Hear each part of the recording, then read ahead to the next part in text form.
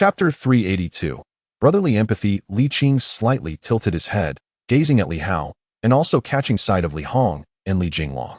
The sun shone warmly, casting a gentle warmth that almost lulled one into slumber.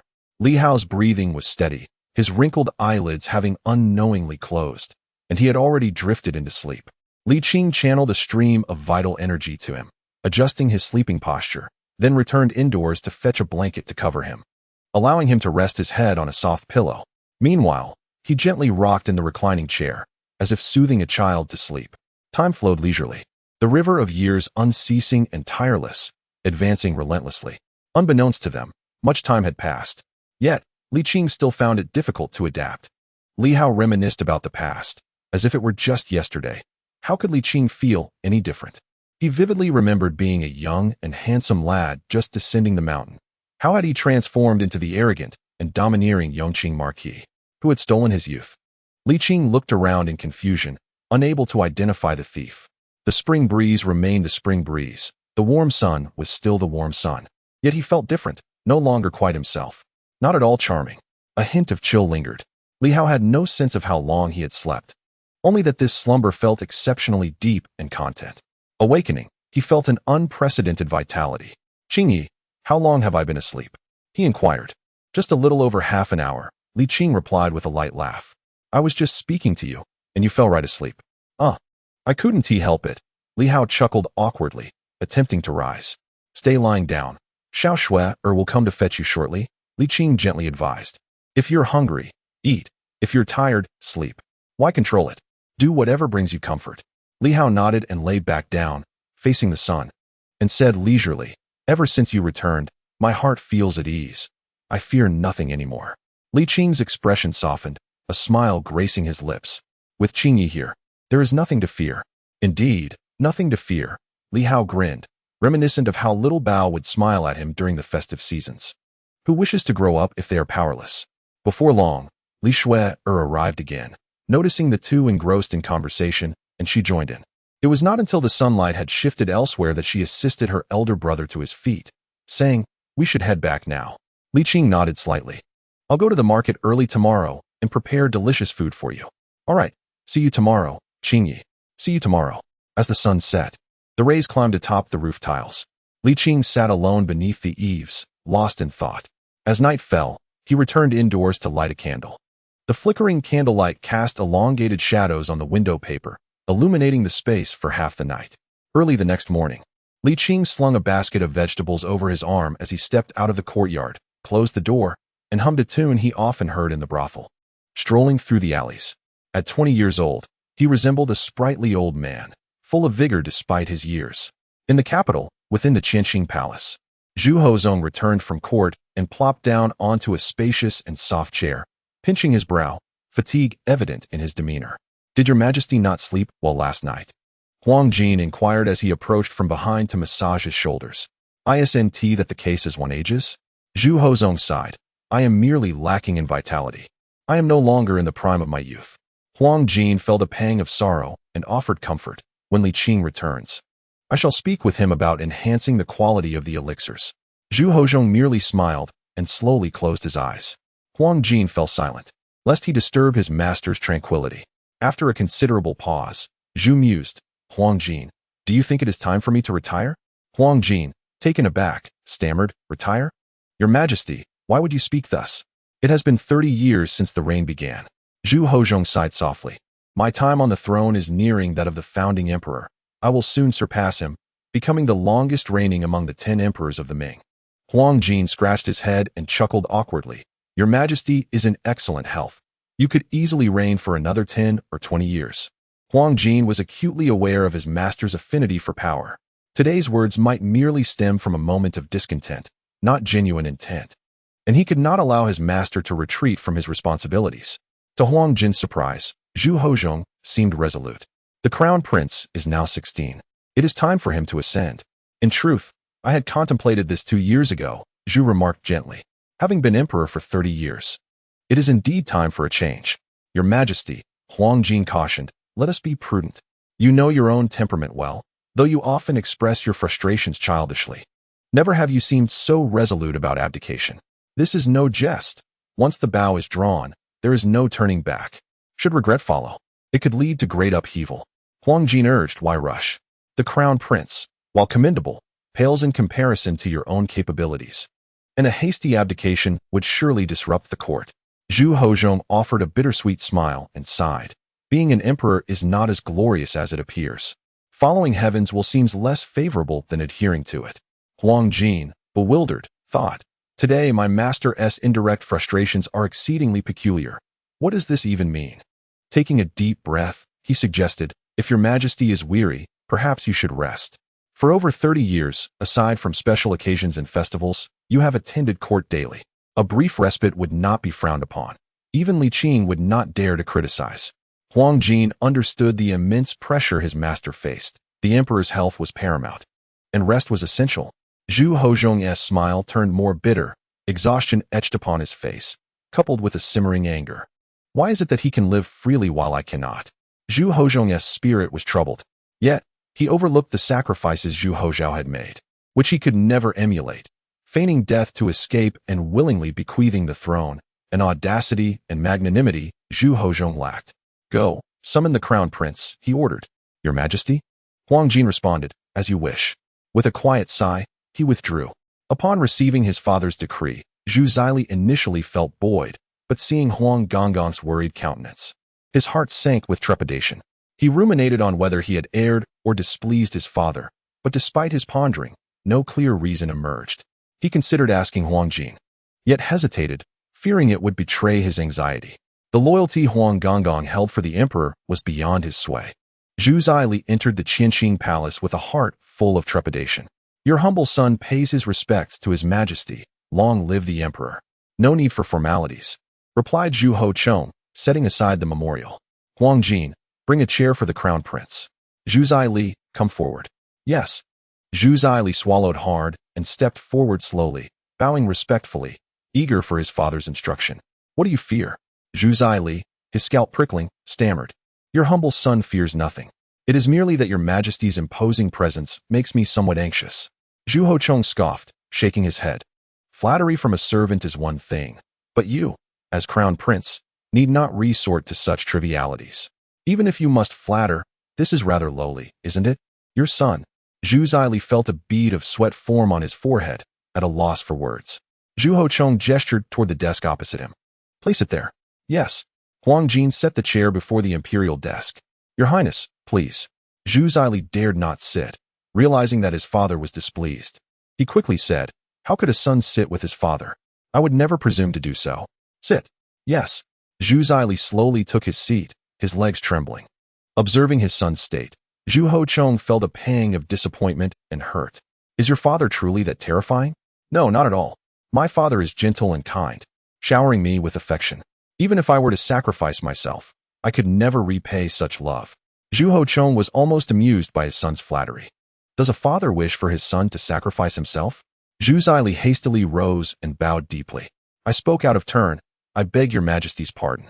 Zhu Hozhong pressed his forehead, feeling a surge of frustration. How could I have produced such a fool? In that moment, he empathized with Zhu Hozhao. Rise. Thank you, father. Zhu Zili stood up, his demeanor respectful, his chest heaving with intense emotions. Zhu Hozhong took a deep breath and commanded, sit down. Yes. Zhu Zili sat, his eyelids drooping. Look at me. Zhu Zili hurriedly bowed again, knocking his head to the ground. Your son is guilty. Huang Jin, seeing the emperor's agitation, stepped forward to assist the crown prince, soothingly saying, your majesty called for the crown prince not to cast blame. Yet Zhu Zili dared not take this lightly. The emperor seemed to be in a punitive mood today. You are the heir to the Ming Dynasty. Now 16 years old. Do you have any thoughts regarding the empire and the myriad of people? Your son has none, nor would he dare to have any. With a loud thud, Zhu Hozhong struck the table, then immediately recognized that his question was rather inappropriate. I am still alive. How could my son dare to have thoughts? All right, enough with the bows. The year has long passed. Zhu Hozhong reined in his anger and asked in a comparatively gentle tone, Zhu Zili, do you have confidence in becoming a wise ruler? Zhu Zili felt overwhelmed, as if he were treading in an unfathomable pit. Answer me. Your son is not worthy to be compared to our ancestors, nor to your majesty. I possess no talents, only a heart filled with utmost benevolence and filial piety, which heaven and earth can attest to. Zhu Hochong was momentarily taken aback, sitting heavily in his chair, bitterly smiling and shaking his head. Do you think I am testing you? Your Majesty's heart is as vast as the ocean. I would never presume to speculate. Every word I speak is the truth. Zhu Zili spoke earnestly, almost swearing an oath. Zhu Hochong, feeling a mix of frustration and understanding, began to comprehend why his son behaved in such a manner. One day, this vast kingdom shall fall into your hands. As the heir apparent, you must bear responsibility, and above all, possess confidence. Zhu Hochong declared, even arrogance is preferable to inferiority. Do you understand? The teachings of my father, I shall remember diligently. Zhu Hochong slowly nodded, his expression softening considerably, and gently asked, should I wish to abdicate early? Do you have the confidence to take up this sacred duty? Zhu Zili, Chapter 383. The burdened crown prince, Zhu Zili, felt a surge of panic. Zhu Hochong was filled with disappointment. Dragons beget dragons, phoenixes beget phoenixes, and mice give birth to little mice. Yet, how has it turned out so differently in his case? He recalled that at the tender age of 14, upon entering the capital, he had boldly confronted the ministers led by Yongqing. Now, however, it was simply unbearable to behold. Zhu Hochong exhaled slowly, bidding him to withdraw. Yes, I take my leave, Zhu Zili murmured, secretly relieved. Bowing before retreating from the grand hall. Outside the Qingqing palace, a gust of wind swept by, causing Zhu Zili to shiver. Only then realizing that his back was drenched in cold sweat, filled with a sense of despair and helplessness. The burden of being the crown prince is indeed daunting. Being exceptional is not enough. Mediocrity is unacceptable. Possessing courage is not sufficient. Weakness is also unwelcome. Every action seems to be a misstep, yet inaction is not an option. Especially with a father who is excessively power-hungry, inherently suspicious, and remarkably astute. The pressure is simply overwhelming. I have been sufficiently low-key. Zhu Hochong leaned against the back of his chair, his countenance clouded with concern, resting his forehead in silence. Huang Jin softly reassured, Your Majesty, one cannot fault the crown prince. Upon suddenly hearing the heavy words of entrusting the kingdom, any crown prince would feel anxious and unsettled, fearing it to be a test of his mettle. Even with grand ambitions, how could he dare to express them? Zhu Hochong offered a wry smile, lamenting that while the logic is sound, his son's performance has been woefully inadequate, or perhaps the fault lies with him. Zhu Hochong sighed. Very well, for now, I cannot spare the time for other matters. We shall discuss this after the harvest work concludes. Huang Jin replied, Your wisdom is unmatched. Zhu Hochong stretched his neck, calculating the days, noting that Li Qing should be returning from Jiaoji soon. Indeed, efforts must be intensified in the capital. Keep a close watch on the weaving bureau. As you command, Huang Jin affirmed, inquiring, Shall I attend to this now? At once, Zhu Hochong replied. March is nearly upon us. We must hasten our pace and ensure that this concludes before the end of the year. Remember to export under the guise of court merchandise to Jiaoji. I shall keep that in mind. Huang Jin nodded. Shall I take my leave now? Go. Zhu Hochong waved his hand, suddenly leaning forward again. Summon Zhang Juzhing of the Guozijian to meet me. Huang Jin paused momentarily before nodding in acknowledgement. Zhu Hochong reclined back into his chair, murmuring, It is time to intensify the training. He remains too delicate. I recall my own time, when the court was filled with formidable ministers. One must be forged like jade to become worthy. Upon receiving the imperial edict, Zhang Juzhing felt no trepidation, only exhilaration. The emperor had not forgotten him. After such a long period of obscurity, his moment of opportunity was finally at hand. Zhang Juzhing understood that this was his time to shine. He had to respond with even greater caution than during the last examination. Zhang Juzhing entered slowly with a young eunuch, lifting his robe and bowing deeply, his voice resonating with the distinct cadence of the capital as he respectfully addressed, Your servant pays homage to your majesty. Long live the emperor. Rise, came the command. Thank you, your majesty. As Zhang Juzhing stood up, he held his breath, focusing intently, observing his surroundings with a serene demeanor, his thoughts racing. Although he was unaware of the nature of the emperor's impending test, he possessed unwavering confidence in his own abilities, often attributing any setbacks to misfortune rather than inadequacy. Now, with fortune once more smiling upon him, he would seize the opportunity without hesitation. To his surprise, the emperor had no test in mind. The position of deputy in the Board of Rites is vacant. From this day forth, you shall assume this role. The deputy of the Board of Rites, akin to the principal of the Imperial Academy, held the same official rank, yet the distinctions were vast. Entering the Board of Rites would allow for the rapid accumulation of political capital, as it served as a crucial institution for mentoring the Crown Prince. A department of immense significance. One could become a trusted confidant of the prince or act as the emperor's eyes and ears. Moreover, officials in the Board of Rites held a rank of third grade, providing ample opportunities for advancement, unlike the more competitive environment of the Imperial Academy. I humbly accept the decree, Zhang Jujing said, bowing again in gratitude for the emperor's favor. Do your utmost to support the Crown Prince, Emperor Zhu Hozong remarked gently. I am aware of your vast knowledge and remarkable memory, which has earned you the title of prodigy. The nation's heir must not be taken lightly, and you must not become complacent. Yes, your majesty, I would face 1,000 deaths without hesitation. You may rise, Zhu Hozong said, lifting his hand. Do you remember my previous inquiries? I remember them clearly, Zhang Jujing replied, clasping his hands in greeting. As it has been since ancient times, a sovereign must govern with utmost caution, lest he be deceived. Very good, very good. You have a remarkable memory, Zhu Hozong remarked with a slight smile. Pleased with Zhang Jujing's response, Zhang Jujing, modestly declining further praise, stated, Your Majesty overestimates my abilities. I shall employ the same diligence in assisting the Crown Prince, the future sovereign, as is my duty. Zhu Hozong smiled and expressed his high hopes for Zhang Jujing, wishing he would not disappoint the emperor's expectations. Filled with fervor, Zhang Jujing bowed deeply, declaring, Your servant would dedicate his life and soul without reservation. Zhu Hozong nodded slightly and waved his hand, signaling for his departure. As Zhang Jujing took his leave, Zhu Hozong opened a drawer, retrieving a jade vial from which he extracted a pill. Placing it in his mouth and washing it down with tea before exhaling deeply, gazing vacantly at the ceiling. Even contemplating abdication was not a matter of simplicity. While Zhang Jujing was exhilarated, he was also perplexed by the emperor's unusual behavior. The emperor and the crown prince, though father and son, were also rivals. The struggle for power extended beyond mere sovereign and minister conflicts, as familial discord was not uncommon, with tales of father-son rivalries being abundant, even to the point of fratricide. The example of Emperor Xuanzong of Tang, who executed 3 sons in a single day, illustrated this stark reality. Of course, not all father-son relationships were fraught with tension. The harmonious bond between Emperor Xiaozong and his sole heir, Emperor Wuzong, was an exception, largely due to the absence of a competing successor. However, the current emperor did not share this circumstance. Furthermore, reflecting on the 30 years of the emperor's reign and his fervent grasp of power, it was perplexing to witness such a departure from his usual ardor. Zhang Jujing pondered this conundrum from various angles, yet found no clarity, ultimately choosing to set aside his thoughts. Regardless of the circumstances, the transition from the position at the Imperial Academy to that of the Vice Minister of the Imperial Secretariat brings numerous advantages.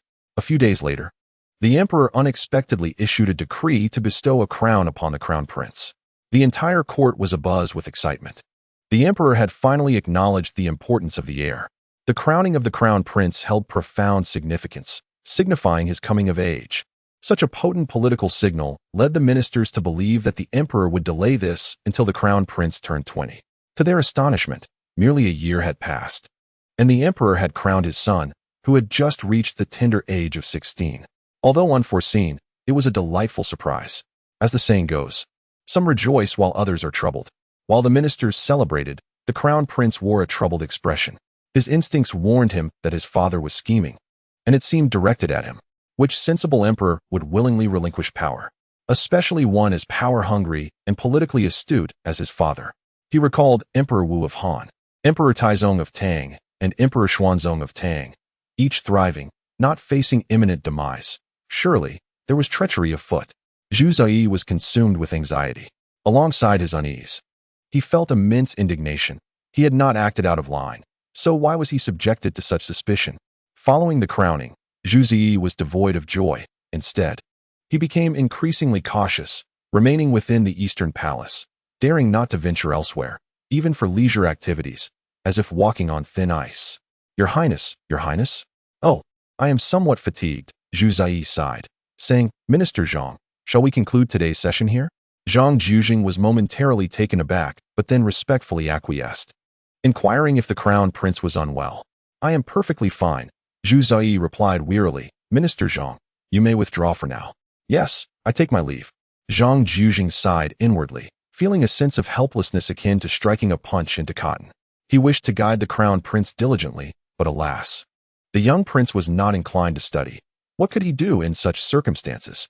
In the Qingqing palace, how fares the crown prince? Your Majesty, the crown prince is intelligent and eager to learn, Zhang Jujing replied respectfully. Perhaps he has overexerted himself in recent days, leading to his current fatigue. As he is of noble constitution, I dare not be negligent. Thus, we conclude today's lessons early. Zhu Hozong nodded expressionlessly. I understand. Your servant takes his leave. As Zhang Jujing departed, Huang Jin approached. Your Majesty, is the crown prince not doing well? Why do you appear so troubled? Do you truly believe such superficial pleasantries?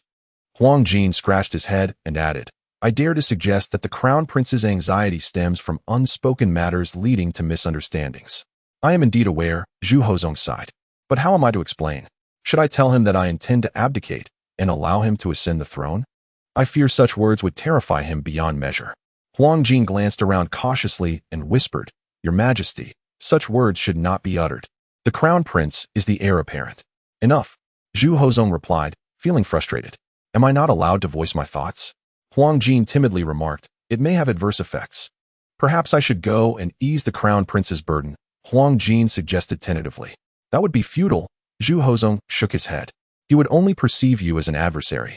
A wave of melancholy washed over Zhu Hozong as he murmured, Once power comes into play, familial ties, be it father and son, brothers, or uncles and nephews, lose their warmth.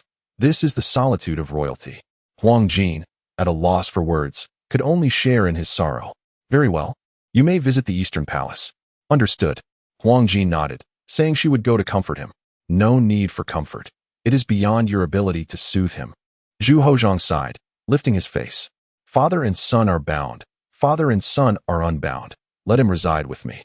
Huang Jin was taken aback, then acquiesced. The news of the crown prince moving to reside in the Qingqing palace swiftly spread among the ministers, leaving them bewildered. What was the emperor scheming? The ministers found it incomprehensible. If it were aimed at the crown prince, why then crown him? If it were to cultivate the crown prince's independence, given the emperor's nature, how could he possibly undermine his own authority? This truly touched upon the minister's blind spot.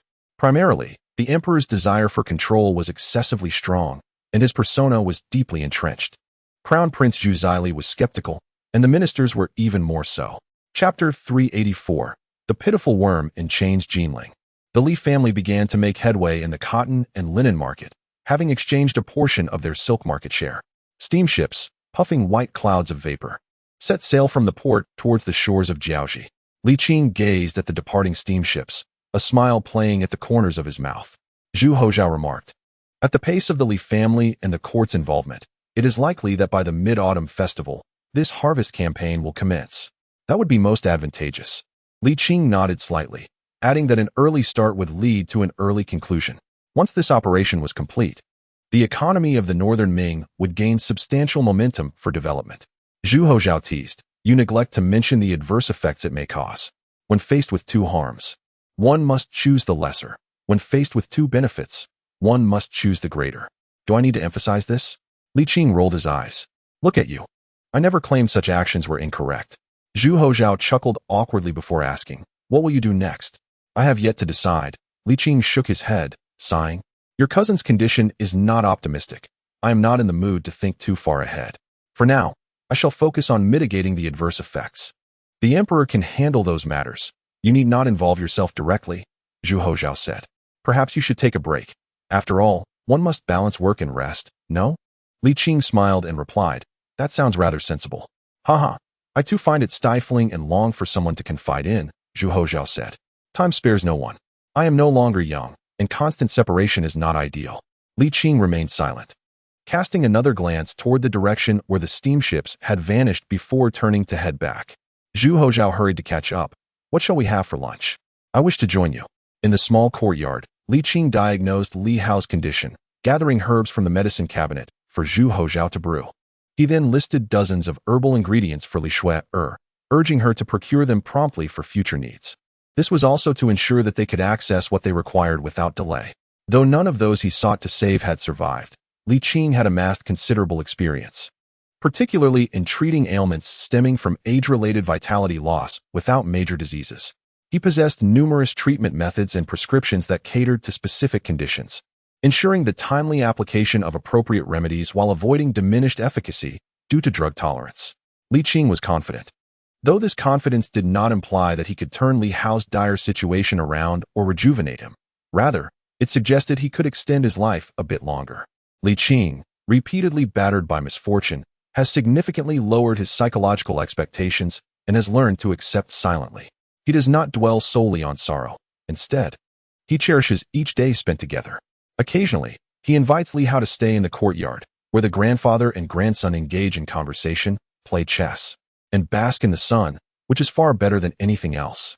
"Cousin, it's time for your medicine," Zhu Hozhao mimicked Pan Jinglian from water margin, eliciting both exasperation and laughter, effectively lightening the somber atmosphere. Li Hao chuckled. "I didn't realize you had a talent for male impersonation." "Really?" Zhu Hozhao seemed oblivious to the mixed compliment, cheerfully declaring, "I'm not exaggerating. When I was a prince in the palace, I performed this too." With a flick of his wrist, he asked, "Doesn't it resemble it?" Li Hao retorted, "Isn't that a bit disgusting?" While Li Qing shot him a disapproving glare. "Art, my friend, this is called art," Zhu Hozhao defended. "Enough with the art," Li Hao replied, clutching his chest. "Quickly rein in your talents. I'm feeling nauseous even before taking my medicine." After their meal, Zhu Hozhao returned to the tavern, while Li Shuer went out to procure medicinal herbs. As usual, the grandfather and grandson basked under the eaves, discussing mundane matters. In the early spring of March, as the weather gradually warmed, the afternoon sun was an absolute delight. "Qing Yi, your recent actions can only moderately slow the pace of capital growth. They cannot halt its development," Li Hao remarked. "In fact, you cannot alter its trajectory." Li Qing inquired, "What do you believe its nature to be?" "Constant expansion, ultimately leading to collapse under its own weight," Li Hao replied. "However, this collapse, through relentless expansion, will take an exceedingly long time." Li Qing nodded slowly, pondering. "Do you possess a method of resolution or suppression?"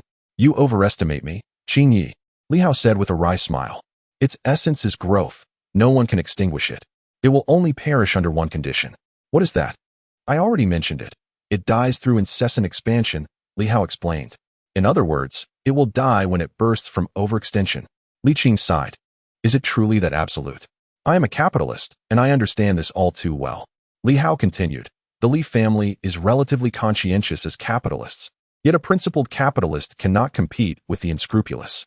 The reason for the Li family's current stature is due to reaping the benefits of power. In a fair competition, the Li family would not have attained such a size." After a pause, he added, "Of course, this is ultimately an era dominated by imperial power. While power cannot eradicate capital, it can eliminate capitalists.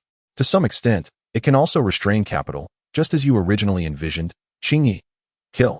After contemplating for a moment, Li Qing asked, "If technology continually innovates, can it also restrain capital?" "It cannot." Li Hao shook his head. "On the contrary, technological innovation facilitates capital expansion. Just look at the advent of steamships. The pace of capital growth has significantly accelerated." Li Qing furrowed his brow slightly. Li Hao clarified, "Qing Yi, I am not opposed to technological innovation." "I understand." Li Qing nodded, pondering whether a balance could be achieved. Capital is akin to fire. While it can be fearsome, it also possesses an endearing facet. It can drive the economy, enhance productivity, and even propel technological advancement. And I do not wish to extinguish it with a deluge of cold water. Indeed, Li Hao expressed his strong agreement. Yet he lamented that such a balance is nearly non-existent. "Master Qing, you may influence and even control political power, yet you cannot govern the hearts of the people," he remarked. "As a capitalist myself, and one of the most formidable, I am acutely aware of its terrifying nature and the inability to harness it." Li Hao sighed. "Forgive me, Master Qing, but without your presence, my conscience would surely tarnish, perhaps even more so than that of other capitalists, by tenfold or even 100-fold. A conscientious capitalist can hardly achieve greatness." After a brief pause, he continued, "The Li family stands as an exception, owing to your influence, but this does not hold universally." Li Hao reflected, "In truth, Those capitalists deemed vile by society are, at their core, merely unfortunate souls enslaved by capital. Li Qing nodded slightly, lamenting. Having navigated the corridors of power for over a century, I had hoped to resolve issues through civilized means, yet I find myself resorting to barbarism. Besides eliminating capitalists to curb the savage growth of capital, I can conceive of no other solution. Li Hao interjected, capital is not a tangible entity. It can only parasitize. It cannot attack its essence, but must instead target its host. Li Qing exhaled a long breath of despair and jested. So it seems I have unleashed a great fire. Its emergence was inevitable. It was merely a matter of time. Was it not something you also mentioned? Li Hao chuckled. While capital is indeed fearsome, its nature is such that it grows through exploitation rather than outright plunder, which is far more palatable. Moreover, I wholeheartedly agree that capital propels productivity, with the Li family serving as a prime illustration. You are quite the comforter, Li Hao remarked. However, it is the truth. With a smirk, he continued. I have already devised the next move for the Li family. Henceforth, our industrial focus will shift towards foreign nations, or rather, to the distant West. Li Hao's smile bore a hint of mischief. To outsiders, the Li family need not concern itself with conscience. Li Qing inquired, Tea? Indeed, Li Hao replied confidently, asserting. Tea will undoubtedly become a luxury item, favored by the Western elite. I harbor no doubts about this. Li Qing responded slowly. Whom do you plan to have take this step? Or what do you require from me? Should I take the lead myself? At this moment, Li Qing's secret was no longer a secret. Even if exposed before the younger members of the Li family, it was of little consequence. Perhaps you should refrain from that. Li Qing retorted, displeased. Are you looking down on me? Have you not heard the saying, in every profession, there are masters? That is not my intention. The Ming Dynasty is your main focus. In comparison, what does the Li family truly represent? Li Hao replied, perhaps it would be best to entrust this matter to Shuer. Her? Li Qing sighed. She may resemble your mother, but when it comes to business, she pales in comparison to you. Can she truly succeed? Li Hao remarked. It is generally feasible. Over the years, I have imparted a great deal to her. I have taught her nearly everything I could, and she learns quite swiftly. There should be no issues. Even if challenges arise, you, Qingyi, are here to assist. Moreover, Xiao Shouzi has also learned quite a bit and can lend a hand. Zhu Hozhao indeed possesses a certain depth. Li Qing slightly relaxed and pondered. In the future, I may find myself less occupied. If time permits, I shall personally take charge.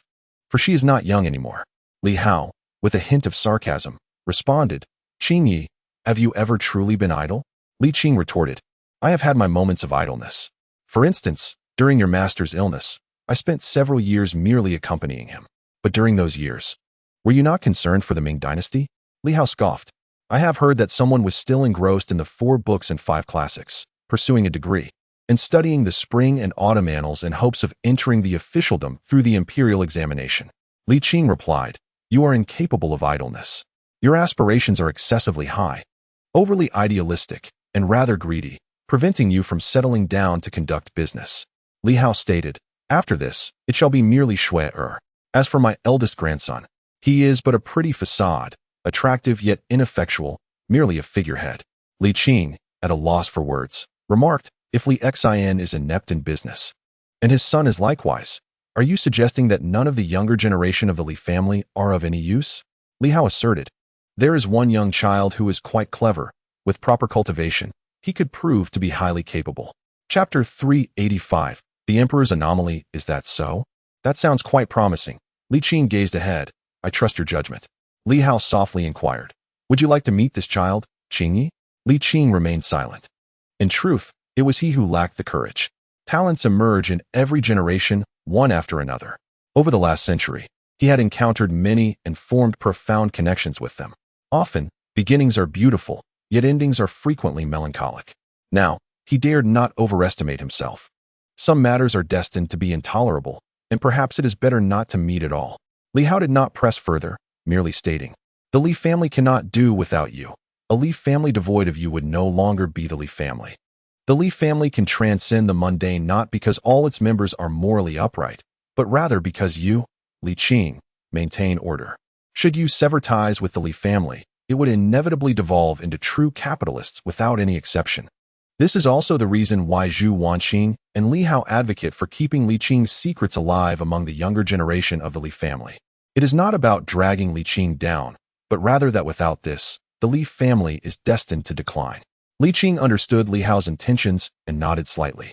Rest assured, I shall take care of everyone, and the younger generation will not be neglected. Very well, Li Hao replied with a light-hearted smile. Yet, he soon became somewhat melancholic, saying, the Li family belongs to you, yet it is no longer solely yours. In my youth, I did not comprehend this and even found it distressing. Why speak of it now? Li Qing chuckled. From the moment I passed the title to your father, I never intended to be a mere figurehead. What I have given is irrevocable. Li Hao hesitated, wanting to speak, but holding back. Li Qing laughed lightly. I have 2 Yongqing Marquises. I do not require these titles. Having one to carry on the legacy suffices. I cannot allow the old Zhu family to benefit unduly. Can I? Li Hao was taken aback, then burst into laughter. Qingyi, at times, you truly see through everything. At times, it has always been thus. From beginning to end, gazing across the world, there is no one who can rival the likes of Lord Qing, not even to a fraction of his merit. Li Hao, having altered his tune, began to flatter. The sun shone warmly, and before long, Li Hao succumbed to drowsiness. Li Qing, no longer engaging him in conversation, allowed him to drift into a peaceful slumber, gently covering him with a blanket, while she herself remained idle and contemplative. Given the financial prowess of the Li family, procuring medicinal herbs was a matter of mere moments, and soon enough, Li Shuai returned with the bundles she had gathered according to the list provided by Li Qing. Li Qing meticulously examined each item, finding them all to be of superior quality, many worthy of being called rare treasures. This was to be expected in Jinglong. None would dare to treat the Li family as fools. Indeed. Li Qing placed the herbs into their respective cabinets, clapped her hands, and declared, let your elder brother stay here today. Later, I will channel my true energy to assist him. Li Shuai nodded, glancing at her still sleeping brother, and led Li Qing aside. Whispering, though I know I shouldn't ask, I am aware that the reality is far less optimistic than what my brother portrays. I wish to know. Taking a breath, Li Shuai inquired, can we still celebrate the new year together in peace? Of course, Li Qing reassured her. Li Shuai, somewhat disheartened, murmured, you haven't even considered I speak no falsehoods, nor do I have any need to deceive you, Li Qing replied. The wisdom accumulated over a century is not merely a collection of data on paper. This year, we shall surely enjoy a reunion for the new year. Li Shuai gently nodded, wanting to say something but finding no words. Li Qing smiled wryly. What is it? Do you wish to comfort me? No, Li Shuai responded, momentarily lost under the gaze of his profound and luminous eyes. Looking away, she mused that separation was inevitable, yet sorrow could be fleeting, while beauty remained ever present. As long as one exists, so too does the other. Li Qing nodded with a smile. I have lived many years and have come to understand this. Then I shall take my leave. Very well. As night fell, candles illuminated the paper windows with a warm glow. Li Hao was in high spirits, and Li Qing was equally enthusiastic. After channeling his true energy, the grandfather and grandson sipped tea, engaged in intimate conversation by candlelight. The night breeze rustled the paper windows, carrying a sense of warmth, while the flickering candle flames painted the room in a cozy hue. Time flowed gently, warmth enveloping them, the fruit trees lush and verdant. The large-scale transport of cotton and linen to Jiaoji gradually diminished, with many supplies acquired through various means remaining within the Ming Empire. This was true for both the Li family and the court. The vastness and wealth of the Ming Empire, with its substantial population, were indeed finite. Currently, the stock of cotton and linen had noticeably dwindled, and they could no longer send everything en masse to Jiaoji. In fact, the market had already begun to respond. By May, temperatures rose further, bringing with it a sense of heat, yet the prices of cotton and linen did not decrease. Rather, they experienced a slight increase. If they did not exercise restraint, discerning individuals would surely notice, prompting premature conflict. It was imperative to avoid an early outburst of market sentiment. At the beginning of June, the emperor sent a secret missive. The court had commenced extensive cotton procurement from the western regions through Hami Wei, anticipating that by the mid-autumn festival, they would secure the surplus cotton from the west into the coffers of the Ming Empire. Simultaneously, plans were underway in the Hetao region, ready to seize the opportunity once market sentiments erupted. These individuals are primarily the Jinui led by Liu Bing, along with the subordinates of the Eastern Depot under Huang Jin, operating independently of the court officials. Of course, such operations cannot maintain absolute secrecy. The realm of power does not harbor absolute secrets. Nevertheless, Zhu Hozong's strategic redirection has captivated the attention of the ministers towards the crown prince. The further investments in cotton and linen have bolstered Li Qing's confidence. However, Zhu Hozong's maneuvers have left him somewhat perturbed. While he is pleased with Zhu Hozong's cooperation, the early cultivation of the crown prince starkly contradicts the character of the young emperor. What is the matter? Li Shui glanced at the contents of the secret letter with suspicion. Isn't this quite good? Li Qing remained silent, tossing the letter to Zhu Hozhao, who was engaged in a casual conversation with his uncle, saying, "Take a look at this. Is it accurate?" Zhu Hozhao examined it closely and nodded. "It seems accurate." "Look again." Zhu Hozhao scratched his head, feeling that the tone seemed familiar. After another perusal, he finally discerned the underlying nuance and exclaimed, "What is this little brother trying to achieve?" Li Shui, perplexed, urged, "What did you discover? Speak in detail." Zhu Hozhao, feigning nonchalance, raised an eyebrow teasingly. "Didn't my little aunt notice?" "Of course I noticed," she retorted. "Then why do you ask? I want you to elaborate." Li Shui raised her palm, her gaze threatening. "Rude," Zhu Hozhao remarked. Clearing his throat, he adopted a serious demeanor and said, "Indeed, little brother is acting oddly." "What is odd?" Li Shui inquired. "I find it quite favorable to enhance strength before the cotton and linen conflict arises. You are missing the crux, my little aunt. What you say is certainly correct.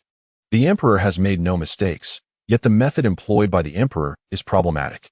Zhu Hozhao pointed to a specific term. "Look here." Li Shui glanced at the indicated part, astonished. "Crown prince?" "Yes," Zhu Hozhao replied. "There are many ways to divert the attention of the ministers. Creating a spectacle is one such method. After all, he has done so before. However, utilizing the crown prince for this purpose comes at a significant cost. In business, Li Shui might compensate for shortcomings through effort, but in the political arena, she cannot afford such leniencies. Li Shui may follow her mother, yet she lacks her mother's qualifications. Since childhood, Zhu Wanqing has been subtly indoctrinated with knowledge in this regard by the emperor, a lesson that Li Shui cannot match. It is not a matter of intelligence, but rather her inexperience in the realm of power, having never been taught these nuances. Relying solely on self-study, she cannot grasp the essence. "Do not keep me in suspense. Elaborate," Li Shui insisted. "The crown prince's investiture can be somewhat justified.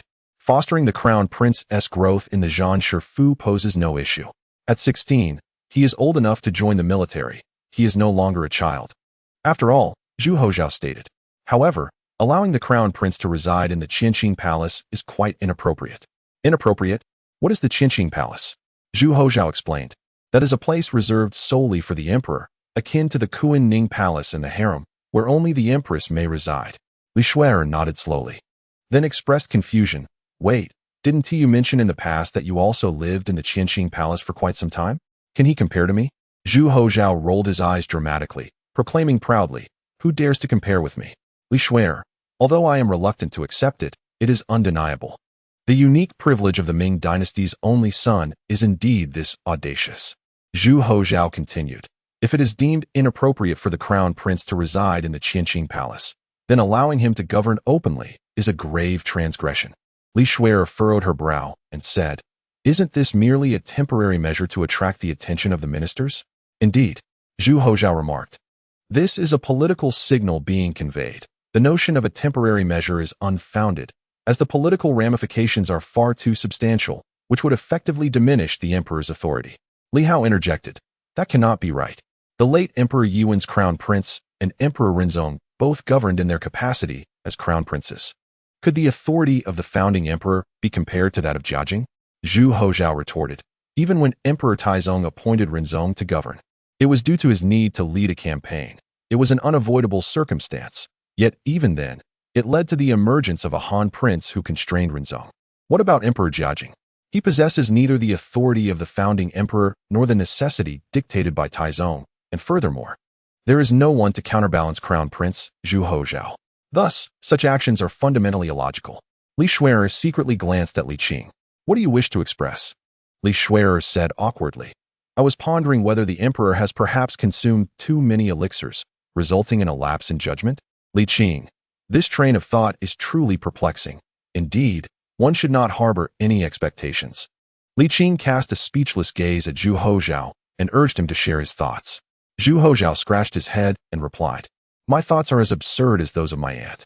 Li Shuer immediately breathed a sigh of relief. "Thankfully, I am not alone in this." Unexpectedly, Zhu Hozhao's ensuing thoughts diverged entirely from hers. "I wonder if my younger brother is also considering throwing in the towel." Zhu Hozhao chuckled awkwardly. Chapter 386. Still favored. As soon as Zhu Hozhao uttered his thoughts, he was met with Li Shuer's scornful laughter. "Your idea is even more juvenile than mine."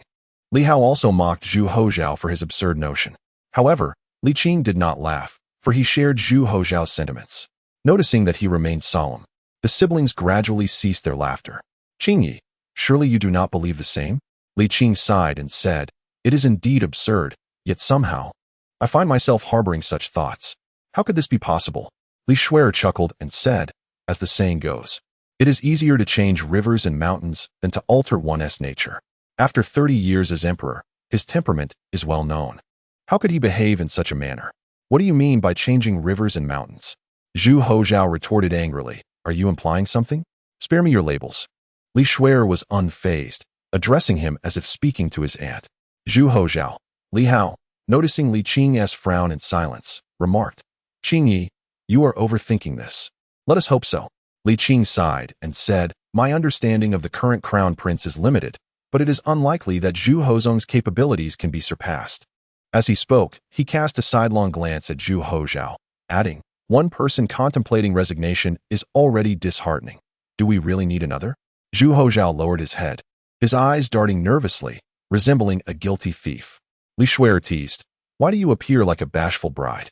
Zhu Hozhao shifted the topic, proclaiming that regardless of circumstances, their recent harvest was indeed secure, warranting a proper celebration.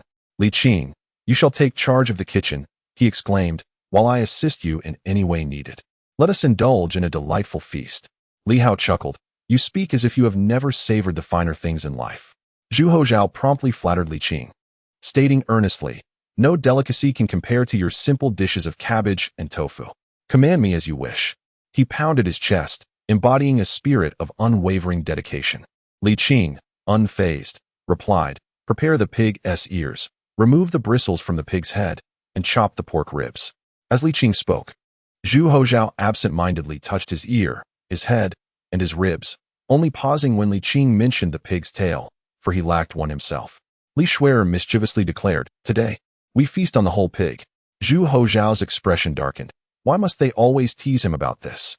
So what if his surname was Zhu and he belonged to the pig zodiac? After a moment of contemplation, he finally exclaimed, "I love pork." On this sweltering summer day, the incessant chirping of cicadas filled the air. Years had passed, yet the temperature in Jinglong once again reflected the peak of summer.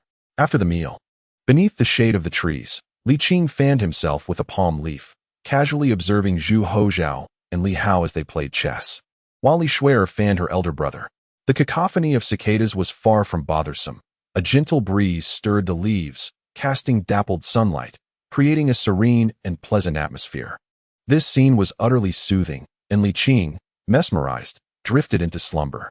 In his dream, the same scene unfolded, yet Li Hao appeared as a youthful lad, and Zhu Hozhao was a small, mischievous child.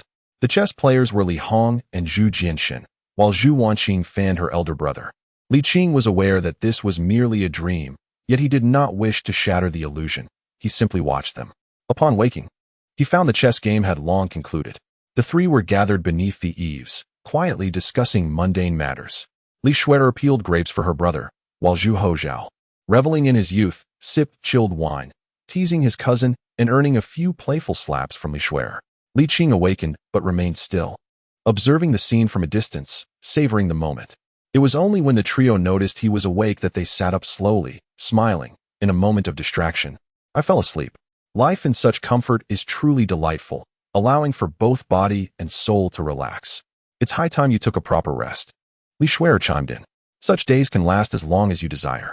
However, Zhu Hozhao objected, grumbling, "When I tease my cousin, you scold me.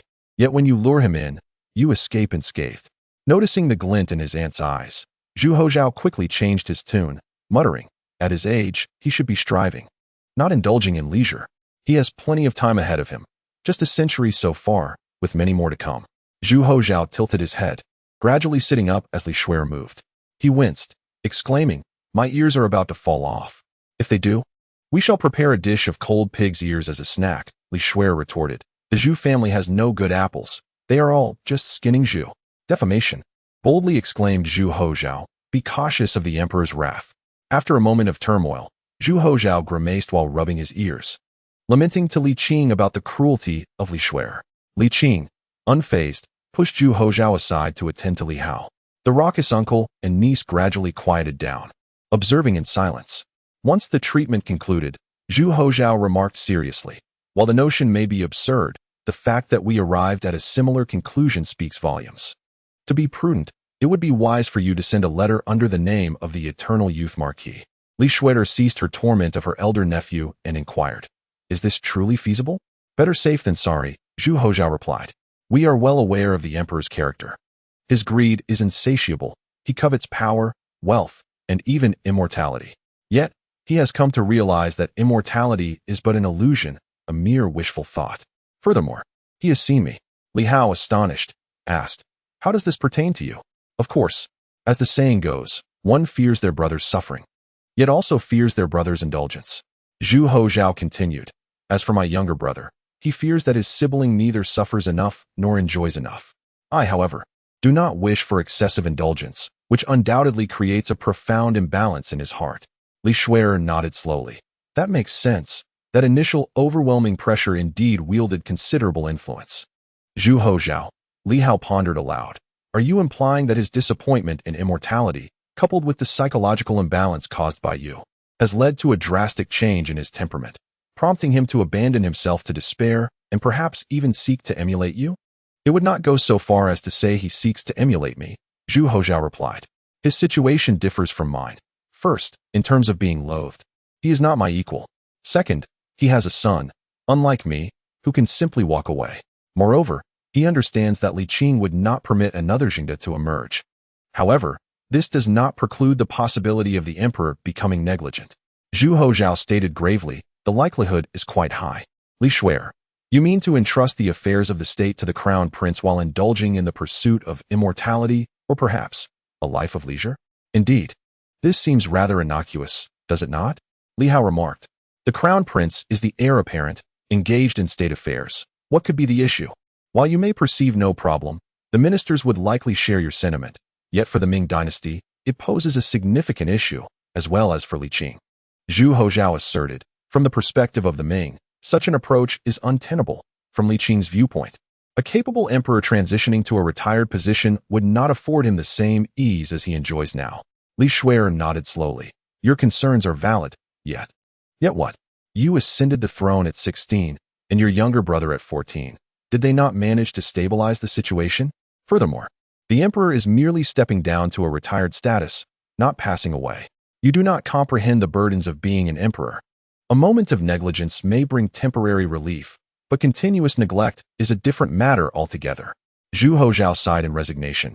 "Besides, I may be a hero, but my son is not necessarily a paragon. Zhu Wei, as you have observed, is as clumsy as an ox. Despite my extensive teaching, he still cannot manage the tavern independently, having inherited not even a fraction of my wit. Alas, who can I turn to for reason?" Li Shuer chuckled and nodded. "That is indeed the case." She turned to Li Qing, her gaze inquiring. Li Qing pondered for a moment and said, "To be fair, the young emperor is quite commendable in his role. It is true that I have deceived him, and while his emotional response is regrettable, it is somewhat understandable." Zhu Hozhao exclaimed in surprise, while Li Shuer, visibly displeased, interjected, "The Ming dynasty belongs to the Zhu family. What is understandable about that?" Li Hao added, "Master Qing, there is no need to impose such burdens upon yourself. While you may appear to hold a low opinion of the emperor, in truth, your treatment of him has been more than adequate." "Misunderstood," Li Qing waved his hand dismissively and remarked, "I merely believe that if the crown prince were to engage with state affairs earlier, it would be far more beneficial than remaining in the Eastern Palace until the emperor's demise before assuming his duties." After a pause, he continued, "Of course, the position of the retired emperor is untenable. As Xiao Zhao mentioned, once one begins to neglect their responsibilities, it becomes impossible to regain control. Moreover, A hero's son may not necessarily be a hero himself. Li Qing stated, the crown prince can govern in the emperor's stead and manage state affairs. But the emperor must be Zhu Hozong. He must maintain his authority. Furthermore, guidance does not imply relinquishing control. Glancing at the letter once more, he noted, his words indicate that he still respects me. We each take a step back, and thus coexist harmoniously. Li Shuai remarked, you still hold a fondness for him. Indeed. Zhu Hozhao chimed in, you certainly do not treat me in the same manner. With a stern expression, Li Qing retorted, how do you dare to speak such words? Zhu Hozhao shrank back and weakly amended, I was referring to the attitude. Li Qing, disinterested in further discourse, sighed, it is not a matter of favoritism. As emperor, he is sufficiently capable, and I shall duly reward him. He shall not betray the Ming, nor shall I betray him, and the future successors shall be the same. Li Shuai hesitated. If he truly harbors such thoughts, he may even strive for abdication. Li Qing chuckled softly. The Ming dynasty has seen retired emperors before, has it not? Seizing the opportunity for jest, Zhu Hozhao teased his aunt, like your grandfather. Your great-grandfather. Enough of this bickering, step outside. Li Qing scowled. I may jest or reprimand him, but you are his descendants, and such behavior is unacceptable. The aunt and nephew nodded reluctantly. Li Qing exhaled deeply and said, when the crown prince is truly capable of standing on his own, if he still wishes to become a retired emperor, I shall not oppose it. Nor is there any need for me to do so. Chapter 387. The Pain of Awakening in the Capital. Zhu Zili sat before the imperial writing desk, gazing at the mountain of memorials before him, feeling a mix of tension, excitement, and above all, trepidation. He picked up the brush repeatedly, yet hesitated to commit a single word to paper. Beside him, Zhu Hozong leisurely sipped tea, showing no signs of urgency, which only added to Zhu Zili's psychological strain. Seeing his son struggle in silence, Zhu Hozong felt a twinge of disappointment but chose not to press him further, rising instead to take a stroll outside. Father, please attend to your matters. Very well. Outside the Qinqing palace, Zhu Hozong ambled aimlessly while Huang Jin held an umbrella in one hand and fanned him with the other.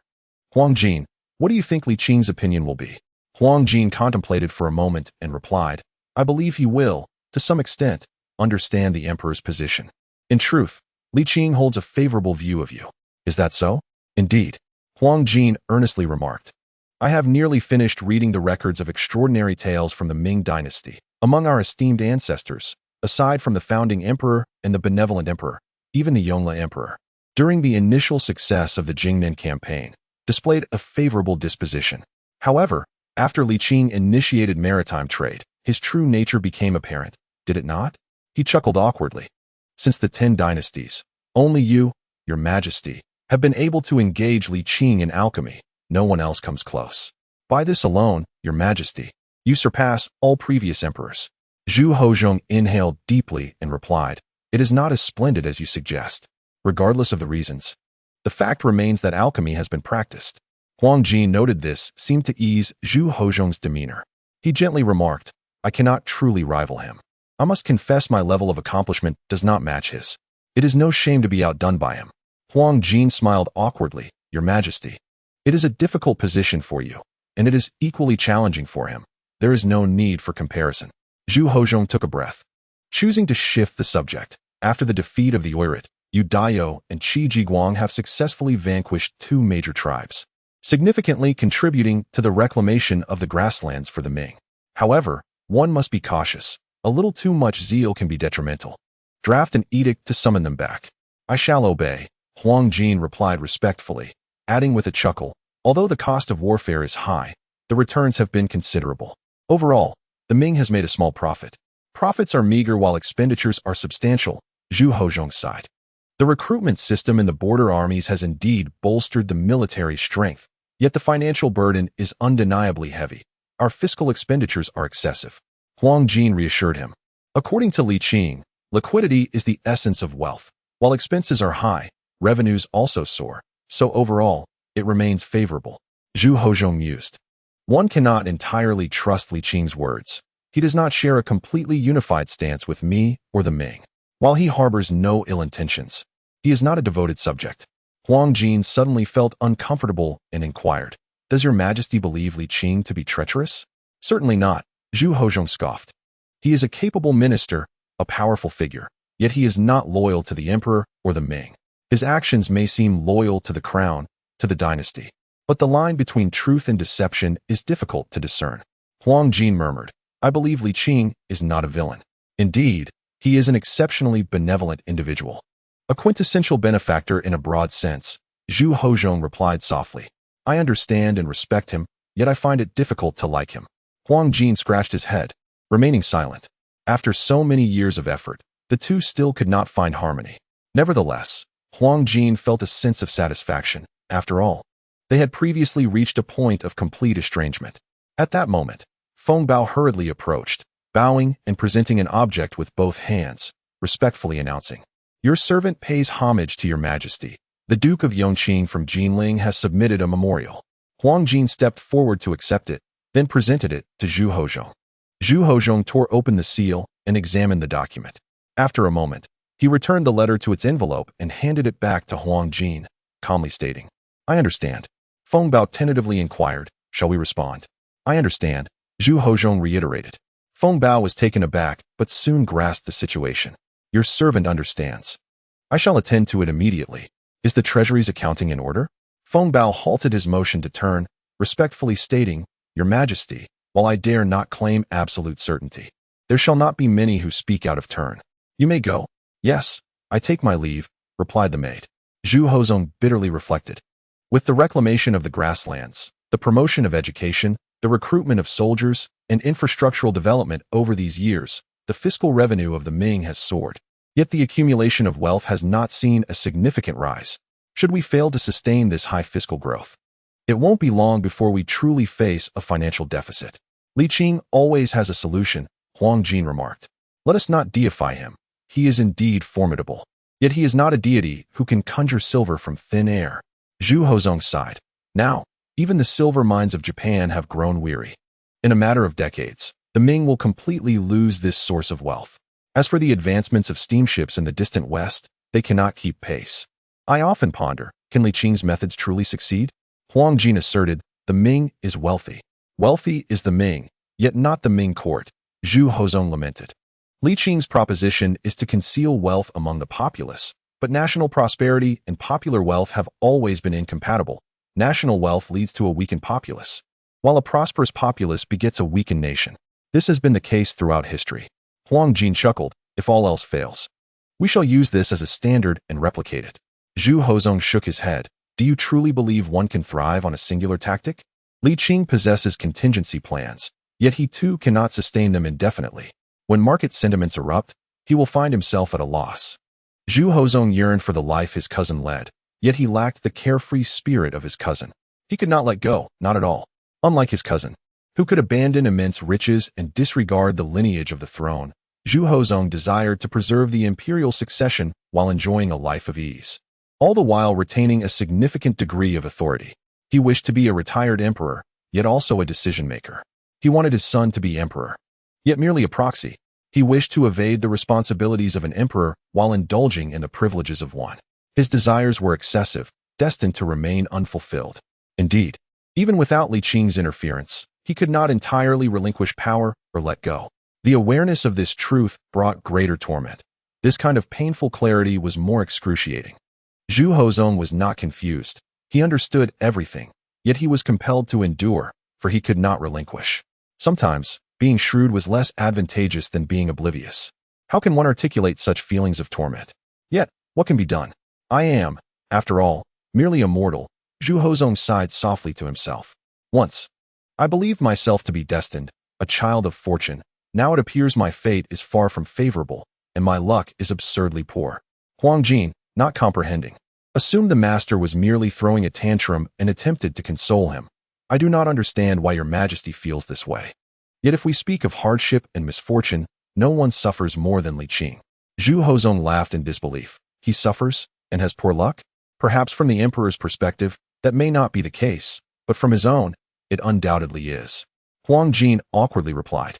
It's akin to how the world perceives the emperor as the favored child of destiny. Zhu Hozhong paused, momentarily rendered speechless. After a long while, he let out a gentle sigh. Perhaps you are right. Indeed, one lives and works until old age, never finding a moment's respite. Jinglong. Li Qing perused the letter and smiled softly. The reply contained merely 4 words, "I am aware." However, Zhu Hozong's sentiments were unmistakably conveyed. Li Qing understood his anguish, yet felt no sympathy.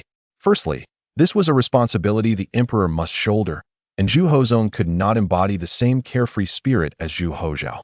Secondly, this was the price of securing the throne for his descendants. One cannot reap all the benefits while shirking the burdens, can one? What can be said? It is for one to ponder. Zhu Hozhao, taken aback for a moment, then smirked and remarked that the melancholy encapsulated in those 4 words rivaled that of a scorned wife, if not surpassing it. Li Qing retorted coldly, "Feasting is permissible, but do refrain from smacking your lips." Zhu Hozhao mumbled sheepishly, "I wasn't doing it in front of him. It wouldn't be acceptable even if you were." Li Qing exclaimed, vexed, "I too find it displeasing, do you understand?" All right, I shall cease." Zhu Hozhao chuckled awkwardly.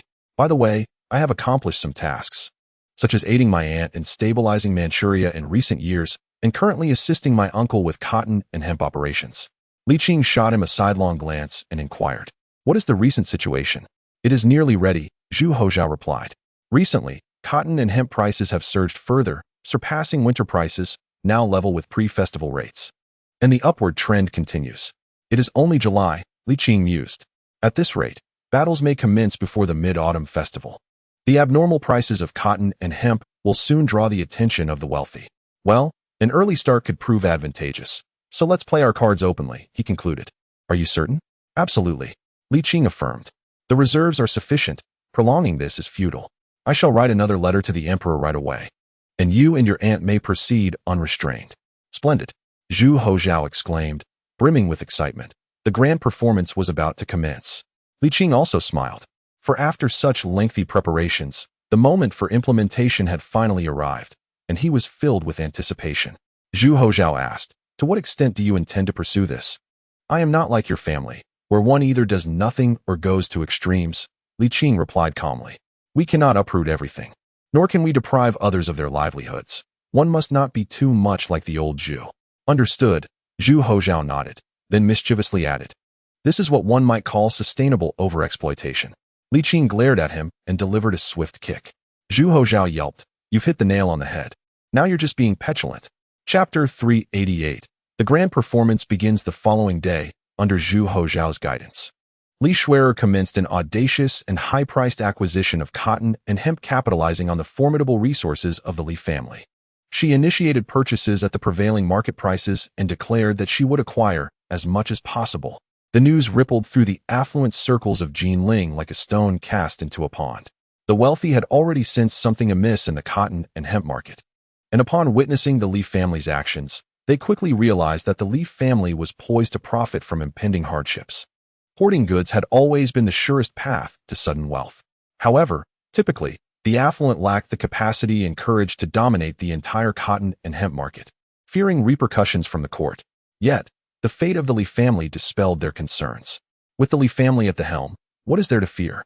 Should any misfortune arise, it is the Li family that would bear the brunt.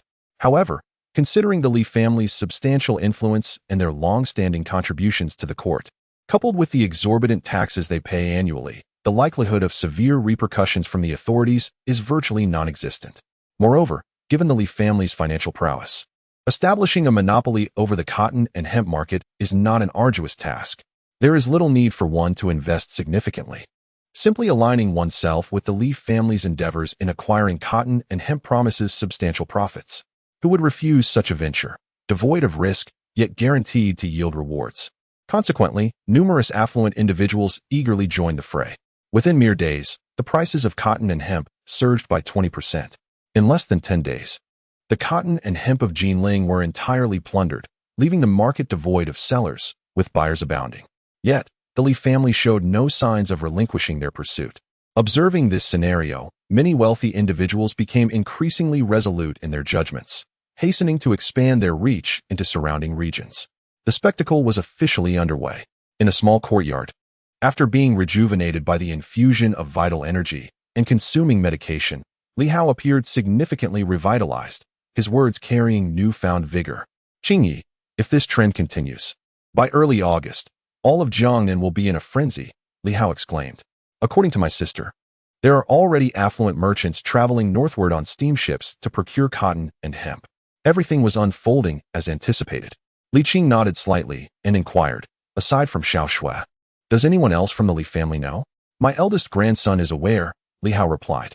He is the public face of the Li family and has the right to be informed. Li Qing acknowledged this with a nod. What about Li Xin? Too distant. It's impossible to grasp real-time information. Li Hao shook his head, then smiled. This child is always reliable in his endeavors. I trust he will deliver as promised. Should he be unable to make it, we can always explore alternative avenues to achieve the same effect. Li Qing mentally recapitulated the situation and felt a strong sense of certainty. It seems we may not need a contingency plan. Absolutely not, Li Hao asserted confidently. Chasing rises and falls is human nature, and this strategy is one that many affluent individuals would not foresee, leaving no chance for failure. Li Qing jested. You seem even more confident than I am. I merely understand them better than you do, Li Hao replied. Mark my words. Once the prices of cotton and hemp reach a certain threshold, the wealthy will lose their composure, akin to gamblers placing enormous bets at the table, unable to afford losses. When the prices inevitably collapse, these gamblers will become desperate, unwilling to relent. Li Hao spoke with conviction. They won't stop until they have exhausted their fortunes. Only those affluent individuals who entered the game late and with minimal investment will choose to cut their losses. Li Hao chuckled. But how could the Jiangnan magnates, who first grasped the information, possibly invest little? Hearing this, Li Qing felt a sense of relief. You still feel pressure? Li Hao asked, astonished. Li Qing sighed with a wry smile. With matters of such magnitude, how could one be entirely devoid of pressure? I always consider the possibility of failure before envisioning success. The reason I can act so freely is that there is imperial authority to back us, holding the ultimate interpretative power. However, I do not wish to resort to it lightly, as the repercussions would be immense. The best approach is to carry out the acquisition in a relatively fair and just manner. Li Hao nodded and comforted. I understand capitalists better than you, Qingyi. Trust my judgment. Li Qing smiled and replied, from the moment I witnessed your performance with the Shen family, I knew you were destined for business. Oh, so you had faith in me back then? Li Hao chuckled. Li Qing laughed. You are your father's only son. If I do not believe in you, whom shall I believe in? However, you have indeed surpassed my expectations, remarkably so. Is that sincere? Of course. Upon hearing this, Li Hao's spirits lifted, his face beaming with pride, as if he were the king of the world. After a moment, Li Hao suppressed his laughter and solemnly asked, Qingyi, do you hold deeper feelings for me than for my parents? Do you wish to hear the truth? Certainly. Compared to them, you still fall somewhat short, Li Qing replied. Li Hao was not disheartened, chuckling. So, when I leave one day, you won't be as saddened as when my parents depart? You mischievous child. Li Qing gestured as if to playfully strike him. So, you think it's all just a jest?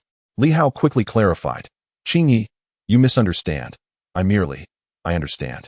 I truly do. Li Qing sighed deeply, gazing skyward. I am not so fragile or sensitive. While sorrow exists, and nostalgia is inevitable, it does not pierce the heart so deeply. Li Hao exhaled in relief and softly stated, if one cannot forget, then let us only remember the beauty.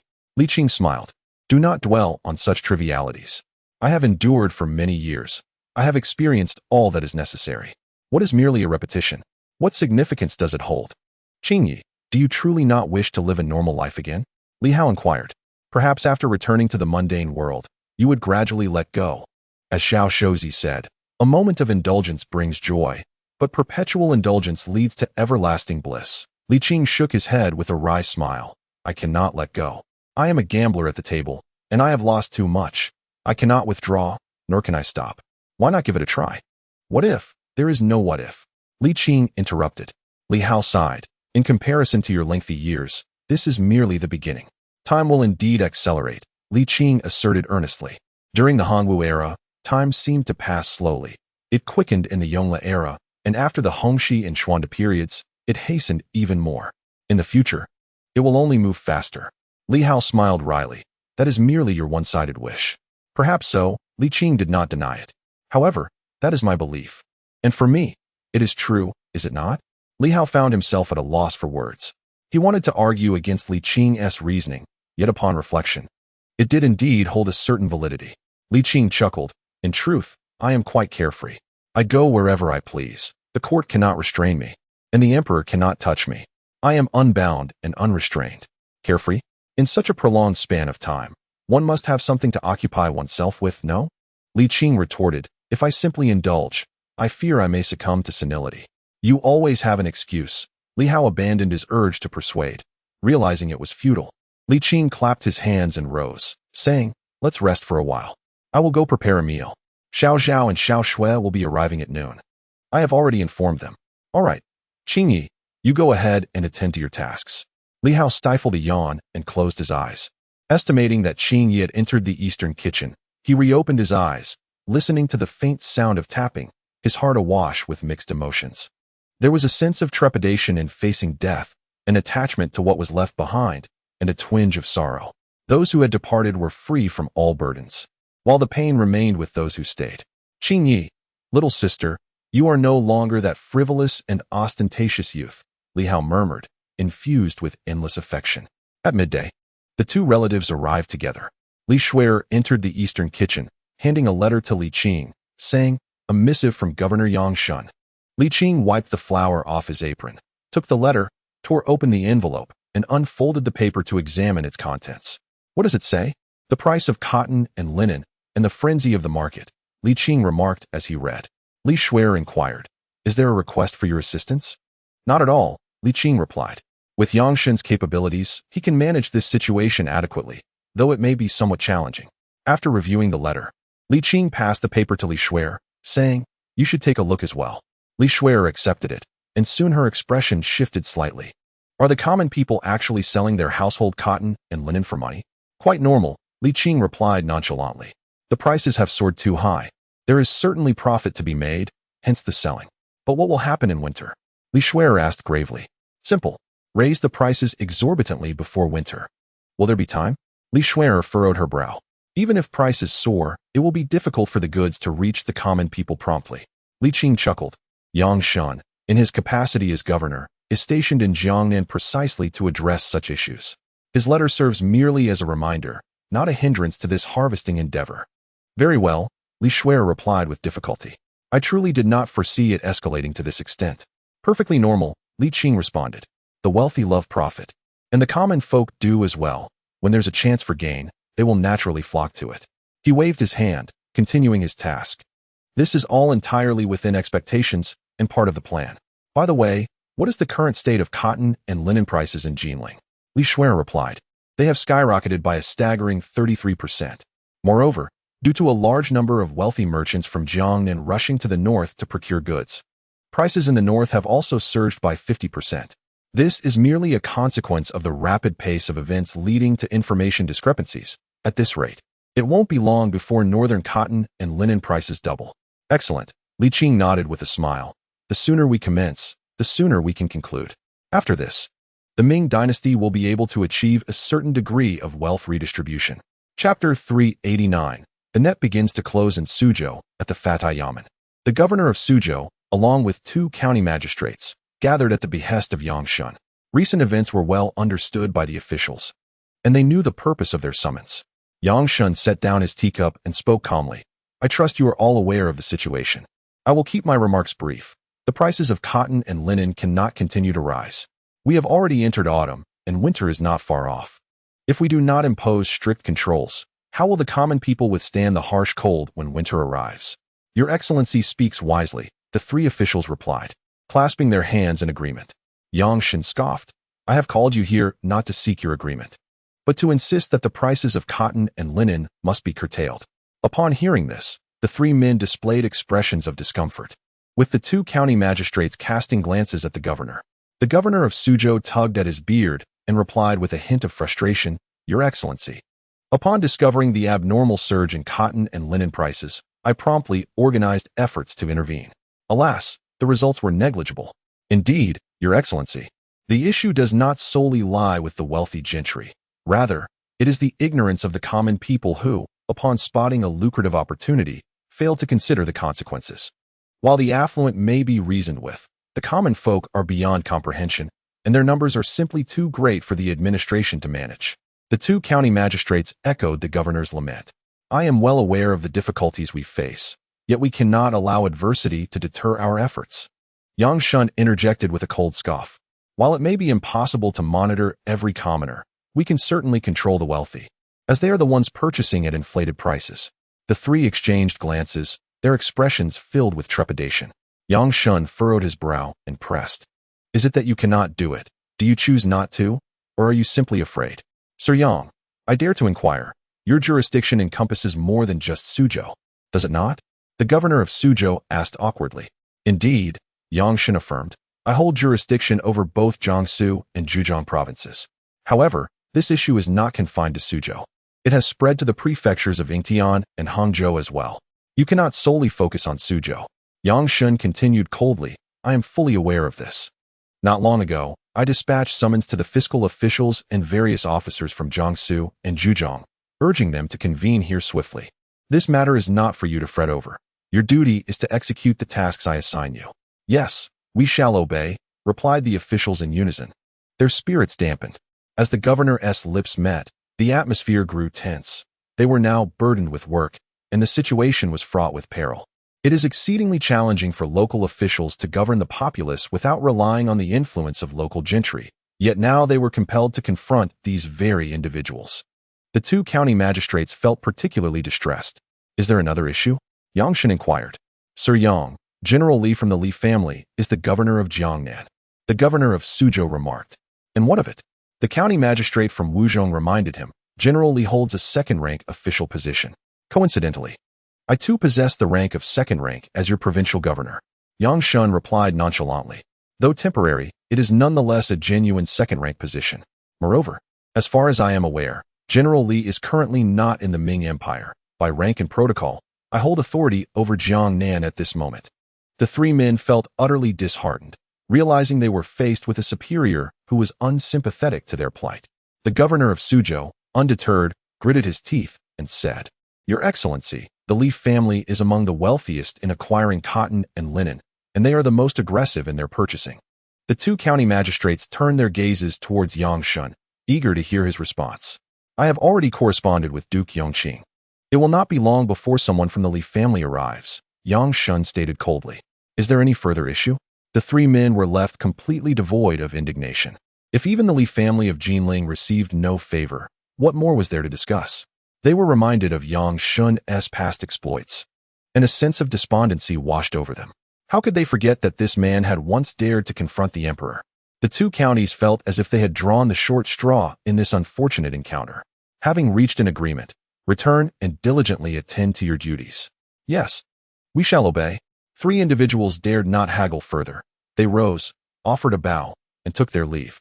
Yang Shun lifted his teacup, savoring another sip, before rising and stepping beneath the eaves, gazing into the distance with a deep sigh.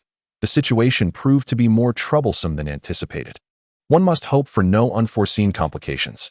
The initial proclamation of nurturing scholars for a century and a half, upholding the virtues of loyalty and righteousness, found Yang Shun today laden with apprehensions. Gone was the impetuous vigor of youth.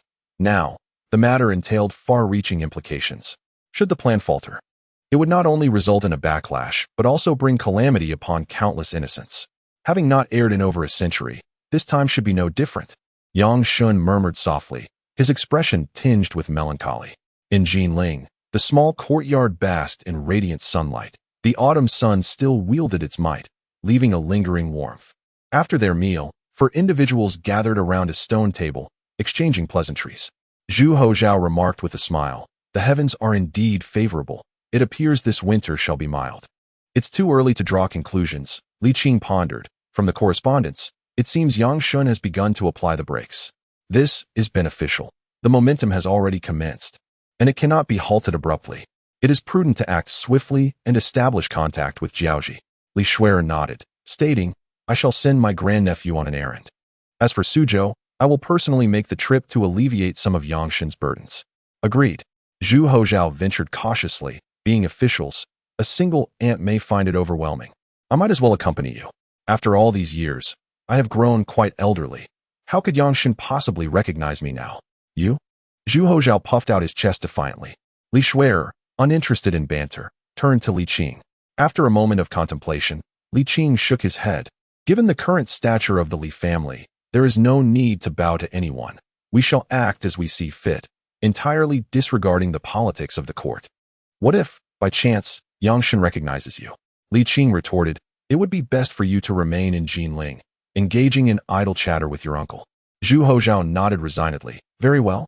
Li Hao commented, sister, although you are now the de facto leader of the Li family, it is essential to have a male companion for appearances.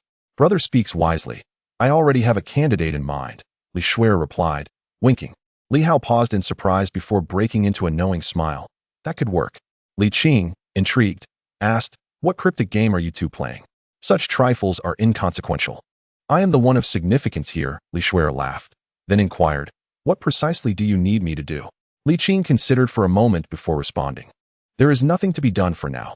Simply suspend the acquisition of cotton and hemp from the populace.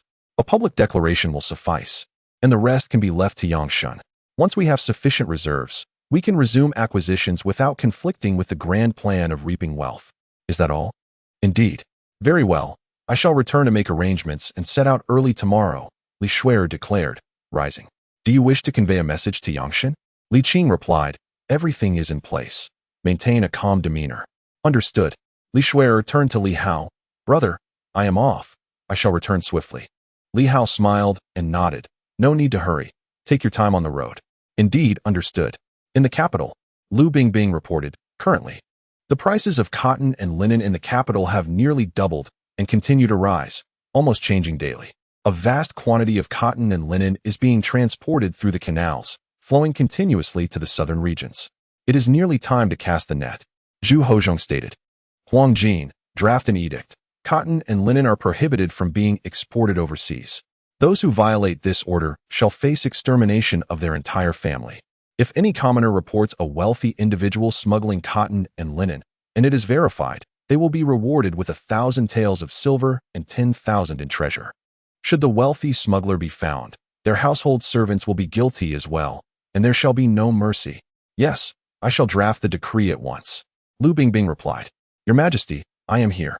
Take some men with you to the south and coordinate with Yongqing. If any official is obstinate, you may execute first and report later. I obey the command. Wait a moment. Zhu Hozhong hesitated for a moment and added, ensure that Shun Lian protects Yongqing's safety. Understood.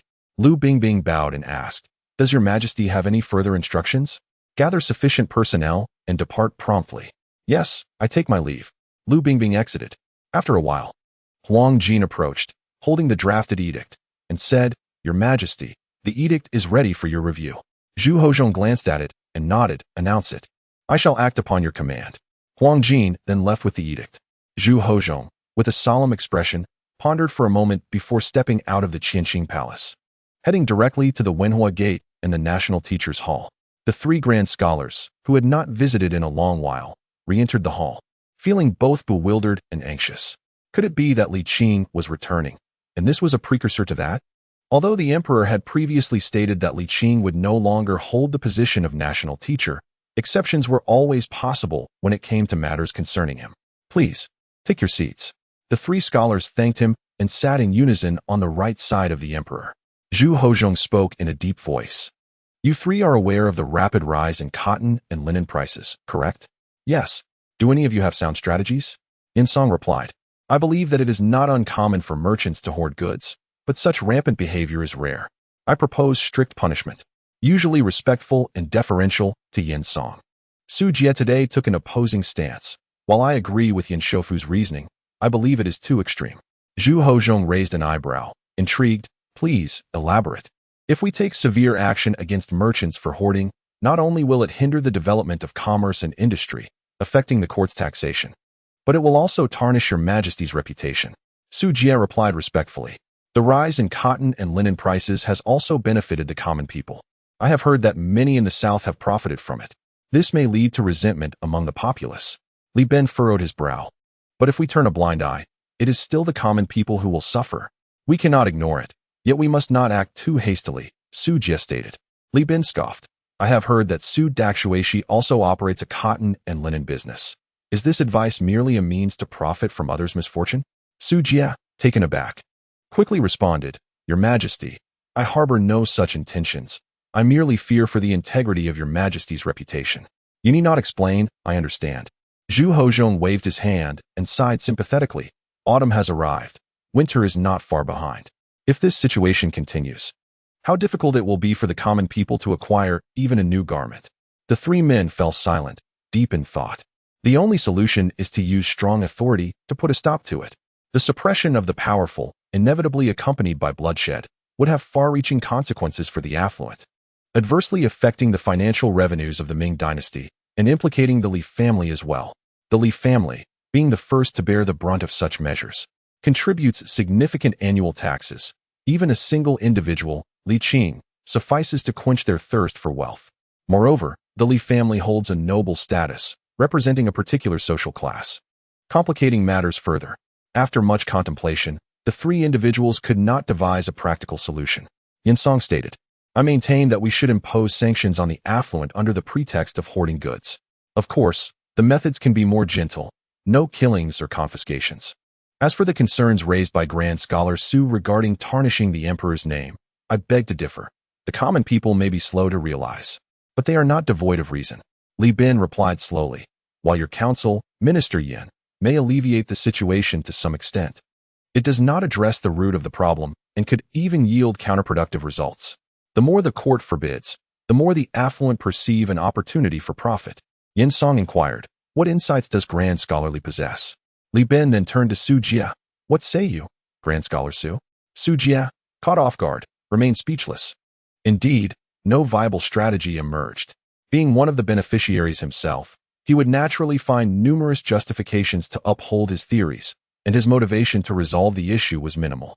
Zhu Hozhong exhaled deeply and called out, bring in the officials. A young eunuch stationed at the palace entrance hurried in, responding to the emperor's command. Quickly summoned the 6 ministries and 9 ministers for a council.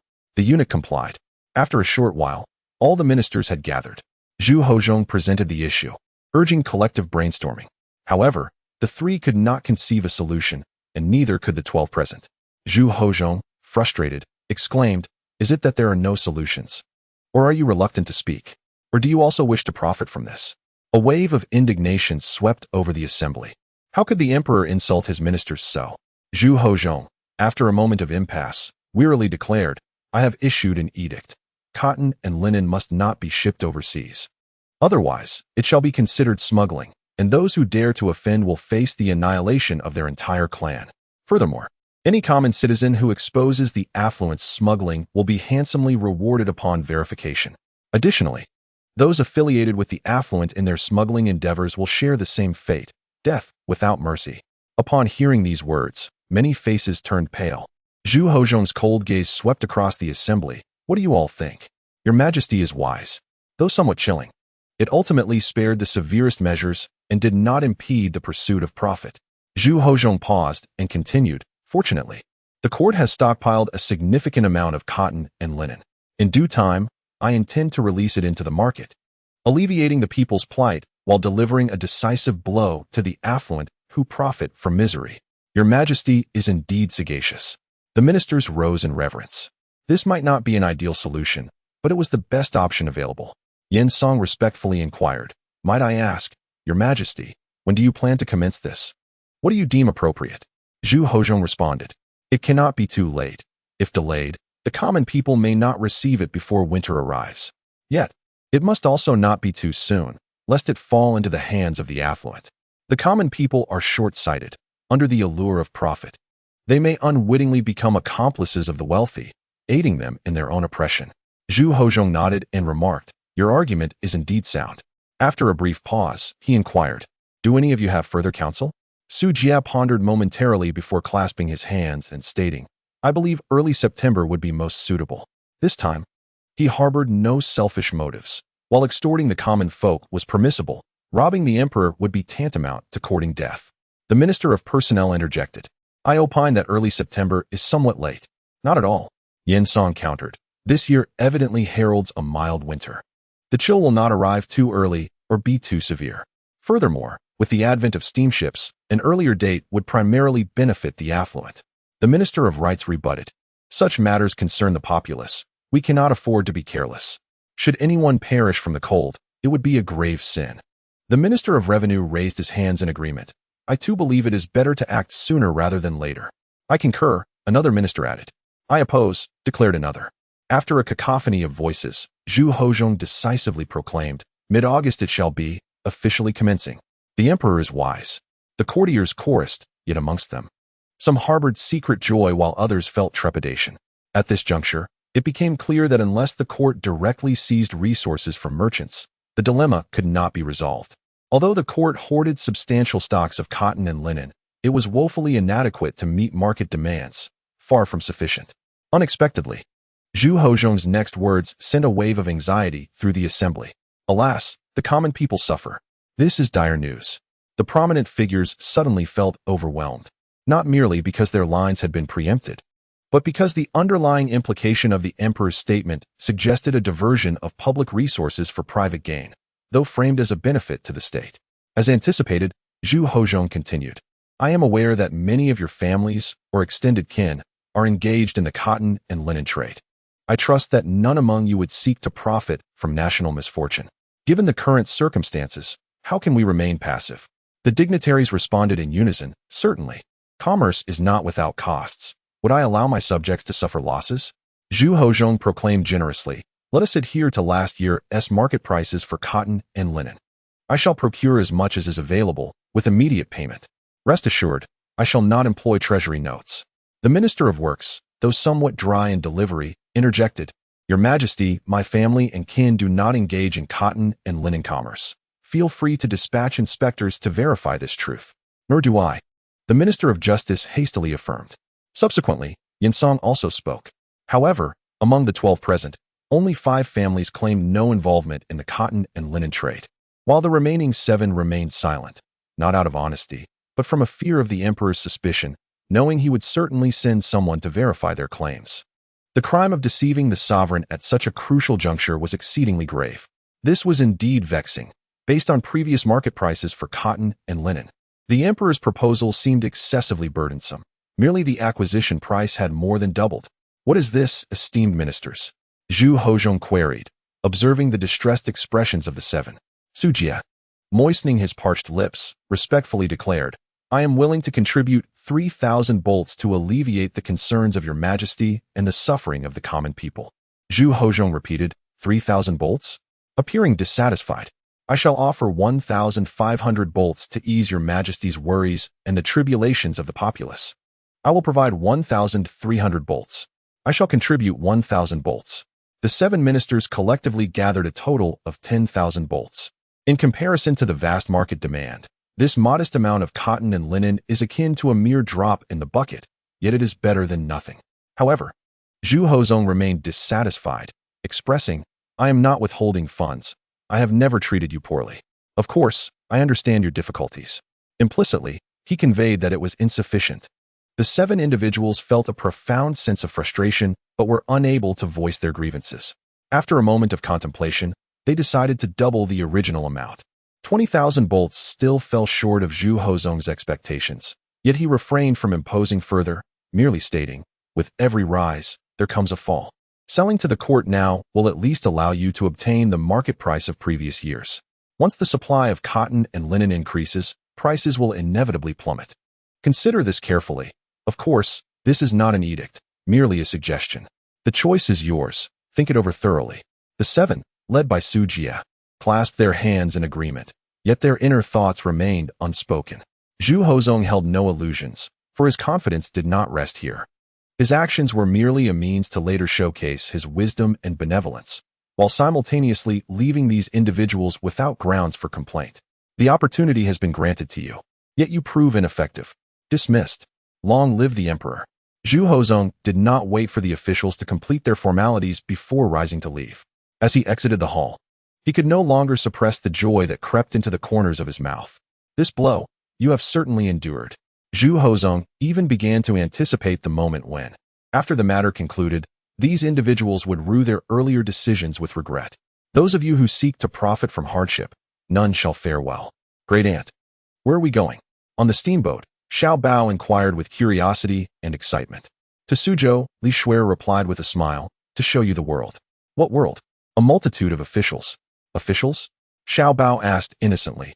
Are they more important than grandfather's governor or great-great-grandfather's Yongqing Marquis? Li Shuer clarified, it is not about rank, but rather to let you observe what these officials discuss and the actions they undertake. Listen attentively, remember well, and speak little. Oh, understood. Xiaobao nodded, then asked, is there anything else? Yes, if others inquire, you should say you are the future helmsman of the Li family, Li Shuer instructed. Me, the helmsman? Xiaobao pointed at his own nose in disbelief. The future, not the present. Xiaobao questioned, isn't that meant for someone else? You may not be the eldest son, but you are the legitimate heir, Li Shuer smiled and asked, are you not pleased? Not really, Xiaobao replied timidly. If I were to die, wouldn't my elder brother inherit the family business? Li Shuer was momentarily taken aback. Then her eyes sparkled as she pinched the little one's cheek, joyfully exclaiming, our old Li family has finally produced a particularly astute individual. Very good, very good. Xiaobao responded, great aunt, what is wrong with me? I am unsure how to articulate this. You just expressed it, didn't you? Li Shuer laughed, understanding that he feared potential hostility from family members due to his future inheritance. The little one shyly nodded and murmured, it is not that I harbor ill thoughts about others. A few days ago, I read the tale of Chao Chong weighing the elephant. Though still young, my mind is quite serious. However, in managing such a vast estate, one must bear considerable thoughts. Li Shuer smiled gently and replied, the Li family is not as perilous as you imagine. You little ones, your grandaunt has been watching over you, along with your great-grandfather, your grandfather, and your father. The concerns you, a mere child, might ponder have long been anticipated by us. It is simply that you are unaware. Oh, is that so? Little Bao smiled awkwardly. Will I be able to stay with my grandaunt forever? Of course. A glint of cunning satisfaction flickered in Li Shuer's eyes. The tale of Chao Chong weighing the elephant was deliberately crafted by her, serving both as a design and a test. Observing now, it was evident that the little fellow was indeed clever. Chapter 391, A Charade Suzhou. In the government office, high-ranking officials gathered. In attendance were not only the provincial governor, but also the left and right advisors from Jiangsu and Zhejiang, the deputy inspectors, and various officials. The provincial governor, as the highest-ranking official in the province, held a second-rank position. Without a decree from the emperor, the governor could not be summoned at will. Nonetheless, respect must be afforded to the governor, and while the provincial governor had yet to arrive, all had sent their deputies in attendance. This not only demonstrated respect for the governor and the court, but also left room for themselves. Yang Shun patiently listened to the explanations provided by the advisors, remaining calm and composed, expressing understanding.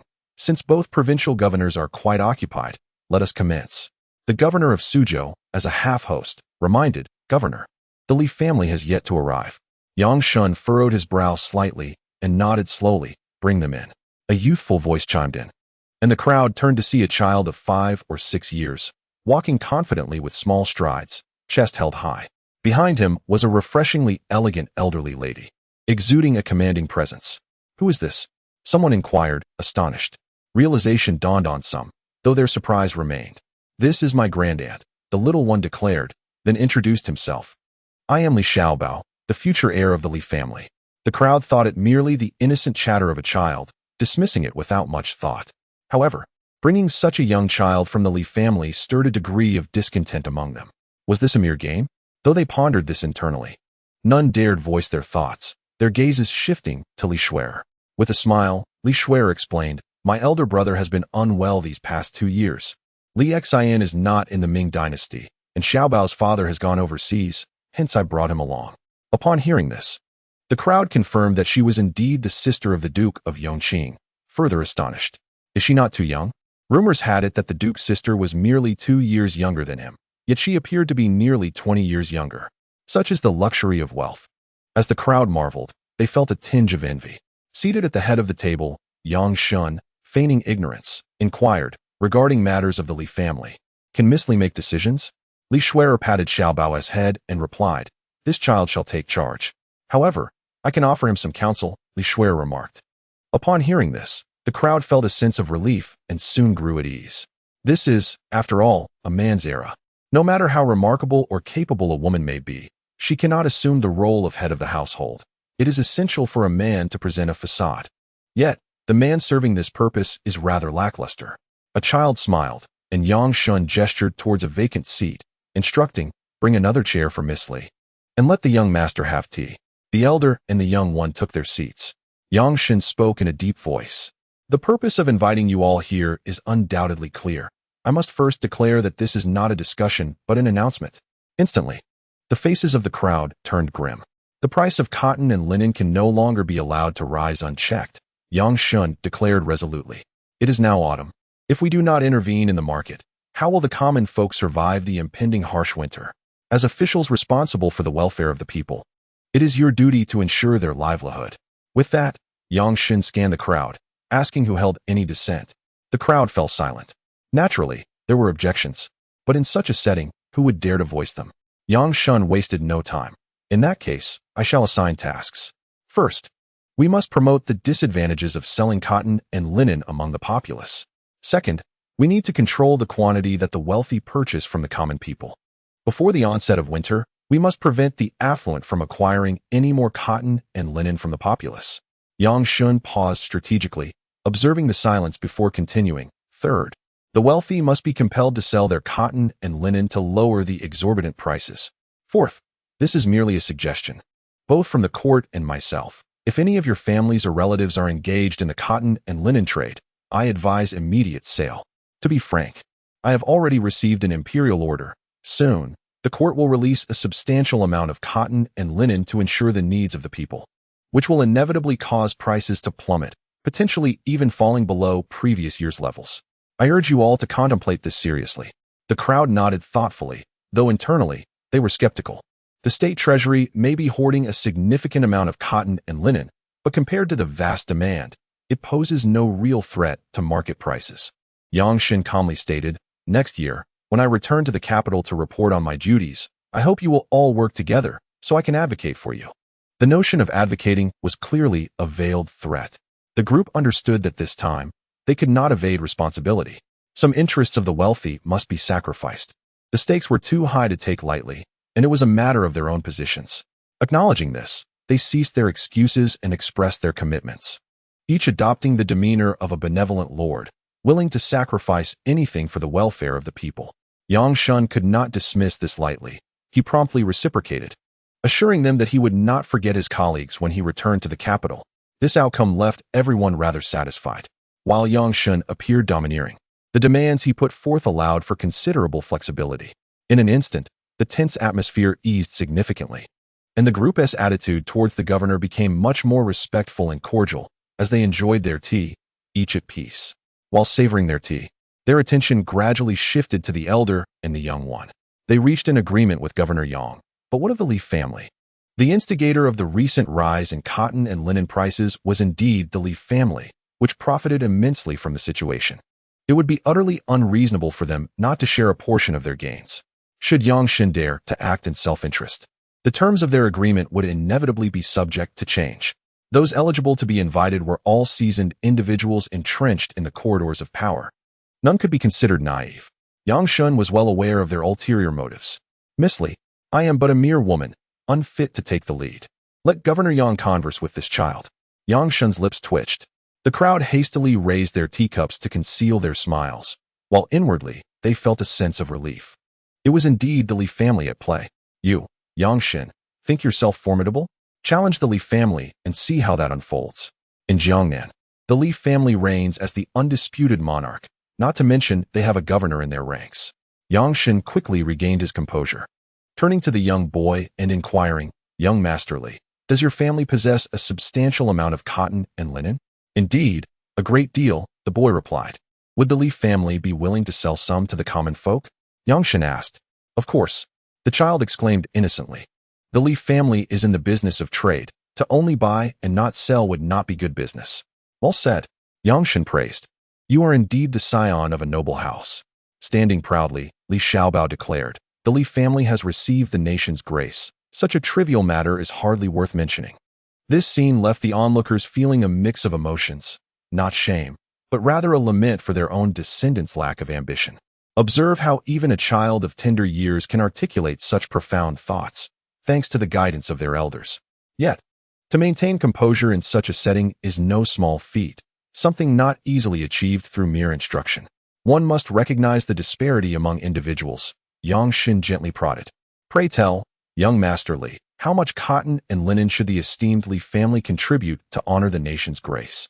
The boy looked toward his great-aunt for guidance, asking, "Great-aunt, what do you think?" "Ah," Yang Shun interjected, cutting off both the boy and Li Shuer from expressing their views. With a smile, he remarked, "Your great-aunt has already entrusted you with the responsibility. A true man must possess resolve. Wouldn't you agree, Miss Li?" Before Li Shuer could respond, Yang Shun continued, "You brought young Master Li here, presumably to cultivate his abilities, rather than to make him a mere puppet, correct?" Gasps of astonishment echoed through the crowd. How bold! How shameless! To confront the current leader of the Li family in such a manner was to irreparably sever ties, and to bully a child was particularly unbecoming. Nevertheless, the observers found joy in this outcome. The more the Li family relinquished, the less pressure they would face, and they might even reap additional benefits. What's not to like? The enmity lay solely with Yang Shun, and as the beneficiaries, they were not foolish enough to voice any dissent. Taking a deep breath, Li Shuer said, "Children speak without restraint, Governor Yang. This is rather excessive." Yet Yang Shun, with utmost sincerity, replied, "My approach toward young Master Li is one of respect, acknowledging him as the future leader of the Li family, not merely as a child. This is my respect for him. Furthermore, does Miss Li have any objections to young Master Li's assertion that the Li family has received the nation's grace?" "Huh, what a silver tongue," Li Shuer scoffed, deriding.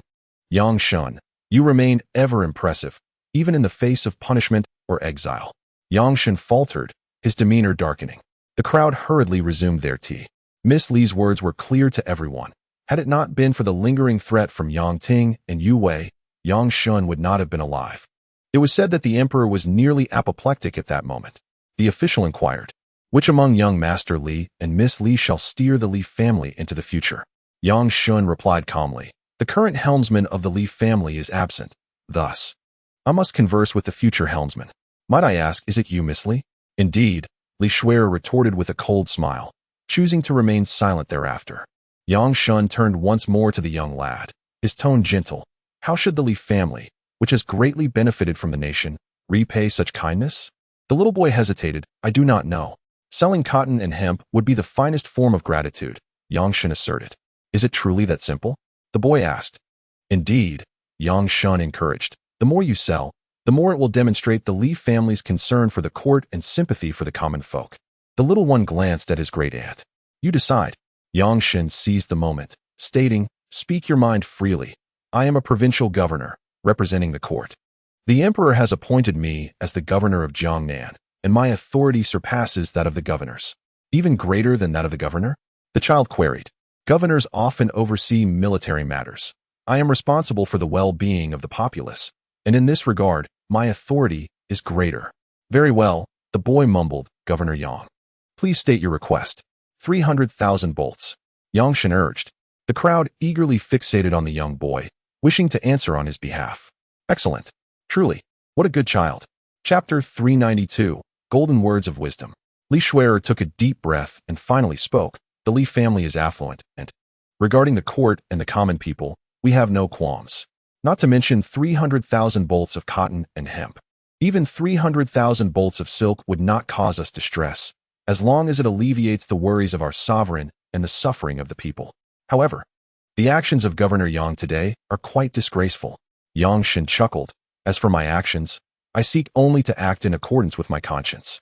If Miss Li believes me to be a scoundrel, then so be it." The crowd fell silent, observing the exchange. Deep down, they acknowledged and admired both parties. The Li family, indeed wealthy, was willing to make sacrifices for the court and the people, demonstrating benevolence even towards the affluent. Yang Shun, unafraid of offending various officials in Jiangnan, including the Li family, was ultimately advocating for the welfare of the common people of the Ming Dynasty. However, admiration aside, self-interest prevailed. As long as silence could yield substantial gains, who would dare speak out? The Li family would indeed sell cotton and hemp, yet Li Shuer coldly asserted, "The Li family will submit a memorial to the court. This is the Li family's prerogative." Yang Shun nodded with a smile. He then surveyed the crowd, calmly inquiring, "Do any among you harbor dissatisfaction with my arrangements?" "Ah," Governor Yang jested. "For the court and the people, how could there be discontent?" The crowd replied with forced laughter, engaging in superficial pleasantries. With the Li family having stumbled, there was little left to discuss. In contrast, they had managed to gain something. This young scholar Yang was indeed obstinate, worthy of respect for daring to confront even the emperor. However, having crossed the Li family, it seemed his career would reach an early end, destined for a brief trajectory. Contemplating this, the crowd lost all desire to oppose him. Such a figure was not to be trifled with. The prudent course of action was to await his inevitable downfall. Shone, indifferent to the opinions of others, remarked coolly, "Before the Mid-Autumn Festival, I expect to see results. Who dares to feign compliance? As for my future, let us not dwell on it. For now, I am the governor and possess the authority to deal with any of you at my discretion." A chill ran through the assembly, and they responded respectfully, "Yes, Your Excellency. Thank you all for your efforts. Time is of the essence, so I shall not detain you further."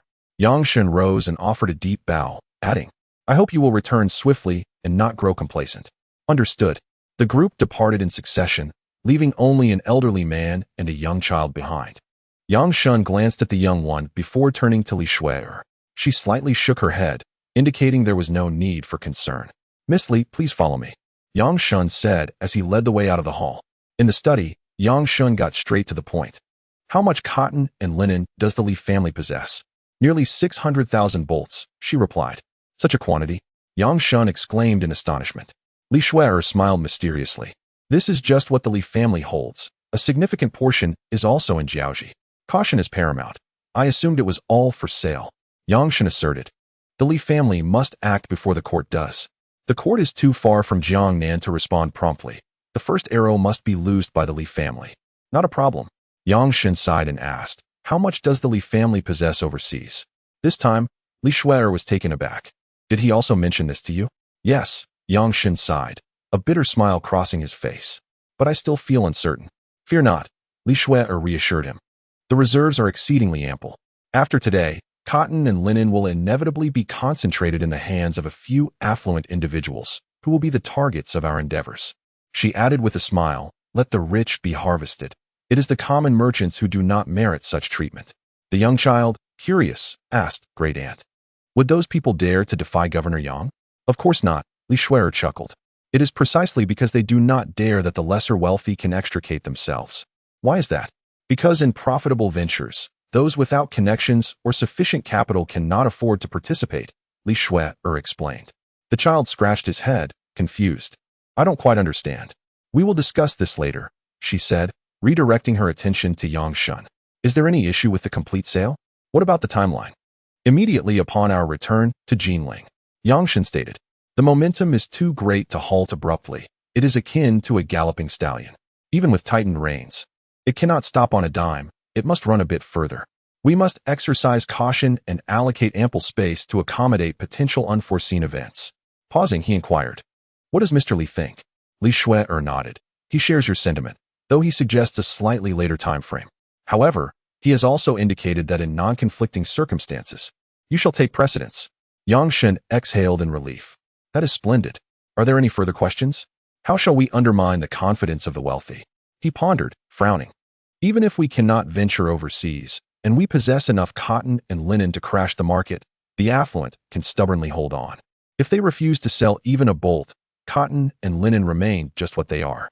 They might simply exchange time for space, waiting a few years to sell. Though they would incur losses, those losses would be limited, rendering our efforts nearly futile." Shone remarked. "Only by allowing them to acquire at an exorbitant price and sell at a significantly lower one can we truly achieve the harvest." "You are indeed correct," Li Shuai replied. "Thus, Li Xian is overseas. What does that imply? The Western world possesses an abundance of cotton and linen, which can be continuously supplied to the Ming Dynasty." Is that truly so?" As soon as the words left his mouth, Shone quickly grasped the implication and said, "Can this be concealed? The only wealthy individuals capable of trading with distant Western nations are, besides the court, the Li family. While others merely engage in small-scale dealings with one or two minor countries, they have no knowledge of the market there." Li Shuai smiled and said, "Once panic spreads, few can maintain their composure. Breaking their psychological defenses is not as difficult as you may think." Shone pondered for a moment, nodded slightly, and mused. "If an unforeseen event arises, we must resort to unconventional means. This matter originated with Mr. Li, and he must bear the responsibility." Li Shuai cast him a sidelong glance and replied coolly, "He has already considered what you have thought of." Shone chuckled, neither angered nor feeling in the wrong, and said, "That would be for the best. Is there anything else?" Li Shuer inquired. This time, there is truly nothing more. Be careful and pay extra attention these days, Li Shuer advised. Of course, there is no need for alarm. Soon, someone from the court will come to assist you. Yang Shun smiled lightly and said, "Such tempests are inconsequential to me."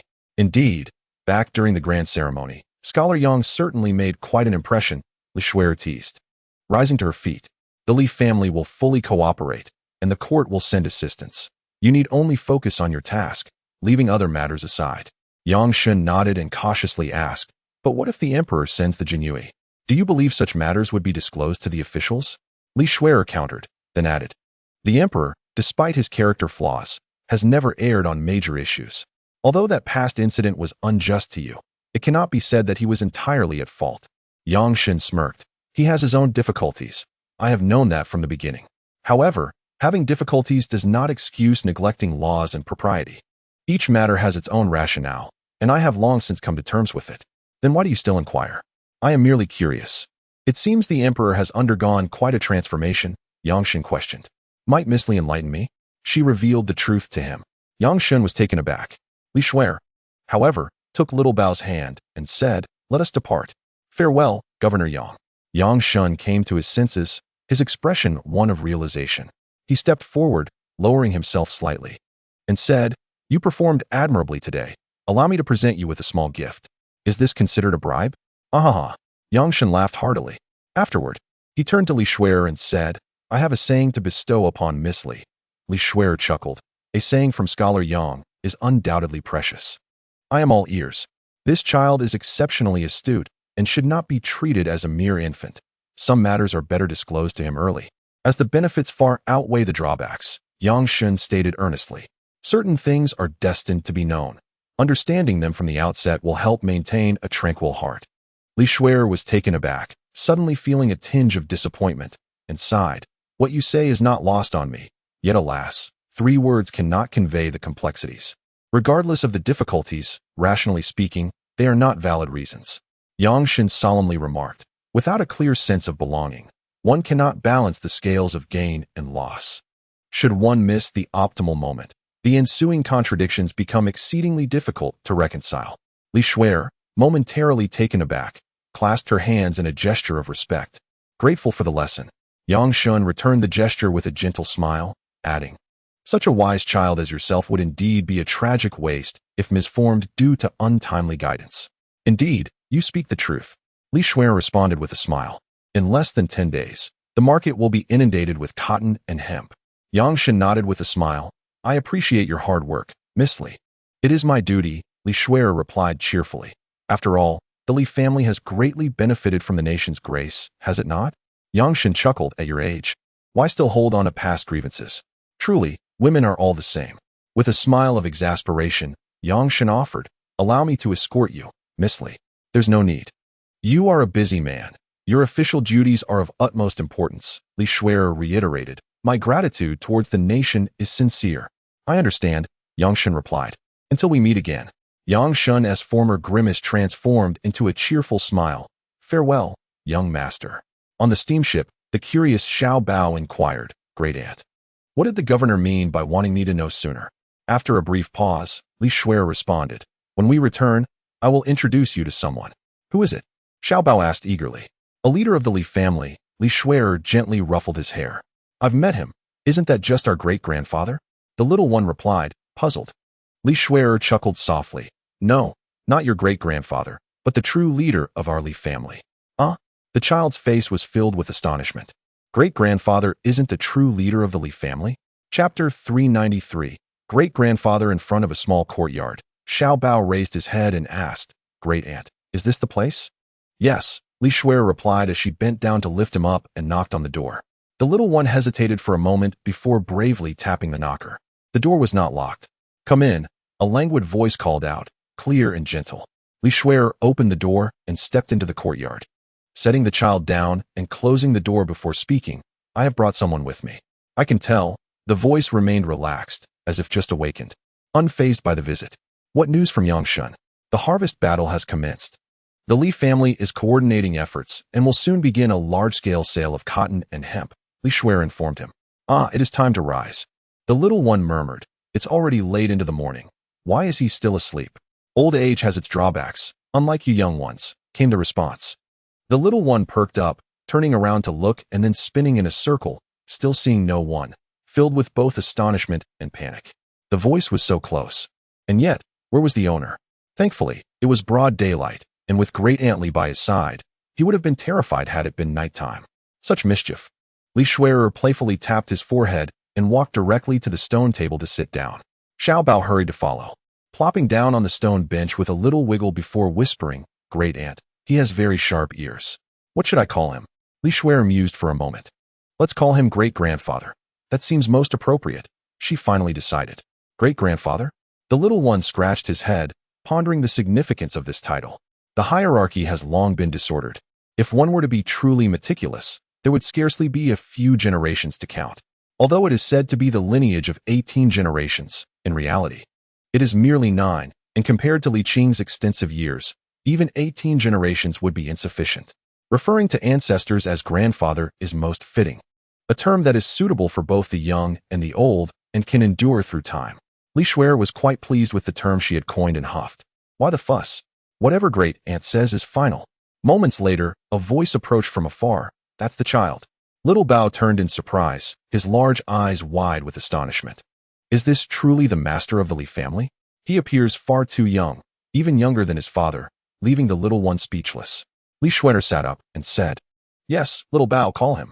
Little Bao nodded hesitantly, slipping off the stone bench and kneeling to bow, greeting his great-grandfather. Without any prior notice, there was no chance to prepare. Li Qing's tone bore a hint of helplessness, yet his face radiated joy as he retrieved an item from his waist and gently said, This is a gift from your great-grandfather for your first meeting. Take it. Gifts from elders must not be declined. Little Bao understood this principle and hurriedly accepted it with both hands, thanking his great-grandfather. As the legitimate heir of the Li family, cherished by his elders, the little fellow had encountered many splendid treasures. Yet, upon beholding the gift from his great-grandfather, he was utterly stunned. It was not merely that the jade tablet was of exquisite quality, but one side was intricately carved with a dragon. Not a python dragon, but a true dragon.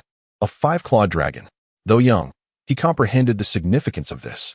Even if this dragon were carved on the most inexpensive wood, it would still be an invaluable treasure, beyond the measure of money. Of course, this is contingent upon its legality. However, even if it were legal, it could not be transferred. Great-grandfather, is this permissible? The little one asked in a daze. Li Shuai was also taken aback and suggested, perhaps we should exchange it for something else. This item is quite significant, and giving it to a child seems rather wasteful. Once a gift is given, there is no reason to reclaim it. Li Qing chuckled lightly. No matter. Next time we go to the capital, I shall request another piece from the emperor. Request from the emperor? Is that permissible? Rise. Yes. The little one slowly got up, carefully stowing the jade tablet away. Usually cheerful and never shy, he now felt bashful. There was no helping it. This great-grandfather was simply too remarkable, leaving him at a loss for composure. Li Qing took a seat at the stone table and said, Now, let us discuss in detail. Li Shuai nodded, sitting down once more to recount the circumstances at that time. After a while, Li Qing slowly remarked, Shone is under considerable pressure. Initiating a bit earlier would not be detrimental. Let us commence. We are preparing. It will only take a couple of days, Li Shuai replied. Where shall the main force be deployed? Jinglong, Suzhou, Hangzhou, Li Qing replied lazily. Wherever there is money, let us cast our nets. We shall profit from the wealthy. Li Shuai chuckled wryly. Where is there profit to be made? The Li family's expenses are substantial, and overall, we end up losing rather than gaining. I never claimed it would be the Li family profiting, Li Qing said with amusement, but rest assured, the Li family shall not incur losses. That has long been settled. Li Shuai nodded sheepishly and said, I am currently quite busy. I need to keep an eye on things, so I will leave the little one here for now. She then reiterated Yongshen's suggestion. In truth, Yongshen's reasoning held merit. Since the truth was bound to emerge, it would be wiser to address it openly in advance, which would benefit the Li family, you, and him alike. Li Qing slightly nodded, sighed softly, and replied, Then let him stay here. I have everything arranged at home. You go ahead and attend to your matters, Li Shuai said. All right, she added reluctantly.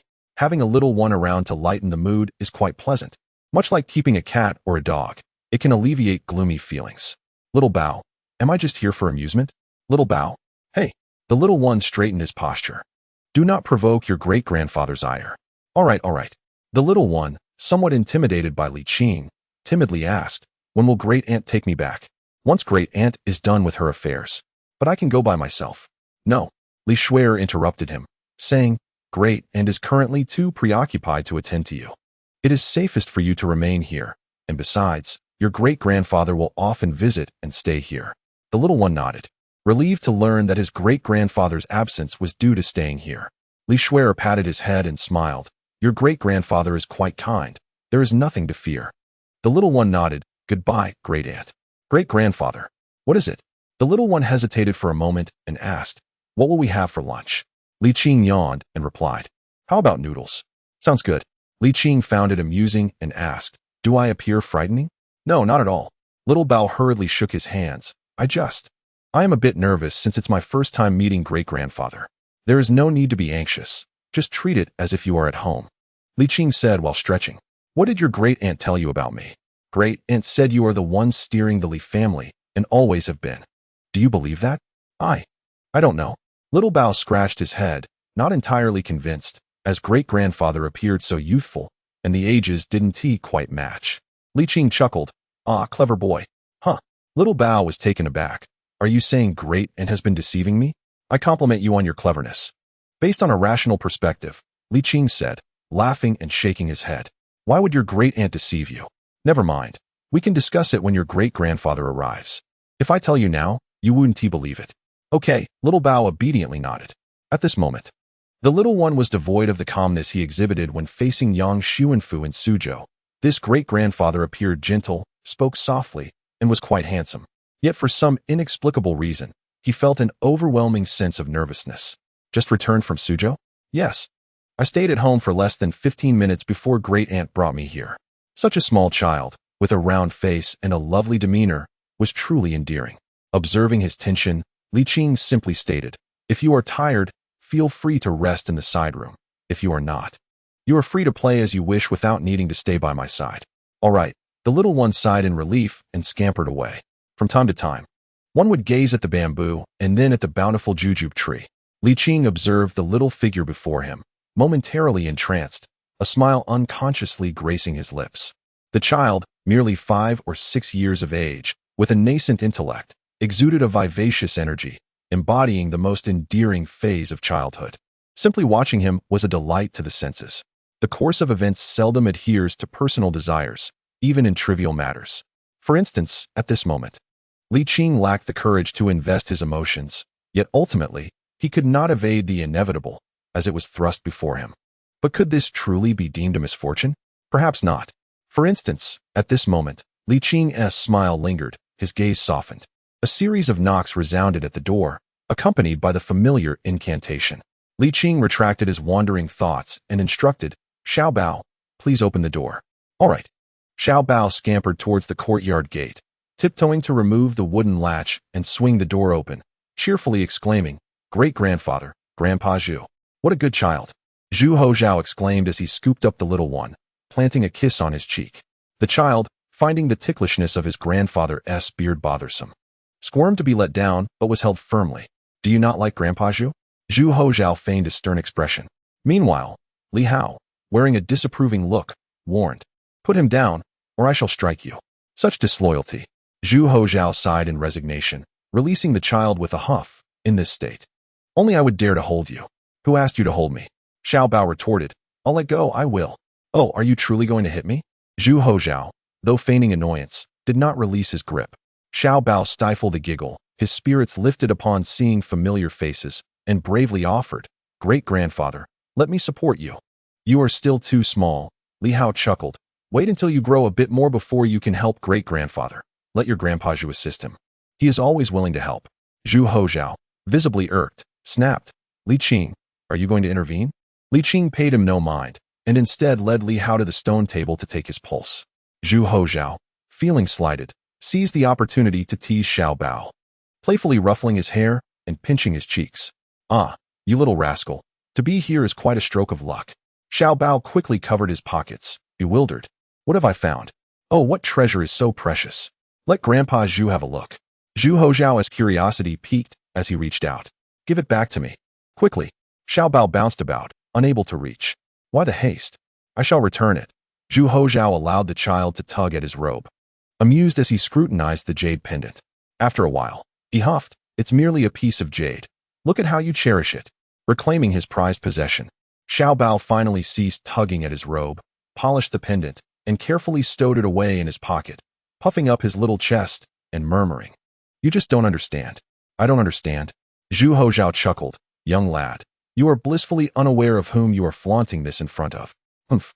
Xiao Bao dismissed him, assuming it was mere boasting, and declared, You bully me, but when my cousin brings my nephew back to the Ho residence, I shall bully your great-grandson. Well, such boldness at such a tender age, threatening others already. Zhu Hozhao feigned shock, then rolled up his sleeves with a mischievous grin. I shall help your great-grandfather train you properly. Xiao Bao turned to flee but took only 2 steps before he found himself momentarily airborne. Great-grandfather, save me. Grandfather, save me. The little one cried out. Enough of the noise. Can't you see I'm in the middle of a consultation? Li Qing replied with a hint of irritation. Hee. You all carry on. Zhu Hozhao chuckled, taking the small child to a side room. After a while, Li Qing withdrew his hand and spoke. You may stay here for the time being. Regarding the matters of wealth, Xiaoxue can handle them entirely on her own, so you need not worry. All right. Li Hao replied softly. Bring the little one over. Xiaoxue has discussed this with me, and I share the same sentiment. I apologize, Qingye, for going against your wishes this time. It's no great matter, Li Qing sighed and said. In truth, it is not wrong, as you mentioned before. I cannot sever ties with the Li family, nor should I. Thus, early engagement is ultimately more beneficial than detrimental, so there's no need for guilt. Li Hao sighed lightly. In the end, it still falls upon you, Qingye. I've grown accustomed to it, Li Qing replied lightly. Compared to the Ming Dynasty, the Li family's affairs are merely a trifling matter that won't consume much of my energy. But people are emotional beings, Li Hao remarked quietly. In seeking compromises, it seems only you bear the burden, always worrying on my behalf. Why the sentimentality? Li Qing laughed. It's not as you think. I too am one who speaks harshly but feels otherwise. Li Hao was taken aback. The little one is quite charming. I find him delightful. Li Qing said with a smile. Is that so? Why would I deceive you? Li Qing continued. Children are the most healing presence, embodying so much beauty, always lifting one's spirits. Li Hao relaxed and softly replied, I hold the same view. Li Qing nodded and said, before the Mid-Autumn Festival, do not return. I will help you stabilize matters, ensuring you have ample energy to enjoy the moonlight during the festival. Haha, with your medical skills, Qingye, I am naturally at ease. After a while, the little one scampered out of the side room, tugging at his great-grandfather's sleeve, pouting and complaining. Li Hao, fond of his great-grandson, scolded Zhu Hozhao thoroughly. Zhu Hozhao, unfazed, remained indifferent. At noon, Li Qing served 4 bowls of light and simple stir-fried noodles with vegetables. However, the little one, accustomed to rich foods, relished it and devoured an entire bowl, leaving him wanting more.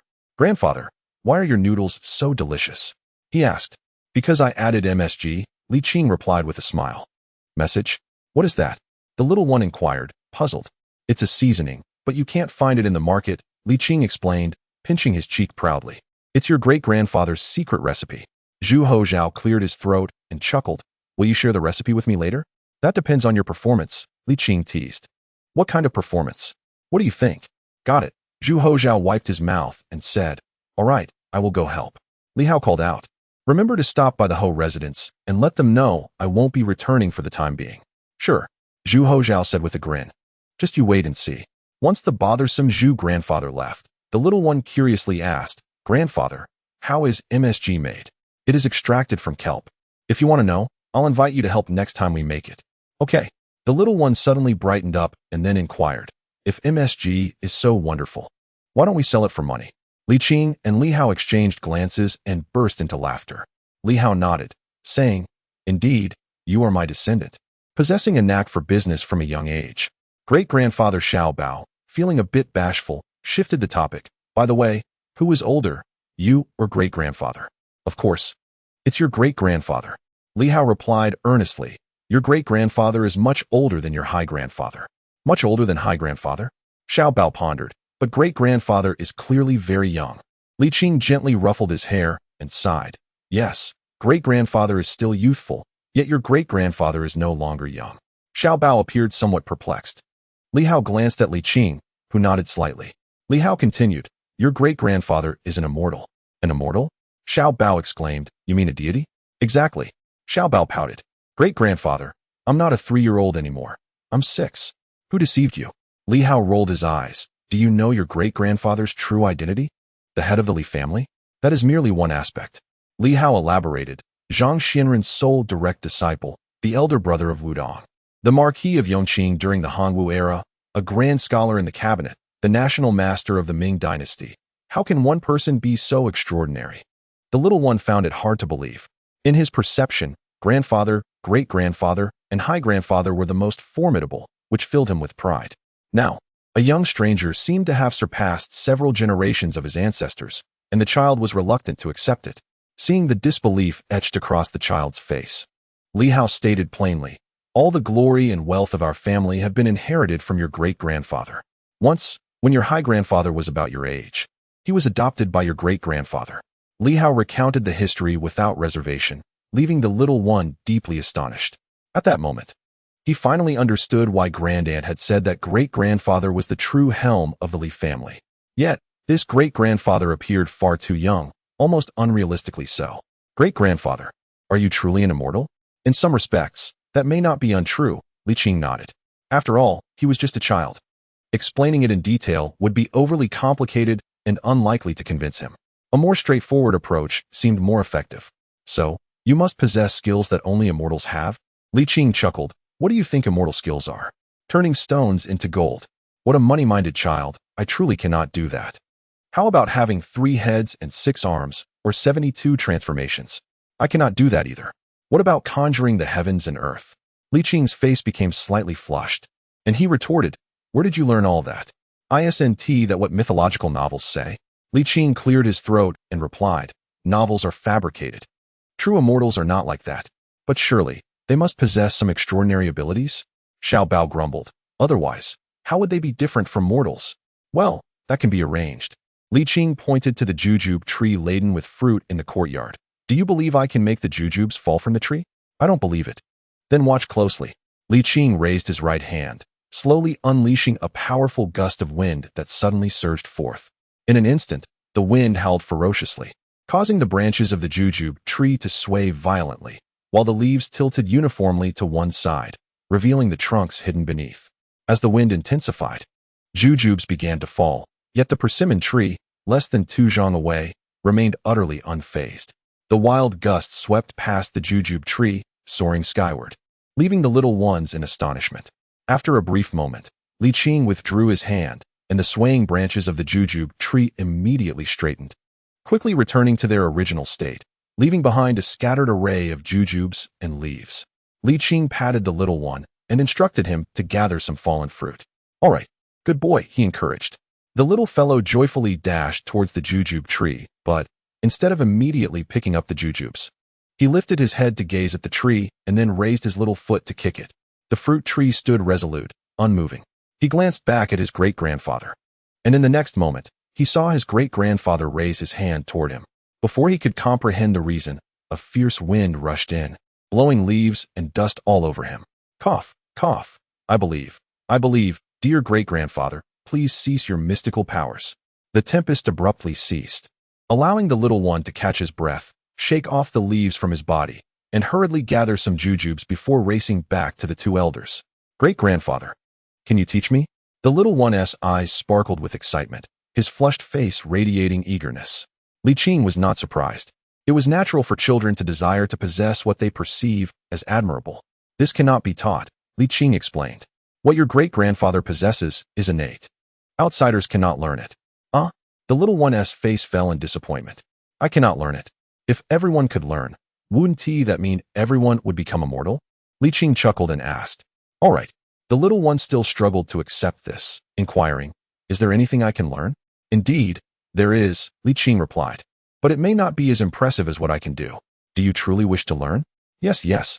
The little one eagerly nodded. Akin to a chick pecking at grains. Li Qing smiled, as did Li Hao. Chapter 395. Progressing emotions to shape a child's character. One must first foster a sense of closeness. This exchange instantly brought Li Qing and the little one significantly closer. Great-grandfather, what can little Bao learn? The child chimed cheerfully. Little Bao is not picky. Go, assume a horse stance first. Horse stance, Li Qing stated. Without a solid foundation, whatever you learn will only be half-hearted. A strong physique is the cornerstone of everything. Okay, the little one replied, scampering to the center of the yard and adopting a squatting posture, tilting his head to ask, "Is this acceptable?" Li Qing smirked slightly. "Yes, maintain it." All right. The child's face flushed with excitement. Li Qing and Li Hao exchanged glances, both wearing smiles. Li Qing picked an immature jujube, wiped it on his clothing, took a bite, and praised, "This child shows great promise. He is highly malleable. At this age, whatever method you employ to teach is what they will become," Li Hao remarked with a smile. "Since Qing is willing to teach, I entrust this child to you." Li Qing nodded gently, munching on the jujube while observing the little one in the distance. A diminutive creature with rosy skin and a plump little face. Far more adorable than cats or dogs, brings joy to the eyes and soothes the heart. Before long, the little one emits a peculiar cry, "Great-grandfather, I can't hold on any longer. When fatigued, take a rest. Do not overexert yourself." The little one squats down, supporting themselves with their hands on the ground. Turning to ask, "Great-grandfather, how long must I practice the horse stance to truly master my skills?" "Patience is key. Progress is made step by step. I will teach you everything I can," replied Li Qing gently. "One must balance work and rest. Go to the study and read for a while I converse with your great-grandfather." "Oh, all right." The little one climbed to their feet, dusting off the soil. Great-grandfather, I'm off to the study." "Go ahead." Li Hao nodded, watching him head toward the study, suddenly recalling, "There aren't any books in there that you shouldn't be reading, are there?" Li Qing shot him a sidelong glance, responding with a hint of annoyance. "Those are usually kept locked." "Hee, you are always so thoughtful, Qing." "I simply wish to avoid any embarrassment," Li Qing remarked as he stood. "Come, let us go to the parlor. I shall take care of you properly. We must celebrate the Mid-Autumn Festival well, and the New Year too." As dusk fell, having received a thorough energy cleansing from Li Qing, Li Hao drank a warm herbal concoction, soon feeling a wave of drowsiness wash over him, yawning repeatedly. "Go take a good sleep," Li Qing instructed. "This time, you will surely sleep soundly until dawn." Li Hao rose with the aid of his cane, feeling a sense of comfort and lightness, invigorated enough to walk unaided. "Little treasure, great-grandfather is going to rest now. You shall sleep with great-grandfather tonight." "Okay." The little one nodded. In just half a day, the child's unfamiliarity and trepidation towards Li Qing had significantly diminished. That night, the little one, clutching a pillow, poked half of their head out and asked, "Great-grandfather, where shall I sleep?" Li Qing patted the inner side of the bed. "Oh, all right." The little one climbed onto the bed, kicked off their shoes, and nestled under the covers, revealing half of their face, with dark, grape-like eyes flickering in the candlelight, somewhat timid. Having only known each other for half a day and now sleeping alongside a stranger, the little one felt a touch of anxiety. "Sleep?" "Yes." Li Qing rose to extinguish the candle, and darkness enveloped everything. After a long while, Li Qing gently broke the silence. "Why aren't you asleep yet? How does great-grandfather know that little treasure is not asleep?" The child inquired in surprise. Li Qing smiled without explanation, asking, "Is it quite unfamiliar to sleep outside for the first time?" "A little bit," the little one mumbled under the covers. "When I went to Suzhou with great-aunt, I couldn't sleep on the first night either, but I got used to it afterward." "One must experience the transition from discomfort to comfort," Li Qing replied gently.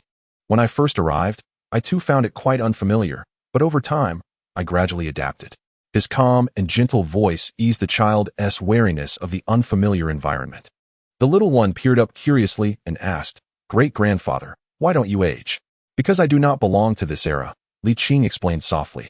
"I am merely a visitor who has inadvertently wandered into this world, hence I seem different and out of place." "A celestial being descended to Earth?" "Well, one might say that." The dark and silent night instilled a sense of insecurity in the child, yet great-grandfather's warmth provided a comforting reassurance. The intangible external pressures instinctively drew the little one closer to Li Qing, both physically and psychologically, easing the constraints further. "When did my great-grandfather descend to the mortal realm?" In the 5th year of the Hongwu era, Li Qing's voice was gentle and exceedingly patient. For the first decade, he remained confined to a small space. Until the 15th year of Hongwu, when he truly began to integrate into this era. I see.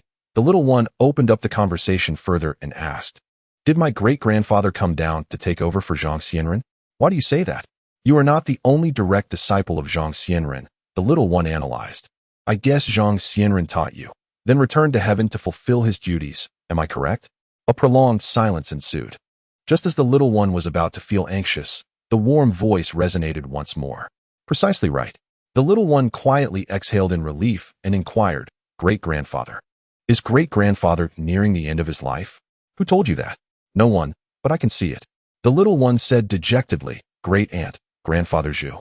They all seem to think so. Will great-grandfather also ascend to heaven?" Another silence followed. He will. All who pass away exist in another form." "That's wonderful." The little one perked up, then recalled something and asked, "Great-grandfather, will you also return to heaven one day to fulfill your duties?" "Most likely. But that will be a long, long time from now," replied Li Qing. The little one's thirst for knowledge was fervent, and he had many questions, to which Li Qing patiently responded one by one. In the serene, dark night, one old and one young engaged in their exchange. The next day, the little one, who had slept in late, awakened only when the sky brightened. As he opened his eyes, he noticed the dampness on the part of his face that had been pressed against the pillow. Embarrassed, he wiped the corner of his mouth and cautiously lifted the blanket. His tense little face gradually softened as he sighed in relief, thankfully murmuring, "At least I didn't wet the bed." After getting dressed, he slipped on his shoes and stepped out of his room, only to find great-grandfather slicing watermelon on the porch. The little one instantly brightened. "Great-grandfather, are you feeling better?" Previously, great-grandfather had relied on a cane and needed assistance. Yet today he set the cane aside, appearing significantly more spirited. In the child's perception, this meant he was well. Li Hao nodded with a smile, continuing his task as he said, "Come, little treasure, let us play together." "All right." The little one stood still, observing great-grandfather's movements while playfully practicing an improvised form of Tai Chi, comical and endearing. At that moment, Li Qing emerged from the east kitchen, removed his apron, and approached, saying, "You've learned the Tai Chi health exercises incorrectly. Come, align yourselves with me." The old and the young paused their actions and began anew, one like a withered tree and the other full of vitality, yet the scene was profoundly heartwarming. Breakfast was simple: meat porridge, tea-infused eggs, and fried chinwei. Yet the little one relished every bite, slurping the meat porridge, his cheeks rosy and his big eyes crescent-shaped with delight. The previous night's conversation had made him utterly enamored with this kind-hearted great-grandfather, whose temperament was gentle, whose magical skills were profound, and who was not only handsome but also skilled. Moreover, he was not pressured to study here. The study was filled with illustrated storybooks, lively and engaging, capturing the heart of a young child. "Great-grandfather, what will we have for lunch?" After breakfast, not long passed before the little one, Xiao Bao, eagerly inquired about lunch. "What would you like to eat?" "The noodles from yesterday were delightful. Shall we have noodles again?" Xiao Bao licked his lips, exclaiming, "I want to eat more." Li Qing smiled and nodded, gently restraining the spirited child, saying, "Stop running around. You've already turned this courtyard upside down. Go read in the study for a while. And this afternoon, I shall buy you a couple of garments, followed by a relaxing bath in the evening." "Okay." The little one grinned. "Great-grandfather, I'm off to read." "Go on then," Li Hao replied, feigning annoyance. "Look at how delighted you are. Starting tomorrow, you will practice writing for half an hour every day." "All right." The child sighed dramatically. "Just half an hour, okay?" Li Hao maintained a stern expression, raising his cane slightly. The little one shrank back, scampering off promptly. "This child," Li Hao sighed. "While it's lovely to see him so joyful, I fear that soon he will lose his novelty." Li Qing chuckled. "I have plenty of methods. Do you think I cannot manage one child?" "Indeed," Li Hao laughed heartily, stretching lightly. "I feel much better now, quite capable of attending to matters." "What matters?" Li Qing retorted. "You must remain here. You cannot go anywhere before the Mid-Autumn Festival." Li Hao replied with a wry smile. "It is not that I wish to be stubborn. This matter is of great significance. Besides, you need not worry about it. Little Shuer and little Zhao, combined, are more than capable." Li Qing huffed. "Following the plan step by step, they are more than sufficient. I have complete faith in them. What are you concerned about? Trust them. Besides, we shall soon see the results. There is no need to rush, nor is it necessary to hurry. Prepare thoroughly, considering even the nuances of human nature. Your priority should be to recuperate. Li Hao sighed and nodded, his smile tinged with melancholy. I always feel the urge to do something. Otherwise, it feels like I am wasting time. Li Qing understood his sentiments and spoke gently. Allow yourself some time to engage in seemingly meaningless activities. It is precisely these trivial pursuits that hold great value and meaning. Chapter 396. The battle commences. The Li family's initial actions caused a significant upheaval in the cotton and linen market. As vast quantities of cotton and linen flowed into the market, prices in Jinglong plummeted by 30% within just a few days. After a little over 10 days, both Suzhou and Hangzhou experienced a similar tumult, with cotton and linen prices dropping nearly 20%. As August began, the prices stabilized, dousing the fervent market with a cold splash of water, resulting in an immediate cooling of enthusiasm. However, the situation soon reversed, with certain groups intervening discreetly. The decline halted and steadied within a matter of days, followed by a resurgence in prices. Observing this trend, Zhu Hozhao and Li Shuer, without hesitation, rapidly offloaded 300,000 bolts of cotton and linen, and then proceeded to release another 300,000, completely depleting the Li family's reserves. 60,000 bolts of cotton and linen was a substantial amount, especially considering the current market prices, which required significant expenditure for procurement. However, for the affluent elite of Jin, Su, and Hang, who have thrived for over a millennium and reaped the benefits of maritime trade for more than a century, such sums are utterly trivial. In fact, their ambitions extend far beyond mere monetary gains. The Li family's contributions are inconsequential to them. They voraciously seek to encroach upon the cotton and hemp reserves of the middle-class gentry. These magnates are convinced that by depleting the market supply of cotton and hemp, they will dictate the pricing themselves. As for the possibility of the imperial court intervening, they harbor little concern. At worst, they could concede a fraction of their profits while compensating with hefty tax payments, and both the emperor and officials would likely turn a blind eye. In the current fiscal structure of the Ming Dynasty, commercial taxes have already eclipsed agricultural taxes. They doubt the court would jeopardize the interests of such substantial taxpayers over a handful of commoners. As the highest echelons of wealth, these individuals either enjoy close relationships with officials, are deeply intertwined with them, or have relatives in positions of power, granting them an intricate understanding of the court and the emperor. Their web of connections runs deep, making it challenging for the emperor to take decisive action. Should he choose to forcibly intervene, the repercussions would be considerable, and a shrewd emperor would surely be aware of this. Thus, they have become increasingly reckless. A venture that is destined for profit, and substantial profit at that, is not one they can afford to dismiss. Fortune favors the bold. Neglecting opportunity invites calamity. The Li family's actions did not deter these magnates. Rather, it invigorated them. With the colossal presence of the Li family absent, they foresee even greater profits. How could they not be delighted? Consequently, a fierce competition commenced. Merchants lacking connections and substantial capital, either voluntarily or involuntarily, began to sell their cotton and hemp to the well-connected and wealthy magnates. The volume of cotton and hemp transactions surged dramatically, with scant quantities reaching the common folk. Even when available, the populace chose to resell to the affluent, seeking to profit from the price difference. Buy. Accumulate. The wealthy of Jin, Su, and Hang, observing their ever-increasing stockpiles of cotton and hemp, and noting the dwindling circulation in the market, were driven to the brink of ecstasy. Having nearly completed their purchases, they anticipated entering the pricing phase imminently. The magnates, growing ever more reckless, seemed to lose their rationality as the dawn of profit shimmered before them. Yet, at this critical juncture, a fresh influx of high-quality cotton and hemp emerged in the market at remarkably low prices. The affluent were taken aback and swiftly mobilized their resources to trace the source. It soon became evident. The imperial court had intervened. This revelation caused them to hesitate, as they were reluctant to proceed recklessly against the court. Regardless of their connections or wealth, they feared confrontation with the imperial authority. The adage merchants do not contend with officials was ingrained in their very essence, and having familial ties to officials further complicated matters. However, when this cotton and hemp fell into the hands of the common people, who then willingly offered to sell it to the magnates for profit, The already wavering resolve of these affluent individuals began to falter. At this stage, retreating became increasingly difficult. The common folk were voluntarily seeking them out to make purchases. What hesitation could there be? Should the situation come to light, they could feign ignorance, and at worst, shift the blame onto the populace. The transactions were duly documented, consensual, and fair, adhering to the laws of the Ming Dynasty. It seemed the court would have little recourse to intervene. Purchase. With their substantial financial resources, acquiring the court's treasury of cotton and linen posed little challenge. The accumulation of wealth over a century is no trivial matter. Although the prices of cotton and linen had soared to heights that did not rightfully belong to them, as long as they could seize the pricing power, they would still reap significant profits.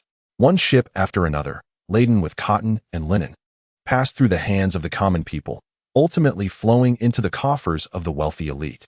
However, at this juncture, another mysterious force entered the fray, the affluent merchants from the north. Due to a disparity in information, they had missed this grand feast, witnessing the pricing power being firmly grasped by Jiangnan. Consequently, they opted for a more modest approach, proposing a bulk sale instead. If they could not feast on meat, surely a sip of broth would suffice? Of course, the primary consideration was that cotton and linen prices had reached their peak. And while consuming meat came with the risk of conflict, drinking broth did not. Steamships laden with cotton and linen sailed from the north to the south, specifically directed towards the prosperous cities of Jinglong, Suzhou, and Hangzhou. The entire reserve of cotton and linen in the Ming Dynasty surged into these affluent regions. It was only at this moment that these top-tier wealthy families truly felt the strain.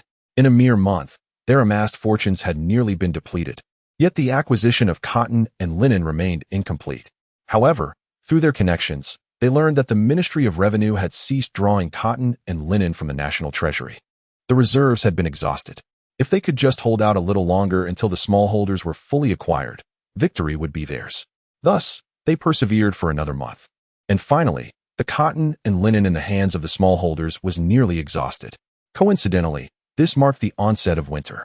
At last, the wealthy breathed a sigh of relief, having finally weathered the storm. From this point forward, the pricing of cotton and linen would be dictated by them. However, before proceeding, it was imperative to communicate amongst themselves to avoid internal strife. In a small courtyard, Zhu Hozhao and Li Shuer arrived together to elaborate on the recent developments with Li Qing and Li Hao. Li Qing inquired, "Has the cotton and linen from Jiaoji arrived yet?" "It has," replied Li Shuer. However, Xiao Shouzi advocates that the Li family should remain passive, allowing the court to deal with the villains. I find merit in this perspective, which is why I have not rushed to sell. What do you think? Li Hao turned to Li Qing and said, "Master Qing, the decision rests with you." After a moment of contemplation, Li Qing responded, "Let us heed Xiao Zhaoji's suggestion and transport this cotton and linen to the capital, presenting it to the emperor." "Now that makes sense." Zhu Hozhao chuckled. "He is the emperor. If he does not take responsibility, who will?" Li Qing teased. "Yet, he has not forgotten that grand scheme, has he?" "Forget that. I had already dismissed it from my mind," Zhu Hozhao retorted, shifting the topic. "I recall you mentioning that, besides the national treasury, the emperor has stored a significant quantity of cotton and linen elsewhere. Why has he not made use of it?" Li Qing explained, "It is quite simple. He is waiting for the Li family. He intends to make his final move to showcase his wisdom, does he not?" "Oh, that is very much in line with Zhu Hozhao's character." Zhu Hozhao nodded, curiously asking, "Where has he concealed the cotton and linen? Surely not in the inner treasury?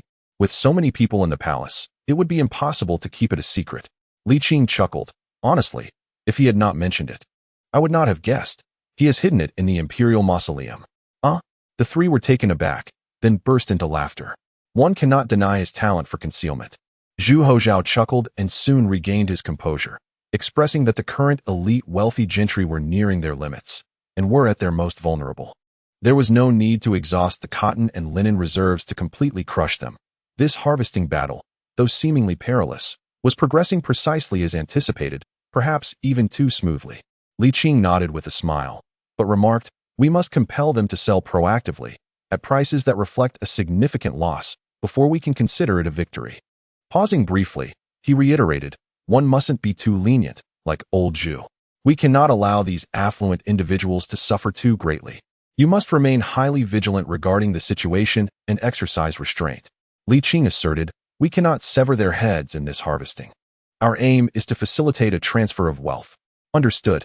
The two exchanged nods. Zhu Hozhao mumbled. In the future, refrain from using the taizu as a descriptor. Li Qing retorted, what of it? Zhu Hozhao, feeling vexed, replied, you accuse me of being petty, yet you are no different.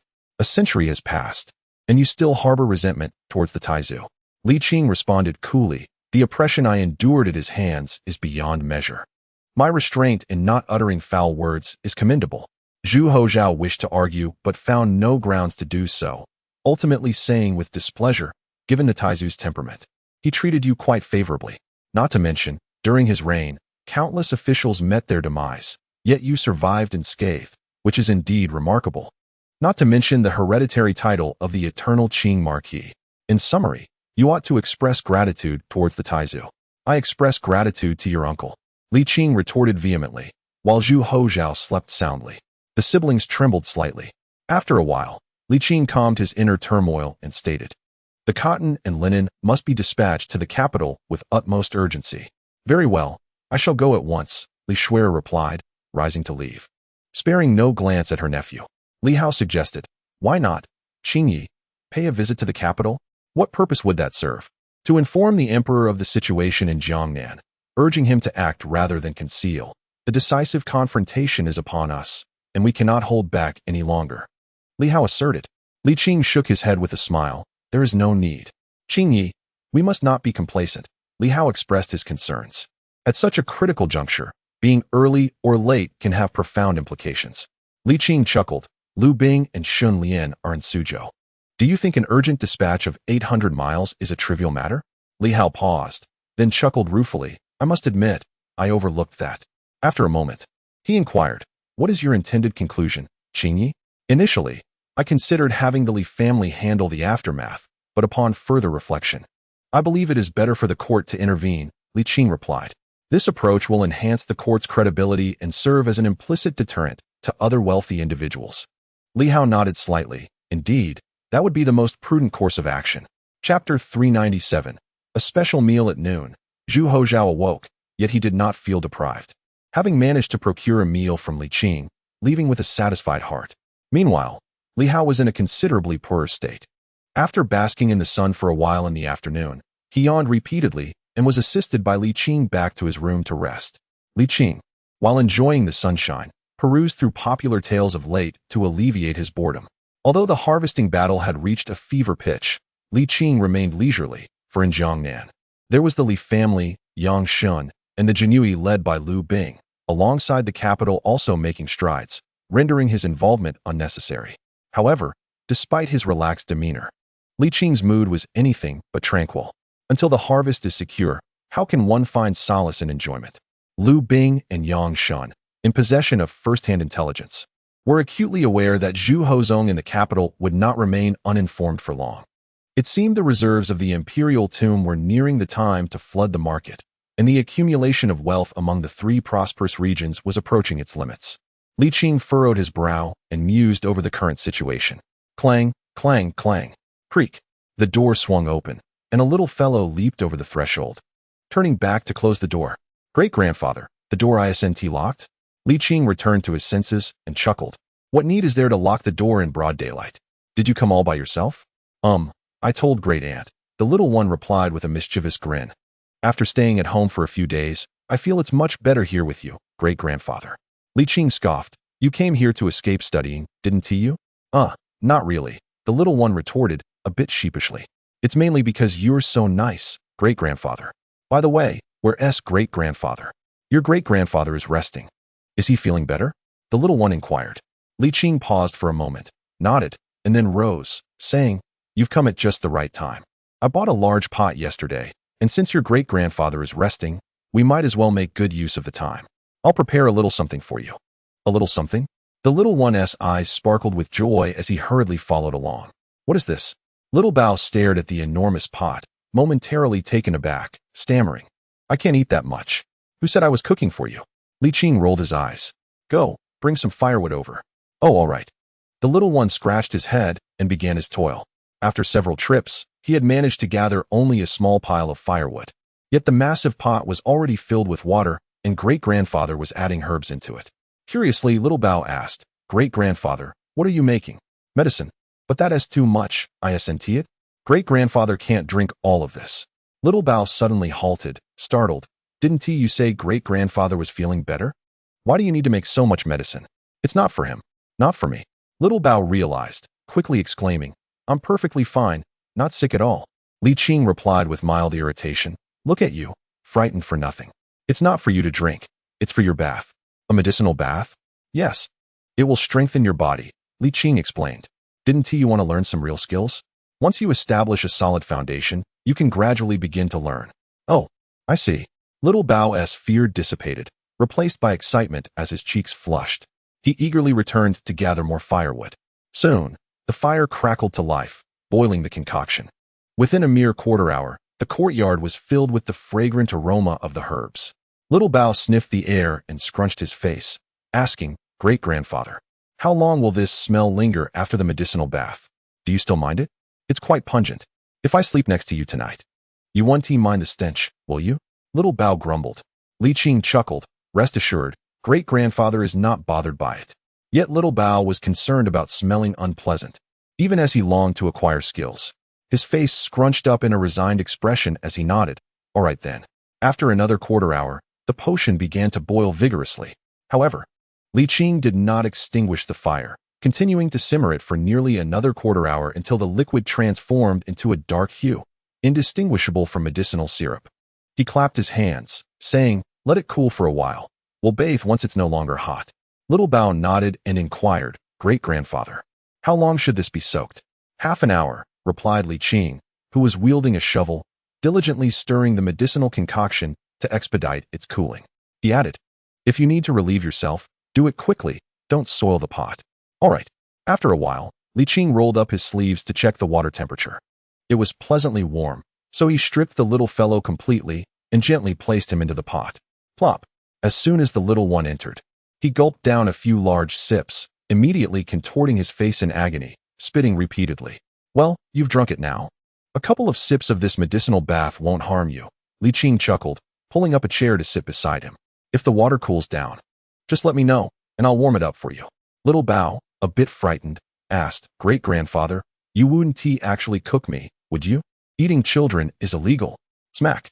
Li Qing playfully tapped his head, chuckling, "What nonsense are you talking? Just enjoy your bath. Tuck your body in and don't waste this medicinal brew." Obediently, Little Bao hunkered down, exposing only his head, mumbling, "Will it be flavorful?"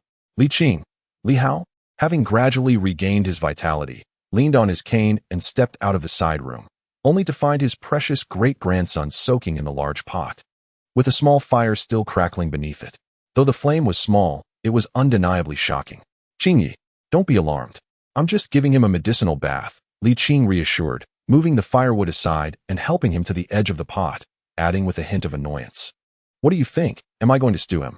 Li Hao was momentarily speechless, chuckling awkwardly. Anyone who witnessed that scene would surely think otherwise. "Great-grandfather." Little Bao's nose was glistening with sweat, his face flushed as he pleaded, "I don't want to soak anymore. I've become a stinky treasure. Stay in. It's beneficial for you, with countless advantages," Li Hao replied with a smile. "Others would wish for this opportunity, but can't have it. Cherish it well." "Fine." Little Bao, feeling helpless, splashed the water out of boredom. Li Hao observed the little one for a moment before saying, "Qingyi, after this round of recuperation, shall we conduct the next session at the Marquis' residence?" "Certainly." Li Qing nodded in agreement. "That was my intention as well. With winter approaching, it will only get colder, and the conditions at the Marquis' residence are far superior. I can directly come over to assist you with your recuperation." Li Hao sighed. "I appreciate your concern, Qingyi." At this, Li Qing shot him a disapproving glare. Little Bao interjected, "Is great-grandfather going to live at the Marquis' residence?" "Yes, do you welcome it?" Li Qing asked with a smile. Little Bao nodded enthusiastically, replying, "Of course, the Yongqing Marquis' residence is yours, after all." Li Qing chuckled softly, "It belongs to me. And to all of you as well." Pausing for a moment, he added, "But great-grandfather's secret must not be known by too many. Be careful not to let it slip. Understood?" "Why is that?" Li Hao asked sternly. "Where do all these questions come from?" "Just remember," Li Qing replied, gently patting the little one's head. "When you grow a bit older, you'll understand why." As he spoke, He transmitted a minuscule amount of true energy, lifting the little one out of the pot and wiping the water droplets off with a cotton cloth, leaving the little one feeling quite bashful. "Great-grandfather, let me dress myself." Li Qing, not insisting, said, "Go to the study and come out later." "Okay." Little Bao, completely unclothed, grabbed his clothes and dashed off to the study. Li Hao, with a benevolent expression, chuckled, "At such a tender age, you still feel shy. You were just like this when you were young, weren't you?" Li Hao paused, momentarily lost in thought, as memories from long ago eluded him. The past was no longer significant. The present held greater importance. Li Qing took his hand and led him to the parlor, reassuring him that it mattered not if he could not recall, for there would always be others who remembered. There would be ample time for reminiscence in the future. For now, it was essential to cherish each day. "Indeed, I shall heed your advice, Qingyi." In the parlor, the grandfather and grandson sat adjacent to one another. Li Hao inquired, "What plans or visions does Qingyi have for the future of the Ming dynasty?" Li Qing candidly replied, "To be frank, I do not possess a specific plan. Plans will always fall short of the unpredictable changes that arise. With such vast land and a large population, how could one expect to impose personal will? We can only adapt to circumstances. To put it pessimistically, we must take one step at a time." Indeed, the Ming was evolving, the era was transforming, and the conflicts were shifting. Li Hao sighed. "We can only respond to the changes as they come. The thought itself makes one's scalp tingle. The weight of it is overwhelming." Li Qing merely smiled in response. "Focus on your own well-being. Do not burden yourself with external matters at this juncture." Li Hao offered a wry smile, "Yet I still wish to contribute. In politics, I am of no assistance to you, Qingyi, but I believe I can offer some insights on economic matters. Lately, I have been contemplating the future trajectory of the Ming economy. Do you have any leads?" Li Qing asked. "Some, though they are still not fully formed." "Allow me a bit more time for contemplation," Li Hao replied. Li Qing sighed softly. "I cannot dictate your thoughts. Just do not place excessive pressure upon yourself." "Understood." Li Hao nodded, speaking softly. "The Ming is on the brink of a great explosion of potential. This is both a blessing and a curse. Humility brings benefit, while arrogance invites loss. The stage before the fruition of greatness is the most critical phase. In the future, the development focus of the Ming will undoubtedly lie in industry and commerce, yet I will not be able to partake in it." Li Qing jested. "Do you feel that you were born in the wrong era?" "Not at all," Li Hao replied with a smile. "I am content to have participated in its most pivotal stage. I am merely a touch regretful." Li Qing spoke gently. "Rest assured, you have successors." Li Hao laughed, nodding. "With over a century of accumulation, the richest in the Ming dynasty, this young lad has boundless potential. Under your guidance, I have no worries." Pausing, he mused. "Perhaps this young one will be fortunate enough to witness a transformed Ming, a rejuvenated era. Once the Ming reaches its zenith, two paths will emerge. One is to rest on past laurels, relying on substantial reserves. The other is to actively seek change and forge a new path." Li Hao understood Li Qing well, certain that he would choose the latter, never allowing the dynasty to languish in complacency. It is hard to fathom what such a Ming would look like. Chapter 398. A son unlike his father, Li Qing too was lost in reverie. Yet, having genuinely immersed himself in the Ming for over a century, he was not blindly optimistic. He understood all too well the entrenched shackles of thousands of years. Breaking free from them was no easy feat. One could not leap into a brilliant era but must progress gradually. Even such gradual changes are not simple. Only by truly comprehending the system does one grasp the difficulties of altering it. Killing is simple. Changing a system is fraught with challenges. Only through the experience of profound suffering can we catalyze institutional reform. However, the price of such suffering is exceedingly high. Li Qing is reluctant to endure this, having worked tirelessly for a smooth transition. To desire both yet achieve neither is destined to be arduous.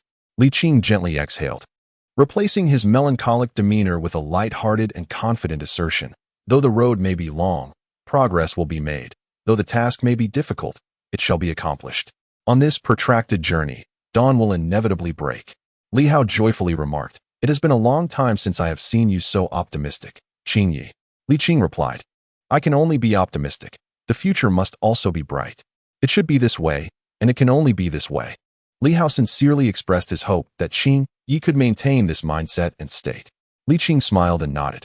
In the capital, Zhu Hozong pondered the message relayed by Liu Bing for a moment and declared, "Since the Li family wishes to remain in the shadows, I shall seize this opportunity to step into the limelight. Huang Jin, your servant is here. Take the Eastern Factory personnel to the Royal Mausoleum and sell in bulk, disregarding costs, to flood the Jiangnan market. Your servant shall obey." Huang Jin concurred, but pondered a moment before asking, "Your Majesty, surely we must have a specific price in mind. Let it be based on the market price of previous years." Zhu Hozong asserted with authority, adding, "Even slightly lower is acceptable. As long as there are buyers, the court shall sell as much as they wish." Huang Jin hesitated. Would this not allow the wealthy to take advantage? Zhu Hozong smirked coldly. These affluent individuals are already at their limits, their resources nearly depleted, and they cannot consume much more. At this juncture, it is a psychological battle. The lower the courts offer, the more unsettled the wealthy will become. Zhu Hozong remarked nonchalantly, "Selling at such a low price demonstrates the court's confidence, proving our ample reserves of cotton and linen. Winter is approaching. We must expedite the process, or else the common people will also be affected." Huang Jin understood, bowing deeply. "Your servant will attend to it immediately." "Wait a moment," the emperor interjected. "Once arrangements are complete, let Feng Bao handle it." Zhu Hozong spoke softly. "You are not young anymore. Cease your wandering and remain by my side." Huang Jin sniffed, nodding earnestly. "Your servant will always accompany your Majesty. Nowhere is better than here." "Very well, go. I take my leave." Zhu Hozong gazed into the distance, lost in thought for a long while, and murmured, "I can now proudly declare that I am a good emperor for the country and the people, having restrained many of my desires." It seemed as if he was speaking to himself, or perhaps to someone else. After a prolonged silence, Zhu Hozong self-deprecatingly remarked, "I hold on to Qing Li, yet cannot grasp Li Qing." "Father." Zhu Hozong returned to his senses and turned to inquire, "Have you completed the review of the memorials?" "Yes. Please review, Father," Zhu Zili respectfully replied. Zhu Hozong nodded and proceeded to the imperial study. "What is this batch about? In a single county, even in the face of drought, how could so much money and grain be necessary for relief? Military expenditures can also be curtailed. You allow the common people to suffer, and they may grumble a bit. However, you truly overreach when you let the military endure hardship." Zhu Zili felt chastised and muttered, "Father, the military also has personnel drawing empty salaries. Is that the same matter?" Zhu Hozong's anger flared. "There are certain matters that must be treated seriously, yet others, as long as they are not excessive, must be tolerated appropriately. Do you understand the concept of prioritizing the significant while allowing leniency for the trivial? I am foolish. You, Zhu Hozong, are consumed by your frustrations. Despite my constant teachings, you dare to respond with such ignorance? Who do you think you are? You are the crown prince. I have reiterated countless times that one can possess pride, but must never wallow in self-doubt. You, incorrigible fool, go reflect upon your actions." Zhu Zili, in deep despair, could only acquiesce respectfully. In the Eastern Palace, after enduring prolonged distress, Zhu Zili finally broke down. After a bout of destruction, he declared, "This position of crown prince is unbearable," before shutting himself away from all. The officials of the Zhan family sought an audience in vain and were compelled to approach the emperor. Upon hearing their report, Zhu Hozong was seized by furious indignation. As one who prided himself on his sagacity, he found his son's behavior utterly exasperating. He summoned the crown prince forthwith, reprimanding him vehemently. In the aftermath, he became so agitated that he fell ill, suffering a severe headache, exclaiming, "A son who does not resemble his father." Even after consuming medicine prescribed by the imperial physician, his condition did not improve. Cherishing his health, he promptly dispatched a messenger on a swift journey to Jinglong, conveying the gravity of his discomfort in urgent tones, insisting that Li Qing return to the capital post-haste. Upon receiving the missive, Li Qing was skeptical. Given his understanding of the emperor, he suspected it was a ruse. However, Li Hao held a differing opinion. "Master Qing, this is a gamble we cannot afford. It is not a matter of mere probability. The current juncture is pivotal for the Ming Dynasty. Should there be a shift in imperial authority, the repercussions would be immense." Li Hao urged, "I have recently completed my treatment and am in sound health. If the emperor is indeed well, you can return in due time." Li Qing retorted, "I know him too well. There is a high chance he is deliberately deceiving me to summon me back, yet there remains that slight uncertainty." Li Hao interjected, "The emperor is not one to be idle. After decades of rulership, His health could genuinely be in jeopardy. We must weigh the significance of each matter. Li Qing sighed, fully aware of the implications, but feeling the weight of urgency. Very well, I shall make haste. You must take your medicine regularly. I will return swiftly. Li Hao smiled. I feel quite well. There is no cause for concern for at least half a year. With a resigned sigh, Li Qing turned to the little one. Ensure your great-grandfather adheres to his medication and takes care of his health. Rest assured, I will fulfill my duty. The little one declared, thumping his chest confidently. Li Qing gently patted the child's head. I will reward you with a generous red envelope for the new year. In truth, Li Qing did not genuinely believe Zhu Hozhong would encounter any issues. The methods of nurturing health were effective, and the elixirs, though not exceptionally potent, had been consumed for many years with tangible benefits. However, as Li Hao remarked, the stakes were too high. If there were any truth to the matter, the consequences would be dire. Acknowledging that the emperor had calculated this very point, Li Qing felt compelled to comply. By heavens, you better truly be ill. Li Qing gritted his teeth, hastening towards the capital. Time was of the essence. Upon reaching Suzhou, he merely exchanged brief pleasantries with Yongqing, inquiring about the current situation before swiftly continuing his journey to the capital, feeling as if his legs might give way from exhaustion. Upon his arrival in the capital, Zhu Hozhong's headache had miraculously subsided. He had never truly been ill. His discomfort had merely stemmed from vexation, and after a few days, he felt entirely well. Yet, faced with the relentless approach of Li Qing, he felt compelled to feign illness, insisting that his head still throbbed, and he had been preoccupied with the cause of his ailment. Li Qing's medical skills are commendable, yet he hesitates to make hasty judgments regarding the human brain. Given the tumultuous months of conflict, it is not inconceivable that Zhu Hozhong might find himself in such a predicament. My time is exceedingly precious and cannot be squandered, Li Qing asserted. Speak the truth now, and I assure you, there will be no repercussions. Zhu Hozhong, however, dared not speak candidly. Li Qing's character is widely acknowledged. To speak the truth at this moment could lead to dire consequences. Thus, after careful contemplation, he resolved to pursue a middle ground. Your Majesty, I am indeed suffering from a severe headache, akin to being pierced by needles, Zhu Hozhong lamented. I no longer aspire to immortality, yet I do not wish to meet my end either. Li Qing responded, Your health appears robust, with no apparent ailments. Indeed, aside from this excruciating headache, I feel mostly well, Zhu Hozhong replied. I have taken several doses of the medicine prescribed by the imperial physician, yet there has been no improvement. It seems that only your true energy can provide the remedy, Master. Li Qing inhaled deeply, reaffirming, I truly cannot afford any delays. I understand, Zhu Hozhong nodded. Once my headache subsides, you may take your leave. Surely, that is acceptable? Li Qing remained silent for a moment before warning, If you impede my significant affairs, I shall not spare you the consequences. Would I feign illness? Zhu Hozhong expressed his displeasure. Does the master believe that I still require your support to govern the officials? With a cold demeanor, Li Qing stepped aside and retrieved the silver needles he had previously used for treatment. Acupuncture is the most effective remedy for headaches. Lie down, I shall administer the needles. Well, if it alleviates the pain, I shall comply, Zhu Hozhong grimaced but acquiesced. Moreover, Zhu Hozhong continued after a pause, the crown prince has come of age. I am cultivating his governance skills, hoping that when he is proficient, I can entrust him with regency. What do you think? Li Qing swiftly inserted a needle, replying coolly. That is acceptable, but he may only serve as regent, not as a retired emperor engrossed in the pursuit of immortality. The current state of the Ming is vastly different from that of the Xinzong era. This is a pivotal time when the imperial authority must not be easily altered. Just as Zhu Hozhong was about to respond, Li Qing inserted several more needles, causing Zhu Hozhong's facial muscles to spasm. I have observed your efforts. Despite my feelings towards you, I shall not act against you, Li Qing remarked, deftly manipulating the needles. In as little as 10 years, or at most 14 or 15. If you can navigate this critical period with stability, should you still wish to be a retired emperor, I shall not obstruct you. 10, Zhu Hozhong stammered, his expression one of distress. Li Qing chuckled softly. All those years of elixirs and health practices have not been in vain. Your lifespan extends beyond mere decades, provided you cease the internal strife of wanting too much at once. But this seems excessively long, Zhu Hozhong murmured discontentedly. Li Qing retorted with a cold smile.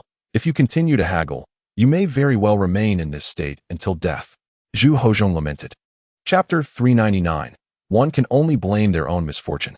The cotton and hemp reserves from the royal tomb have begun to be transported to Jiangnan for sale, have they not? Zhu Hozhong opened his mouth. Li Qing removed 2 silver needles, prompting Zhu Hozhong to speak more fluently. Indeed, it commenced some days ago. They likely have already arrived in Jiangnan. Lu Bing is there, and I trust the feedback will arrive promptly. Has the cotton and linen from Jiaoji not arrived yet?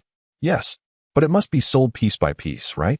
Zhu Hozhong smiled wryly, stating that with so much accumulated, time is required. Li Qing nodded slightly and remarked, in truth, you are performing quite well. I am aware of your efforts. Zhu Hozhong was momentarily taken aback, a sudden wave of emotion washing over him. Yet he was abruptly flooded with a profound sense of grievance and anger, retorting, how I conduct myself is my own affair. There is no need for your judgment. Li Qing, unfazed, simply smiled and replied, after all, you are a descendant of the Zhu family. You have not brought shame to your ancestors. In a century's time, when you descend below, you shall receive accolades. Zhu Hozhong, unable to maintain his composure, turned his head away, petulantly declaring, I never intended to be an emperor. I understand. Li Qing responded, but why do you harbor such emotions towards me? Why this differential treatment? Is it truly fair? Zhu Hozhong's temper flared. Why can you not regard me with the common feelings of humanity? You deceive me, you exploit me, and yet you look down upon me. Li Qing methodically removed the silver needles and began to clean and disinfect them, stating, then allow me to apologize. I am sorry. Zhu Hozhong paused, rendered speechless. Where is absolute fairness to be found? Li Qing sighed softly. You bear the surname Zhu. You are a member of the Zhu family, the direct grandson of Emperor Xianzong, the nephew of Emperor Xiaozong, and the cousin of Emperor Zhengde. With the Ming Dynasty lacking heirs, if not you, then who shall take the mantle? You are well aware of this logic, yet understanding does not prevent resentment from arising. Such is human nature. Li Qing chuckled lightly. Indeed, at present, you cannot relinquish power. However, had you never attained it, you would not suffer from the fear of loss. I concede that my indulgence has led you to this state. You desire the common sentiments of humanity? Very well, I shall grant you that. In the future, when you feel wronged or frustrated, think of me. Li Qing lamented. Once basic needs are met, human joy and suffering often stem from comparison. You are certainly better off than I am, are you not? Reflect on me, and your suffering may diminish. Zhu Hozhong found himself at a loss for words. In truth, had I not indulged him, the outcome would not have changed. Li Qing sighed. The result would only be his despair. The political landscape would remain tumultuous, and as the most qualified heir to the throne, you would find yourself in no different a position than today. Many matters cannot be resolved by a single individual's decree, not even by me. You are likely aware of this. Li Qing continued, I cannot resist the institutions that have developed over millennia. Do you think that simply selecting any prince will suffice to inherit the realm? Zhu Hozhong remained silent for a long while, bitterly reflecting. Is it solely my unfortunate fate to blame? That depends on your interpretation, Li Qing replied leisurely. Let me ask you, is it better for a man to live a life of grandeur or one of obscurity? Zhu Hozhong found himself in a quandary. Such is humanity, twisted, conflicted, torn between desires and fears. Li Qing playfully inquired, did you ever envision the man you are today when you received the imperial edict in years past? Zhu Hozhong responded gloomily. Before that moment, I had never considered becoming an emperor.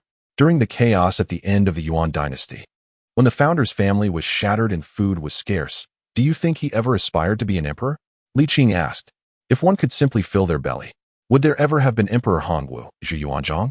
He would have merely been a cowherd, Zhu Chongba, a farmer, Zhu Chongba, and you would have inherited your family estate, continuing to work the land for the landlord and tending cattle.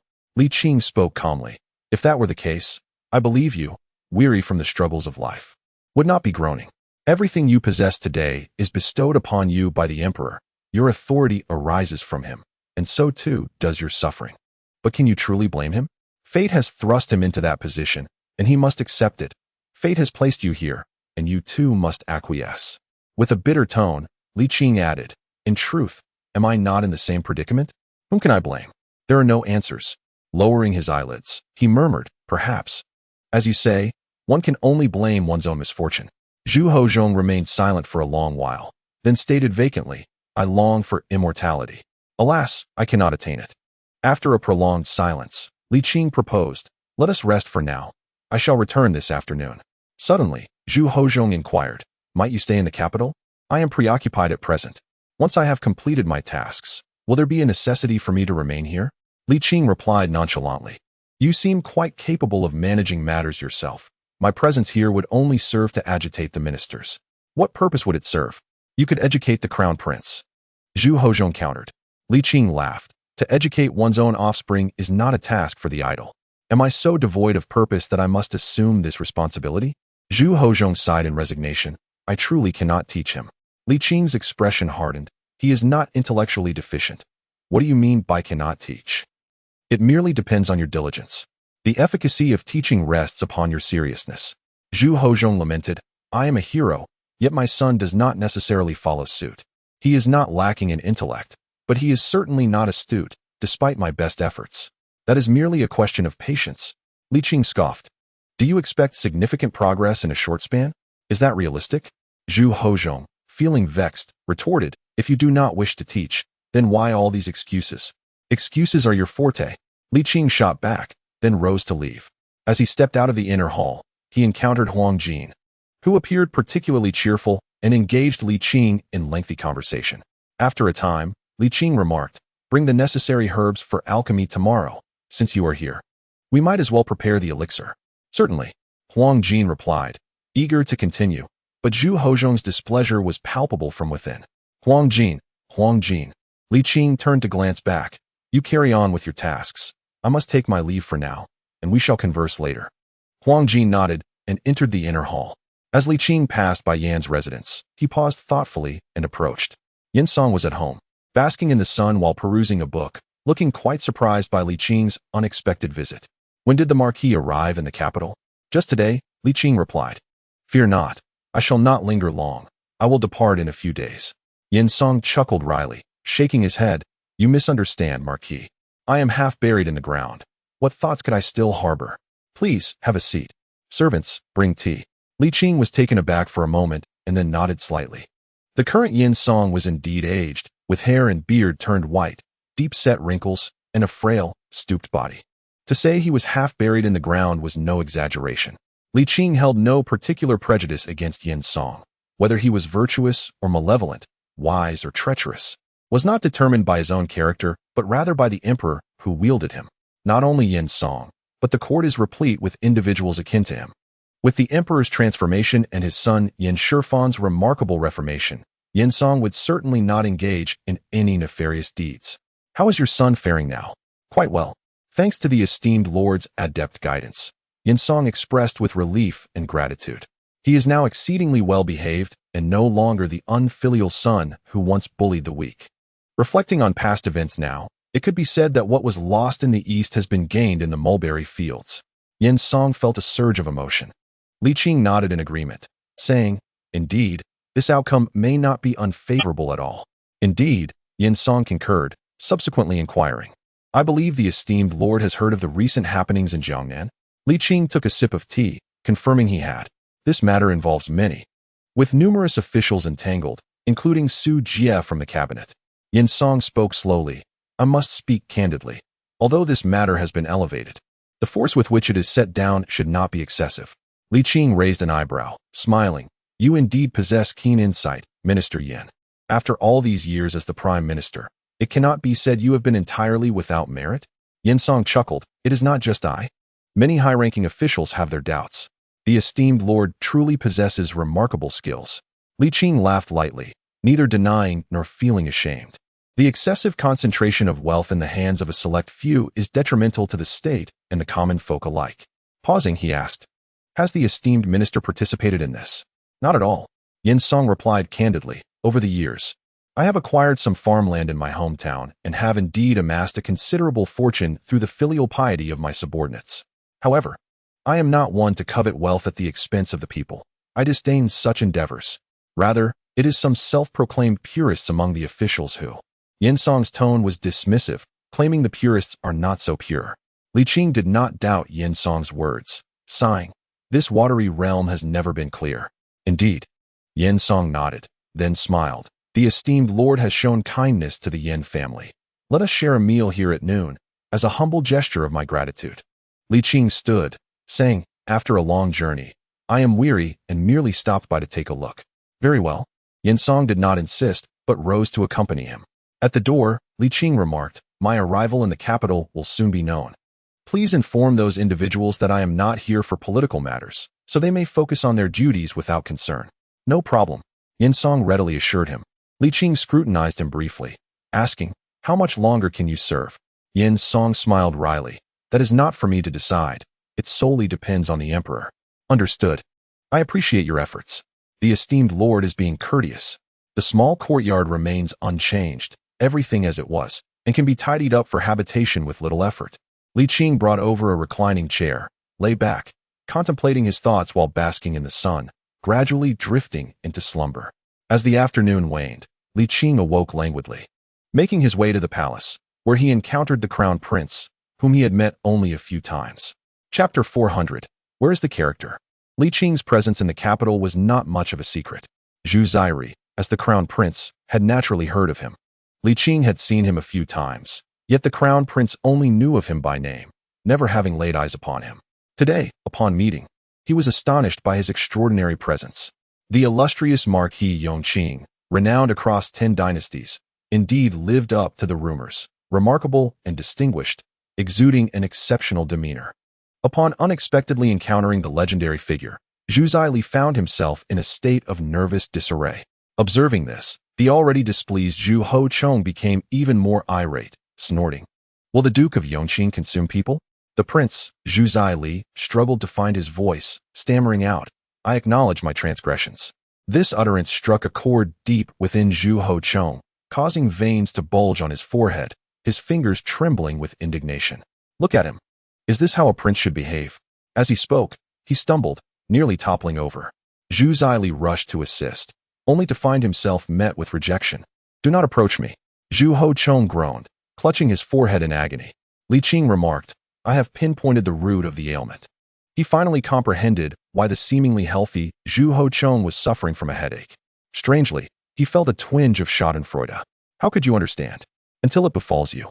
You remain unperturbed. Zhu Hochong retorted, if your son behaved thusly, I doubt you would remain so calm. Quickly, fetch me 2 needles. Zhu Hochong demanded.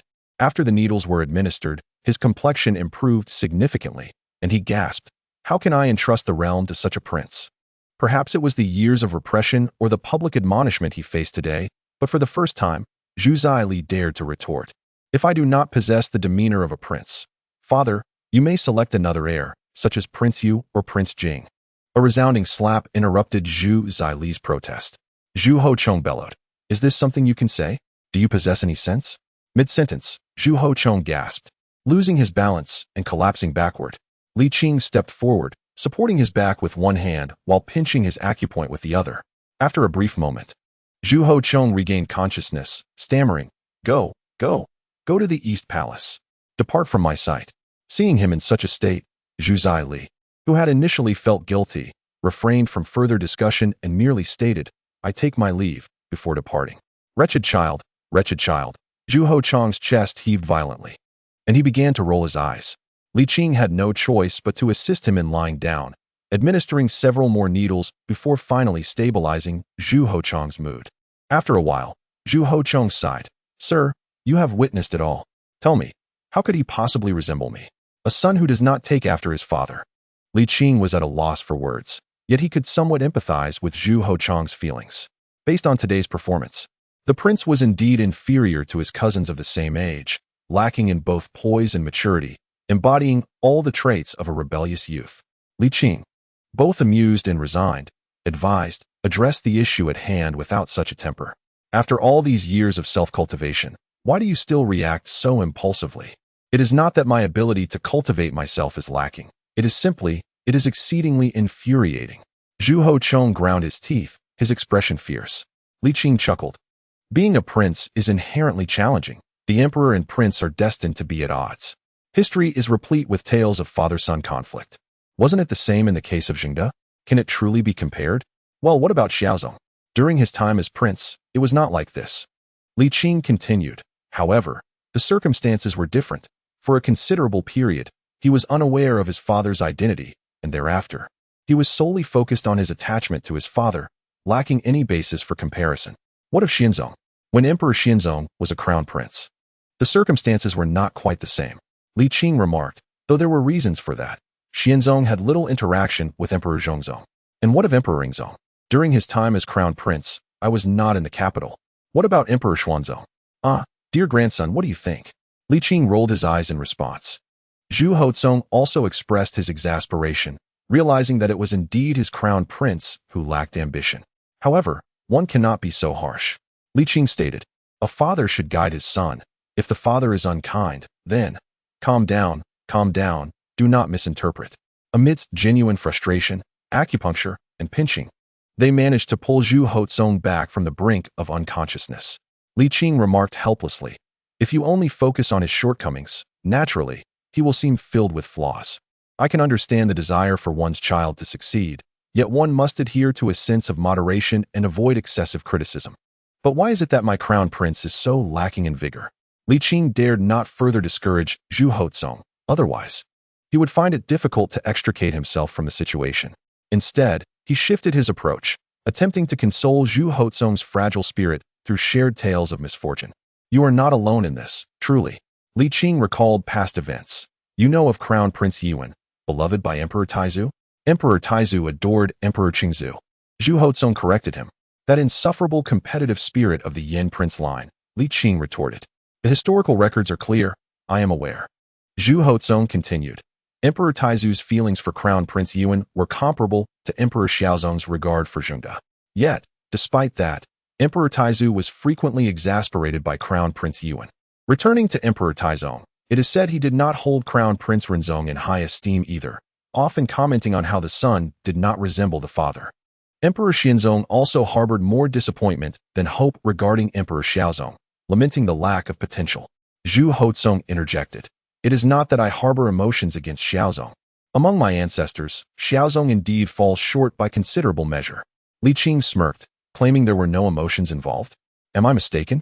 Li Qing remained noncommittal, stating, I share this with you merely to convey that you are not singular in this sentiment. As the saying goes, every family has its own difficulties. Zhu Hozong fell silent. After a long pause, he mused, yet this crown prince may not even measure up to Xiaozong. Smack! Li Qing struck him lightly, scoffing, enough of that. If Xiaozong had other offspring, would the throne have fallen to your line? Not to mention, if your father heard you speak of his elder brother in such a manner, he would surely reprimand you. After a moment, he added, your parents' union was orchestrated by Xiaozong. Without him, you would not even exist. Your father holds a deep respect for Xiaozong as his elder brother, so do not overstep. Very well, it seems I have misspoken. Zhu Hozong exhaled deeply, stating, you can see the situation for yourself. As for governance and the management of the realm, I am quite adept. However, I truly lack confidence in nurturing a son of such caliber. You wish for my guidance? You cannot claim you have not taught before. Why is it that my crown prince is deemed inadequate? Zhu Hozong began to feel discontent, angrily exclaiming, you have taught Renzong, Xuanzong, Xianzong, Xiaozong, and even Wuzong when they were crown princes. Why is it that my crown prince receives no instruction? At the time of Renzong and Xuanzong, I was firmly established in the capital, merely acting out of convenience. Li Qing remarked, as for Emperor Xian, rather than saying I taught him, it would be more accurate to state that I suppressed him, and for a very brief period. Emperor Shao was similarly short-lived, while Emperor Wu, endowed with great talent, was not a product of my teaching. Li Qing continued, the moment I speak, he comprehends. Even in silence, he grasps the essence. What does that imply? That my son is dull-witted? Zhu Hozong, infuriated, retorted, is it so that my son lacks your attention and time? Do you see me stating such things? Li Qing, somewhat irritated, responded, what do you take me for, a caretaker? A caretaker? I wouldn't stoop to that level. Li Qing, with a hint of annoyance, added, you, as a father, are more than capable of educating your son. Why must you rely solely on me? You possess the ability. What you lack is merely patience. Zhu Hozong shot back. You harbor grievances against me, treating me with undue distinction. Why does a mere hint of kindness illuminate your face? Li Qing replied coldly. I have treated you fairly. Compared to your cousin, you have faced fewer hardships. Furthermore, when you claim I treat you differently, it is indeed true. Among the 11 emperors of the Ming, I have bestowed upon you the art of alchemy and the teachings of the Tao. Should I continue? I shall deliver a sharp reprimand. Li Qing's anger began to rise. Contrarily, Zhu Hozong found his composure. You are preoccupied, I understand, but once your schedule permits, I expect you to visit the capital. Zhu Hozong grumbled. At the very least, you must teach the crown prince for a duration. I cannot be at a disadvantage. Seeing Li Qing roll up his sleeves, Zhu Hozong quickly added, I do not seek much, just the same amount of time you spent with Emperor Shao. Li Qing took a deep breath and inquired, Does your head still ache? Zhu Hozong paused. You ask if my head still aches? After a moment of reflection, he responded, Well, it truly does not hurt anymore. Cough, cough. Truth be told, it was merely the result of my anger, not an ailment.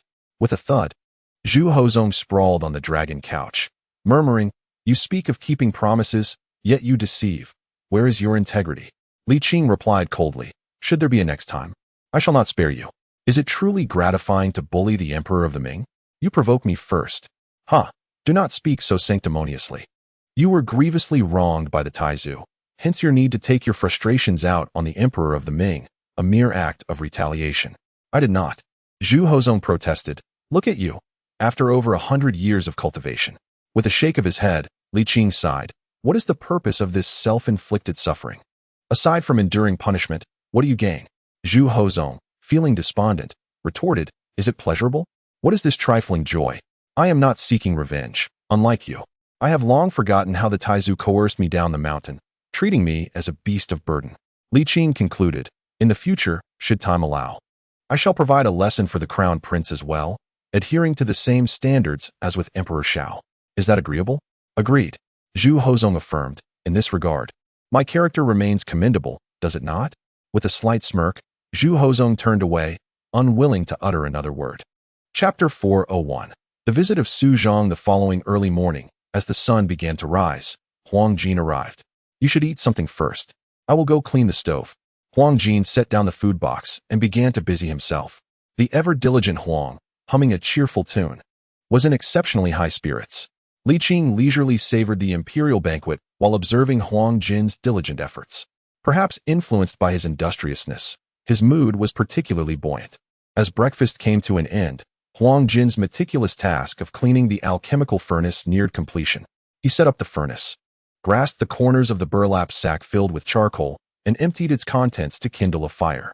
Despite being over 50, he worked with remarkable vigor. Yuan Jin, Li Qing called, resting his chin in his hand. Huang Jin paused, turning his head to look at Li Qing. What is up?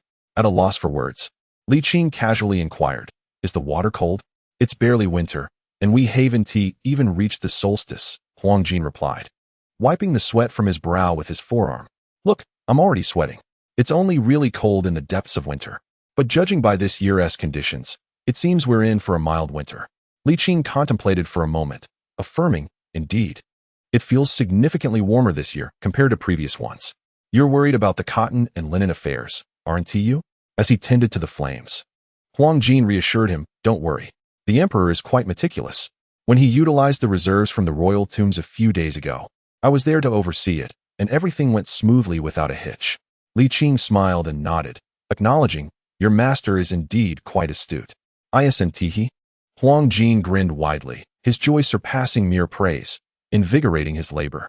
He took several deep breaths, and the high-quality charcoal blazed brightly, sending flickers of flames dancing in the breeze. It's ready, Huang Jin exclaimed. He then produced 2 pieces of the imperial selection of roasted sweet potatoes, saying, You've just had breakfast, so you can't eat too much. One for each of us. Li Qing chuckled and nodded in agreement, stepping forward to sort the medicinal herbs.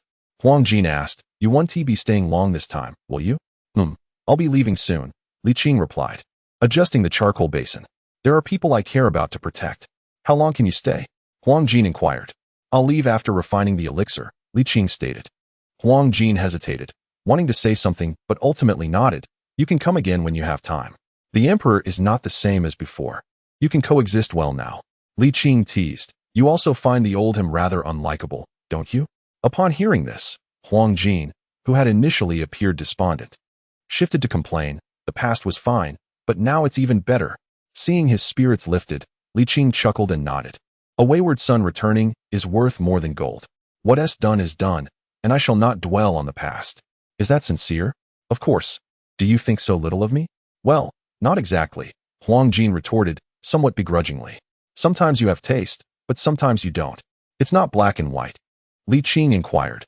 But when will you find time for yourself? Huang Jin sighed. It seems you've never had a moment of leisure. Leisure? What is that? Li Qing chuckled at his own predicament. In truth, my mentality is quite similar to his. Most of the time, I'm simply insatiable. Huang Jin sighed again, advising. Since you're aware of your shortcomings, you should make some adjustments. It's essential to balance work and rest. With such a vast Ming Empire and so many people, even if you exhaust yourself, perfection is unattainable. I understand the reasoning behind striving for excellence, but you must consider your well-being too. Don't wear yourself out. Li Qing smiled and nodded. I've always prioritized the significant over the trivial. It's just that there have been more significant matters in recent years. The emperor, so diligent and so wise, yet you still feel overwhelmed. If Huang Jin were to express it, the emperor could not possibly match your endurance after countless ages. Would he not be exhausted? Li Qing smiled gently, stating that it was essential to address pressing matters during the emperor's reign, such as promoting education, reclaiming the grasslands, and achieving wealth equality. Huang Jin understood but felt a bit disheartened. I do not mean to speak in favor of the emperor, but your expectations are rather stringent. Huang Jin remarked softly. Perhaps so, Li Qing conceded without argument, adding, he possesses the capability. Those who are capable must toil more. As it is both his responsibility and obligation, is it not? After a pause, he continued, I may be somewhat demanding, yet I am not unkind to him. Setting aside matters of alchemy and cultivation, even the current tasks, though arduous, will render his achievements resplendent and illustrious. Li Qing noted, merely reclaiming the grasslands could etch his name in history, ensuring his legacy endures through the ages. This was indeed a truth, and Huang Jin nodded slowly. Li Qing chuckled lightly, stating, though I cannot grant him eternal life, I can bestow upon him a different form of immortality, one that future generations will celebrate. Is this not a kind of longevity? Huang Jin paused, then joyfully exclaimed, I shall convey these words to the emperor. He will surely be pleased. Li Qing laughed softly, shaking his head. In truth, he understands it all, yet he desires too much. And you seek much as well. Are you not also troubled? Huang Jin inquired. Li Qing was momentarily taken aback. You roast sweet potatoes while I refine elixirs. We shall chat after our duties, he replied. Oh, very well. Gazing towards the distant Lianjiaten, Zhang Juzhing asked, Su Shi, are we heading to the Yin residence? No, we are going to the home of the Yongqing Marquis, Su Jie replied solemnly. He. Indeed, he has returned. He is back, Su Jie stated. He entered the imperial palace yesterday. I see, Zhang Juzhing responded nonchalantly, though his heart raced with excitement and curiosity. Su Shi, given the Yongqing Marquis' character, would he remain in the capital to meddle in court affairs? Such influence cannot be easily dissuaded by others. Why would you? Zhang Juzhing chuckled awkwardly. Isn't that a thankless task? Su Jie expressed his frustration. Do you think I am worried about him stirring up trouble? Pray, Su Shi, speak plainly, Zhang Juzhing said, adopting a listening posture reminiscent of an earnest student. Su Jie paused, then sighed. Uncle Da, though you are at the Zhanshi residence, you must have heard about the recent anomalies in cotton and hemp prices? Zhang Juzhing nodded lightly, frowning. I have heard. The Jiangnan gentry have indeed gone too far this time. Their actions are simply. Suddenly recalling something, Zhang Juzhing's tone softened. Do you believe the Yongqing Marquis' arrival in the capital is to address the abnormal rise in cotton and hemp prices? Su Jie shook his head. Then what is it? Su Jie replied bitterly. The reason for the abnormal rise in cotton and hemp prices is, in fact, a result of the Yongqing Marquis' machinations. The Yongqing Marquis' machinations? Zhang Juzhing exclaimed in astonishment. Su Shi, that seems rather implausible. Consider it carefully. If cotton and hemp prices were to plummet drastically, what consequences would ensue? Zhang Juzhing furrowed his brow in contemplation, and after a moment, his expression shifted to one of astonishment, his mind reeling. Astounding. Not only are the methods ingenious, but the execution is also impeccably meticulous. To achieve such a feat without detection is truly unbelievable. Observing Su Jie's troubled expression, Zhang Juzhing refrained from vocal approval, merely nodding slightly to indicate his understanding of the underlying significance. Su, what would you have your student do? Zhang Juzhing inquired. He was acutely aware of his desires. He understood that to realize his ambitions, he must ascend to the pinnacle, rendering all else inconsequential until that summit was reached. Su Jie was quite pleased with Zhang Zhuxing's demeanor. After a moment of contemplation, he replied, "There is no need for any specific action. Simply provide support when the time comes. This matter bears profound implications, and as a Grand Secretary, I cannot remain an idle observer." "Your earnest concern is appreciated, Master Su," Zhang Zhuxing said earnestly. "Your kindness to your students is deeply felt, and how could I refuse to assist in matters within my capacity?" Su Jie chuckled softly, taking Zhang Zhuxing's hand and giving it a gentle pat. At that moment, Huang Jin, having just completed his tasks, noticed Li Qing busy and heard a knock at the door. "Who is it? Is it you, Eunuch Huang? I am Su Jie. May I inquire if the Duke of Yongqing is at home?" Huang Jin glanced at Li Qing, asking, "Is he here?" Li Qing continued his work nonchalantly, stating, "My secret is no longer a secret. The Emperor's pursuit of immortality is also no longer concealed, and there is no need to hide the alchemical processes." Huang Jin nodded, calling out for them to wait a moment as he approached the door.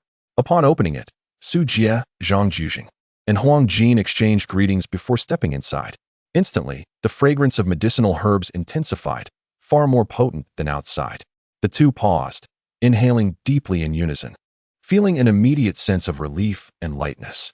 Gazing at the alchemical furnace in the courtyard, the two exchanged a knowing glance, instantly comprehending Li Qing's endeavors.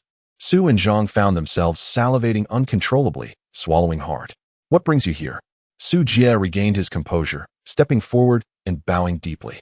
"I have met the Duke of Yongqing." Zhang Zhuxing followed suit with a respectful bow. "Let us dispense with formalities and get straight to the point."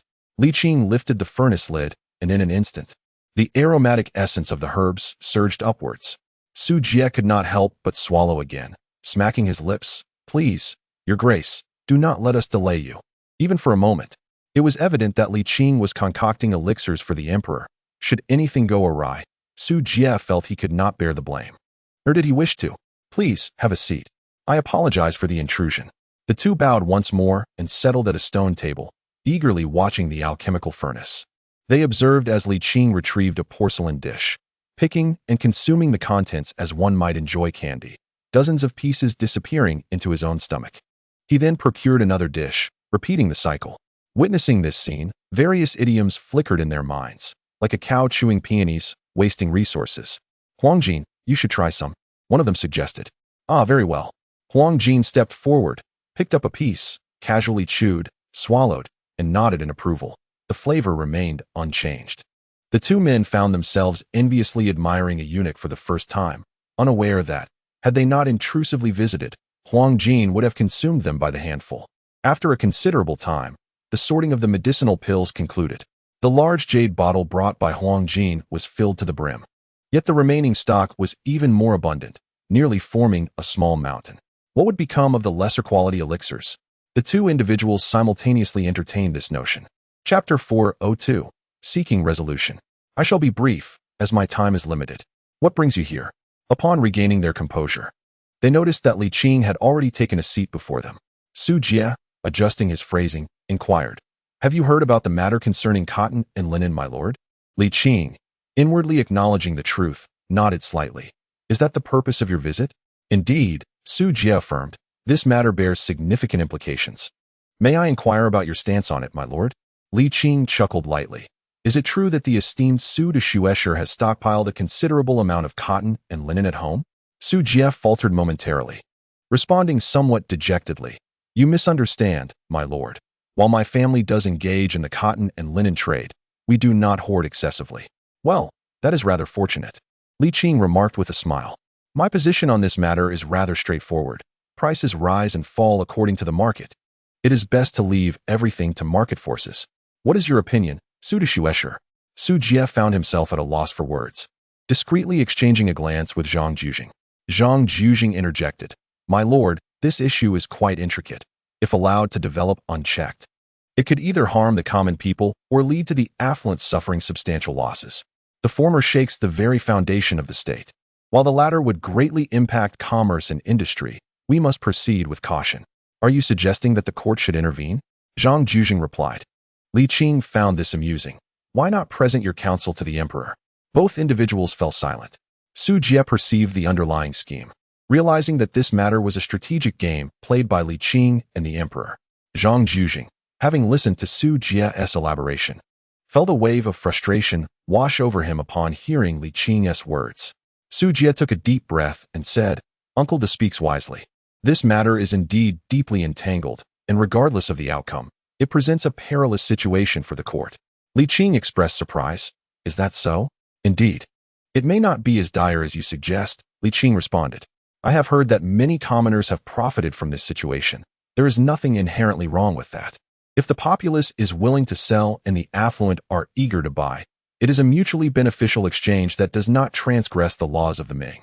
The court cannot simply prohibit trade, can it?" Pausing momentarily, he added, "Speaking of intervention, has the court not already intervened? I have heard in Jiangnan that cotton and linen can only be sold within the Ming and are prohibited from being exported. Otherwise, families would face confiscation and punishment, and the commoners would not suffer. And what of the affluent?"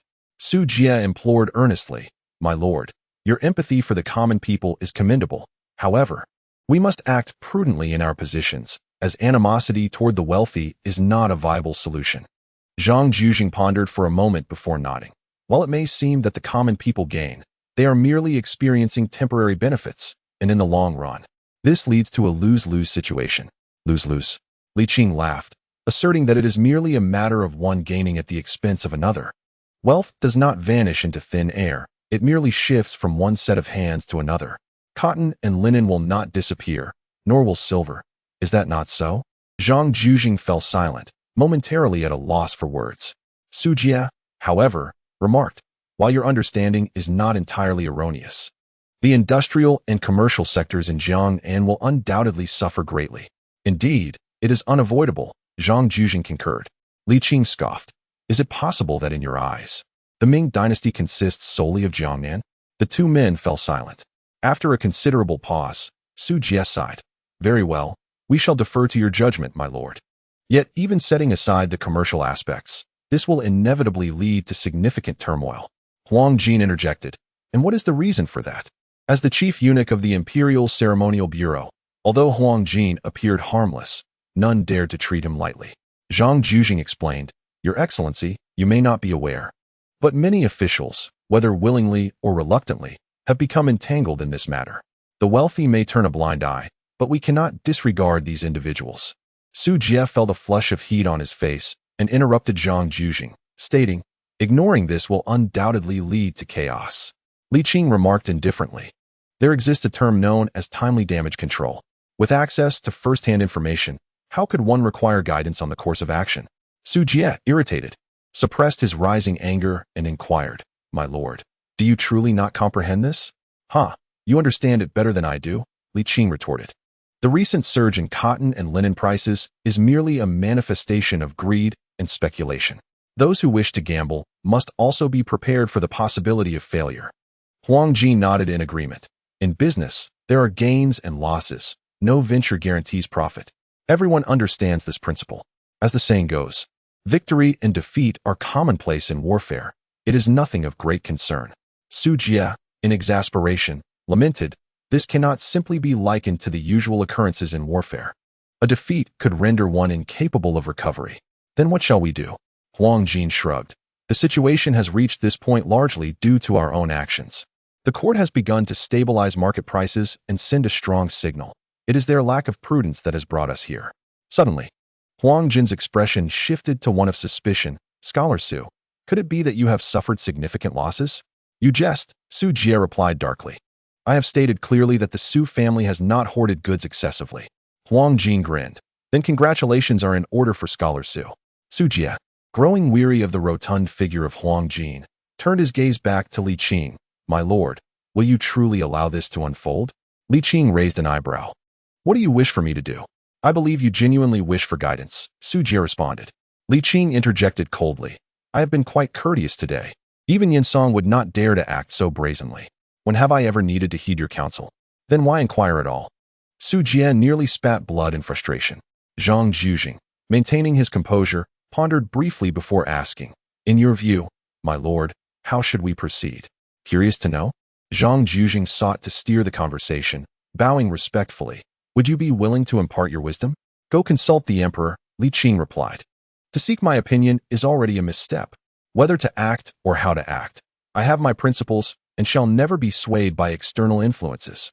Su Jie took a deep breath and, with a serious demeanor, stated, It is not that I value wealth above all else, but this matter warrants our utmost attention.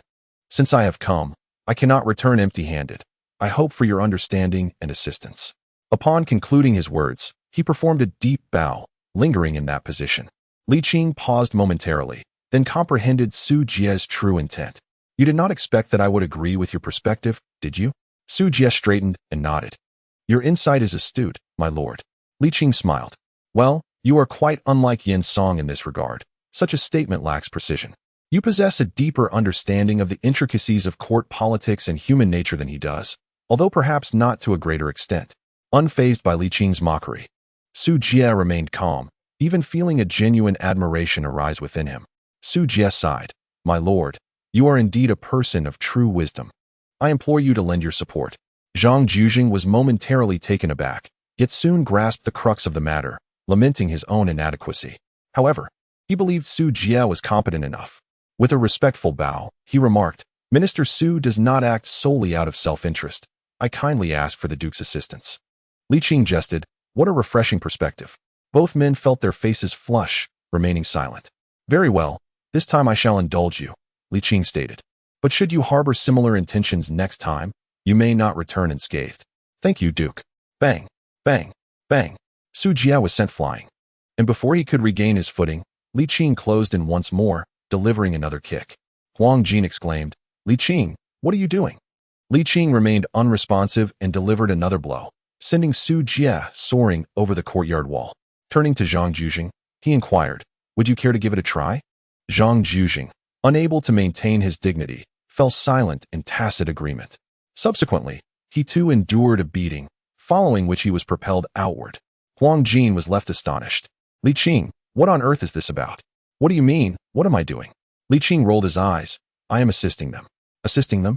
Huang Jin was taken aback, suddenly understanding, and asked, Are you suggesting a strategy of self-sacrifice? More or less, Li Qing replied. Taking a beating here will earn them the respect of their peers, fostering greater loyalty. Quite a bargain, indeed. Well, Huang Jin said helplessly. Do you truly believe these individuals wield such power? Li Qing laughed heartily. If power were undesirable, why would so many be ensnared in the confines of rigid conventions? Huang Jin sighed. Curiosity piqued. Why do you wish to help Su Jie? Su Jie possesses the potential to be a leader of integrity, Li Qing explained. After Yin Song, someone must step into the ecological niche he occupied. Su Jie aspires not to be another Yin Song, and this aligns with my interests, the emperor's, and the expectations of the court. Huang Jin scratched his head in confusion. Do not dwell on these matters, Li Qing chuckled. It is better to be idle, intoxicated, or infatuated. Your perspective surpasses theirs.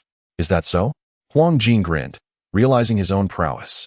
Li Qing could not help but smile.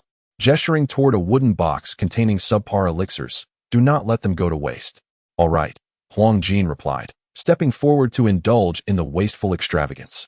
In the sedan chair, both men bore swollen faces, disheveled clothing, and were covered in dirt, presenting a rather pitiful sight. Zhang Jujing, relieved to have survived, asked, Su, are you not concerned that he might be serious? Duke Yongqing is too astute, Su Jie replied. A clever person would not engage in foolishness. What shall we do next? We shall head to the palace immediately. Once our injuries heal, we cannot have endured this punishment in vain, Su Jie stated. We shall present our injuries to the emperor. Zhang Jujing exclaimed in astonishment. The emperor and Duke Yongqing are clearly allies. Shouldn't we present this to the officials instead? Su Jie chuckled, speaking earnestly, Uncle Da. The emperor is also a wise man. Exceptionally intelligent individuals will collaborate with us, as he too requires someone like Su Jie. Zhang Jujing paused, then felt a sense of admiration. Master Su, your wisdom is profound. Chapter 403. The collapse of wealth. Are we leaving already? Once I am at leisure, I shall return again. Huang Jin said despondently. When will you ever find the time to be at leisure? I shall eventually find leisure, came the reply. Li Qing remarked. In truth, I have never completely departed over all these years. Huang Jin was momentarily taken aback. Once he regained his composure, Li Qing had already stepped out the door. If I do not return soon, I shall be aged by then. Huang Jin sighed and departed from the small courtyard. In Suzhou, at the Futai Yamen, Li Qing encountered Yang Shun, as well as Liu Bing and Shun Lian. During this period, their interactions had been quite harmonious, characterized by a mutual appreciation. In the study, the four of them took their seats in succession.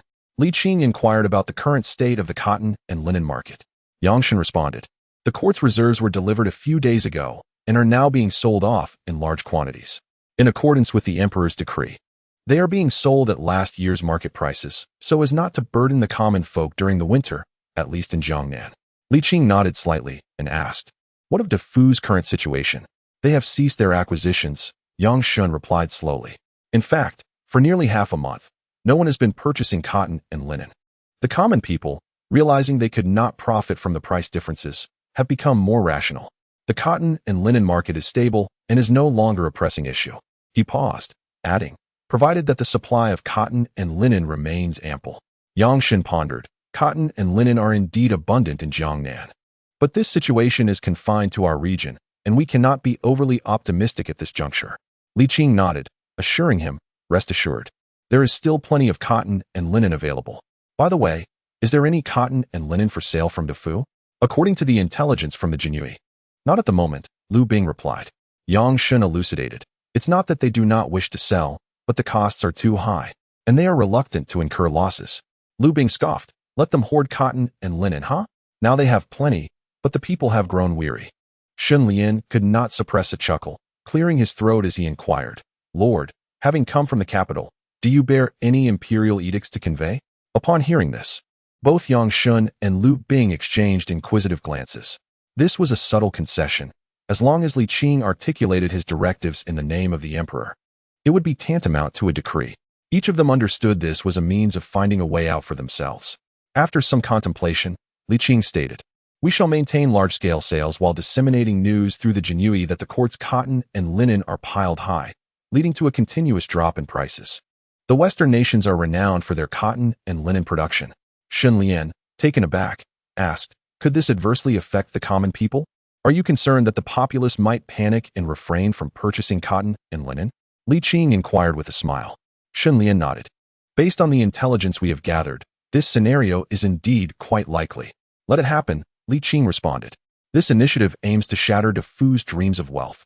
While it may have some impact on the common folk, it will be exceedingly limited." He continued, "The information available to the common people lags behind. Motivated by the prospect of profit, many have stockpiled cotton and linen.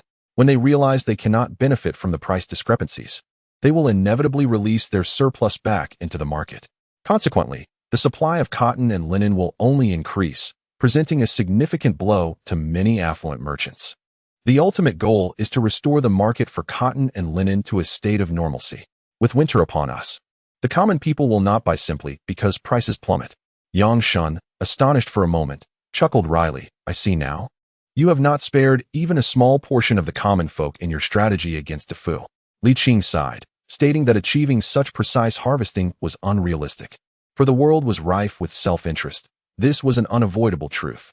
Fortunately, the common folk involved were but small players, and they had previously reaped considerable gains.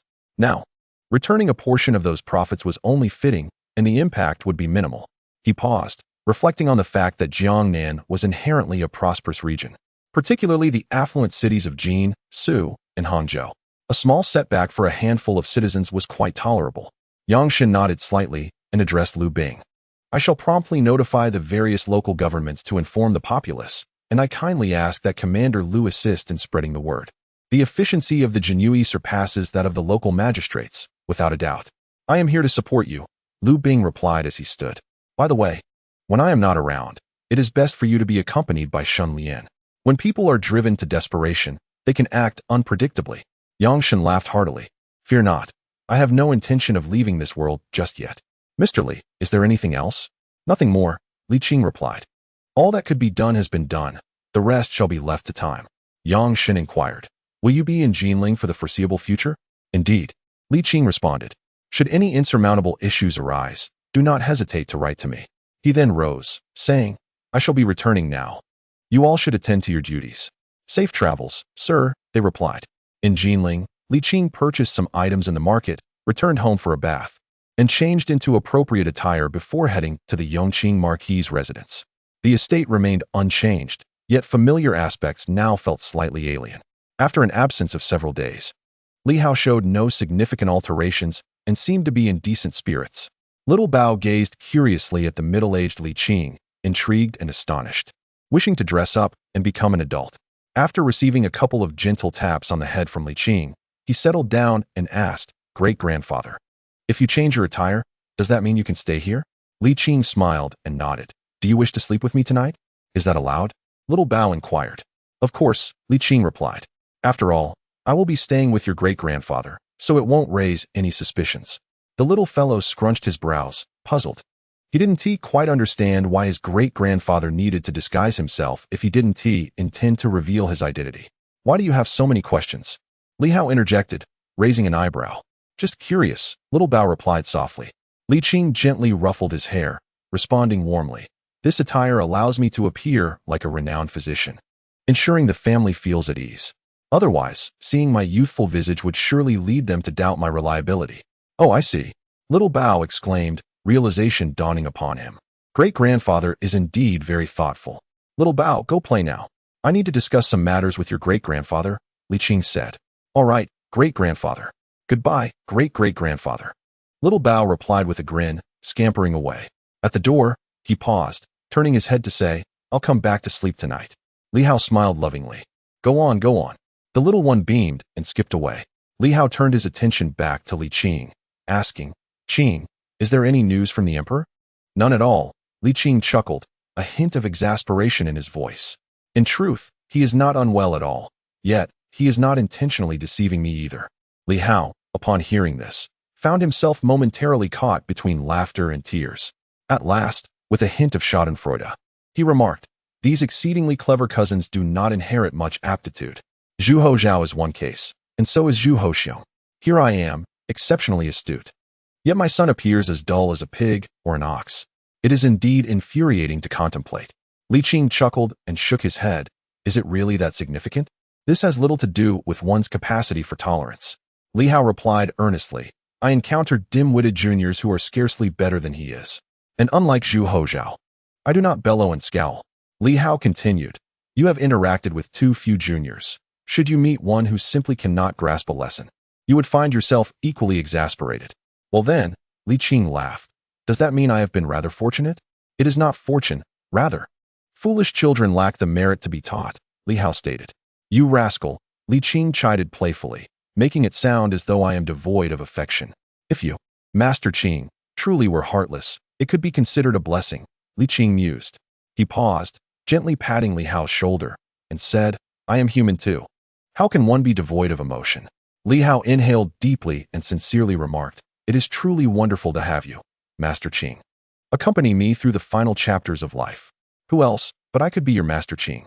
Li Qing smiled, assisting him to lie down on the bed while preparing for acupuncture. This year has indeed proven to be a mild winter, despite it being early December. Snow has yet to fall. Though the water tank may freeze, it does so only in the early morning, melting away by noon.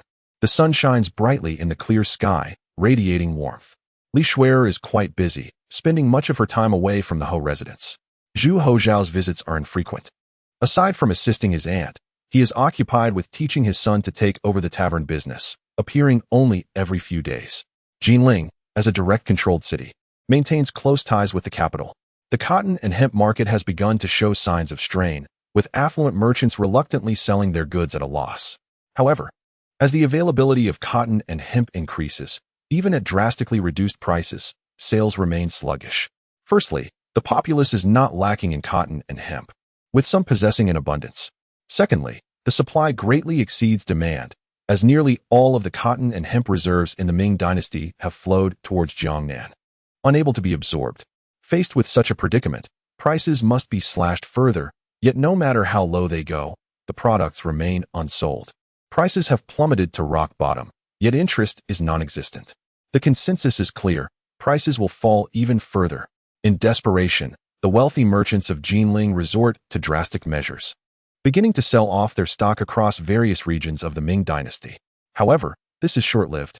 as the increasing number of affluent merchants from Jinglong selling indiscriminately soon overwhelms Su and Heng.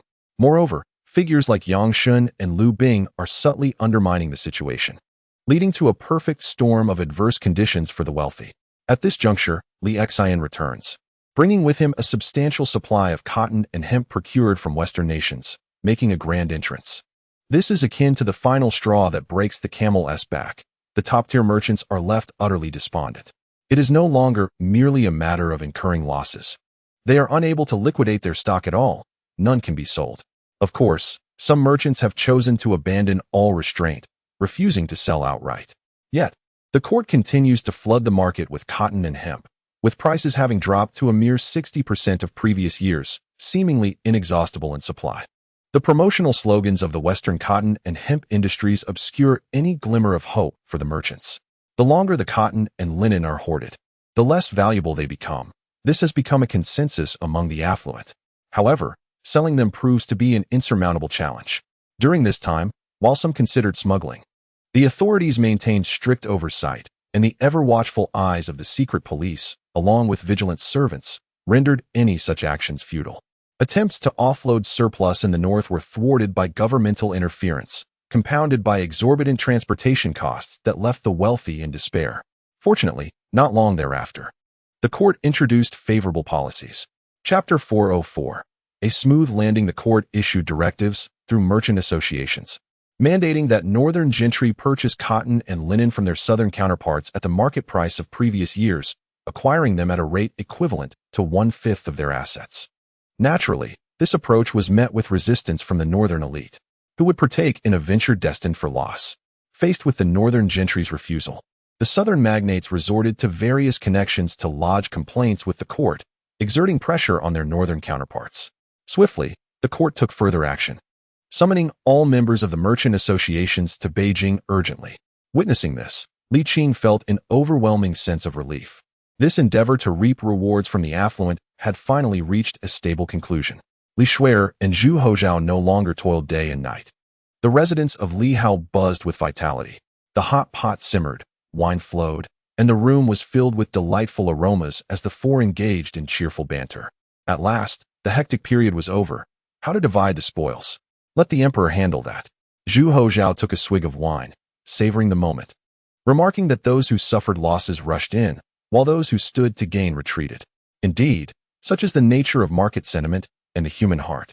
Li Qing smiled, asserting that only through this could the strategic objective of harvesting from the wealthy be accomplished. Li Shuai pondered aloud. Why not allow the court to handle the acquisitions? This way, the northern gentry would be placated and benefits would flow into the court's coffers. Would it not be more advantageous? While court acquisition is certainly beneficial with numerous advantages, it also harbors significant drawbacks.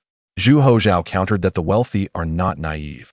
Should the court overtly engage in buying, suspicions would arise, leading them to believe that the surplus of cotton and linen was merely a facade created by the court, as it is widely perceived that the government seldom engages in unprofitable ventures.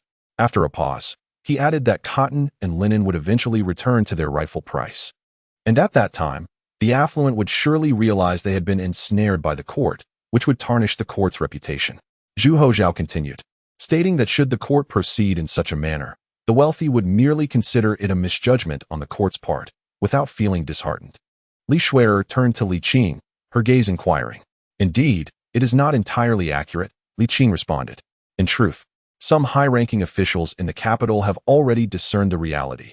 This matter cannot remain concealed from all, and the truth is destined to emerge. Zhu Hozhao paused, exclaiming in amazement, "It seems the courtiers have indeed evolved." Li Qing chuckled and nodded. It is often said that governance in the Ming Dynasty is fraught with difficulty.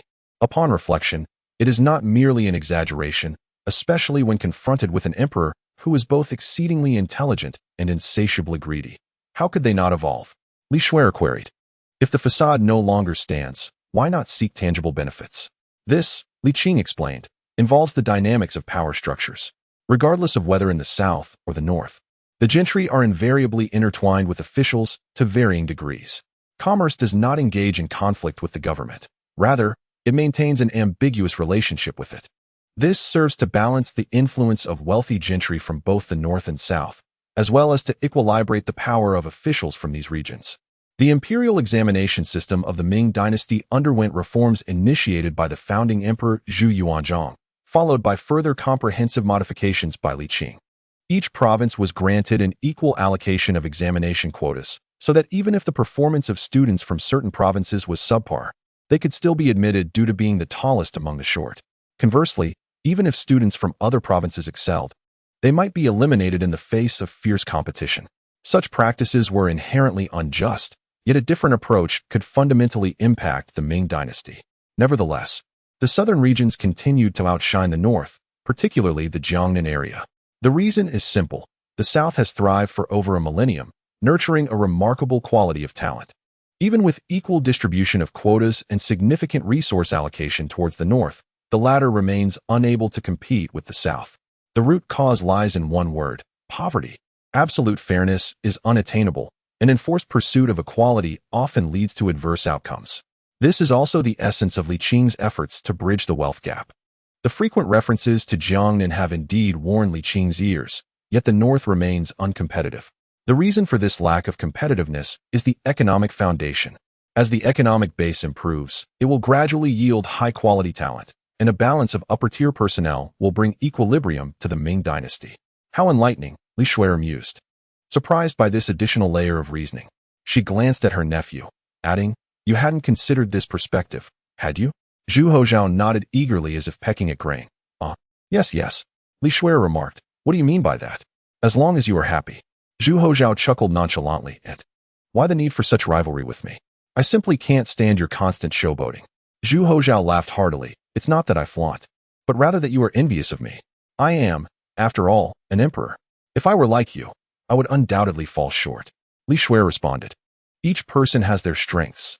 Dear sister, you are more than capable. In terms of technological research and development, you surpass Xiao Shouzi and your elder brother significantly. Your business acumen is commendable as well. Given time, you will stand on equal footing with me." Li Hao smiled reassuringly. "Do not dwell on your weaknesses." Li Qing nodded. "Being proficient in everything is less effective than excelling in one." Li Shui felt a flush of warmth on her face, retorting, "It's mainly because Xiao Shouzi constantly mocks me." Zhu Hozhao rolled his eyes. "Is it my fault? Clearly, I was offering you clarity, yet you interpret it as mockery. I am quite wronged here. You should speak less." Li Qing picked up his chopsticks. "Let us eat." "Uncle, would you care for a drink?" Zhu Hozhao replied. "Stop pretending. I know you want a drink. With Dr. Li present, what harm is there in indulging a little?" Li Shui was aware that despite her elder brother's years of abstinence, he still craved wine and exchanged a questioning glance with Li Qing. "A couple of drinks, one tea hurt." Li Qing nodded. "Xiao Hao, if you wish to drink, go ahead." Li Hao licked his lips. "After all these years of restraint, I can manage a moment longer. Perhaps during the new year. Drinking is detrimental to health.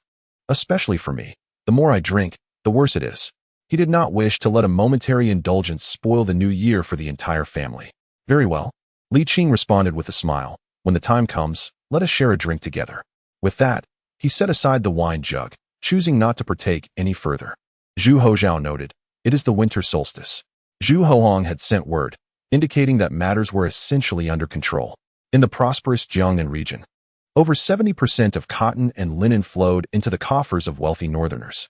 As compensation, the court granted these affluent individuals a tax reduction of 30% for 3 years. Initially, they sold at exorbitant prices, then bought back at lower rates, and ultimately enjoyed a 3-year tax exemption of 30%. It would not be an exaggeration to say that the northern gentry were reaping profits with great delight. The wealth amassed from the majority of the substantial fortunes of the affluent from Jin, Su, and Hangzhou, along with the generous concessions from the Li family and the court's considerable expenditures, amounted to staggering figures. Although the acquired cotton and linen had yet to yield profits, the immediate income was already substantial enough to fill their coffers. Coupled with the 3-year exemption from commercial taxes, it was certain to spur these gentry to vigorously develop their industries and commerce. With ample capital and the court's support, there was little reason for them not to flourish, ultimately benefiting many commoners in the north. This transfer of wealth was remarkably successful, though replicating it would be quite challenging. Nevertheless, there was a silver lining. Following this incident, the wealthy would think twice before hoarding goods for profit. For an extended period, they would not forget this bloody lesson. However, The court did not take advantage of the top-tier affluent from Jiangnan. Rather, it provided certain assistance, offering loans based on the scale of their industries, interest-free for 3 years. Selling cotton and linen had recouped some losses, and with the court's loans, many wealthy individuals were able to maintain their business operations, thereby preventing numerous commoners from losing their livelihoods. The latter part of the letter lamented the substantial financial losses incurred by the court, claiming that the treasury was nearly depleted. Li Qing lost interest in reading further. As for the compensation for the Li family's finances, Zhu Huang had not disbursed any funds, merely stating that the court's expenditures were exorbitant and it needed to catch its breath. However, Li Qing was not particularly concerned about this matter. Igniting a fire stick, he set the letter ablaze, the flames casting a red glow upon his face. With a smile, he sighed contentedly. Ah, at last, we can celebrate the new year properly. He owed 500 characters and would rectify it soon, as the approach of the new year brought a multitude of tasks. Chapter 405. Winter Solstice Snow, a bowl of dumplings, most of which had found their way into the little one's belly. When the last dumpling was offered to him by his great-grandfather, the little treasure waved his tiny hands, exclaiming, "I'm really full. I can't eat anymore." Li Qing did not press him, finishing it himself. He set down his chopsticks and inquired, "What is your great-great-grandfather attending the parent-teacher meeting for? And what is your great-great-aunt busy with?" The little one pondered for a moment, speculating that she was likely doing accounts, especially with the new year approaching. "By the way, great-grandpa, will I be getting a red envelope this year? Such a little money grubber." Li Qing playfully pinched his nose, chuckling, "You little rascals only think of my few coins." The child, feeling shy, scratched his head and inadvertently caught sight of the scenery outside the window, gasping in surprise, "It's snowing." Li Qing paused for a moment, gazing out the window at the gray sky, where delicate snowflakes danced down from above. Stepping beneath the eaves, he exhaled a breath that formed a mist in the chilly air, raising his hand to catch a flake that fluttered his way. The snowflake was crystalline and pure, quickly melting into clear water. Li Qing observed it for a while, then, huffing out warm breath, remarked, "Indeed, it is snowing." "It's snowing," the little one exclaimed, brimming with joy. As the snowfall intensified, the prospect of a snowball fight filled him with excitement. Li Qing strolled out from under the eaves and into the courtyard, tilting his head to the sky. The overcast heavens were biting cold, and the snowflakes fell freely, soon thickening in number. By the looks of it, the snowfall would only grow heavier. "It's snowing. It's snowing." The little one bounced around Li Qing, his face alight with anticipation, eagerly awaiting the heavy snowfall and the thrill of a snowball fight. "Great-grandfather, great-grandfather." Li Qing snapped back to attention. "What is it?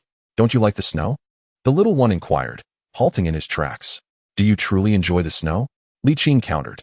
The little one nodded vigorously. "Of course. We can build snowmen and have so much fun throwing snowballs." After a brief pause, he added, their essay saying, "In winter, cover the wheat with 3 layers of blankets, and sleep on buns come spring. Isn't snow wonderful?" "Not at all. Snow can be quite delightful. Your great-grandfather loves it." Li Qing smiled, patting the little one's head. "Now, go see if your great-grandfather's meeting has concluded." "Okay." The little one nodded and looked up at the sky, grinning as he skipped away. Li Qing turned and sat on the stone steps beneath the eaves, watching the white snow blanket the ground, slowly melting into water, lost in thought, gradually becoming entranced. "Grandfather, what are you thinking about?" Li Qing blinked, realizing a thin layer of white had settled on the ground. He lifted his gaze to see Li Xian supporting Li Hao, with the little one trailing behind. "Is the meeting over?" Li Hao nodded. "Lunch will be ready soon." "Grandfather, you should join us. You look quite unwell." "You all enjoy yourselves. I've just eaten," Li Qing replied, rising to his feet and stepping forward to take over Li Xian's tasks, casually inquiring, "How much longer can you continue in this position as governor?" Li Xian responded, "I am no longer young, and with my father's health declining, I have no desire to continue this relentless pace. I have drafted my resignation letter and plan to submit it to the capital tomorrow." "That sounds reasonable," Li Qing nodded. "Spend more time with family and savor life. You stepped into your grandfather's shoes at a young age, and after decades, you deserve a respite." Seeing Li Qing's agreement, Li Xian felt a weight lift from his shoulders and then asked, "In your opinion, should we cultivate the next generation?" "There's no need," Li Qing sighed softly. "One capable worker is sufficient. I shall take on more duties." The younger generation of the Li family should focus on commerce. The realm of power holds little allure. Li Qing nodded slightly. Grandfather, I want to play with great-grandfather and great-great-grandfather. The little one piped up. Let him stay here, Li Qing said. Li Qing nodded, offering a respectful bow. Little one, don't be mischievous. Okay. The snowfall gradually intensified, yet Li Hao remained in high spirits. Grandfather, shall we take a walk? Li Qing hesitated for a moment before nodding. Very well, let us walk. Great-grandfather, I want to join too. Li Qing smiled, extending his other hand. The little one eagerly placed his small hand in Li Qing's. Li Qing held one hand of a child and the other of an elder, strolling through the snow. The flurries fell heavier, soon covering their heads in a white blanket. Fortunately, there was no wind, and it was not too chilly, with Li Qing's vital energy surrounding them. Li Hao felt no strain.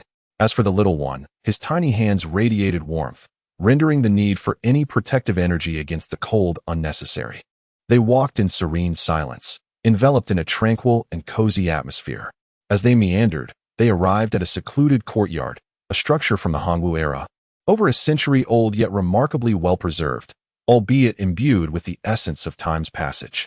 The snow seemed to accentuate its age. Grandfather, shall we take a look inside? What lies within? The little one inquired, his curiosity piqued, for he had never stepped foot in this courtyard before. Li Hao ignored the child's question and suggested, perhaps we should enter. It is no longer youthful and cannot withstand the ravages of time for much longer. Do you have the key? Li Qing asked. Li Hao produced the key he had prepared earlier and handed it over. Unlocking the door, they stepped over the threshold, just as a gust of wind swept in, sending snowflakes swirling into their eyes.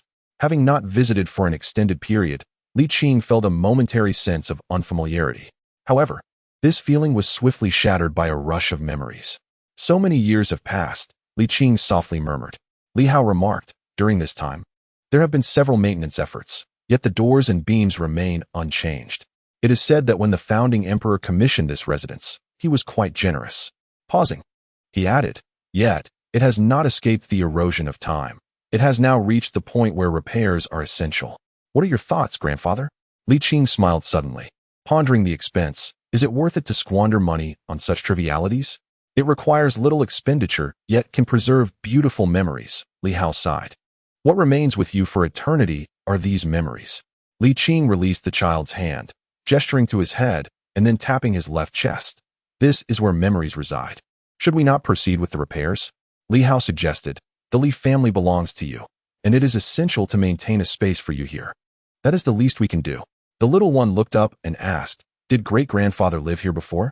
Li Qing nodded with a smile. At that time, our family was small, and this courtyard sufficed for our needs. Now, the estate has expanded significantly, primarily due to the growing family. Li Hao has many sons, each with numerous children of their own, and the little one is one among them. With the servants included, there are over 200 people. Without expansion, it would soon feel cramped. I see. The little one nodded, agreeing with the notion that repairs would be wise, if great-grandfather wishes to return someday. It would be good to have a place to stay, wouldn't it? Li Qing chuckled. I have plenty of residences. I cannot occupy them all. There's one in the capital, another in Jinglong, and yet another in Jiaoji. However, I still favor this little courtyard. But that is not the estate, the child retorted. Li Qing gently replied. Yet it was the initial abode of your great-grandfather. All right then, seeing the insistence in his great-grandfather's eyes, the little one quickly shifted his tone, playfully pleading, great-grandfather, why not let the mason earn a bit more? Li Qing was taken aback for a moment before bursting into laughter. Only you would say such things. Hee, the Li family has amassed considerable wealth. It would be unwise to hoard it all. Little Bao grinned widely and said, great-grandfather, isn't that so? Li Hao replied, since Little Bao has said so, what do you think, Qingye? Li Qing scanned the courtyard, paused for a moment, and nodded slightly. All right. I will discuss this with my little sister. Discuss what, great-aunt? Oh dear, Little Bao has gained weight again. Li Shuai picked up the little one and stepped forward, saying, elder brother, lunch is ready. We await your arrival. Qingye, I shall not join. Li Qing waved his hand and said, Shuai, quickly assist your elder brother to the dining table. All right. Li Shuai supported her brother, and, freeing one hand, said to Little Bao, great-aunt, I have already eaten with great-grandfather. The little one, visiting this courtyard for the first time, had yet to explore it properly. Unexpectedly, Great-aunt paid no heed and pulled the collar, leading them outside. As the baby's babbling gradually faded into the distance, Li Qing began to drift into a trance, day after day, year after year, living in the moment without awareness. Yet if one were to pause and look back, they would discover how swiftly time flowed, an alarming revelation. Just like that, it had passed. The snow continued to fall, more heavily now. Fluffy snowflakes descended from the heavens, clinging to branches, blanketing rooftops, and piling up on the ground. Li Qing shook the persimmon tree, then the pomegranate tree, and finally squatted on the lowest stone step beneath the eaves, hugging his knees, gazing at the heavy snowfall, his eyes becoming increasingly distant. He had grown accustomed to it, yet felt a certain discomfort. When Li Shui returned, Li Qing had almost turned into a snowman, his eyelashes laden with white snow. She sat beside him and gently said, "I can be a listener." "I am nearly forgetting," Li Qing murmured. "I still remember their faces. But many other things have slipped my mind." After a moment of silence, Li Shui suggested, "Shall we go up the mountain to take a look?" Li Qing stood, took a couple of steps, and with a gentle shake, the snow scattered around him, leaving him untouched and revitalized. One can reminisce at any time. There is ample time. But not now. Li Qing stretched his limbs and inquired, "How are the prices of cotton and linen?" Li Shui sighed and replied, "There is still no improvement. The market sentiment cannot be swiftly altered. At least before the new year, there is no room for price increases in cotton and linen. That is good. It allows the common people to benefit," Li Qing remarked. "However, after the new year, we must adjust the market sentiment to restore cotton and linen to their normal prices. I will appeal to the emperor, and you shall handle the operations on the Li family's side." "No problem." "So decisive. You are quite confident." "Am I foolish?" "Not at all. You are quite intelligent." Li Qing smiled and said, "In terms of intellect, you are not much inferior to your mother, but your education does not match hers." "Why must you laugh?" Li Shui asked sadly. The snow fell throughout the night. Upon rising in the morning, the snow had accumulated to half a foot, smooth and pristine, resembling soft cotton. In the main room, the little one was dressed in a double-breasted coat, topped with a fur cloak, and wearing a mink hat, round and plump, slurping hot porridge while gazing longingly at the white paper window reflecting the snow, wishing to take flight. "Eat well." "Oh." Reluctantly, the little one withdrew his gaze and quickly devoured the rice porridge. As the porridge in the bowl neared its end, yet another peeled tea egg plopped into the dish. The little one pouted slightly and murmured, "I'm almost finished." "Finish your meal before playing," Li Qing replied sternly. "One egg won't suffice." "All right." The child sighed like a miniature adult, then perked up with enthusiasm. "Great-grandpa, shall we have a snowball fight later?" Li Hao chuckled. "Having just eaten, I need to lie down for a bit to settle my meal. Since little treasure wishes to play, let him enjoy himself." "Great-grandpa?" "Absolutely." "Hooray." The little one ceased his chatter and focused on his meal. Before long, the small bowl was spotless. With a push, he set down the bowl, wiped his mouth with a napkin, and eagerly exclaimed, "Is it good to go now?" "You head out first. I'll be right there." "Hurry up." With that, the child dashed to the door, flung it open, and gasped, "What a heavy snowfall." Li Qing retorted, "Close the door quickly. The cold air is seeping in." "Oh, right." The little one vanished from the sight of the two, but the sound of his excited shouts made it easy to imagine his joyous frolicking in the snow. Children are always brimming with energy. Li Hao's eyes sparkled with affection as he softly remarked, "This is indeed the best time. Once they grow up, mature, and take on responsibilities, carefree days will be a thing of the past." Li Qing assisted him to lie down in the inner room and retrieved a book from the shelf. "If you need anything, just call. We won't be far." Li Hao nodded with a smile. Having a beautiful childhood is truly wonderful. Go on and keep him company. After a pause, he added, "Could you fetch me some writing materials? I wish to pen something." "Why engage in something so exhausting?" Li Qing scoffed. "Stop thinking about trivial matters and allow yourself some leisure." "But this is my passion," Li Hao chuckled. "I simply enjoy writing and drawing. Since I have the time, lend me a hand." With a gentle sigh, Li Qing reluctantly rose, conceding, "All right then." He spread out the rice paper, prepared the ink, and adjusted Li Hao's posture for comfort before saying, "We are merely a room apart. I can hear you without needing to raise my voice. Just call if you require anything." "You've repeated such words many times. I remember," Li Hao teased. "When did you become so chatty, great-grandpa?" "The reprimands I would have received in my youth now merely earn me a glare." "Great-grandpa, here comes the challenge." Just as Li Qing closed the door and had yet to turn around, the little one reminded him, and simultaneously, a snowball the size of a small fist came flying. As the snowball approached, Li Qing swiftly turned, raising a hand to intercept it. The snowball abruptly halted, suspended in midair, solid yet unmoving. The little one was astounded. Mouth agape, his eyes wide with wonder. Li Qing descended the steps deliberately, the snowball maintaining a foot's distance, gently bobbing in the air. Then, to the child's astonished gaze, it flew forth, striking him in the belly and bursting into 8 pieces. The little one snapped back to reality and immediately ran to Li Qing, clinging to his leg. Great-grandpa, great-grandpa, do it again, do it again. Li Qing glanced at the moon gate and said, soon, the family will arrive, so let us indulge in something else. Just once, the little one said, shaking Li Qing's arm eagerly. All right then. Li Qing pointed to a row of small snowballs the child had gathered on the snowy ground. Look closely. The child hurried over, witnessing the snowballs forming a circle, gradually lifting off the ground. After several feet, they collided with one another, shattering and scattering across the ground, as if a fresh snowfall had blanketed the area once again. Wow, wow, the child exclaimed, eyes wide with wonder. Great-grandpa, how did you do that? Is this a form of magic? I suppose it can be considered so, Li Qing replied. Alas, what a pity I cannot master it, otherwise. It would be quite impressive. The child, filled with excitement and regret, responded, isn't it nice to show off a bit? Who doesn't enjoy a display of prowess? The little one pouted.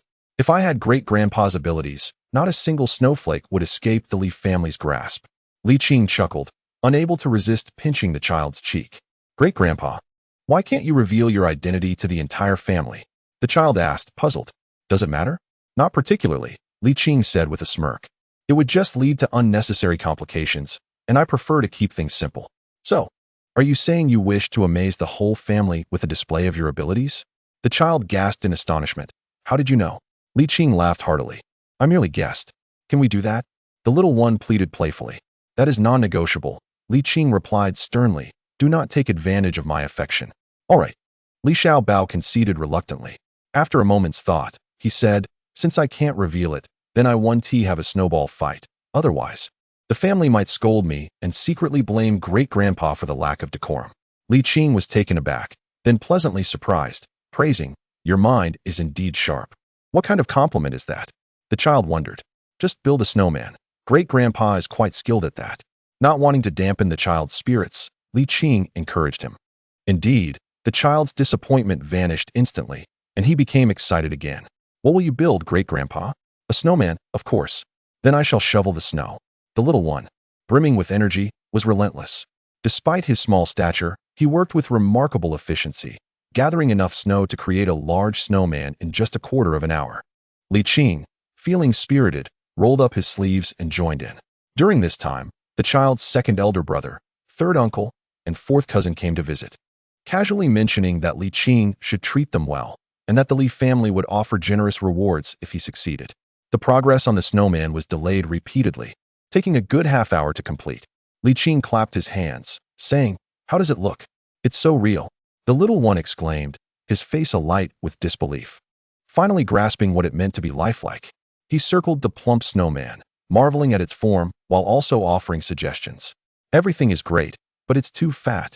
My belly isn't that round. It doesn't resemble me at all. Li Qing playfully gave him a light smack on the head, chuckling, well, this isn't meant to be you. Huh. The child instantly grew discontent. Great-grandpa, why didn't you build me instead?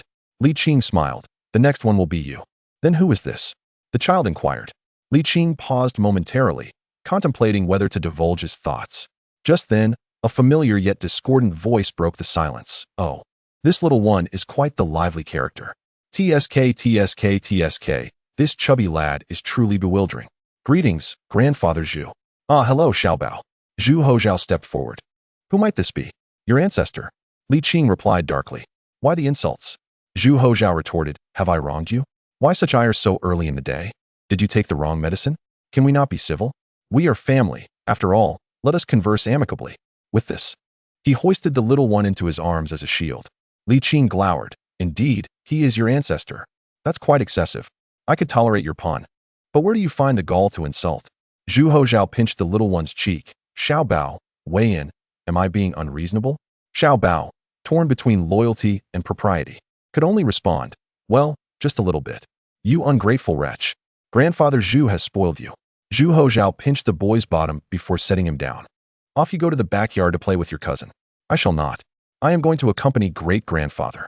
Xiao Bao made a funny face and scampered away. Ah, having someone to back you up makes all the difference. Zhu Hozhao chuckled, shaking his head. Then, noticing Li Qing's intent to strike, he exclaimed, surely you jest. You insult my ancestor, and I remain unfazed, yet you are incensed? Who has insulted you? Li Qing scoffed. This is your ancestor. This is what he looked like as a child. Your ancestor as a child? Zhu Hozhao exclaimed in astonishment. Is this the Emperor Renzong? Li Qing maintained his composure. Do you not yet know to pay your respects? Is this truly what Emperor Renzong looked like as a child? Zhu Hozhao bowed deeply, then approached to observe closely, exclaiming, how curious. Emperor Renzong was such a cheerful and adorable child. Surely Taizong must have cherished him dearly. Li Qing replied with a chuckle. His vision must have been impaired. Why the personal attacks? Zhu Hozhao lamented. We are all descendants. Both the palm and the back of the hand are flesh. You are making this difficult for me. And what of it? Zhu Hozhao continued. If you wish to insult, direct your ire at Han Wang. He is fair game. Insult Han Wang. What fault does he bear? He too has suffered greatly because of him. Li Qing sneered. A father must guide his son. When a father is unkind, the son seeks refuge elsewhere. Zhu Hozhao, unable to contain his frustration, declared, Taizong was a paragon of talent and wisdom, reigning brilliantly. Do you not speak with a clear conscience? I do not deny his greatness as a ruler, nor do I claim he ruled poorly. Li Qing replied calmly. Yet as a father, he has proven utterly incompetent. I stand by my words, and he bears no injustice from me. Zhu Hozhao tilted his head, scrutinizing Li Qing. Have you perhaps been struck down by Taizong in the past? Preposterous. Chapter 407. Joyous years, I am already in my 60s. How could I still be subject to such treatment? In the snow, Zhu Hozhao lamented incessantly. I was beaten as a youth, chastised in my prime. And now in my old age, I still endure blows. Truly, I am cursed. Is it not said that with age comes a gentler temperament? Why has it changed for me? Is it possible that Zhu and Li are destined to clash? After stewing in his discontent for a while, Zhu Hozhao rose, brushed the snow from his backside, and made his way towards the main hall. The room remained warm as Zhu Hozhao confronted Li Qing, his anger still simmering. He quickly exclaimed, I have already been beaten once. I cannot endure it again. It is truly unbecoming to bully an elderly man in his 60s. Li Hao suppressed a chuckle, while Xiao Bao, torn between laughter and decorum, blushed fiercely. You are quite the jester, Zhu Hozhao murmured, before inquiring, how are you, my dear uncle? Quite well, Li Hao replied, lifting his arm as proof. Zhu Hozhao relaxed and smiled, saying, I have already arranged with Xiao Lu to celebrate the new year at your home this year. What do you think? That sounds splendid. Let us revel together. Li Hao responded cheerfully. It is rare to have the whole family gathered so harmoniously. I shall ask Li Xian to prepare a few guest rooms for our festivities. Zhu Hozhao quipped. I trust no one will object. Li Qing, gazing at the ceiling, sighed. Indeed, no beating is in vain. I still feel the lingering sting, and perhaps I deserved it even more.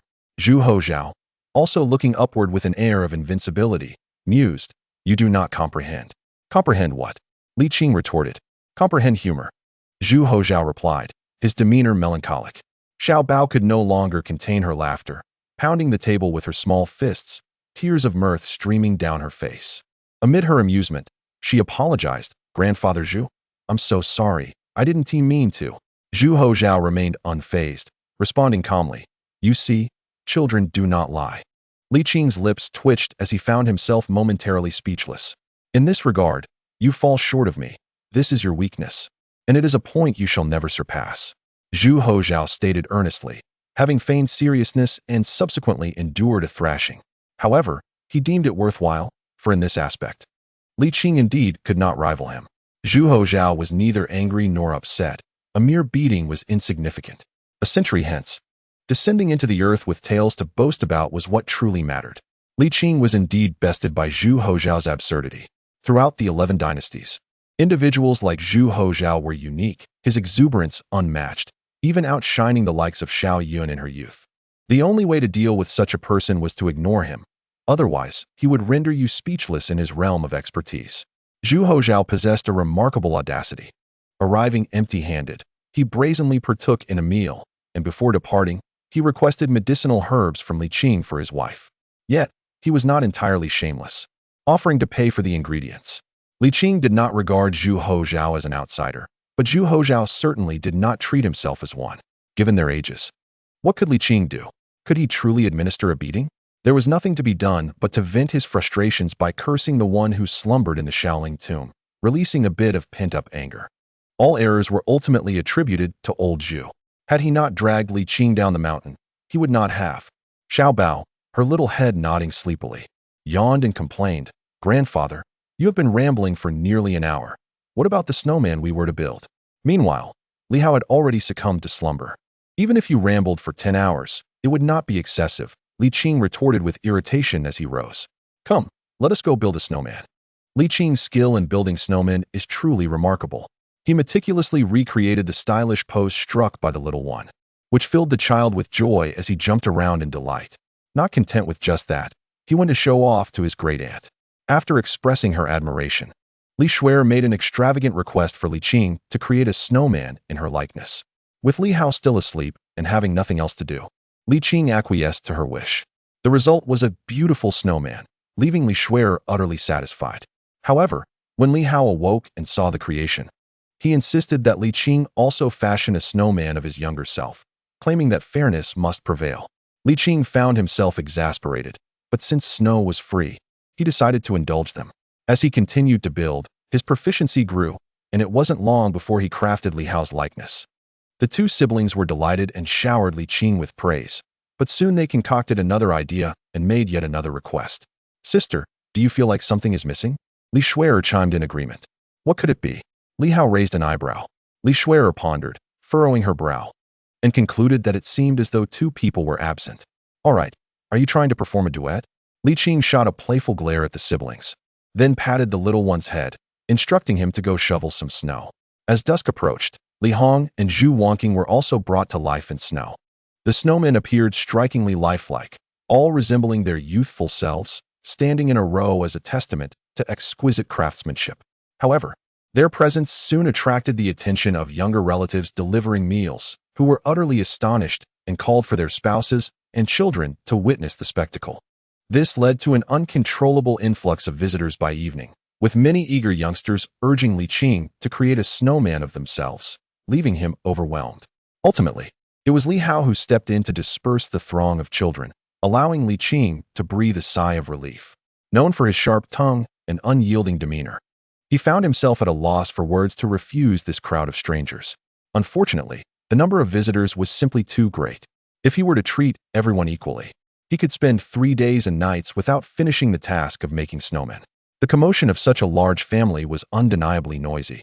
Yet Li Qing found no irritation in the clamor. Instead, he felt a comforting warmth in the bustling atmosphere. The lively chatter and festive spirit filled the courtyard, evoking the essence of the approaching new year even before the season arrived. The following day, Zhu Hozhao, seeing the multitude of snowmen Li Qing had crafted, grew brazen and was met with a face full of snow by Li Qing. The mighty general was infuriated and declared he would never return, only to show up again the next day. Ever since the snowmen were created, the courtyard had become lively. The younger generation frequently greeted Li Hao, lingering far longer than usual.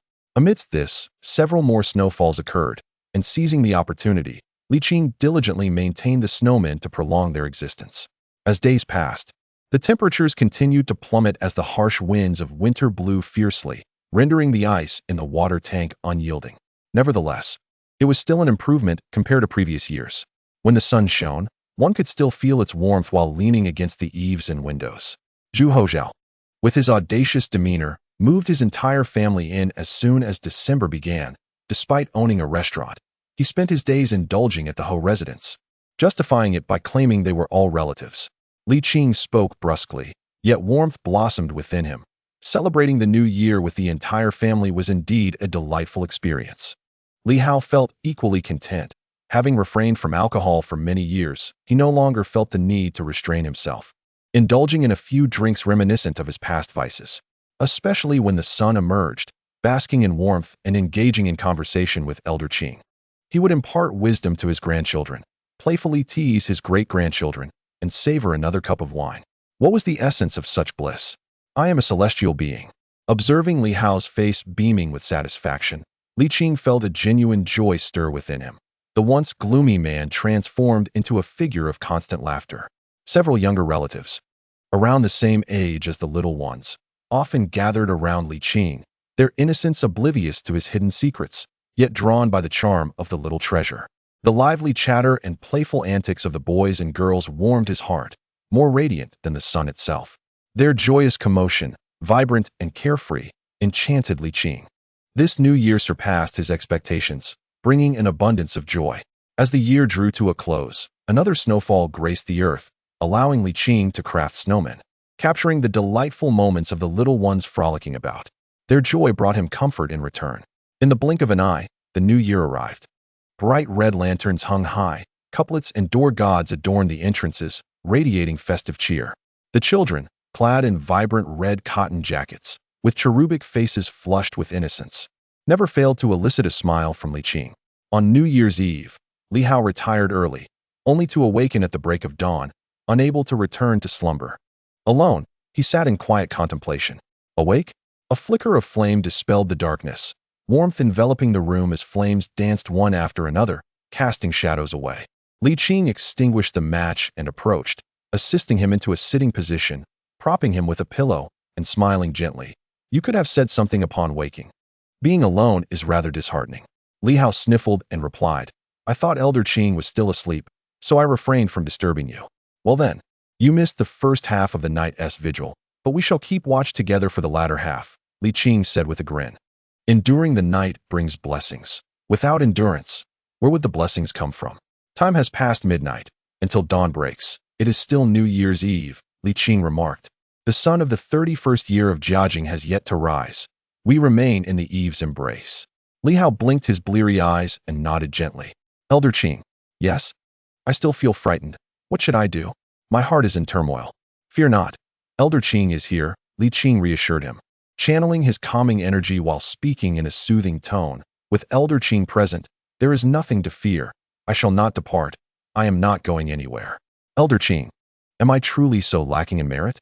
Li Qing smiled and shook his head. Chapter 408. Cherished moments not to be wasted. I am the most commendable Li Hao. He murmured, lost in reminiscence. In a fleeting moment, it felt as though he had returned to days of yore. Elder Qing. Yes? I long to witness the bloom of spring once more. Then, with a hint of self-mockery, Li Hao added, once I see the spring blossoms, I might yearn for the summer's cicadas or the winter's snowmen. I am never satisfied. What is wrong with being insatiable? Li Qing spoke gently, reflecting that whether on an individual level or a national scale, prosperity often arises from an insatiable desire. Humans, it seems, cannot be content. Once contentment sets in, their spirit wanes.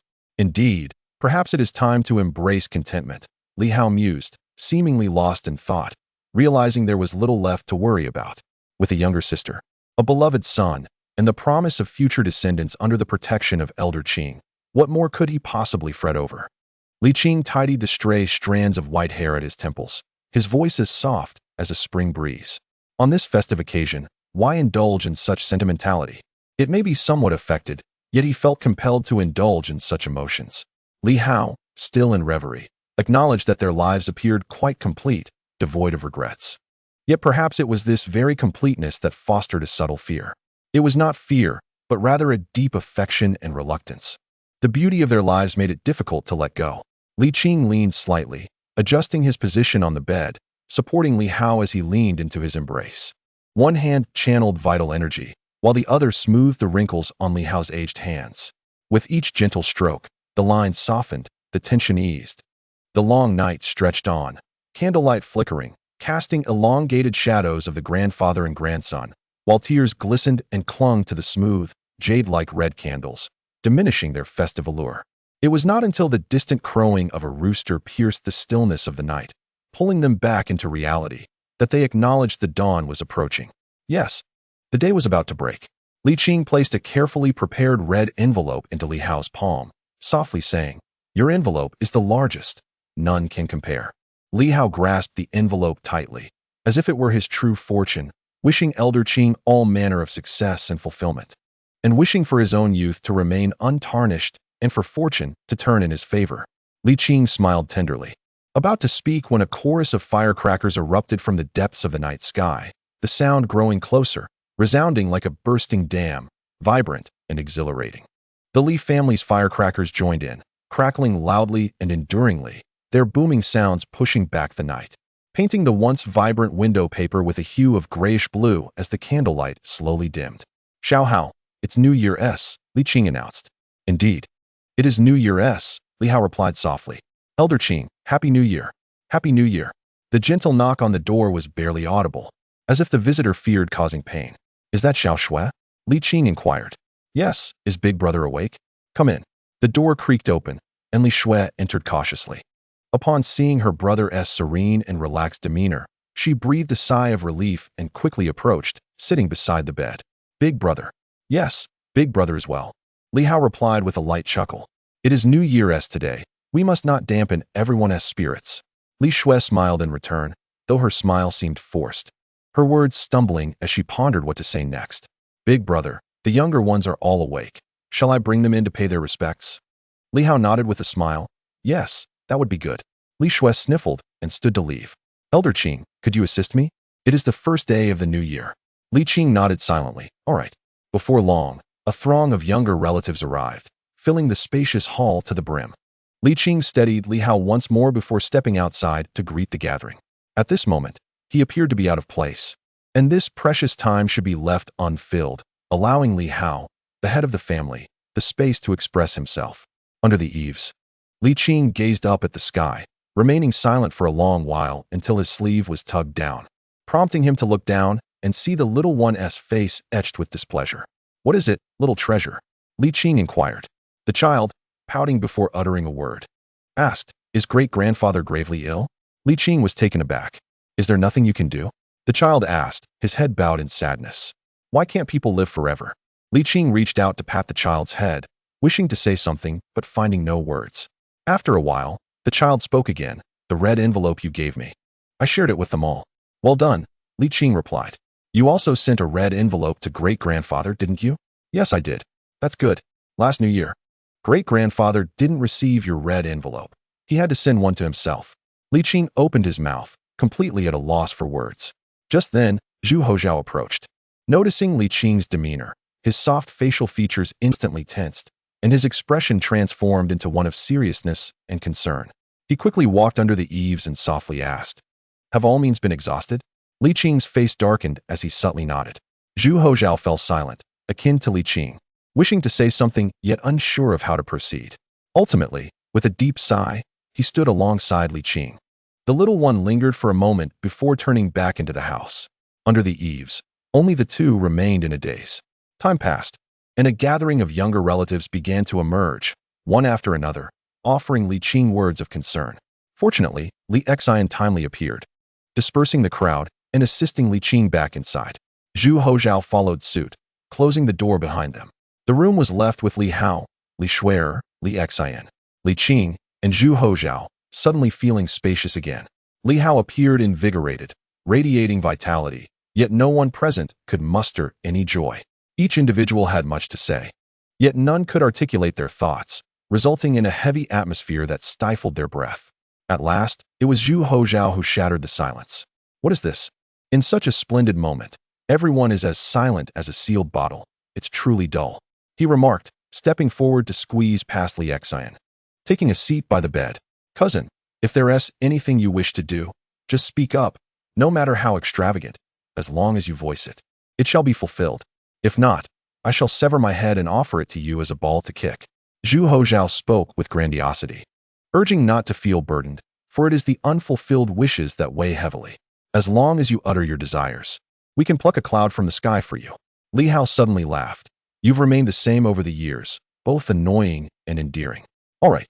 Enough of these frivolities, speak quickly. Are you not done with the blade yet?" Zhu Hozhao pressed.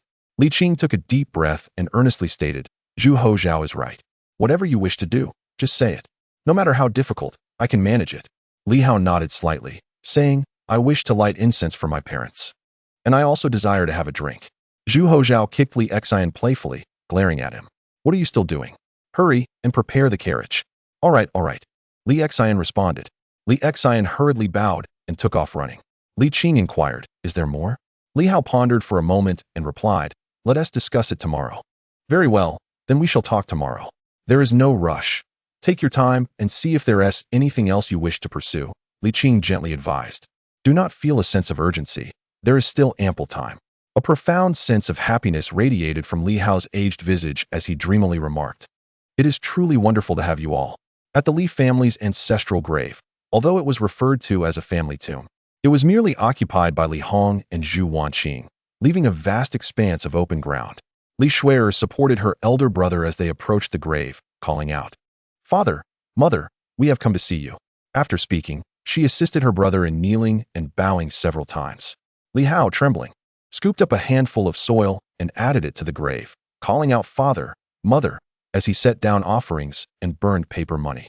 After a considerable time, Li Shuer helped her brother to his feet, and Li Hao pointed to a vacant plot of land slightly to the left of his parents' grave, saying, "This spot seems quite nice." With reddened eyes, Li Shuer nodded in agreement, understanding that her brother had reserved a similarly favorable place for her. Li Hao gazed at their parents' tomb, wishing to express that their son would come to keep them company, yet he hesitated to voice it. Li Qing stood there like a statue until Zhu Hozhao broke the silence, suggesting, "Let us return home and enjoy some drinks." Upon arriving home, the hot pot broth was bubbling, and a lavish array of fresh ingredients adorned the table, with the wine warmed to perfection. At this moment, the younger members of the Li family comprehended the gravity of the situation. Each wore a somber expression, particularly the daughters-in-law and granddaughters, whose tears flowed incessantly. With the departure of the patriarch, the family seemed poised to disband. Though they had known this day was inevitable, the reality of it was still difficult to bear. Li Hao inhaled the fragrant aroma, surveying his descendants, and spoke in a calm tone, "After I depart, heed Li Xian's arrangements. Keep your hearts at ease, and no one shall be wronged." A silent agreement echoed among the group. Li Hao smiled and added, "It's New Year's. Don't linger here. Go back to celebrate with your wives and children. I won't be leaving this world just yet." The others nodded in agreement and gradually departed. Li Hao sighed. While having many people around can be lively, it can also be quite bothersome. Who doesn't have their own thoughts? Zhu Hozhao chuckled. That is quite normal. Such is the nature of family and nation alike. Throughout history, it has always been so. The Li family is doing better than the Zhu family, indeed. Li Qing nodded. Zhu Hozhao remarked, "Taizong had no choice." Li Qing did not respond, and Li Hao found it amusing, saying, Come, let us begin. It is rare to have a moment without reservations. We must not squander it." Li Qing smiled warmly. "This is a splendid time. Let us not waste it. Today is the new year, and indulging in feasting and merriment is paramount." Cheers. Cheers echoed around the table. The hot pot was fiery, causing tears to well up in the eyes of those who partook, yet it was a delightful kind of spice. The wine was rich and full-bodied, akin to sweet dew. As they feasted, conversed, and laughed, the fragrant steam of the spicy meal enveloped the spacious, well-lit hall, creating an ethereal atmosphere, thick with joy and laughter that flowed continuously. Time was splendid, and so were the people. Chapter 409. It could not be better as the afternoon drew to a close and revelry reached its peak. Li Shuer directed the clearing of dishes and asked, "Elder brother, what shall we do next?" Li Hao gazed out into the courtyard, where the bright sun shone dazzlingly. With a faint smile, he remarked, "Heaven has favored us. We must not squander this blessing." Following his gaze, Li Qing observed the brilliance of the day. Indeed, the sun radiated a gentle warmth, enveloping everything in a comforting embrace. In the center lay a reclining chair, flanked by several armchairs, where a few individuals sat in leisurely conversation, basking in the sunlight. They reminisced about the past, their youthful exuberance, aspirations, and amusing childhood mishaps. As Li Hao squinted against the sun, his eyelids gradually grew heavier, and he slowly drifted into slumber, his hands resting on his abdomen, tightly clutching a red envelope, its vibrant hue strikingly bright under the sunlight. While the group engaged in light-hearted banter, their faces bore an expression of tranquility, yet their spirits remained taut. Vigilantly observing Li Hao, noticing her elder brother's eyelids close, Li Shuer instinctively opened her mouth to rouse him. Yet, as she did, an unseen force surged forth, rendering her voiceless. In desperation, another wave of energy struck, leaving her immobilized. Li Qing continued the conversation, with Zhu Hozhao joining in, exchanging laughter with Li Qing. Though his expression was devoid of mirth, tears welled in Li Xuan'er's eyes, cascading down her cheeks, while Li Qing remained steadfast, as he had heard of a tale where someone had forcefully awakened a slumbering soul on the brink of departure, leading to profound regret and near madness. To depart peacefully in slumber was the most dignified and fitting conclusion. Those caught between life and death may not see, but they can still hear. Thus, Li Qing maintained the flow of conversation. Although Zhu Hozhao did not fully grasp Li Qing's intent, he sensed the underlying sentiment and played along. They continued their discourse until the sun began its descent, becoming less generous with its warmth.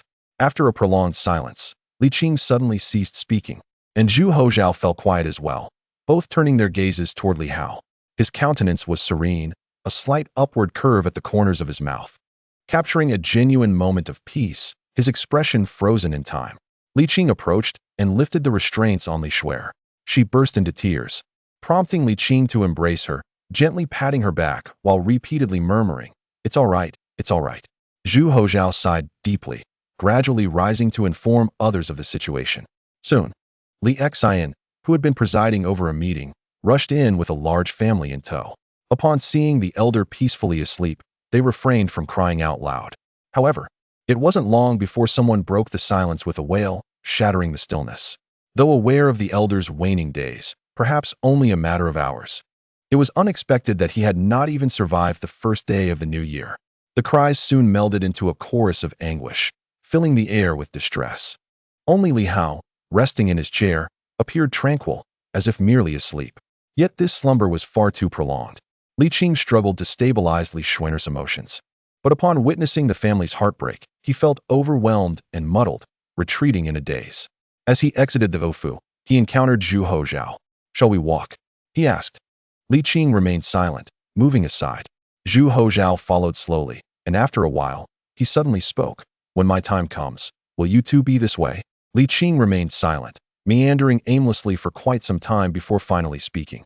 "I have grown accustomed to this. We all must move on."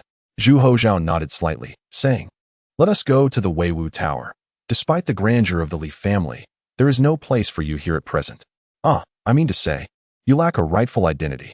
I understand your meaning." Li Qing waved his hand dismissively and added, "Give me the key. You should fetch your family. Given the circumstances, it would be unwise to remain here." Zhu Hozhao was taken aback, surprised that Li Qing still considered this matter, and felt a sense of relief. "Very well. Wait for me a moment. I shall return shortly." Zhu Hozhao hastily departed. Nightfall soon enveloped the surroundings. Li Qing lit lantern after lantern, dispelling the darkness, resting his chin in contemplation. Before long, Zhu Hozhao returned, carrying a selection of cooked delicacies. "Am I too late? You were quite swift. If you would be so kind, I shall go downstairs to fetch some wine." Zhu Hozhao set down the roasted chicken, duck, and pig's ears, then hurried downstairs. After procuring the wine, Zhu Hozhao busied himself cutting the meats, and after a considerable time, he finally settled down. He plopped into a chair and poured a bowl for Li Qing, then filled one for himself, taking a hearty sip before sighing. "Alas, though we are aware of the reality, it is still difficult to accept. Everything was going so well. Yet now it cannot be so." Li Qing set down his wine bowl, staring vacantly as he replied, "Do not dwell too deeply on it. What is past is past. It is futile and irretrievable. Try not to be too sorrowful." Zhu Hozhao gently remarked, "I understand. I merely worry for you. There is no need to concern yourself with me." Li Qing raised his bowl and drank it all, pouring another. "Having endured so much, I must show some growth. I am far from the fragility you envision. Focus on your own life, and do not let my rare concession be in vain." Zhu Hozhao, filled with remorse, replied, "I am sorry. It is in the past. Apologies hold no meaning now," Li Qing said softly. "In truth, I did not wish to make an exception. I only feared for your demise. I am not as merciful as you might think. I merely wish to prevent the situation from spiraling further out of control." Zhu Hozhao chuckled bitterly. "No matter the reasoning, the fault ultimately lies with me. Yet, it is not without merit. You have accomplished several significant matters during your 16 years in power, at least making your tenure worthwhile." Li Qing exhaled deeply, saying, "There is no need for affectation. Such pretenses cannot amend anything. The Emperor Jingde will not return." Zhu Hozhao nodded, lifting his bowl. "Tonight, I shall accompany you as if my life depended on it. Cherish your life, Li Qing advised. The world is beautiful, and life is worth living. I merely jest. I would not truly wager my life. Zhu Hozhao chuckled lightly. I am in good health, and my tolerance for wine is commendable. Li Qing clinked his bowl with Zhu Hozhao's, stating, drinking is not merely for the sake of drinking. Conversing and sharing thoughts is the essence of it. After this bowl, let us refrain from further indulgence. Very well, I shall heed your words. The following day, Li Qing awoke in a daze, lingering in thought before heading to the Yongqing Marquis' residence. However, he did not enter, instead wandering in front of the gates. Before him, a multitude of palanquins were stationed, some belonging to nobles, others to officials, and yet others to wealthy merchants. The number of visitors was great, and it would only increase in the coming days. The significance of the name Li family of Jinglong is self-evident, especially as this time it pertains to the head of the family, the Marquis of Yongqing. Only those who forcefully seek connections would be present, lacking the depth of true relationships. Li Qing, unfamiliar with anyone present, merely observed from a distance. After a while, Li Shueter stepped out. Her eyes reddened as she hastily approached, though words eluded her. Let us retire to the small courtyard, Li Qing suggested. Li Shueter, being the eldest elder in the family, found herself unable to preside over her brother's funeral. Even the reception of guests was not her prerogative, for such matters were reserved for men. Apart from keeping vigil, she could do little else. Alas, owing 900, I must repay soon. In the blink of an eye, the once vibrant hues transformed to white. The entire Yongqing Marquis residence was draped in mourning attire, with visitors arriving endlessly to pay their respects. The typically superstitious dignitaries showed no restraint during this festive season. The condolence banners were heartfelt, and the grief was palpable. All matters, great and small, were under the purview of Li Qing, who, having just submitted his resignation, found himself overwhelmed with responsibilities before he could relish any respite. Over the course of several days, he had lost nearly 10 pounds. In the small courtyard, Li Qing arrived with the little one. Tomorrow, the coffin will be sealed. Great-grandfather, would you like to see your father one last time? Li Qing felt it necessary to mention. Li Qing nodded slightly. I shall go in the latter half of the night. After a pause, he added, the Li family is on the verge of division, is it not? Indeed, Li Qing replied. Once we conclude my father's funeral, the family shall be divided as per his arrangements. He then produced an envelope from his bosom. Please take a look. Great-grandfather. Li Qing refrained from taking it, merely stating, follow your father's instructions. We are all family. Though parting from the Marquis residence may stir emotions, you must embody the benevolence and grace of a family leader. I understand, elder. Li Qing nodded earnestly, wishing to say more but uncertain how. He finally said, Little Bao, keep your great-grandfather company. I shall take my leave. Little Bao nodded, yet the usual excitement and liveliness had faded, leaving him despondent. Great-grandfather, I shall take my leave now. Go on, be busy, Li Qing acknowledged, watching him depart before turning his gaze to the little one. Still feeling sorrowful? Little Bao pouted, approaching Li Qing with his head drooped. Great-grandfather has left, and soon the brothers, sisters, and uncles will move away from the Marquis residence to live elsewhere. How did it all change so suddenly? Li Qing gently patted his small head, saying, such is the price of growing up. Little Bao paused, replying, I don't want to grow up. Li Qing smiled wryly, what you wish for holds little sway. But you, great-grandfather, you are a deity, he protested. What I say matters not, Li Qing responded, for many things in this world defy reason and do not heed personal desires. What is destined to occur, what must be experienced, cannot be avoided nor escaped. What then shall I do? Little Bao asked, his large eyes brimming with tears. Face it with courage. Li Qing replied gently. Confront it, endure it, conquer it. One day, you shall find it is not as daunting as it seems. The little one pondered, not as daunting? Li Qing paused, then nodded affirmatively, indeed, not as daunting. That night, Li Qing quietly rose, donned his clothes, and was about to step outside when the little one's panicked voice pierced the darkness. Great-grandfather, are you going to leave little Bao behind? Li Qing, feeling helpless, lit a candle and deftly dressed himself. The grand hall of the Gofu was adorned with mourning wreaths, while Li Hao lay peacefully in his coffin, clutching a red envelope. Against the backdrop of white, the vibrant red stood out strikingly. Li Qing, with a serene and benevolent demeanor, gently caressed Li Hao's cheek and softly reassured, rest easy. My dear, I will be here for you. When you meet your parents, tell them all is well. Meanwhile, Li Shuer, with tearful eyes, held her little Bao, who was downcast. Summoning his courage, he peered out and declared, Great-grandfather, I will study hard and grow up quickly to contribute to our family and country. Hearing this, Li Shuer felt a pang in her heart and tenderly pinched Bao's cheek, saying, There's no need to grow up so fast. Your great-grandmother and father are still here. Li Qing, not one for many words, simply called out, Father. After a long moment of contemplation, Li Qing withdrew his gaze and said, Let us seal the coffin. Li Qing looked toward his younger aunt, and Li Shuer nodded silently in agreement.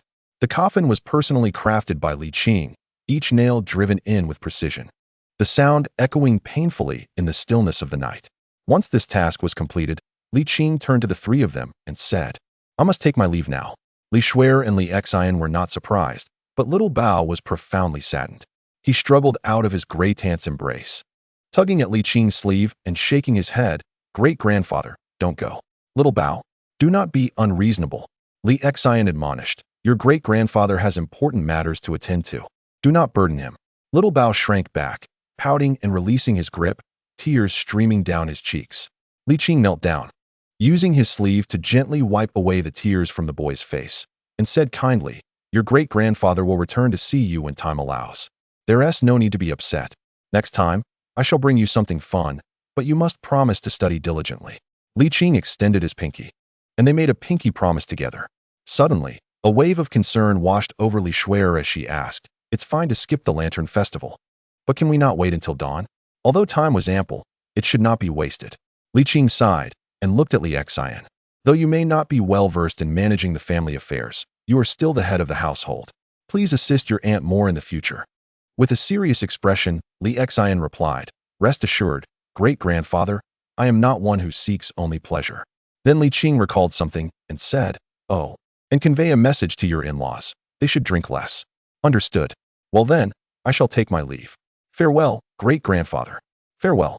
In February, the air in Jiaoji had already begun to feel distinctly warm. At the Han Wangfu, beneath the pavilion, the aged Zhu Yukai appeared even frilier, yet his spirit remained robust, speaking with vitality and poise.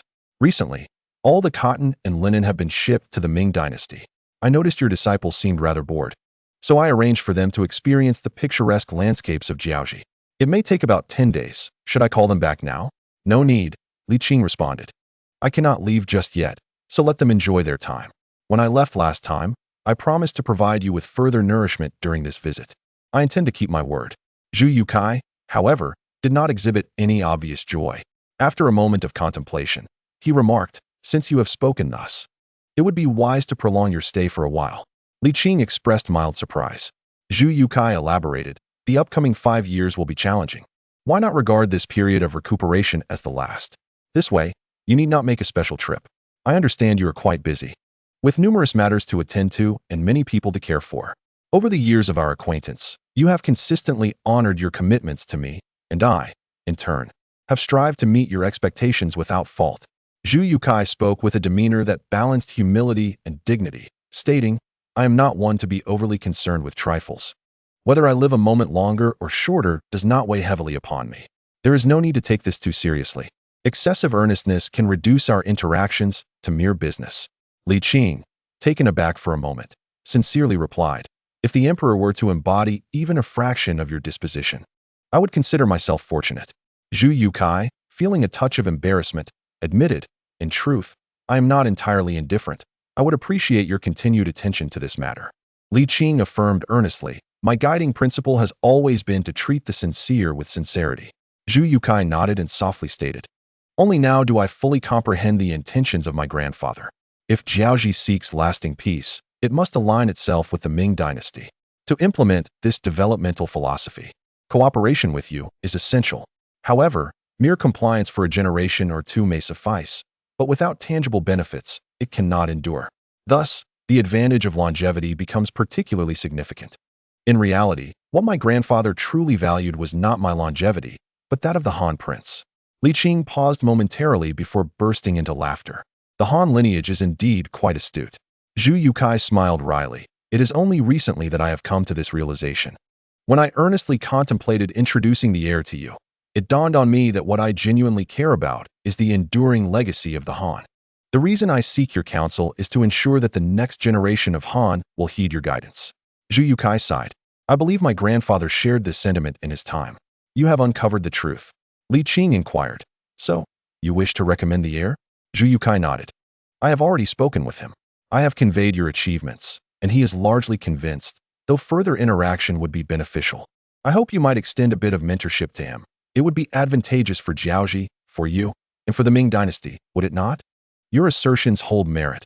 Very well, let us proceed as you suggest, Li Qing responded. How long do you wish for me to remain here? Zhu Yukai proposed. Half a year would be reasonable, do you not think? Indeed, that is not excessive. Li Qing agreed. You are not one to be nitpicky, and I too do not seek to take undue advantage. Whatever knowledge I can impart, I shall do so generously. Thus, I appreciate your trust. You're too kind. Zhu Yukai replied. Li Qing then stood. I shall take a day to rest and return tomorrow. You should also prepare. Very well. In the grand palace of the Ming Dynasty, Zhu Hozong exhibited signs of fatigue after reviewing memorials, lamenting, time is relentless. Huang Jin refrained from interjecting, having learned from experience that agreeing with him would inevitably lead to discussions about Li Qing, resulting in endless reproaches from the sovereign and leaving him quite vexed. Thus, he chose silence. Zhu Hozong engaged in a brief soliloquy, finding it uninteresting, and ceased his musings. How fares the crown prince lately? He inquired. He has been quite diligent in his studies, Huang Jin replied. Zhu Hozong cast a sidelong glance at him and scoffed. When did you learn to pick your words? Studying diligently? Huh, that's a compliment meant for children. How old are you now? Still talking about studying hard.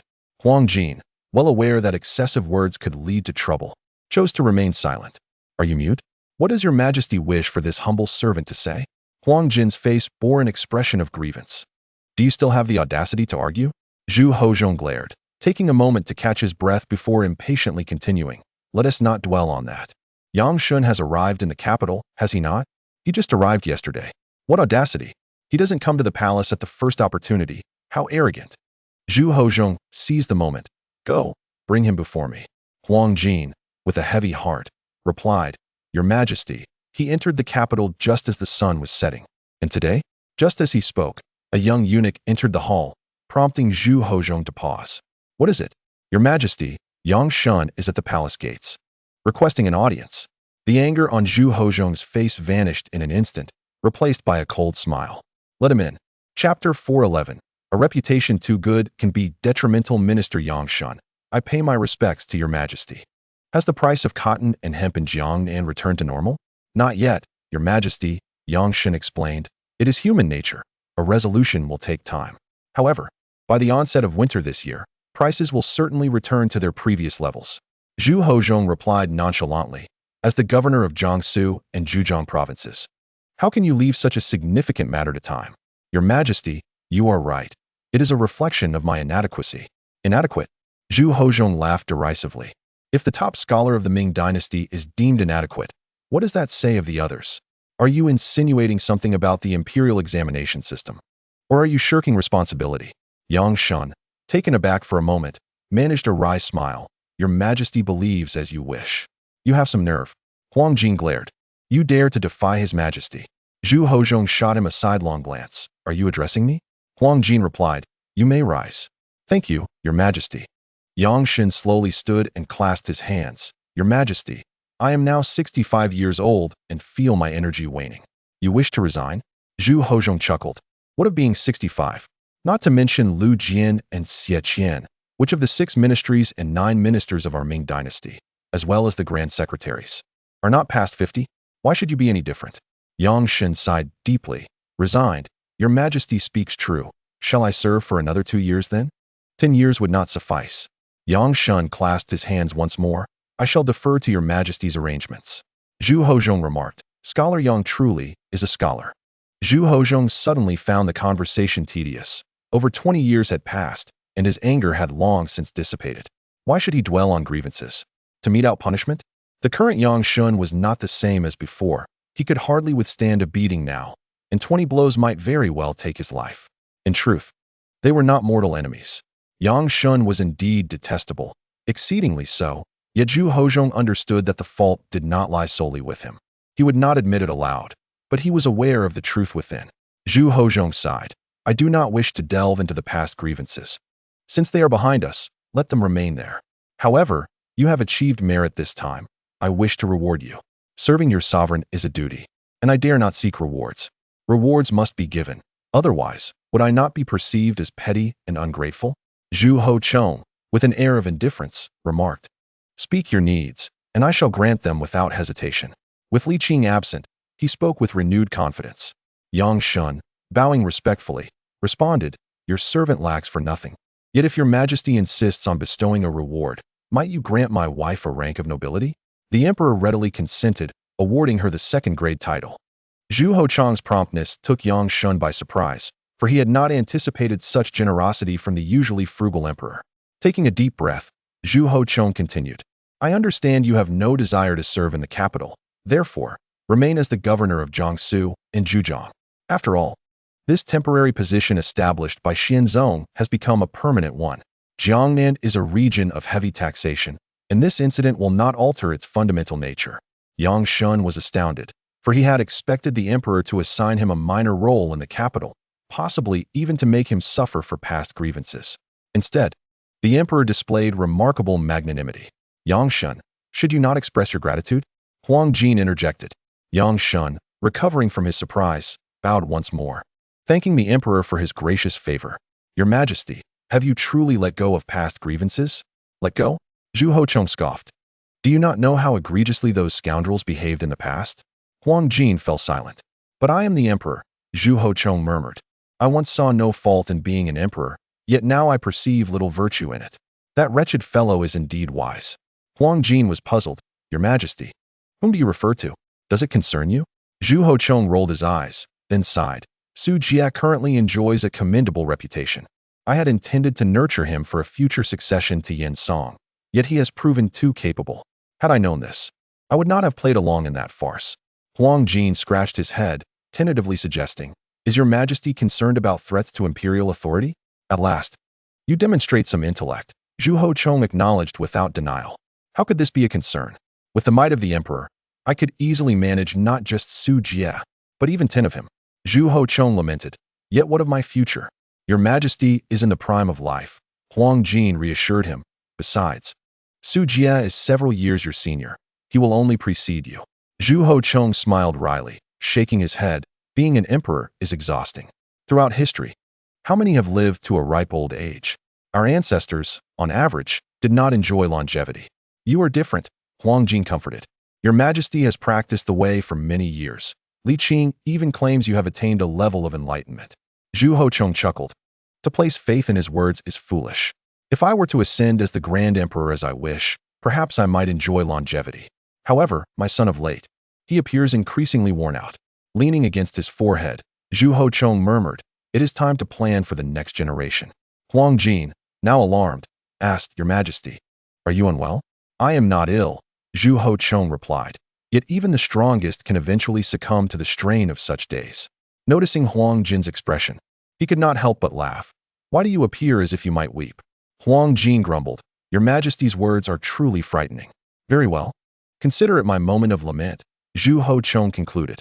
Zhu Hozhong stood in a daze, remarking, I am not Li Qing. Previously, I simply did not wish to be Li Qing, but now I realize it is utterly unattainable, not a matter of ability, but rather that I lack his physique. Your Majesty, do not burden yourself too heavily. You are already splendid, truly splendid, beyond reproach. Even Li Qing could find no fault, Huang Jin said, wiping his face in an attempt to offer comfort. One Li Qing is sufficient. There is no need for you to strive to be a second. It is perfectly acceptable to relax a little. Relying on others is the mark of a coward, Huang Jin exclaimed, taken aback, and after a moment of stunned silence, he suddenly knelt and bowed deeply, proclaiming, Long live your Majesty. Zhu Hozhong smiled and inquired, In the past, did you not think I lacked the demeanor of an emperor? Not at all, not at all. I have never thought so, Huang Jin replied, shaking his head with sincerity etched across his face. Rise, at your age. What is the purpose of such theatrics? Zhu Hozhong turned and walked toward the palace exit, with Huang Jin hastily following. Under the eaves, Zhu Hozong gazed at the resplendent glazed tiles and then into the vast expanse beyond, contemplating that the Ming dynasty would indeed be an unparalleled dynasty. Huang Jin nodded solemnly. Regrettably, after my time, it shall be difficult to find an emperor like me, Zhu Hozong murmured. The crown prince is too benevolent and weak, lacking the necessary fortitude. He will still depend on Li Qing, yet Li Qing's heart is not with the royal family. I truly do not know how the successors will cope with the ministers evolved through the struggles of 10 dynasties. Huang Jin found himself at a loss for words. Li Qing is indeed formidable, yet as the sovereign has pointed out, his heart is not aligned with the royal family, nor even with imperial power. The sole reason he has continuously supported the consolidation of imperial authority is that it facilitates development and benefits the populace. However, should imperial power one day become a hindrance, would Li Qing still uphold it? Your Majesty, Li Qing is ultimately a virtuous individual, Huang Jin stated. Indeed, he is virtuous, Zhu Hozong concurred, but such virtuous individuals, like Li Qing, will inevitably become public enemies in due time. Huang Jin chuckled awkwardly. He is already nearing that point. Officials respect him, fear him, and also resent him. No, you still do not understand. Zhu Hozong shook his head, then suddenly smiled, revealing a hint of malevolence. As if relishing a long-awaited revenge, he remarked, "Ah, but I shall not witness that day. Let the deluge come." Huang Jin interjected, but Zhu Hozong, in a moment of melancholy, suddenly declared, "You shall convey an edict to the Su family, appointing Su Jie's eldest son to the Ministry of Works as an assistant minister." Huh, perhaps it would be better to directly make him a minister? Huh, what do you mean by huh? Zhu Hozong replied irritably. When did you become deaf? It's not that I don't understand, Huang Jin replied. Your Majesty, did you not say that Su Jie is too ambitious? Why then support him? A person's reputation should not be too pristine. Reputation itself is power, Zhu Hozong remarked before turning back to the main hall. Now go and convey the order. Huang Jin, somewhat bewildered, complied, pondering the implications of the edict as if he had tasted a hint of its flavor.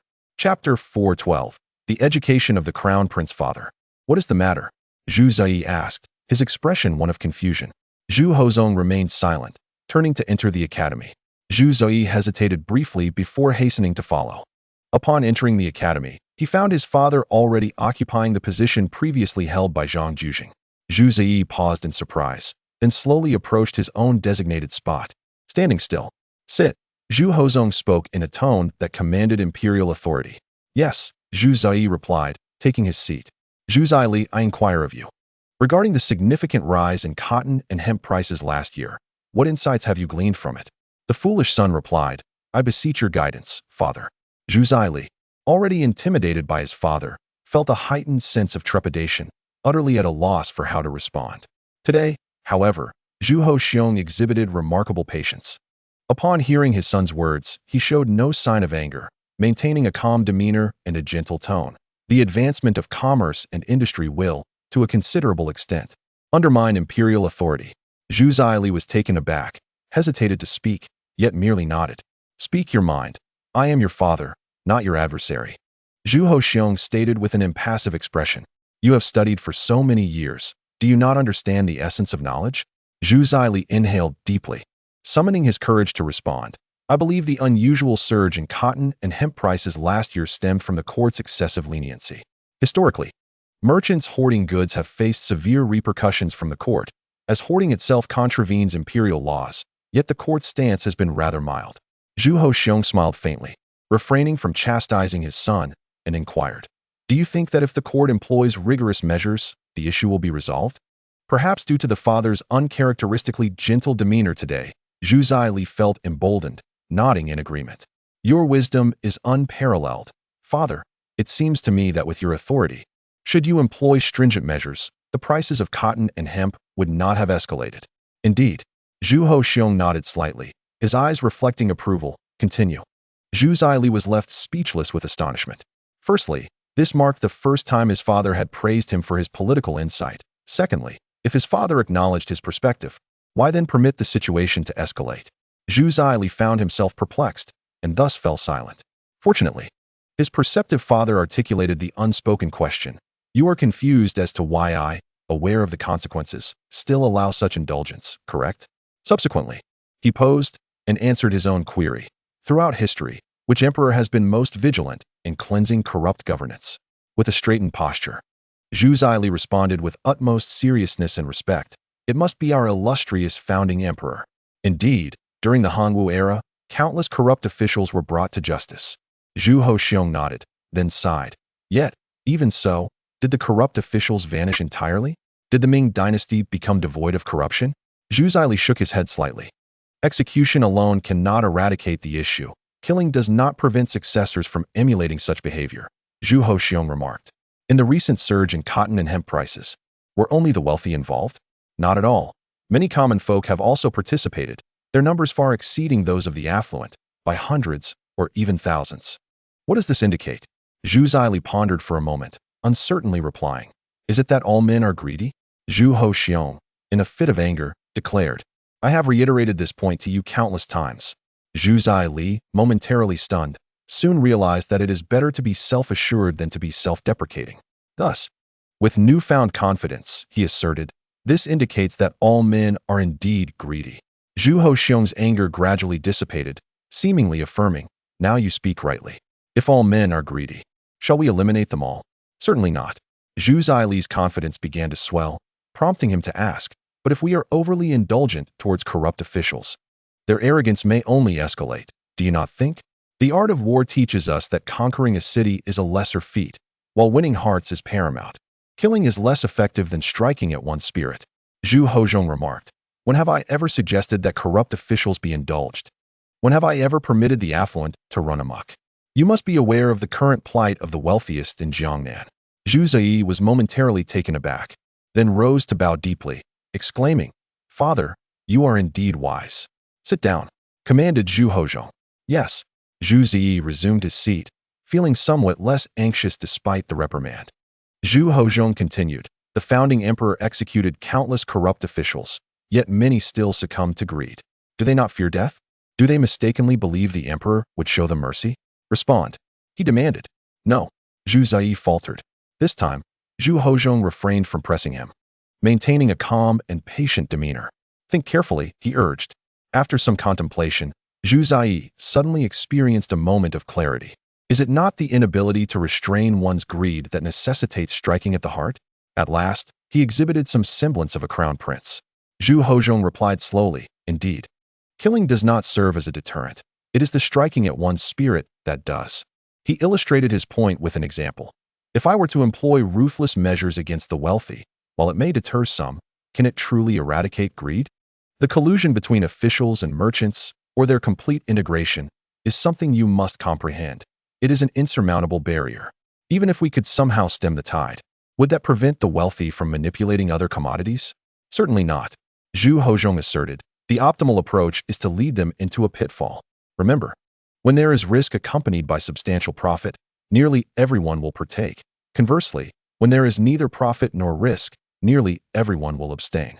Zhu Zili replied thoughtfully, Father, I believe I am beginning to understand. Make a note of it, commanded Zhu Hoxiong. Yes. Zhu Zili dipped his pen into ink and wrote swiftly. After a while, upon seeing him pause, Zhu Hoxiong circled back to the topic, stating, the advancement of commerce and industry will considerably undermine imperial authority. What is your perspective? Zhu Zili, still absorbed in his earlier thoughts, was taken aback and struggled to shift his focus. I believe you are correct, Father. What specifically is correct? Zhu Zili hesitated, then replied, Please, Father, enlighten me. Zhu Hoxiong could not conceal his disappointment, sighing, What did I just say? After all that discussion, which point resonated with you? It certainly was not my compliments. Zhu Zili vacillated, fearful of overthinking, acknowledging his knowledge as merely knowledge. Zhu Hoxiong nodded gently, saying, Do not feign understanding when you do not. Your father will guide you. Yes, I acknowledge my error, Zhu Zili whispered, relieved to have guessed correctly. Let me state the conclusion. It will indeed happen, Zhu Hoxiong pronounced. For those in power within a dynasty, poverty is not entirely detrimental, nor is wealth entirely beneficial. After presenting this viewpoint, Zhu Hoxiong did not immediately elaborate, waiting for his son to grapple with the ambiguity before he began to explain.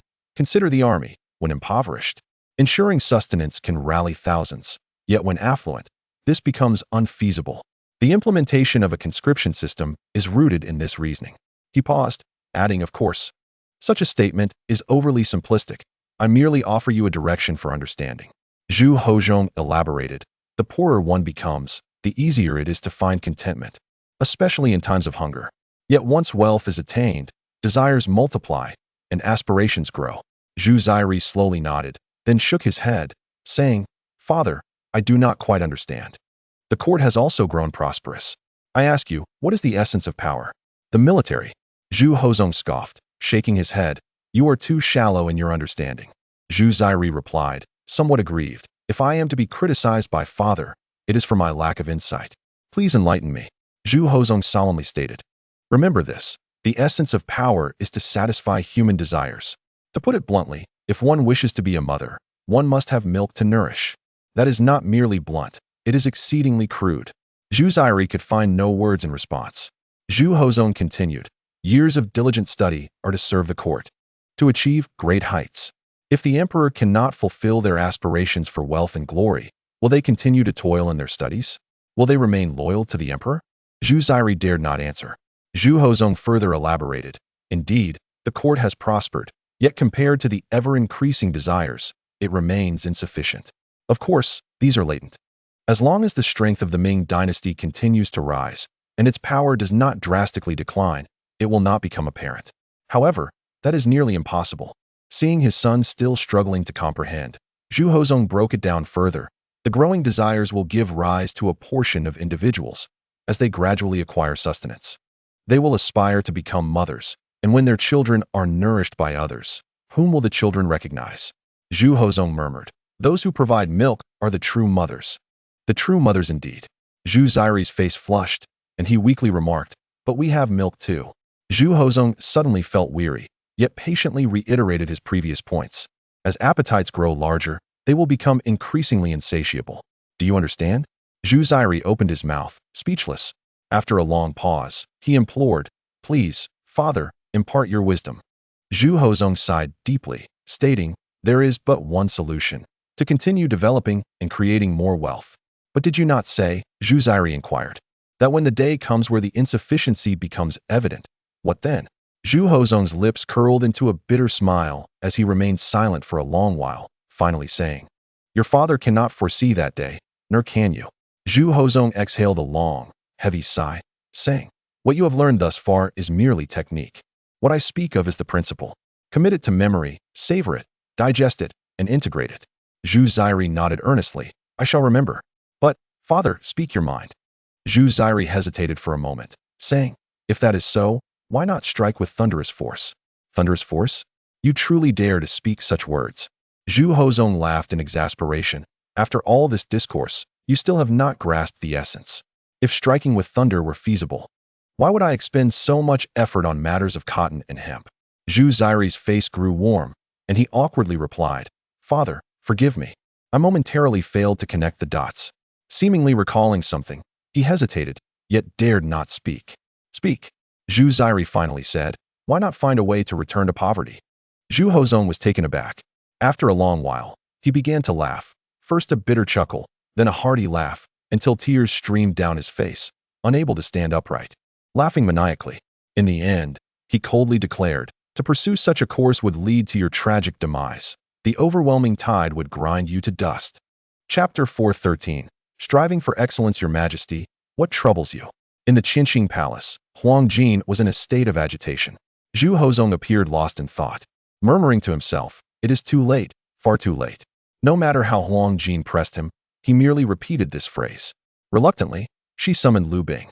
However, the issue that eluded Huang Jin was equally insurmountable for the commander. The two anxious swordsmen paced restlessly, one despondent and hopeless. This scene bore an inexplicable humor, though it was unfortunate that Li Qing was not present to witness it. After some time, as Huang Jin and Lu Bing deliberated whether to summon a physician, Zhu Hozong finally roused himself. Where's Li Qing? Huang Jin hurriedly replied. Feng Bao went to the Yongqing Marquis' residence to convey your decree of posthumous honors. He inquired about Li Qing's whereabouts, and he is currently in Jiaoji. Why did you not inform me sooner? Feng Bao just returned 2 days ago. I thought it would be meaningless to mention it since he had already departed, and I did not wish to trouble your majesty further. So I asked you to punish me. Seeing this, Lu Bing quickly interjected. Your Majesty, might I take a trip to Jiaoji to bring the Yongqing Marquis back? Zhu Hozong stared blankly for a moment, then shook his head with a bitter smile. Forget it. What can one so dim-witted accomplish? It is best to rely on oneself, for no one else can be trusted. Huang Jin and Liu Bing exchanged puzzled glances. Your Majesty, what do you mean? I am merely fatigued. Zhu Hozong wearily waved his hand and commanded, summon Yen Song, Su Jie, and Li Bin to see me at once. I shall go at once. Liu Bing responded with a respectful bow before hastily departing. Huang Jin continued to offer comfort and apologize profusely. It matters not. I cannot control him. As he said, speaking of it holds no significance and only serves to increase my troubles. Zhu Hozong sighed deeply, lamenting, I bring this upon myself. Huang Jin earnestly remarked, throughout history, there have been but a handful of emperors like your Majesty. I believe that future generations will share this sentiment. Zhu Hozong replied with a wry smile. But what of it? I consider myself superior to Yingzong and Xiaozong, yet I do not possess the fortuity they enjoyed. Huang Jin was taken aback. This sentiment seemed to hint at issues of succession, yet had not the heir of Xiaozong been consistently belittled by the emperor? Today, it seemed clear that the emperor was indeed unwell. Realizing this, Huang Jin felt a surge of anxiety. The last time Li Qing visited, the emperor had been unwell. She should not have allowed him to leave. Gritting her teeth, she declared, Your Majesty, I shall go to Jiaoji and surely bring Li Qing back. What I must accomplish, I can achieve with or without Li Qing's presence. What I am unable to do, Li Qing would find equally challenging. Zhu Hozong sighed, stating, Li Qing has his own burdens, and I have my responsibilities. Unless absolutely necessary, there is no need to trouble him. To me, he is of little use.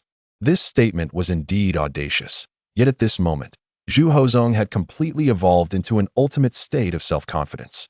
Even if Li Qing were present to hear this, he would not dare to refute it. Huang Jin softly said, I believe in you.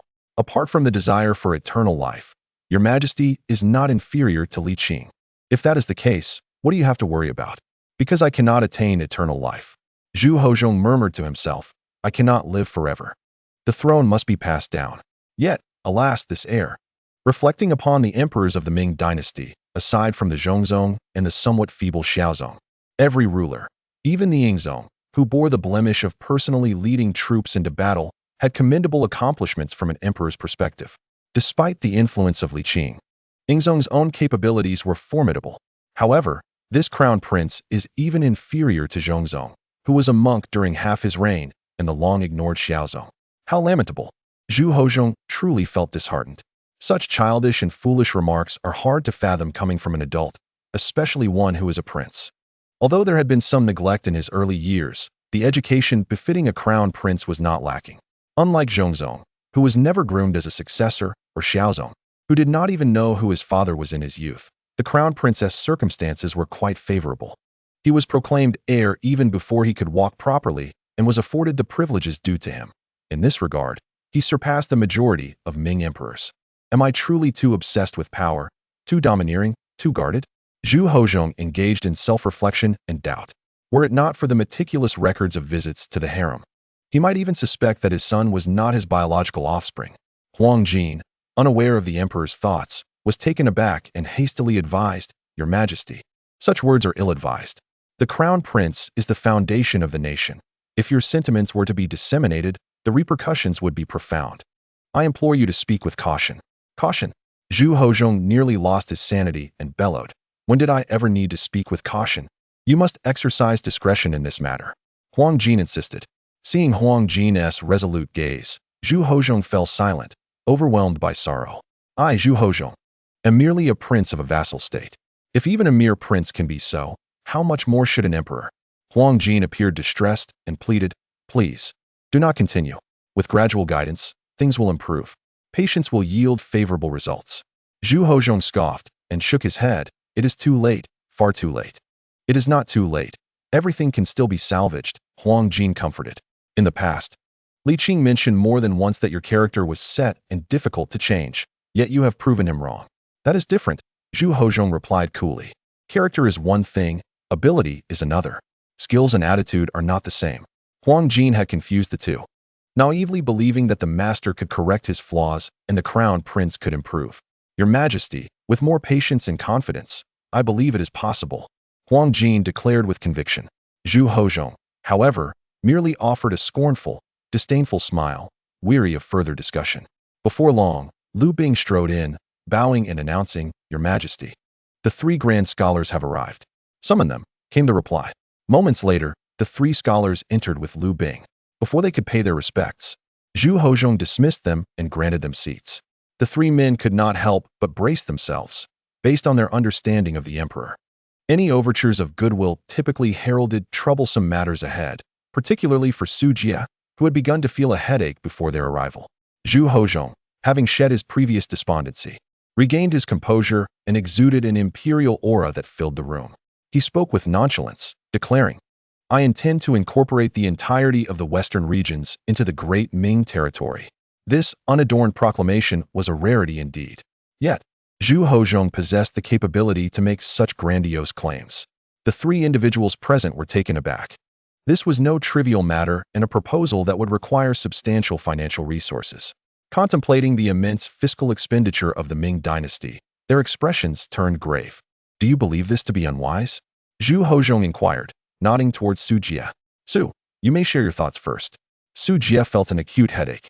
Having just secured a position for his son as a ministry official, he was now being put on the spot before the prime minister, akin to being placed upon a pyre. "Your Majesty, I have yet to fully grasp the implications," Su Jie stammered, employing a tactic of delay. "I would prefer to hear the opinion of Prime Minister Yan first." "I wish to hear your perspective first," Zhu Hozhong insisted, his tone firm and edged with a hint of menace. "I intend to scrutinize your understanding. Should you fail to grasp the gravity of the matter, I shall intensify my inquiries." Su Jie, discerning the underlying threat, relented. "In recent years, the court's financial expenditures have been exorbitant. The undertaking of integrating the grasslands is a long-term and high-investment policy, alongside the need for educational advancements." "Enough of these platitudes. Speak plainly," Zhu Hozhong interrupted. "While the court's expenditures are indeed substantial, we do not face a true deficit." He paused momentarily before asserting, "Our treasury is ample, our military is robust. If we do not expand our territory, what purpose does our wealth serve? Why maintain a formidable army if not to further our dominion?" Li Bingong interjected, "Your Majesty, such sentiments are misguided. Reserves serve as insurance against unforeseen circumstances. Even the common folk prepare provisions in bountiful years. What calamities could befall the Ming?" Zhu Hozhong scoffed. "Who in the world possesses the audacity, let alone the capability, to threaten the Ming?" Su Jie, steeling himself, replied, "The financial, human, and temporal costs associated with reclaiming the western regions are monumental. Your Majesty's desire for territorial expansion is thoroughly understood and supported. However, this matter warrants careful deliberation. I have pondered long and deeply, and still conclude that vast territories are the most precious legacies we can leave to future generations," Zhu Hozhong stated calmly. "Do you 3 agree?" Silence enveloped the room. None dared to dispute the righteousness of territorial expansion, nor could they refute it. The ability of future officials to govern is built upon the lands painstakingly acquired by their predecessors. To deny the emperor's pursuit of expansion would be tantamount to denying the founding efforts of the great ancestor. Indeed, the emperor swiftly invoked the legacy of his forebear. "During the Song dynasty, we failed to conquer the 16 prefectures of Yunnan. Thanks to our great ancestor, the western regions were once part of our domain. I seek to emulate his endeavors. What is amiss in that?" The 3 men were at a loss for a rebuttal. "Yin Song," Zhu Hozhong called. "Speak your opinion." "I have no objections," Yin Song replied, "but I believe that territorial expansion is an unparalleled achievement. I wholeheartedly support your Majesty. However, we must consider various factors, such as territorial expansion does not inherently necessitate warfare," Yin Song elaborated. "To conquer a city is to conquer the land. To win hearts is to achieve lasting success. I propose we first approach with diplomacy, resorting to arms only if necessary. If we can attain our goals without conflict, that would be ideal. Should it come to war, the losses would be minimal." Zhu Hozhong nodded slightly, commending. "Indeed, Prime Minister Yan exhibits prudence and sagacity. What do the rest of you think?" Su Jie remained silent, compelled to adopt a tacitly approving stance due to his son's elevation and the emperor's admonitions. Li Ben, on the other hand, vehemently opposed the notion. However, with 2 of the 3 grand scholars in agreement, one being the prime minister and the other enjoying considerable prestige among the reformists, Li Bin's descent appeared rather absurd. After receiving a stern lecture from the emperor, Li Bin also grew despondent. Fortunately, such a significant matter could not be settled merely by the nodding of the three of them.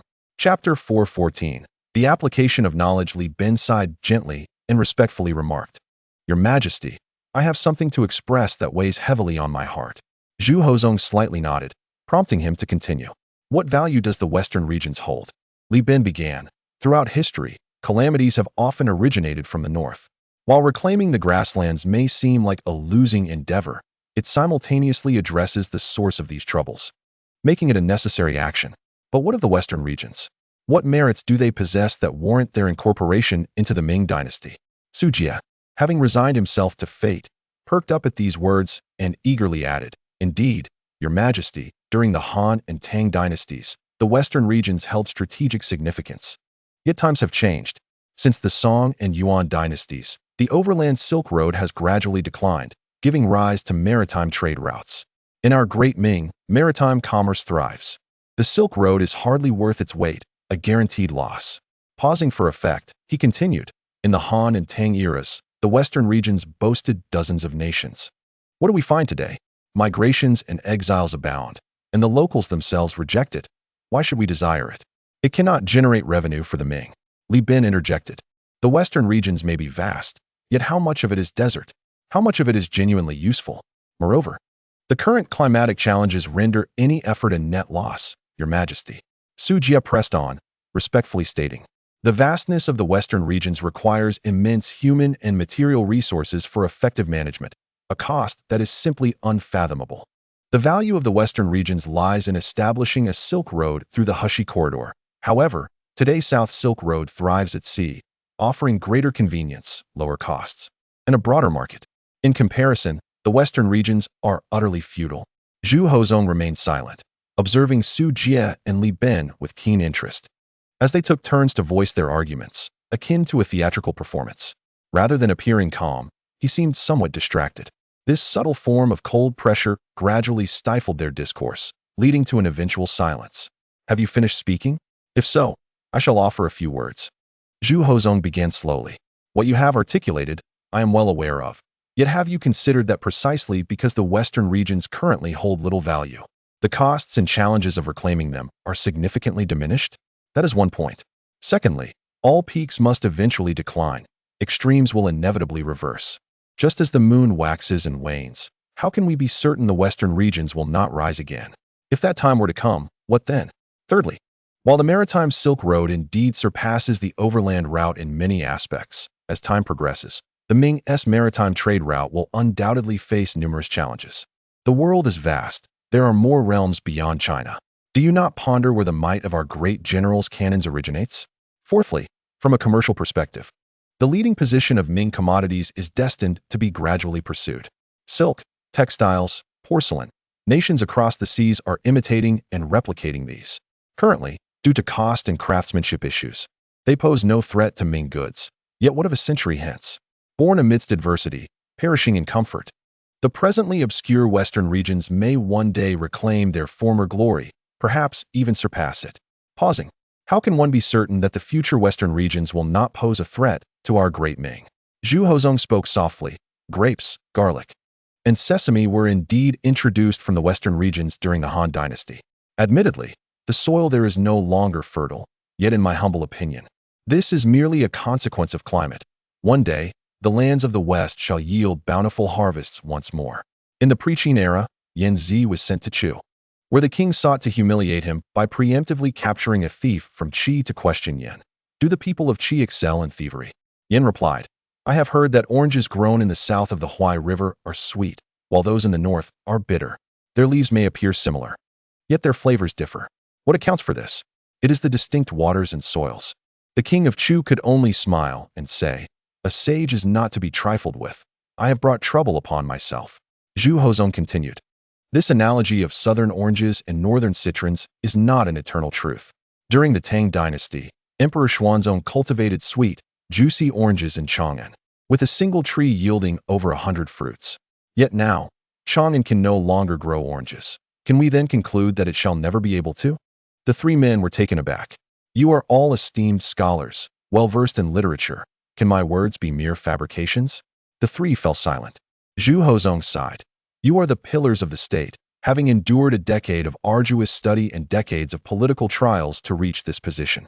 How could one not be pragmatic? The worth of a moment's achievement versus the worth of a legacy. What is light and what is heavy? Expanding our territories has always been a monumental endeavor across the ages. The three felt abashed. Maintain a long-term perspective. Zhu Hozong spoke gently. When people eat grapes, they will inevitably think of Zhang Qian from the Han Dynasty. History shall record your deeds, and future generations will remember you for a long time. Taking a deep breath, he declared, I wish to reclaim the western regions. What say you, my ministers? Your Majesty is indeed wise. Zhu Hozong nodded slightly, smiling gently. Then, my three ministers, I ask you to exert yourselves in guiding some individuals. The three wore bitter smiles, yet felt no strong aversion. We shall obey your command, they replied. Zhu Hozong chuckled softly. As the three departed, Huang Jin sincerely remarked, Your Majesty, you are truly wise. Oh, pray tell, in what way am I wise? Zhu Hozong, in good spirits, smiled. Huang Jin replied earnestly, What your Majesty has articulated resonates with me. Yet I could not conceive of it in such detail, nor articulate it with such profundity. Haha. Zhu Hozong laughed heartily. I have read many books, but many have done the same. It is often said that I have read extensively and comprehend many truths, yet still lead a life unfulfilled. Why is this? Because they have failed to internalize and apply their knowledge. Thus, reading becomes futile. Suddenly, his laughter ceased, for his son was precisely the kind of person he described. Huang Jin sensed the change and quickly attempted to console him with a silly smile. I am the very person you speak of. And to achieve what your Majesty has accomplished is truly rare. Apart from Li Qing, I fear there is no one else. Zhu Hozong gave a wry smile and shook his head. Some may settle for mediocrity, yet others are destined for greatness. Huang Jin scratched his head, at a loss for words. Let the children have their own fortunes. Do not toil for their sake. Yet, I am compelled to play this role, lamented Zhu Hozong. In that moment, all joy evaporated, leaving only an overwhelming sense of despair and profound fatigue. One must admit, innate talent holds immense significance. Talent outweighs effort by a considerable margin, the emperor remarked softly. The future crown prince may yet become a wise ruler. Perhaps, Zhu Hozong sighed. But the term perhaps carries a weight of uncertainty, and it is not a comforting thought at all.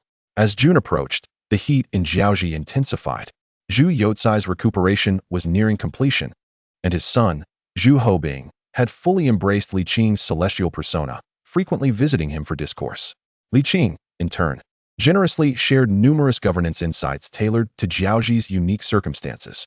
As a regular visitor, Li Qing was well acquainted with Jiaoji and genuinely wished for its prosperity, not solely due to his fondness for the place, but also because of Jiaoji's distinctive geographical position and its role as a grain reserve for the overseas Ming dynasty. More importantly, through Jiaoji, Li Qing could subtly influence the neighboring nations. What the Ming dynasty aspired to accomplish, but found inconvenient, could be undertaken by Jiaoji. A flourishing Jiaoji would undoubtedly yield numerous benefits for the Ming. The political insights accumulated over 11 dynasties were profoundly substantial. Even a mere fraction leaked from Li Qing could satiate Zhu Hobing's intellectual appetite. However, Li Qing did not impart an abundance of knowledge. 1. Because excess can be counterproductive. 2. It would not be prudent to cultivate too much ambition, given Jiaoji's circumstances. From Hanhai to Zhu Qijin and then to Zhu Youcai, a consistent policy of simplicity had proven remarkably effective. Li Qing's teachings were rooted in this foundational approach. The vastness and richness of the Ming dynasty required a ruler of exceptional talent, while Jiaoji's scale, even disregarding the Ming, could not accommodate such grand aspirations. Stability was paramount. Nevertheless, this left Zhu Hobing quite satisfied, feeling that he had gained immensely. In just a few months, he had matched what he could learn from his father over decades. Zhu Youcai taught him the breadth of knowledge, while Li Qing imparted the depth. The dimensions of understanding were entirely different. Zhu Hobing sincerely remarked, if the emperor of the Ming dynasty were to do nothing but heed the wisdom of his mentor, there would be no possibility of decline for the dynasty. Oh, would that not tire me to death? Zhu Hobing, although limited in his understanding of his mentor, recognized that Li Qing was not one to shy away from toil. To speak candidly, he continued, the emperor does not treat his mentor particularly well. You truly dare to say that? Li Qing scoffed. Are you not afraid of my wrath? Zhu Hobing chuckled awkwardly. My father taught me that in dealing with a mentor, one must be straightforward and sincere, neither servile nor arrogant, expressing thoughts openly without reservation. Of course, I realize I cannot conceal anything from you. He paused, observing that despite Li Qing's somewhat irritable disposition, he possessed a broad-mindedness. Li Qing, taken aback for a moment, then laughed and nodded. Well, you are quite impressive, but you have misjudged me. How so? I have no desire to serve as a mere pawn for the emperor of the Ming Dynasty. With a sigh, Li Qing added, yet, many times, I find myself compelled to fulfill such a role. Zhu Hobing was astonished. Li Qing, who had initially sighed in despair, transformed his expression into one of delight, exclaiming with a smile, fortunately, the emperor of the Ming Dynasty is, on the whole, commendable, and the current emperor surpasses the average by a considerable margin. The crown prince, being under his tutelage, is unlikely to falter. In the future, I believe I shall gradually find leisure. Zhu Hobing, observing the genuine joy radiating from Li Qing, expressed his curiosity. Given your esteemed position and vast authority in the Ming Dynasty, far surpassing that of the king of Jiaoji, why not embrace the role of a prominent political figure, especially since your longevity is assured? It is exhausting, profoundly exhausting, Li Qing replied with a wry smile. This weariness that emanates from the depths of one's soul is far from beautiful, not beautiful at all. As the conversation unfolded, Han Wang Zhu Yukai approached with the aid of a cane. Li Qing paused, stepped forward, and inquired with a smile. Have you come to share a drink right after your recuperation? Your family has sent a letter, Zhu Yukai replied, producing the correspondence and offering it to Li Qing. The smile on Li Qing's face dimmed momentarily as he took the letter, opened it, and soon his tension melted away, replaced by joy. Zhu Hobing and Zhu Yukai, both curious, refrained from intruding. After a significant pause, Li Qing inquired, where is the messenger? He remains at the royal residence. Would you like to see him? Zhu Yukai asked. Li Qing pondered briefly and shook his head. There is no need. Just inform him that I am aware. Very well, Zhu Yukai commanded with a wave, summoning a nearby guard, who promptly leaned in to listen. After relaying the message, the guard hurried off. Are you not preparing to depart? Zhu Hobing asked, his demeanor slightly anxious. Li Qing gently shook his head. I promised to leave in winter. How could I go back on my word? That is reassuring, Zhu Hobing said, visibly relieved. Zhu Yukai interjected, it is of no consequence. If you have matters to attend to, please do so. My recovery is complete, and thickening my knowledge in recent months has been beneficial. There is no need for you to feel obliged. Li Qing smiled. You are generous. I cannot be stingy. The matters at hand are significant, yet whether I return or not does not alter the greater scheme. Is that so? Zhu Yukai said, intrigued but reluctant to pry further. Do you wish to know? Li Qing asked. Is it permissible to discuss? There is nothing inappropriate. He continued, the Ming Dynasty aims to annex the western regions. Zhu Yukai paused, then replied with curiosity, annex the western regions? Is that truly so? Indeed, it is rather curious, Zhu Yukai admitted. The western regions do not seem particularly appealing. Vast and sparsely populated, with great depths, managing them would pose significant challenges, perhaps resulting in more losses than gains. Li Qing nodded with a smile. In the short term, that is indeed the case.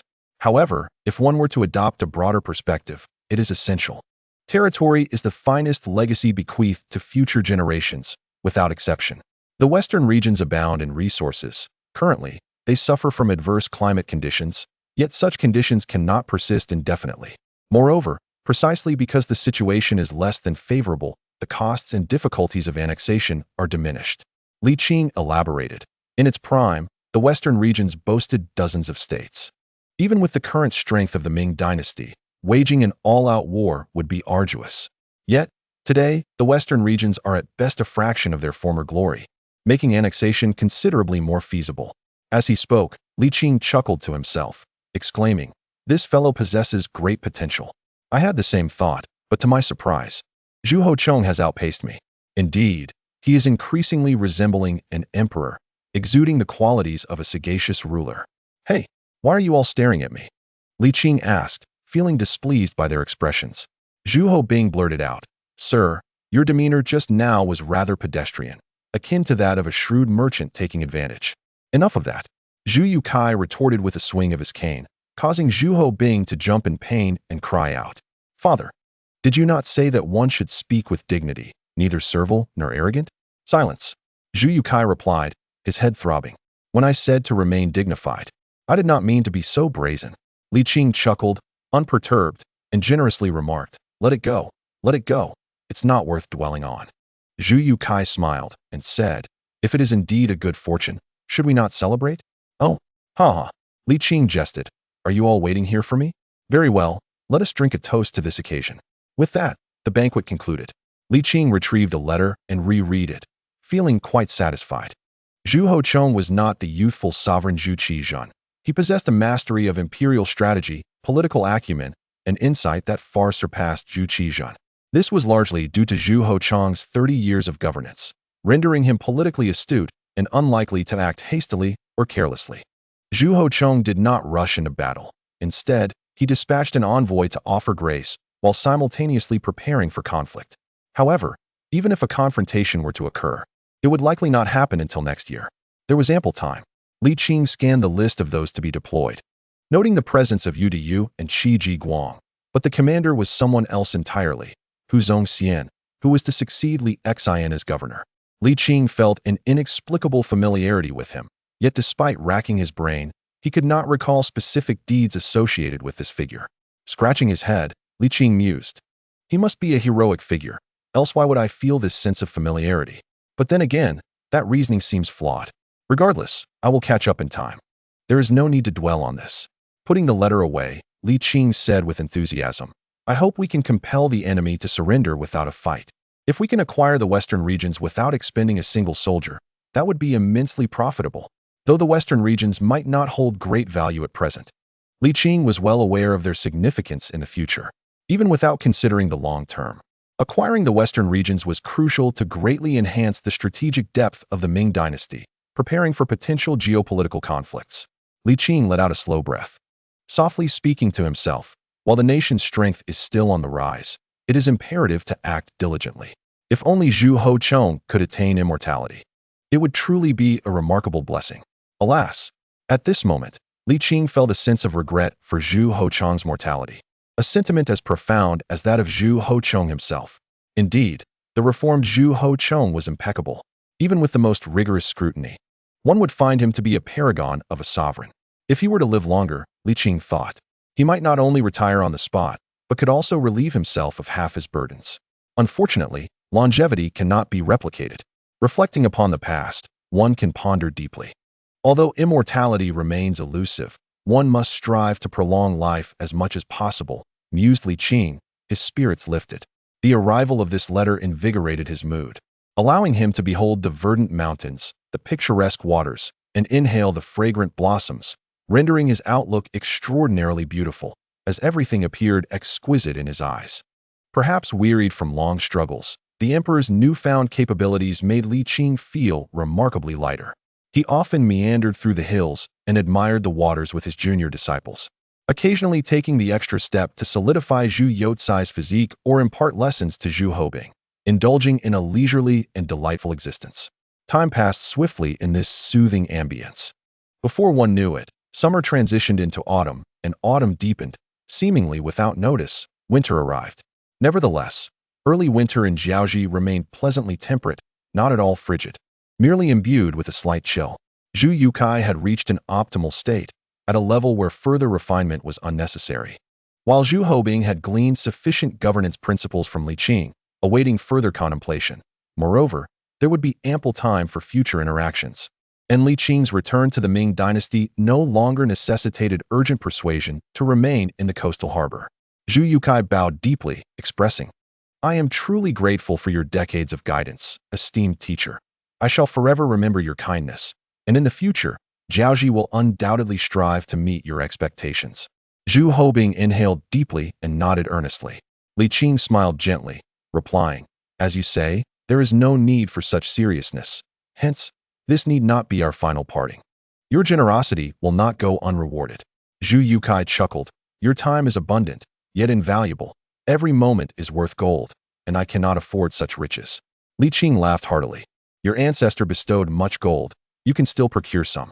Take good care. Wishing you a smooth journey, esteemed teacher. Li Qing nodded with a smile. Turning to enter the cabin, embarking on the journey back to the Ming Dynasty alongside his fellow disciples. On the eve of the winter solstice, they returned to Jinglong.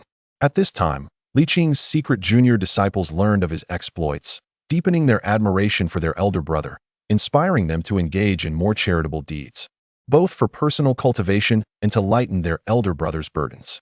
They relished this journey of life, feeling fortunate to have encountered such an elder brother and to partake in numerous fantastical adventures.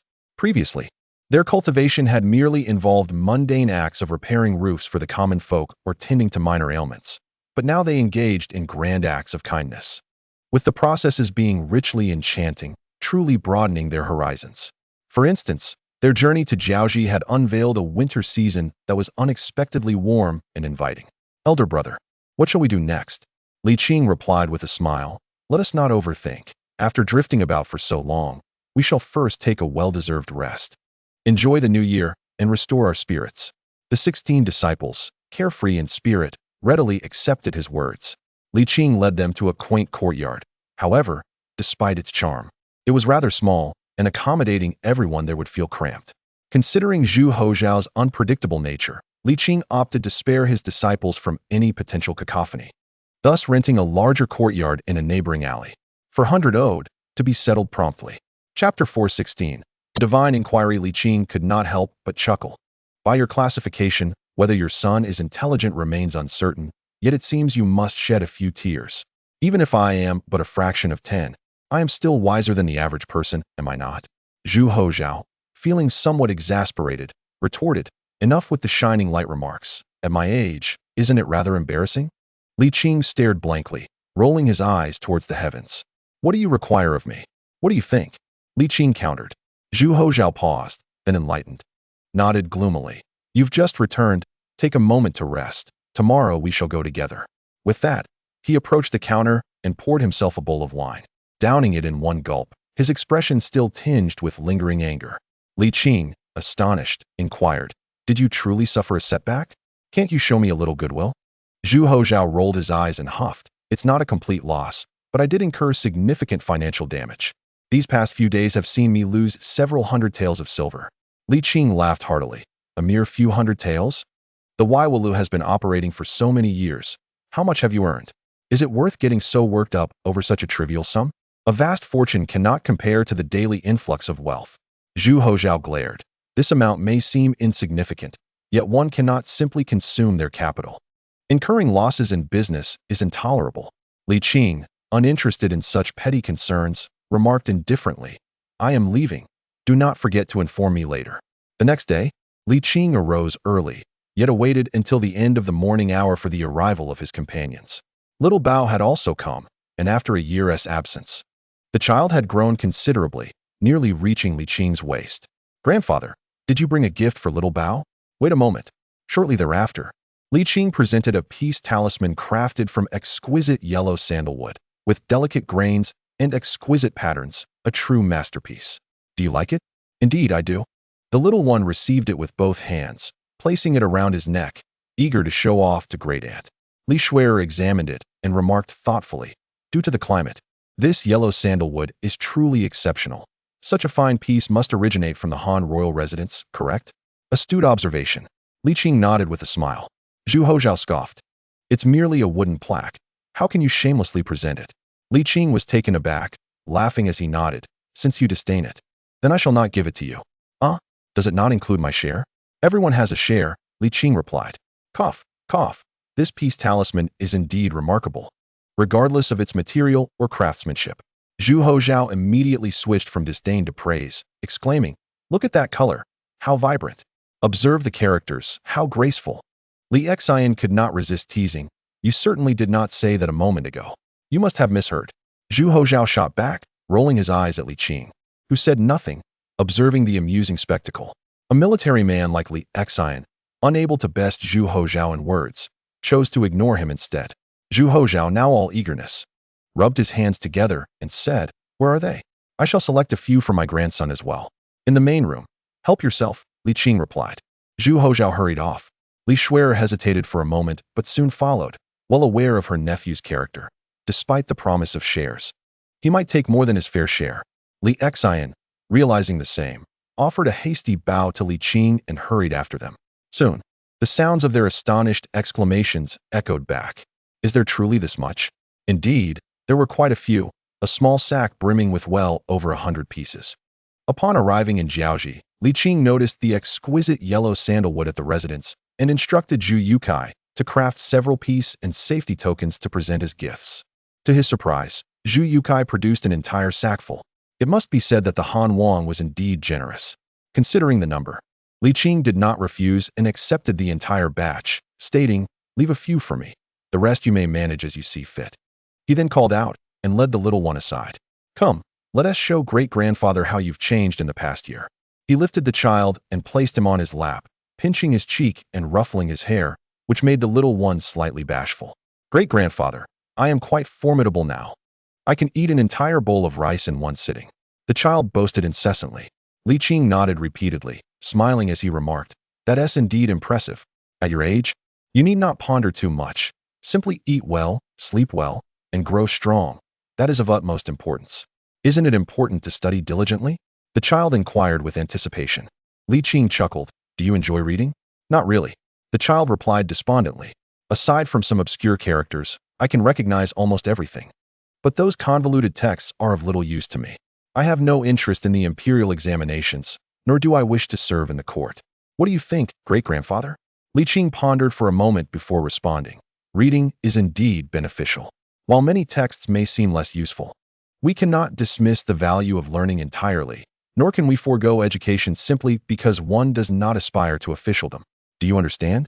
"All right then," the child mumbled, scratching his head. "I've heard that great-grandfather also had little fondness for reading. Yet he elevated the Li family to new heights, didn't he?" Li Qing chuckled. "Your great-grandfather had a remarkable talent for business, which you may not necessarily inherit. But great-grandfather praised my cleverness."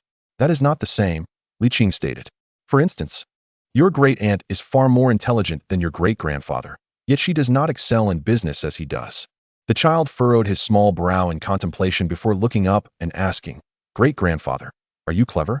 Li Qing was momentarily taken aback and then chuckled. "To be frank, I am at least not foolish. Did you read many books?" The child continued to probe. Li Qing gently shook his head. "Not particularly. But you are quite impressive. I have heard numerous tales of you from great-aunt, and most do not pertain to divine abilities. I may not possess such powers. But surely there is hope for me to achieve your level of literacy, right?" This statement left Li Qing momentarily speechless, unsure of how to respond. The little one, however, was invigorated, earnestly asserting, "I believe it is entirely possible in theory. It is simply that I have yet to grasp the correct method." "The correct method?" "Yes," the child affirmed. "If I could master and apply your methodologies, why couldn't I become like you, great-grandfather?" Li Qing was momentarily taken aback, then let out a wry smile. Acknowledging, "I must admit, you are quite clever, little rascal.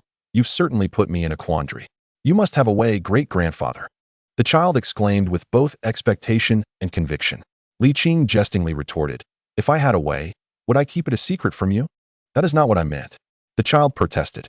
The little one scratched his head and said, "Perhaps great-grandfather is unaware, or perhaps he has already merged with your consciousness, and you may not even realize it. You simply act and execute naturally." Li Qing was momentarily taken aback, lost in contemplation. The little one's reasoning, seemingly innocent and naive, upon closer examination, was devoid of any flaws. If he could achieve it, why could others not?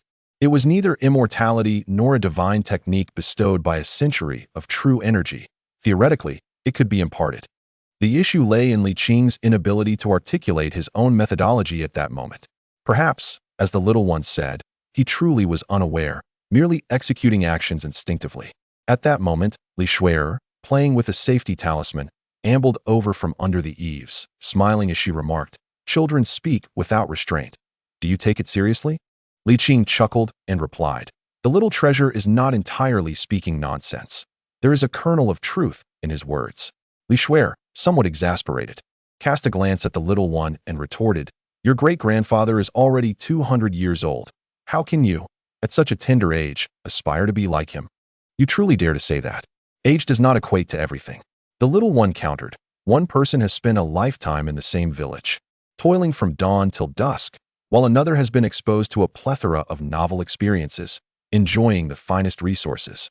The former at 80 is not as remarkable as the latter at 20. Age is insignificant. Experience is what truly matters. Li Qing scoffed. Do you truly believe your experiences surpass those of your great-grandfather? Not exactly, the little one retorted, somewhat disheartened.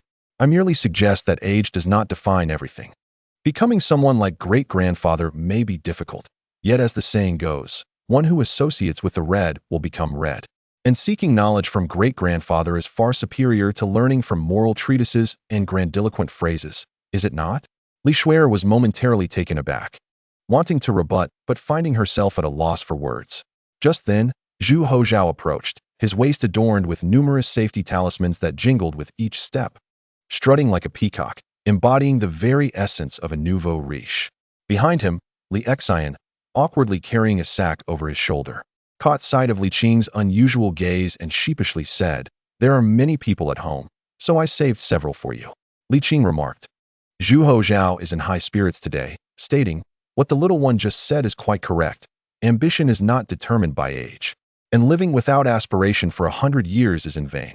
Age does not equate to everything." Li Qing shot him a glare. "Do not complicate matters further." "I am not complicating anything," Zhu Hozhao replied earnestly. "Aunt, you are stifling the little one's spirit. I heard everything he said, and in my view, it is entirely accurate." Li Qing interjected. "To me, he is merely seeking excuses to avoid studying. You, a martial general, are brawny yet simple-minded. What authority do you have to speak?" Li Qing felt frustrated. "I am his grandfather. How can I lack the right to voice my opinion?" Zhu Hozhao chuckled. "It is not that I speak harshly. You are merely relying on your age to assert superiority. Ask yourself honestly, are you truly wise? On what grounds do you consider your standards to be correct?" Even Li Qing, who is exceptional, does not presume so boldly. Li Qing huffed heavily. "I disdain to lower myself to your level of argument." Li Qing maintained a stern expression. Her nephew had entangled her in this discord as well. Zhu Hozhao, seemingly unaware, turned to Li Qing and spoke earnestly. "The question posed by this young lad is remarkably insightful. It could even be deemed a divine inquiry and deserves serious contemplation. I believe it is imperative for you to reflect deeply on this matter." Chapter 417. Distribution of Family Assets. Li Qing nodded slightly, murmuring to himself, "Indeed. It warrants careful deliberation." Li Qing looked towards her elder nephew and inquired, "What is your basis for this?" To mimic the established pattern, Zhu Hozhao observed the bemused expression on Li Qing's face and continued, "Though it may sound trivial, this is indeed the essence of the matter. What do you find amiss?" Li Qing furrowed her brow in thought, remaining silent for a considerable time. Sensing the growing awkwardness, Li Qing spoke up, "Great-grandfather, you have just returned. There is no need to rush into conclusions. Besides, with the winter solstice approaching, it is likely that we will refrain from venturing out until the new year, correct?" Li Qing nodded slightly, replying, "I shall depart after the new year." "Excellent." The young one slipped off Li Qing's lap, bouncing 3 feet high. "Great-grandfather, may I reside here?" "Of course." Li Qing chuckled lightly. "You have posed a splendid question to your great-grandfather, so do stay here. It may very well inspire him." "All right, grandfather. Since your great-grandfather has spoken, why ask me?" Li Qing retorted, somewhat exasperated. "All your cleverness seems to have been directed towards your grandfather." "Not at all." The little one blushed and smiled shyly. "I am off to read now." The study was filled with various literary works. The child had little interest in classical literature, but was quite fond of these extracurricular readings, finding them lively and entertaining, far more charming than those pedantic so-called classics. "This child," Li Qing sighed, "is indeed clever, yet lacks diligence in his studies." "Is that so?" Zhu Hozhao said with a hint of bitterness. "If my grandson were like this, I would wake from dreams of laughter. Alas, it is evident that you and your cousin are not particularly bright. How can there be such a disparity in the progeny?" Li Qing chuckled. "It is quite normal for a less intelligent generation to emerge after many clever ones." "Precisely." Li Qing seized the opportunity to interject. "Whoever has seen a child crying every day?" Zhu Hozhao remarked. Li Qing shot an annoyed glance at Li Qing, saying, "Zhu Hozhao is one thing, but let us not extend the criticism too broadly. His son may be dull, but that does not imply that his cousin's child is as well." Li Qing responded sheepishly, "I was merely making a point. You bear the blood of the Zhu clan." Should my aunt hear such words, She would surely reprimand you, Zhu Hozhao lamented. Li Shuer pouted, mother would never. Enough of this bickering upon our meeting. If you are not weary, I have grown weary of listening, Li Qing said with a frown. Let us discuss more pertinent matters. Clearing her throat, Li Shuer began. The prices of cotton and linen have returned to a level slightly above normal. For precaution, the Li family has amassed a considerable reserve, anticipating any resurgence of previous troubles. Oh, and the court has also stockpiled significantly. However, the likelihood of such an occurrence is almost non-existent. Zhu Hozhao interjected. Last year's harvest was ruthlessly severe, nearly cutting to the roots. Even if these top-tier magnates have the intent, they lack the means. Li Shuer, unusually refraining from retorting, elucidated. The reason for stockpiling cotton and linen is not merely to mitigate risks, but more significantly, to prevent the prices of these commodities from languishing. Prolonged low prices may dissuade individuals from engaging in cotton and linen production, ultimately causing hardship for the common folk and adversely affecting commerce and industry. Li Qing smiled and nodded, unabashedly expressing his admiration. Your understanding of business has become increasingly profound. Li Shuer offered a wry smile. These are merely the lessons imparted by my elder brother. I am but reciting them. In truth, you have performed admirably, remarked Zhu Hozhao with a smile. Like imitating a caddis drawing, with time, one will no longer need to refer to the original. Li Shuer shot him a sidelong glance and jested. It's rare to hear a compliment from your lips. The way you phrase it, I am not addicted to quarreling. It's just that occasionally, when I see you err, I feel compelled to speak up. Zhu Hozhao chuckled awkwardly. So, does that mean I am seldom right? Oh, not at all, not at all. Zhu Hozhao hastily shifted the topic to the advancements in the steam engine, suggesting they discuss it to lighten the mood. Li Qing exclaimed in surprise. Has there been further progress? Indeed, there has been advancement, though it remains limited. The primary improvements lie in the optimization of the combustion chamber's layout and the fuel storage facilities, replied Li Shuer. Nonetheless, the endurance has notably increased by a third, although there remains a considerable distance to travel before reaching the Western nations. Well, any progress is commendable, regardless of the means employed. It signifies tangible advancement. Li Qing said with a smile. The steam technology has long been public knowledge, and many affluent individuals in the Ming Dynasty have invested in its research to varying extents. Has anyone achieved notable success?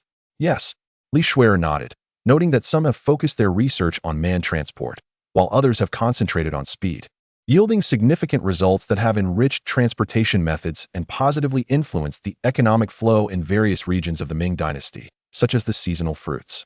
However, the Li family has not participated in these avenues, concentrating solely on enhancing endurance. Li Shuer added that once the Li family engages, others would find it difficult to compete. Li Qing nodded slightly. The ice-cutting family does not raise cattle or sheep. Given the Li family scale, it is imperative to allow for some profit sharing, otherwise, the economic ecosystem would be compromised. Pausing for a moment, he turned to Li Xian and inquired, has the family division been finalized? It is nearly complete, Li Xian replied. I have provided my younger brothers with grand luxurious residences, ample enough for them and their descendants. Each year, they shall receive a sufficient sum to ensure they and their offspring live in comfort, with the condition that they do not engage in commerce. Li Xian clarified, this is my father's directive. He stated that if the descendants of the Li family all pursue commerce, it would spell disaster for the Ming economy. Additionally, my father stipulated in his will that the future head of the Li family is to provide for the brothers exclusively. Should the head pass before his brothers, the newly appointed head must continue to support them until their demise, at which time, a substantial sum must be provided, sufficient for their descendants to establish their own enterprises. Li Xian recounted his father's will in its entirety. Upon concluding, he turned to Li Qing and inquired, my father indicated that if you have any objections, your perspective should take precedence. Li Qing fell silent for a moment before nodding. This is quite reasonable. There is no need for alteration. The lineage is endless, without bounds. Even the Zhu family struggles to sustain generations of support. How then can the Li family endure? The Li family, a beacon amongst capitalists, must maintain its competitive edge, and thus, wealth cannot be excessively dispersed. Nevertheless, this method of allocation is already considerably superior to that of the average wealthy gentry. While it may appear that the beneficiary is merely a brother, in truth, the support extends to an entire clan. Once this brother passes, his descendants will be well equipped to stand independently. The foundation laid is sufficient to ensure 5 generations live without want. The benevolence of a gentleman can endure for 5 generations. After 5 generations, although the Li family may cease to provide support, the restrictions on engaging in commerce are lifted. Overall, this distribution method is nearly impeccable. In the past, Li Qing proposed a policy akin to the preferential inheritance decree, yet it was short-lived, swiftly extinguished by the overwhelming social dynamics. Presently, this policy, although still nominally in place, has long since lost its vitality. Unfortunately, even the most ordinary households vehemently reject it, unwilling to comply. This is due to the fact that centralized inheritance of family wealth is indeed the most effective means of ensuring the continuity of the family line. There is no alternative. After all, even in the current Ming Dynasty, it remains an era of scarce productive capacity. Until productivity reaches unprecedented heights, this phenomenon will not yield to any individual's will. This deeply ingrained belief, entrenched for millennia, cannot be altered by the court, the emperor, or even Li Qing. Only a new era possesses the capability to instigate change. Li Qing sighed, stating, "Let it be. I have no objections." Li Qing quietly exhaled in relief and nodded. "Since you have no objections, I shall inscribe it into the Li family regulations." "Very well." Suddenly, Li Qing recalled something and inquired, "What do you know of Hu Zongxian?" Li Qing paused for a moment, then enlightened, replied, "This individual is quite strategic, both in capability and character. He is of the highest caliber, more than adequate for a regional governor, and commanding troops would pose no challenge." Upon hearing this, Li Qing felt reassured and chuckled lightly. "That is good.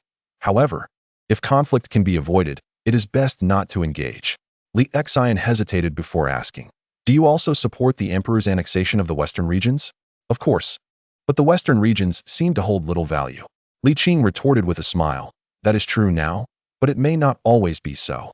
Zhu Hozhao pondered for a moment and remarked, "If we calculate the economic implications, it does seem a losing venture.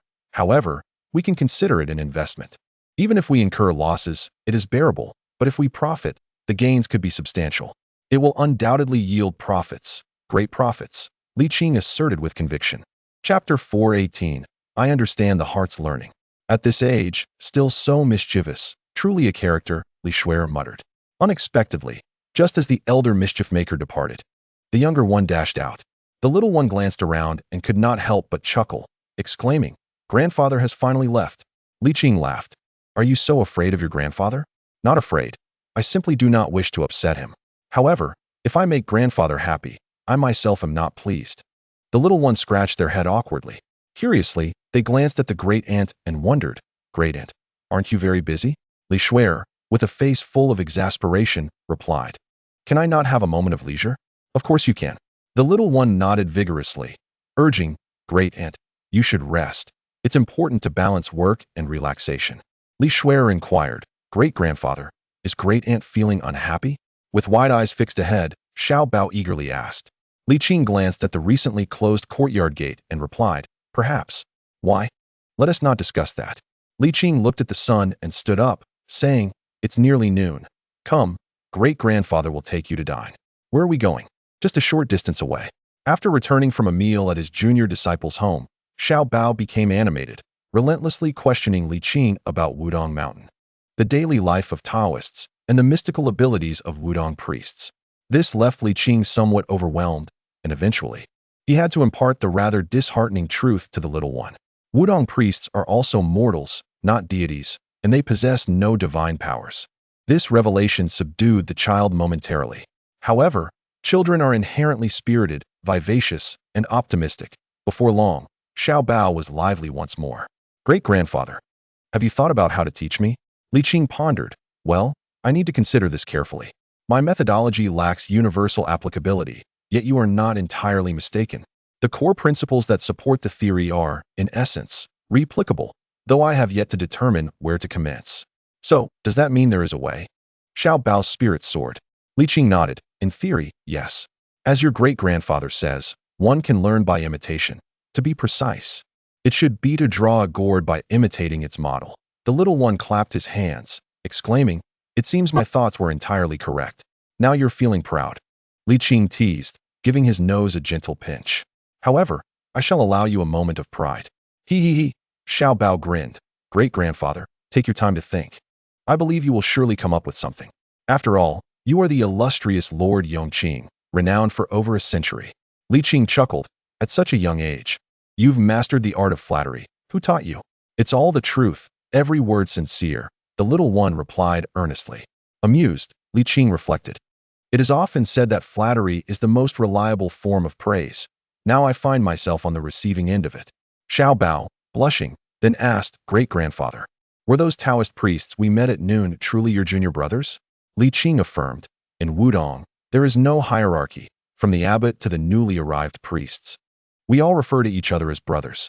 I see, Xiao Bao nodded, finally comprehending. I thought those priests, like you, had lived for a very long time. Li Qing sighed. If longevity could be replicated, I certainly would. But if it could be, it might lead to chaos. He cast a sidelong glance at the child. At your tender age, you're already pondering immortality? Not at all. I have no such thoughts, Xiao Bao chuckled awkwardly. There's no point in dwelling on the impossible. It would only bring sorrow. I'd rather focus on something tangible, like learning from you, great-grandfather, to become like you. Well said, very insightful. Li Qing tapped his head lightly. Why do you still tap? The little one protested, cradling his head. My mouth could hang a small oil bottle. Li Qing laughed heartily. This is merely a form of commendation.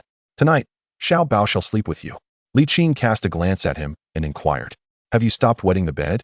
The little fellow's face flushed, and with uncertain timbre, he replied, it's been several months since I last did. So I probably won't anymore.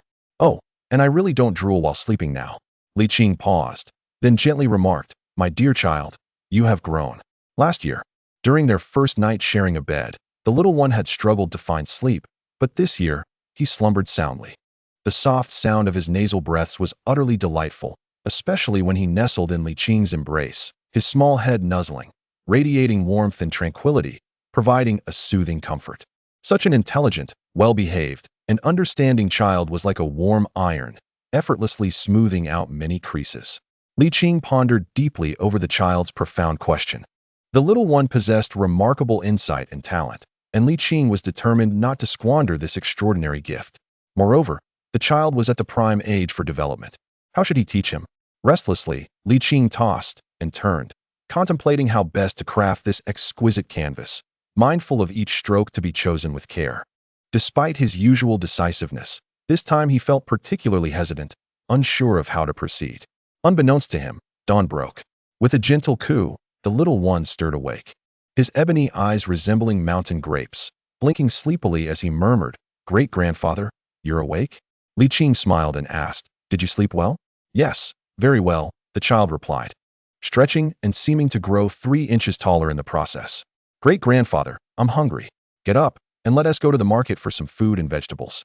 All right then, Li Qing agreed. The child, now fully alert, energetically sprang from the covers, climbed to the foot of the bed, and began dressing himself. Li Qing propped his head on his hand, observing the little one as he put on his clothes, and asked, what kind of person do you wish to become? Someone like great-grandfather, the child answered while dressing. Li Qing responded, there are many unique qualities about great-grandfather that cannot be replicated.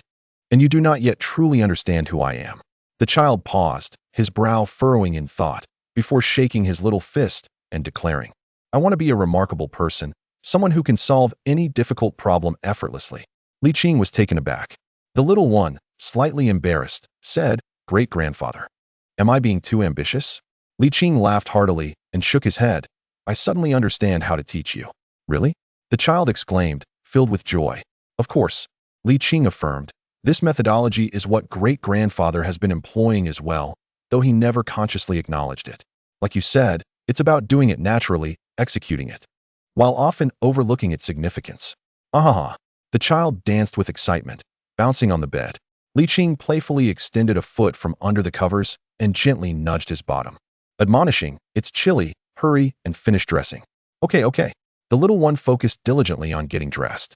After they had washed up, Li Qing slung a basket over his arm, grasped the child's small hand, and they ambled out of the little courtyard, their arms swinging in unison. Zhu observed the pedestrians in the distance and halted his address, inquiring, what will you teach Xiao Bao? Wang Shui? The little one scratched his head, seemingly having heard of it before, but unable to recall where. Wang Yongming, Li Qing reminded him. Ah, I remember now, the little fellow exclaimed, quickly covering his mouth with one hand, whispering, Wang Shui is defined as heresy.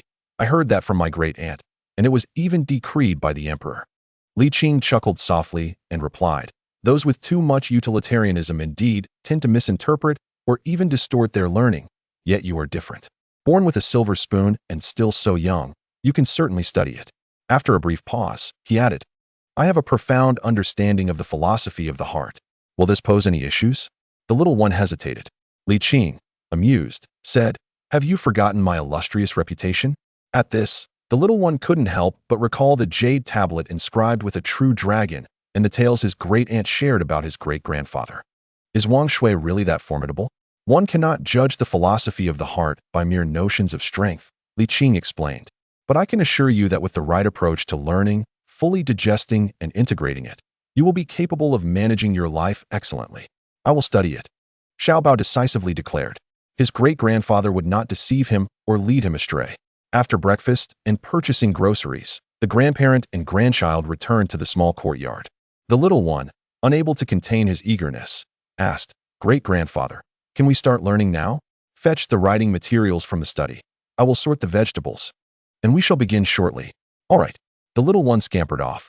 When Li Qing emerged from the kitchen, the little one had already spread out the rice paper, weighted it down, and was diligently grinding ink. Li Qing smiled, approached, sat beside him, and took the inkstone, saying, Let us begin, great-grandfather. The little one nodded, sitting up straight like a model student. After a while, Li Qing stopped grinding the ink, dipped his brush, and inscribed 4 large characters on the rice paper. Ji Xing He. Do you know the meaning of these 4 characters? Xiao Bao furrowed his brow and pondered. Knowledge and action must be united? Li Qing, slightly surprised, smiled. To arrive at that conclusion reflects your intelligence. Xiao Bao grinned, but before he could laugh out loud, Li Qing's next words struck him down. However, that is a mistaken interpretation. Oh, mistaken? Xiao Bao replied, crestfallen. Then why did you praise me? Li Qing laughed. Because the vast majority would interpret it that way. Your ability to grasp this at such a young age is indeed commendable. Hearing this, Xiao Bao felt less disheartened and curiously asked, then what does Ji Xing He truly mean? Ji Xing He does not merely instruct you to unite knowledge and action. It conveys the concept of such unity. In simpler terms, it signifies that everyone embodies Ji Xing He. Oh? The little one responded with confusion. If that is the case, why study it at all? Haha, Li Qing praised. Your thinking is vibrant and unconstrained. Indeed, you possess a natural aptitude for learning the philosophy of the heart. Chapter 419. Substance and words. Frowning slightly, Xiao Bao slowly said, Great-grandfather, I still do not understand. While everyone is engaged in Ji Xing He, they remain unaware that they are doing so. Li Qing remarked that people often attribute their various achievements, big or small, to skills. Yet few ponder the significance of the phrase unity of knowledge and action. This expression plainly conveys the essence of the Tao. To put it simply, 99% of individuals are oblivious to the true core of their success. Little Bao, with a furrowed brow, inquired, Could you provide an example? Let us consider the realm of power, Li Qing replied. After a decade of arduous study, one may succeed in examinations and embark upon a political career, climbing the ranks until they reach the center of power.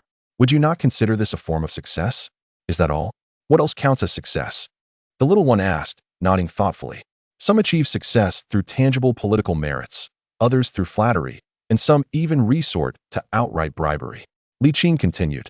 Those who ascend through merit attribute their success to their accomplishments, while those who rely on flattery attribute it to their ability to curry favor. They come to see these methods as the only pathways to success, shaping their worldview to believe this is the key to achievement. In reality, however, this is merely a skill, not the Tao. Little Bao furrowed his brow, questioning, does this mean that the core of their success is fundamentally the same? Indeed. And what, then, is the Tao? Unity of knowledge and action. Little Bao, frowning, replied, but that just circles back around. My mind can hardly keep up. Li Qing chuckled. It is not my intention to obfuscate. Rather, I aim to solidify your understanding of unity of knowledge and action. All right then, Little Bao responded. Li Qing cleared his throat and said, what I am about to share, you should be able to comprehend. Upon hearing this, Little Bao perked up, eagerly saying, Grandfather, please do tell. I am all ears. He even playfully poked at his ears with his pinky, causing Li Qing to chuckle. They succeed because they yearn for success, Li Qing explained. These individuals, during their studies, aspire to hold office and thus devote themselves to their studies. While in office, they seek promotion and strive relentlessly to climb the ranks. This embodies the unity of knowledge and action, which is the true pathway to their success. Little Bao pondered for a moment before nodding slowly. So, this is indeed the truth. I understand now that the unity of knowledge and action teaches one to recognize this principle, rather than merely to embody it. What a perceptive child! Li Qing beamed, exclaiming, "You are indeed teachable." However, Little Bao scratched his head, cautiously adding, "If that is the case, why do I feel that Wang Shui's teachings are no more than this?" Well said, Li Qing exclaimed, taken aback. Little Bao, expecting a reprimand, was instead met with praise. "Why do you commend me?" Little Bao asked.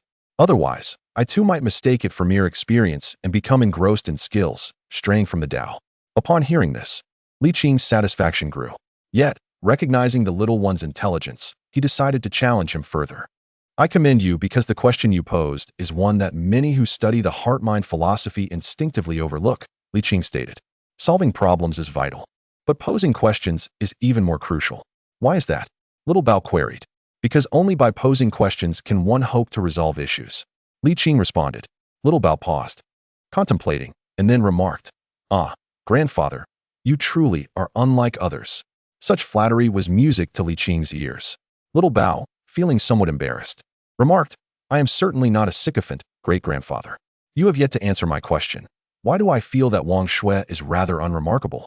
Li Qing smiled without responding. Instead, posing another question, Wang Yongming achieved merit, articulated his thoughts, and upheld virtue, thereby fulfilling the three immortal standards of a sage. "Do you know why? Is it because he aspired to be a sage from a young age?" Little Bao replied, his innocence charming.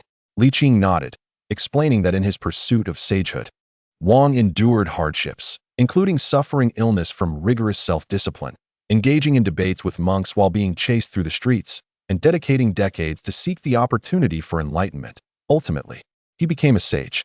Little Bao nodded in understanding, saying, "Great-grandfather means that a fervent desire for success, coupled with relentless effort, embodies the unity of knowledge and action, which ultimately leads to success, correct?" Li Qing affirmed. However, Little Bao murmured, "Isn't that rather obvious?" "Think again," Li Qing encouraged. Little Bao shook his head, perplexed. Li Qing gently guided him, asking, "Why do you consider it obvious?" Little Bao suddenly exclaimed, "I understand. If everyone is engaged in the unity of knowledge and action, why do some succeed while others fail? This is a paradox." Li Qing's gaze softened with approval as he said, "This is one of the most perplexing aspects of the study of the mind, and also a point where many easily stray. To clarify, it is not a paradox. Those who fail are also engaged in the unity of knowledge and action. The difference lies in their understanding, which is insufficient." Li Qing continued, "It could also be said that they lack the formidable execution power that successful individuals possess. They are not devoid of the unity of knowledge and action." Little Bao scratched his head, feeling troubled and confused. Great-grandfather spoke very slowly. "Yet why did it feel so fast? Just a moment ago, I thought you were speaking nonsense. And now I find myself utterly lost." Li Qing chuckled heartily and said, "You can pose questions. You may also ponder why, despite the slow pace, it felt so fast that you couldn't keep up. Additionally, you can identify the flaws in the study of the mind." Li Qing gently added, "A student adept at discovering problems is indeed a good student. Learning the study of the mind through dialectical discussion and skepticism is far superior, by 10-fold, 100-fold, to uncritically accepting it as a standard. Is that so?" Little Bao inquired. Li Qing nodded encouragingly, saying, "Think boldly, ask boldly. Great-grandfather, grant me some time. No rush. Take your time." After a while, Little Bao said, "Since everyone is engaged in the unity of knowledge and action, it would be unfair to use merely the exemplary figures in positions of power. That would be too extreme. Unless we can provide examples from another extreme group that maintains logical coherence, we cannot truly demonstrate the value of the study of the mind." This time, Li Qing did not offer praise, yet his sense of gratification surpassed his previous delight 10-fold. The little one had begun to push the discourse forward. "For instance?" Li Qing prompted. "Farmers," Little Bao suggested. "Very well, let us consider farmers as an example." Li Qing agreed. recognizing that the young one had already exerted considerable mental effort. And he subtly offered his assistance. Do you think farming is arduous?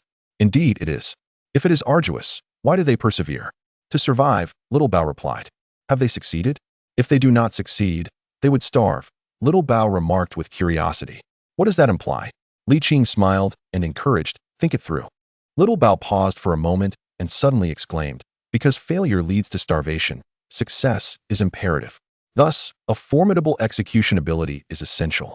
Much like those who reside in high places, akin to Wang Yongming, all embodying a singular principle. After a brief pause, he inquired, but how does one cultivate such formidable execution ability? By nurturing one's innate conscience, Li Qing replied. Under Li Qing's patient guidance, coupled with the young one's extraordinary talent, the process unfolded naturally and logically, seemingly slow, yet progressing rapidly. More importantly, this was not a rote learning method. Every statement held substance, and the young one was not merely swallowing information whole. Otherwise, he would not have posed so many questions. Finally, the young one asked the pivotal question, how does one nurture one's innate conscience? To comprehend how to nurture one's conscience, one must first understand what knowledge is. Li Qing, as always, refrained from providing direct answers, instead guiding his student to ponder deeply. However, considering the young one's tender age, he offered a hint, suggesting that the answer was concealed within his previous words for the young one to reflect upon. The boy nodded slightly, lost in contemplation for a long while. Is it a goal, a desire, or an ideal? Li Qing smiled warmly and nodded. Which do you believe is more accurate, or which resonates more closely?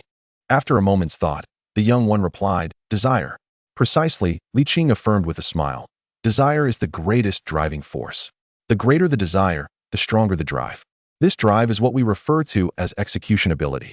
Wang Yongming achieved his 3 immortal legacies because his desires were immense. The same holds true for others. Little Bao conversed with himself. Indeed, that is the case. However, how can one better and more practically nurture one's innate conscience? Li Qing gently responded, take one step, then another. If you owe 400, repay it immediately. The year has passed, relatives have departed, and tomorrow you can settle it all at once. Chapter 420. Nothing exists outside the heart in the early morning. Little Bao awoke to find his great-grandfather absent. He hastily jumped up to dress himself and made his way to the living room, where he discovered his great-grandfather leisurely savoring tea. A warm breakfast laid out on the table, simple yet highly appetizing. There was warm water in the kitchen. He quickly washed up and returned to the table to eat. All right, the little one responded eagerly. Not long after, he sat down at the table and inquired, Great-grandfather, where are we going today? To an interesting place. How interesting? You will know once we arrive, Li Qing replied, taking a sip of tea. You will surely like it. At this, the young one squinted and smiled. After hastily finishing breakfast, Little Bao eagerly said, Great-grandfather, shall we depart? Li Qing rose and said, follow me. Upon reaching the carriage, Li Qing paid the fare and lifted the young one down. Have we arrived? Little Bao looked around in confusion, exclaiming, Great-grandfather, is this the place? It doesn't seem fun at all. Follow me, Li Qing instructed, turning to walk away. Little Bao hurriedly followed. After a short while, he understood his great-grandfather's intention and pointed at the towering mountain before them, asking, are we going to climb Mount Zijin? Li Qing simply smiled and said, we are going to a fun place. Little Bao hesitantly remarked, it can't be the Shaolin tomb, can it? What are we going there for? The place is rather unexciting. Moreover, venturing to the tomb of the Ming Dynasty in broad daylight, do you think the guards there are mere amateurs? Li Qing replied calmly, do not ask so many questions, just follow me. Oh, very well. The little one scratched his head, expressing his concern, even if we don't go to the tomb, we might still be spotted by the guards. Li Qing remained silent and continued to walk forward. After approximately a quarter of an hour, they reached the foot of the mountain. Only then did Li Qing say, do not look up, pay attention to your footing. Oh, the little fellow's expression was disheartened. The reality was a far cry from the exciting place he had imagined. However, having come this far, he realized returning would surely displease his great-grandfather. So he had no choice but to follow. The mountain path was rugged but not steep, and with his great-grandfather accompanying him, the little one felt no fear, although he did find the journey rather dull. Fortunately, this tedium was soon alleviated as his great-grandfather recounted tales of the past, spoke of his cleverness against officials, and shared royal anecdotes that were far more intriguing than any storybook. The The tales were inherently captivating, and Li Qing's storytelling prowess was remarkable. The little one became so engrossed that he unconsciously forgot his longing to arrive. Following Li Qing, they took one step after another. Whenever thirsty, they would drink water. When hungry, they would snack on cakes. After every 15 minutes of walking, they would rest for a moment, always returning to the story at its climax. Under Li Qing's deliberate pacing, the little one felt no sense of fatigue. Of course, the little one's own resilience played a significant role. The medicinal baths were not in vain. In addition to storytelling, Li Qing occasionally pointed out the beautiful scenery along the way for the little one to admire. Step by step, story after story, and view after view. Gradually, the little one began to tire and pleaded with Li Qing for more breaks. Li Qing obliged, adjusting their pace to walk for 15 minutes and then rest for another 15, which made the little one feel greatly relieved and more motivated. "Have we arrived?" The little one exclaimed in astonishment, looking around in bewilderment, only to discover that the mountain path had vanished above them. He felt a sense of longing, and at the same time, he remembered the purpose of their ascent. "Great-grandfather, what is the interesting thing you mentioned?" Li Qing smiled gently, picked him up, and with a light leap, elicited a gasp from the little one. "I'm flying." This leap was over 2 zhang high, and together they reached the highest point of the entire Zijin mountain, standing at a place higher than any other. Li Qing set him down and said, "Look, little one." Following Li Qing's gaze, the little one beheld the entire imperial palace laid out before him in the distance, its grandeur and magnificence undiminished despite the vast separation. This was the little one's first glimpse of the palace in its entirety, and from such an elevated perspective, the visual impact was both exhilarating and breathtaking. "And over there," Li Qing pointed again. The little one followed the direction to see the Yangtze River, shimmering under the sunlight like a golden belt, with tiny steamers barely visible. The little one was entranced. And there, Li Qing indicated once more, this time to the setting sun in the west, brilliant and resplendent, casting a golden hue upon the clouds. The little one's face flushed with warmth as he murmured, "How magnificent! Is it interesting? Ah, my dear little treasure. There is no need for guidance. Instead, venture forth and discover beauty on your own. One moment you gaze this way, and the next, you turn your eyes that way, relishing the experience with unflagging enthusiasm. After a considerable time, my dear child, do you see over there?" Following the indication, the little one looked, only to find not a grand vista, but a rather ordinary forest path. "Great-grandfather, this is rather unremarkable," the little one remarked, staring curiously at the foot of the mountain. "You, my dear child, have ascended from that very spot, step by step," Li Qing gently replied. "At the foot of the mountain. Would you have believed you could reach its summit?" The child was taken aback, his eyes wide with astonishment, and after a moment's contemplation, he murmured, "I truly climbed up. I truly can ascend. Incredible, utterly incredible."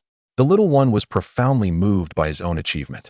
In comparison to the breathtaking sights and splendid scenery, the seemingly mundane foot of the mountain imparted an impact upon him that surpassed the beauty of 1,000 landscapes.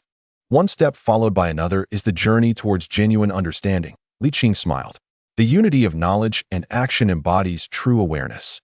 The little one whispered, "So this is the essence of Wang's philosophy, the essence of the study of the heart."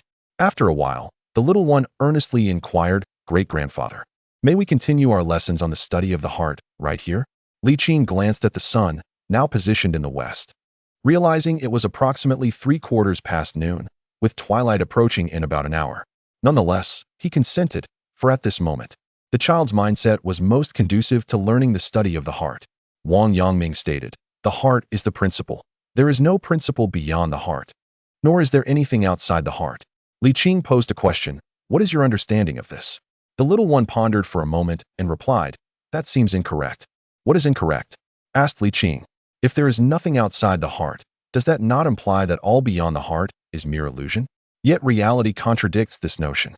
The little one pointed towards the distant palace. "If I do not see it, does it mean it does not exist? You are quite astute, yet not quite wise enough. However, it is precisely because of your current lack of wisdom that you can perceive the essence," Li Qing said, filled with both pride and delight. "What do you mean?" the little one asked. Li Qing explained, "It is akin to the threefold mountains of life. One sees the mountain as a mountain, then sees the mountain as not a mountain, and finally sees the mountain as still a mountain. You are still young, thus you perceive the mountain as a mountain. While those with knowledge and insight will recognize the mountain as not merely a mountain, yet it remains a mountain. The little one nodded slowly and said, "Please, great-grandfather, teach me to see the mountain as not just a mountain." Li Qing shook his head. "This cannot be taught." "Why not?" questioned the child. "Because once you enter the realm of seeing the mountain as not a mountain, it is exceedingly difficult to extricate oneself from it," Li Qing replied. "I must guide you directly across, leaping from the first mountain to the third." The little one was astonished. "Is it truly possible?" "It must be so," Li Qing asserted. "The threshold of the study of the heart is exceedingly high. Without my assistance, you would find it challenging to grasp its true essence. But will this not leave lingering repercussions?" Li Qing sighed. "One must first reap the fruits before tracing back to the cause. Alas. This is a limitation of the study of the heart." The little one nodded earnestly, his expression serious. "Great-grandfather, please continue." "The true meaning of there being nothing beyond the heart is that what you do not perceive bears no relation to you," Li Qing elucidated. "For instance, this palace, if you do not see it, you will not form a connection with it. Without seeing it, you will not marvel, nor will you be astonished. If you do not see it, it exists in a state of oblivion. Only upon seeing it does it become vibrant." Little Bao shook his head in bewilderment, expressing his confusion. "Let me illustrate with an example from my great-grandfather," Li Qing said. "You came to know me, and thus I come alive in your perception. If you remained unaware of my existence, I would merely be one among the multitude of beings in the vast Ming Dynasty, or more vividly, just a mere number among 20 million souls. I think I am beginning to understand." Little Bao nodded slightly, only to shake his head again. "But I still do not grasp it fully." Li Qing replied, "What you perceive as existence is merely a surface, while Yongqing spoke of an interaction. Perhaps another example would clarify it." With a gentle smile, Li Qing lifted a water kettle to his lips and continued, "Take this kettle, for instance. When I drink from it, I engage in an interaction with it, and in my mind, it becomes vibrant. Conversely, if I do not use it, it fades into oblivion within my thoughts, leading to a state of believing that nothing exists outside my mind." "Does that mean it still exists in reality?" Little Bao inquired. "Indeed," Li Qing affirmed. "What was Yongqing's purpose in saying this?" Little Bao questioned, perplexed. Li Qing patiently explained, "As we ascended the mountain, I shared stories with you. But if your mind is preoccupied with thoughts of the kettle, worrying about how much water it holds and whether it suffices for your thirst, how could you remain fully engaged in the tales?"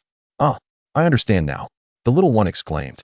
"It means not to waste extra mental energy, but to live in the moment, correct?" He paused, contemplating. "My great-grandfather has yet to answer where we are headed, fearing that by speaking it, I would become distracted by thoughts beyond myself. Am I right?" As he spoke, the child lifted his foot and took a small step forward, declaring, "This step represents the present moment, existing within my heart. Each further step, whether forward or backward, resides outside my mind, hence nothing exists beyond it. If, before we reach the summit, I continually fixate on it, even during moments of rest, my heart will be in constant pursuit of that peak. In such a state, I would be burdened by anxiety, ultimately driving me to eliminate that fear, and it would become impossible to reach the summit on my own." Li Qing nodded gently, acknowledging the child's insight, yet remarked, "Your understanding is commendable, but still lacks depth. Is it not profound enough?" Little Bao questioned in surprise. Li Qing laughed heartily. "The study of the mind is far from simple." Chapter 4:21. The illness of the Crown Prince. "Haste leads to failure. I will teach you gradually, and you shall learn at your own pace. There is no need for haste." Li Qing smiled and added, "If you can comprehend these concepts, then this day's ascent has not been in vain." Little Bao nodded thoughtfully, pondering the notion of nothing existing beyond the mind. Suddenly, he shook off his distractions and cheerfully said, "Great-grandfather, let us descend the mountain." "Very well," Li Qing replied. "Ascending the mountain is easy, but descending is a challenge. Time is of the essence." He then scooped Little Bao into his arms and swiftly descended like a gust of wind. Once again, Little Bao experienced the magical prowess of his great-grandfather. This was no ordinary descent. It felt as if they were soaring downward. The ascent had taken over an hour, yet they reached the ground in less than a quarter of that time. Even as Little Bao's feet landed firmly on the ground, he felt a sense of disbelief. And had it not been for a glance upward, he would hardly have believed they had truly descended. "Great-grandfather, you are extraordinary," Little Bao exclaimed, his eyes sparkling with wonder. Li Qing smiled lightly and remarked, "After such a day, You must be famished. Let us seek a restaurant and indulge in a hearty meal." Upon hearing the word food, little Bao's stomach rumbled immediately, prompting him to exclaim, "Indeed, nothing exists beyond the mind." The moment I thought about it, I found myself hungry. Li Qing could not help but chuckle, playfully rebuking, "Do not forcefully apply everything. The study of the mind is not merely a philosophical doctrine. It is meant to enhance your ability to act, to practice in reality. It is not as esoteric as you might think. It is not metaphysics." The little one, Xiao Bao, chuckled awkwardly in response. "That is quite good already. Subsequently, I shall systematically teach you the foundational theories of mind study, which will serve as a support to help you establish a genuine framework of understanding." Good," the young lad replied, his spirits lifted and brimming with confidence, knowing his great-grandfather was personally instructing him, assuring him he would truly learn. The next day, the little one awoke late in the afternoon, roused from slumber by the mischievous antics of a playful spirit. "Grandfather Zhu," he lazily called out, "why are you up so early? What time is it?" Zhu Hozhao pinched his cheek and inquired, "Where did you two go yesterday?" "We climbed a mountain," Xiao Bao replied with pride. "What is the purpose of climbing a mountain?" Zhu Hozhao asked, perplexed.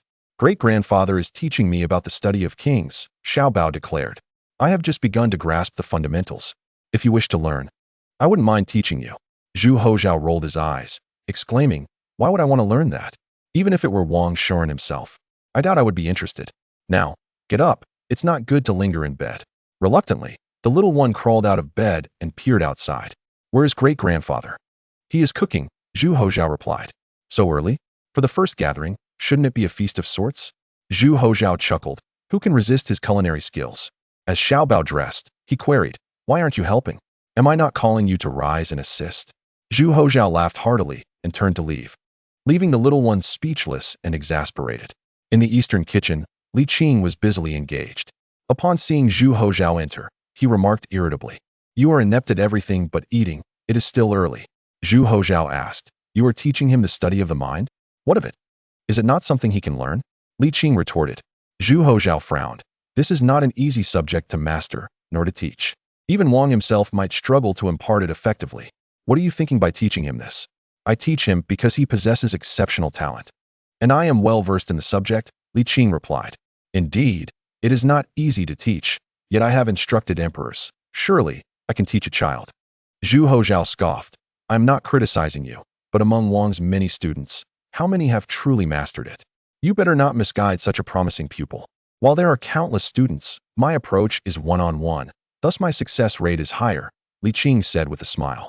"Do not fret unnecessarily. Your son's foolishness does not reflect on everyone else."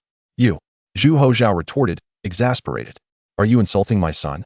"It is merely the truth," Li Qing replied. "Oh, if only the crown prince were like my son, enough." Xiao Bao exclaimed as he approached the eastern kitchen, only to see Zhu Hozhao emerge with a bruised eye. Momentarily taken aback, "Only the officials may set fires. The common folk must not even light a lamp," Zhu Hozhao mumbled, pushing past the little one as he exited. Xiao Bao stood momentarily stunned, then burst into laughter. Only great-grandfather could truly keep Zhu Hozhao in check. The lunch was quite lavish. The little one had exerted himself greatly the previous day and had slept until now. As soon as the meal was laid on the table, he began to drool, displaying an eagerness as if he intended to devour an entire cow. Li Shuer, noticing his appearance, couldn't help but tease him, saying, "You never act this way at home.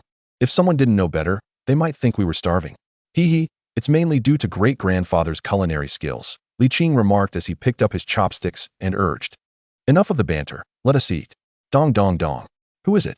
Zhu Hozhao called out. "It's me, Li Xian," came the voice of Li Xian, signaling that someone from the palace had arrived. The aunt and nephew exchanged glances, and the little one paused in his eating, sensing an ominous premonition.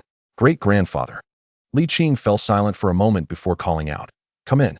With a crash, the door swung open, and a rotund figure squeezed through. It was Huang Jin. The aunt and nephew were taken aback, and the little one gaped in astonishment, marveling at the man's size. "Huang Jin?" Li Qing's heart tightened as he stepped forward. "What has happened?" "Come with me to the palace," Huang Jin said urgently, hardly pausing for an explanation. "What is it?" "The crown prince is ill." Li Qing's heart dropped. Was his life in jeopardy? "It is not looking good. We must hurry to the capital. If we delay, it may be too late," Huang Jin urged, stamping his foot in desperation. Gather your things quickly, we must leave. Li Qing reassured him, I can travel much faster than you. You go ahead. I will depart immediately and surely arrive before you. Upon hearing this, Huang Jin's anxious demeanor eased considerably as he nodded. Do not worry about me. Just go as fast as you can. The crown prince is vital to the nation. Li Qing nodded. Do the officials know? I do not know, Huang Jin sighed. Why is there no urgent dispatch for such a significant matter? Li Qing inquired, puzzled. Why not? I am the one who is making haste, Huang Jin replied. His expression pained. The last time, the emperor deceived you. Fearing you would not believe others, I came personally. After all this travel, I feel nearly exhausted. But enough of that. Time is pressing, you must depart. Li Qing sighed, turning back. As you have heard, I cannot avoid going. Quickly go, Zhu Hozhao urged. The crown prince is of utmost importance. We cannot afford any negligence. Speed is of the essence. Do not concern yourselves with us. Huang Jin glanced at Zhu Hozhao, somewhat surprised, but did not linger on it. Will you come along? No, you are too slow. Li Qing replied as he swiftly entered the inner room to retrieve a gift for Zhu Hozhao. Turning to the little one, he said, Great-grandfather will return after he finishes his matters. Will he be back for the new year? The little one asked reluctantly. It is likely difficult, Li Qing responded. What great-grandfather has taught you? Make sure to digest it well. He will be testing you later. I will work hard, the little one replied earnestly. Very good, Li Qing said, pinching his little face before turning to head outside, with Huang Jin hurrying to follow. Huang Jin, you might as well take a rest. You've delivered the message. There is no need to rush. At your age, you mustn't tire yourself out. Huang Jin sighed softly, nodding in agreement. Do not fret. I am not abandoning you, Li Qing said, giving his shoulder a reassuring pat before moving next door. The unexpected arrival was sudden. Yet perhaps due to having faced so many surprises before, Li Qing remained remarkably composed. It is indeed a matter of regret. The promise of a joyous New Year celebration and the commitment to diligently teach the young one have now been utterly disrupted. After hastily explaining the situation to the junior disciples, Li Qing swiftly departed towards the capital. Days later, at the palace gates, upon his arrival, the guards promptly granted him passage. His secret was no longer concealed, yet it brought about numerous advantages, serving almost as a passport, save for serious taboos. He faced no hindrances, nor did anyone dare to obstruct him. In the Hall of Supreme Clarity, Zhu Hozhong had just emerged from the inner chamber when he unexpectedly encountered Li Qing. Sir, spare the pleasantries. Where is he? In the inner chamber, please follow me. Zhu Hozhong urged, retracing his steps. Upon entering the inner chamber, they found the crown prince lying quietly, already in a deep slumber, his pallor alarmingly ghastly, lips dry and cracked, presenting a picture of grave illness. Li Qing gently grasped his wrist, holding his breath and centering his thoughts, his eyelids lowered. While Zhu Hozhong dared not disturb him in the slightest. After a prolonged silence, Li Qing finally spoke. The situation appears dire. What exactly transpired? Zhu Hozhong lamented. It is indeed my fault. I placed too much pressure on him. Yet Li Qing raised a hand to halt him, urging, control your emotions and wait outside for me. Zhu Hozhong nodded silently. How is it? Li Qing inquired. For the moment, the situation has stabilized, Zhu Hozhong replied, relief washing over him. That is indeed a comfort, he added, transitioning from worry to frustration, scolding. This wretched child bears no resemblance to a prince at all. You cannot fathom the depths of my grievances. Li Qing shot him an indignant glare. I implore you to explain why he has fallen to such a state. Zhu Hozhong hesitated, replying sullenly, he is utterly unambitious. I cannot even reproach him without him spiraling into despair. How long has he been ailing? Li Qing interrupted. I estimate around 10 days, Zhu Hozhong responded. Estimate? Initially, he stubbornly resisted. It was only after he collapsed that I became aware of his condition. How could you be so careless? Li Qing exclaimed, vexation lacing his words. This is the crown prince of the Ming Dynasty, your son. And this is how you treat him? Zhu Hozhong was at a loss for words, exclaiming, fine, it's all my fault. Please, just cure him. I want you to witness his true potential.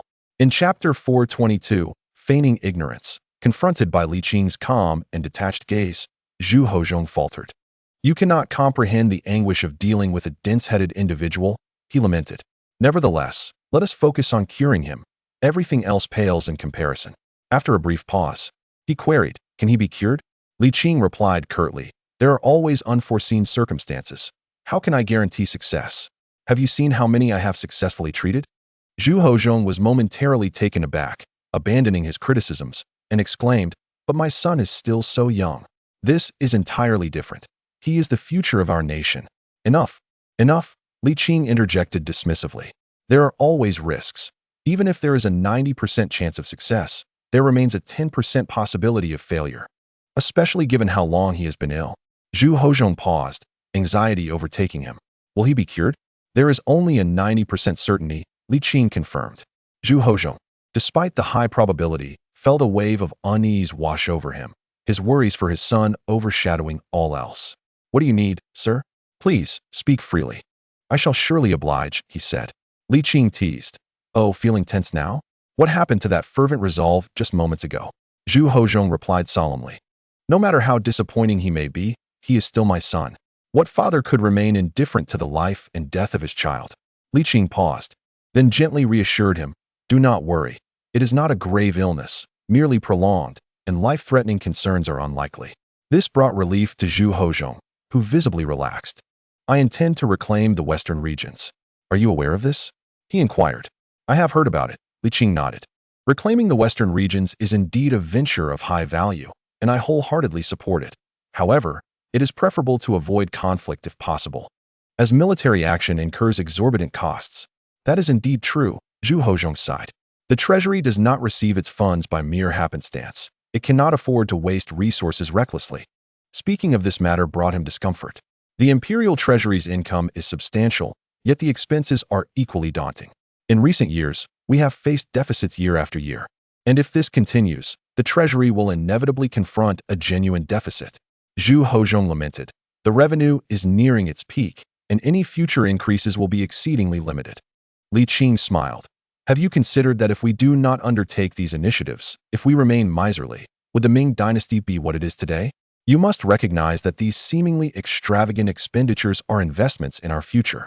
Zhu Hozhong was left speechless. "Now, do not feign poverty with me. I understand your intentions. You simply wish to avoid compensating for the losses incurred by the Li family in the cotton and hemp matter, correct?"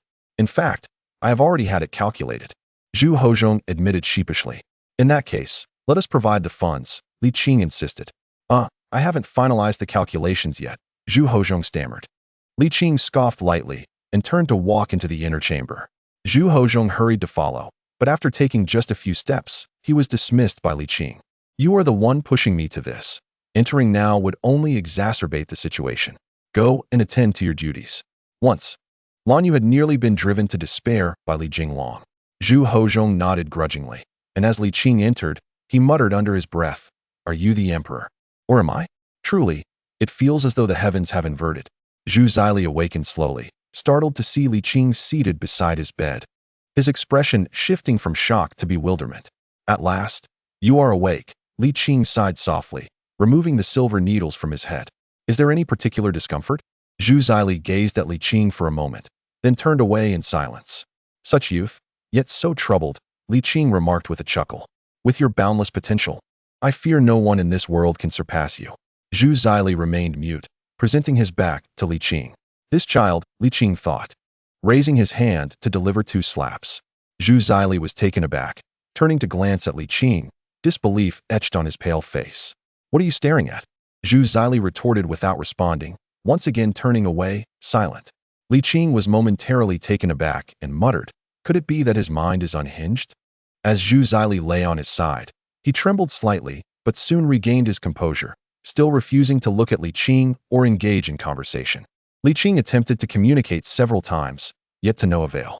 Deciding to disregard the prince's willingness, he forcibly turned him around and administered another injection. Once completed, he prescribed medication and instructed a young eunuch to fetch the medicines from the imperial hospital. Observing the obstinacy of the young prince, Li Qing grew weary of his indifference. Since the prince was awake and in no immediate danger, with proper care, he would likely recover in about 10 to 15 days. The issue was not insurmountable. It was merely youthful rebellion. Such defiance at the tender age of 16, especially when confronted with a shrewd and authoritative father, was hardly surprising. What now? He is awake, and with adequate nurturing, he should be back to normal in a fortnight, Li Qing remarked. Communication between father and son was vital. As an emperor, he must also embrace his role as a father and strike the right balance. Zhu Hozong nodded repeatedly, rubbing his hands together. May I enter now? Go ahead. But be cautious with your words. Do not provoke him further, Li Qing advised. Understood. Zhu Hozong replied hurriedly and dashed off. Li Qing couldn't help but reflect. The human heart is tender, and even someone as seemingly callous as Zhu Hozong cannot be entirely devoid of affection for his own son. Moments later, Zhu Hozong emerged, his expression exceedingly grim.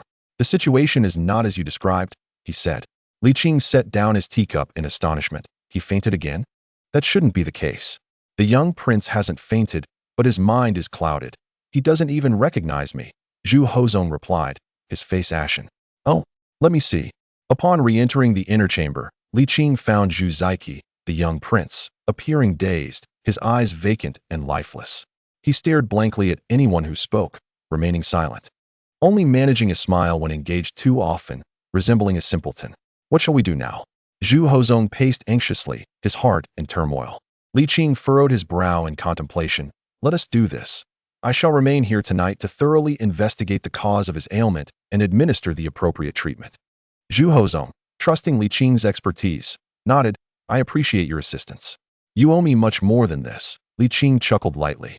Your family has troubled me far beyond just you. Zhu Hozong, unsure of Li Qing's sudden irritation, could only respond with a nervous laugh and repeated apologies. In the end, he asked, should I stay as well? No need.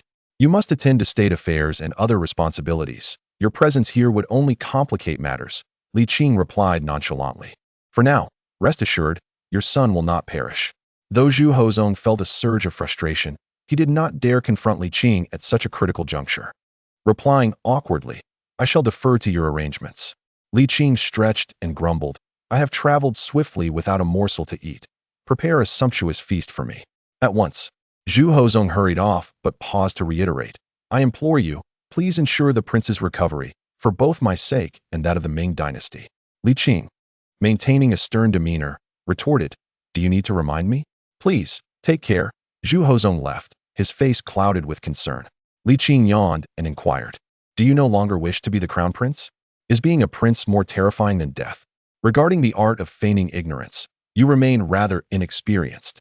In the past, during the Jiangwen era, when the emperor stripped the feudal lords of their power, it was the great Zhu Di who, in his cunning madness, demonstrated true audacity. He survived on raw flesh and spoiled vegetables, sleeping in the streets, boldly proclaiming himself as Prince Yan, Li Qing. Now look at you. Even in your pretense, you ought to present some semblance of authenticity, do you not think? You may choose silence. Yet if you believe that such a tactic could deceive your father, you are grievously naive and hold him in contempt. Li Qing replied with an air of indifference, noting that his father's concern was merely a source of confusion. Even without his prompting, the truth would soon dawn upon him. Do you presume I am deceiving you? Li Qing chuckled with exasperation, conceding that if you wish to pretend, then by all means, continue. A prince as ineffective as you is hardly worthy of lament. Observing this, Li Qing ceased further conversation, leaning back against the chair to rest his eyes. After a short while, a young eunuch arrived with an abundant feast. Li Qing began to indulge, savoring each bite, the rich aromas enticing enough to make anyone's mouth water. Especially given that he had not eaten properly in over 10 days and his health had improved significantly. Zhu Zaiqi could no longer resist. He turned to face Li Qing, his gaze fixated on the sumptuous food before him. The scent was intoxicating. Zhu Zaiqi swallowed hard, feeling the pangs of hunger. Li Qing, noticing, playfully waved a chicken leg, teasingly asking if he desired a taste. In the next moment, the leg disappeared into Li Qing's mouth, and with a satisfied expression, he mumbled, the imperial cuisine is truly delightful. At that moment, a young eunuch entered, bearing medicine, and softly urged, Your Highness, it is time for your medicine. Zhu Zaiqi, propped up to sit, accepted the medicine and drank it down in one go, leaving not a trace behind, seemingly still craving more. The young eunuch, overjoyed, turned to Li Qing, inquiring what the prince might wish to eat. It is inadvisable for His Highness to partake in food today, Li Qing replied, spitting out a chicken bone lazily. As night falls, consuming food at this hour could lead to indigestion. The young eunuch, without a hint of doubt, bowed to the prince and Li Qing before departing slowly. Zhu Zaiqi gazed at Li Qing with a flicker of emotional turbulence, yet Li Qing remained unresponsive. Having satiated his hunger, as darkness enveloped the room, Li Qing stood to close the door and lit candles one by one. He then approached Zhu Zaiqi with a grin, remarking, "Having eaten so much, you should engage in some activity lest you suffer from indigestion." Zhu Zaiqi replied with a puzzled expression. In the next instant, Li Qing playfully tossed a pillow at him, exclaiming, "You wretched creature, your pretense is rather tiresome." Zhu Zaiqi could no longer maintain his facade. The pillow struck with such force that it was a painful reminder of the situation. Li Qing, retracting his hand, launched another pillow with a mischievous grin, saying, "You've all been spoiled, forsaking the responsibilities of a prince to engage in this farce." With a resounding thud, Zhu Zaiqi's face displayed pure terror, his eyes wide with shock. The good news was that Li Qing had ceased to cover his mouth. The bad news was that he could not utter a single word, not even a sound. Worse news, Li Qing's slaps were excruciatingly painful, and he showed no signs of relenting, as though he would not be satisfied until he had beaten him to death. "I made you despair. I made you seek death. I made you feign ignorance. I made you rebel," and Li Qing disregarded both your head and your backside. During this beating, Zhu Zai momentarily feared that Li Qing intended to kill him. After a while, Li Qing seemed to tire, sitting on the edge of the bed and coldly stating, "You will answer my questions. Dare to utter even a half-truth, and I shall strip you of your skin." "Killing is a crime," Zhu Zai silently protested, nodding gloomily. "Do you not wish to be the crown prince?" Zhu Zai hesitated before nodding. "Why?" Li Qing furrowed his brows. "You must understand what it means to be the heir to the nation. Barring any unforeseen circumstances, you would become the future emperor of the Ming Dynasty." Zhu Zai fell silent. After a long pause, the weary crown prince confessed, "I cannot fulfill this role. Deep down, my father does not wish for me to be the crown prince. He believes I lack the qualities to be an emperor." Zhu Zai spoke mournfully. "No matter what I do, I can never seem to satisfy him." Li Qing refrained from further anger and inquired, "Do you think you could be a capable ruler?" Zhu Zai shook his head. "Lacking confidence?" "It is not a lack of confidence, but a lack of capability," Zhu Zai lamented. "My father's brilliance is rare throughout history. The current power dynamics and the relationship between monarch and minister exist within his framework. I must surpass my father to command respect, yet I possess no such ability." Zhu Zai expressed his anguish. "In the past, I believed that adhering to protocol was sufficient, but when I truly understood this power dynamic, when my father taught me, I realized its terrifying nature, whether I perform well or poorly." Li Qing could not conceal his disappointment and scoffed. "No wonder your father speaks so frankly. You are oppressed and reprimanded, and it is entirely justified. Your abilities are lacking, your attitude is lacking, you are utterly spineless. How could the Zhu family produce such a failure as you?" Zhu Ziyi did not contest this, offering a bitter smile. "My father is right, and you are right. I am inadequate, always have been, and even more so now. Is it merely due to being suppressed?" "It is not suppression," Zhu Zai sighed bitterly, "but a crushing blow. You are all too formidable, absurdly powerful, not just you and my father, but those ministers as well. Yan Song, Su Jie, even Zhang Jujing. Setting aside status, I am far inferior.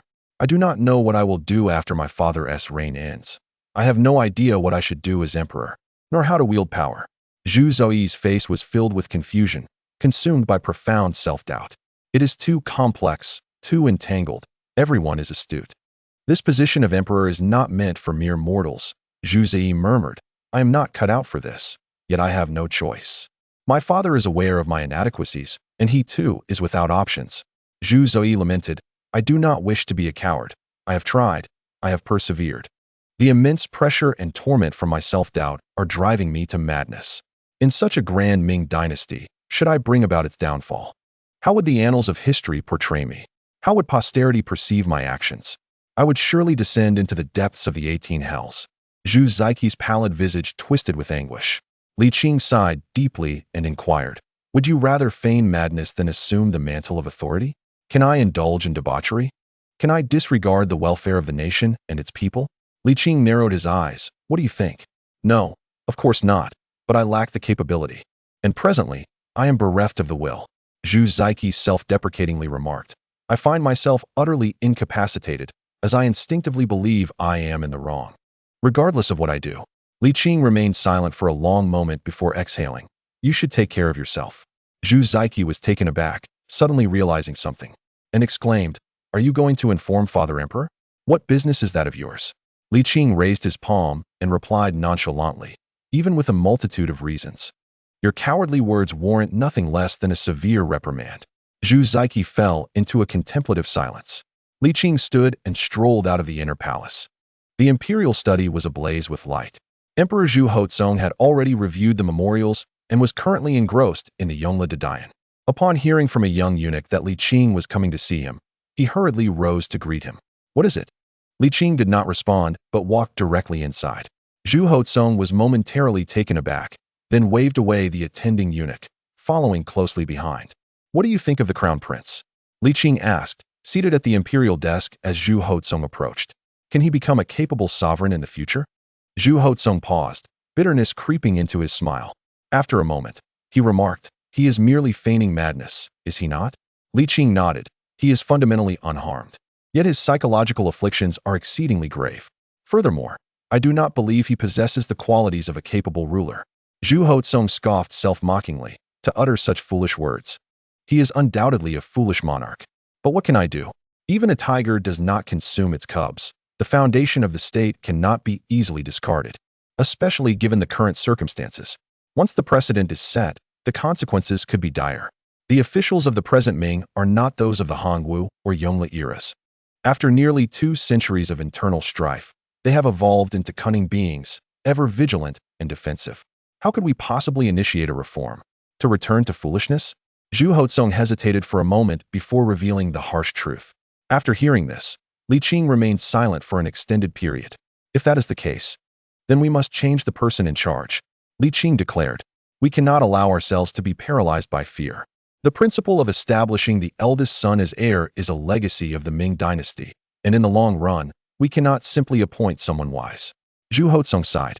"Once the floodgates are opened, those eager to establish their own accomplishments will line up one after another. The drawbacks are too significant. Such insatiable greed is beyond your control." Li Qing replied helplessly, "Of course, I understand that. But we cannot force the issue, can we? Besides, with his current mental afflictions, speaking harshly may only exacerbate the situation." Zhu Hozong was momentarily stunned and then fell silent. After a long pause, he asked, "How can we stage this properly? We cannot truly allow him to descend into madness. Can we?" "Why not?" Li Qing responded. "He is my son," Zhu Hozong stated firmly. Li Qing smiled lightly, devoid of anger, and remarked, "At least you finally resemble a human being. Previously, you were merely a cog in the machinery of power." Zhu Hozong relaxed slightly, offering a bitter smile. "Please do not mock me. My immediate concern is to minimize the impact. Make the illness public," Li Qing suggested. "This can hardly be considered a secret any longer.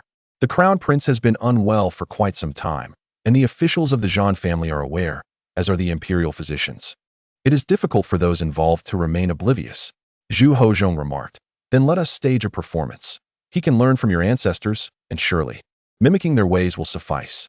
Zhu Hozong felt a flush of warmth on his face and retorted indignantly, "It is all due to Jiang Wen's excessive arrogance. Enough of this, Qingzu." Li Qing exhaled deeply and said, "At this point, we must dispense with royal decorum. Of course, if you believe your son's dignity to be more important, then disregard my words. I can allow him to descend into madness." Zhu Hozong responded, "You have a quarter of an hour to contemplate." "That is unnecessary," Zhu Hozong sighed. "After all, he is my son. What significance does face hold? Alas, let it be as it is." Li Qing slowly remarked, "Who else exists besides the crown prince? It is not feasible to establish another heir in the near future." Zhu Hozong acknowledged, "I understand, but it is essential for you to have a sense of the situation." He nodded slightly, weariness evident in his demeanor. "I too am a man of misfortune." Li Qing said nothing further, reaching into his robes to produce 3 peace tokens. "I have traveled a great distance from Jiaoji to bring these for you." Zhu Hozong was taken aback. This marked the first occasion that Li Qing had presented him with a gift. It was clear that few, even among emperors, could elicit such an act from him. A profound sense of happiness welled up within Zhu Hozong, alleviating his fatigue considerably. He accepted the tokens, their coolness and smoothness a delight to the touch, under the candlelight. Their intricate patterns revealed exquisite craftsmanship. Zhu Hozong found himself entranced for a moment before softly stating, "Jiaoji's yellow sandalwood is indeed of the finest quality, quite splendid. Not all of it is for you, Li Qing replied. Zhu Hozhong paused, then comprehended, nodding as he said, when Huang Jin returns, I shall pass one to him. It was necessary for the transfer to occur through Zhu Hozhong, as Huang Jin could not accept equal treatment with his master. Such a notion was simply inconceivable. Li Qing chuckled and nodded. As for the other two, you may handle them as you wish. After gazing at them for a while longer, Zhu Hozhong cherished them dearly and inquired, how many emperors have you presented gifts to? I cannot recall the specifics, but you are the first for whom I have done so in such a formal manner. Li Qing responded with a smile. Am I truly so remarkable? Zhu Hozhong asked. Li Qing laughed and nodded, indulging him. Indeed, it is not an exaggeration to refer to you as a minor Taizong. Zhu Hozhong's admiration and respect for Zhu Di were unparalleled, and such praise was the highest commendation he could receive. As joy surged within him, Zhu Hozhong also felt a pang of bittersweetness. He muttered, it is quite rare to hear a compliment from your lips, truly a difficult feat. Li Qing merely smiled in response, refraining from further indulgence. Disappointed by the lack of additional praise, Zhu Hozhong's gaze fell upon the Yongqing on the imperial desk, and he scoffed, I have a query for you. Please answer truthfully. What is it?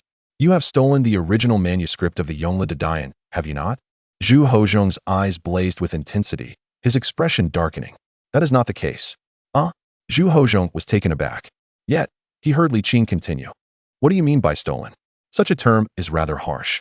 I merely safeguarded it. The 3 grand halls have all been burned, and I took precautions. No, to be precise, it should be termed a swap. Li Qing smiled cheerfully. Did I not leave an entire set for you? Zhu Hozhong felt a wave of frustration. This cannot be the same.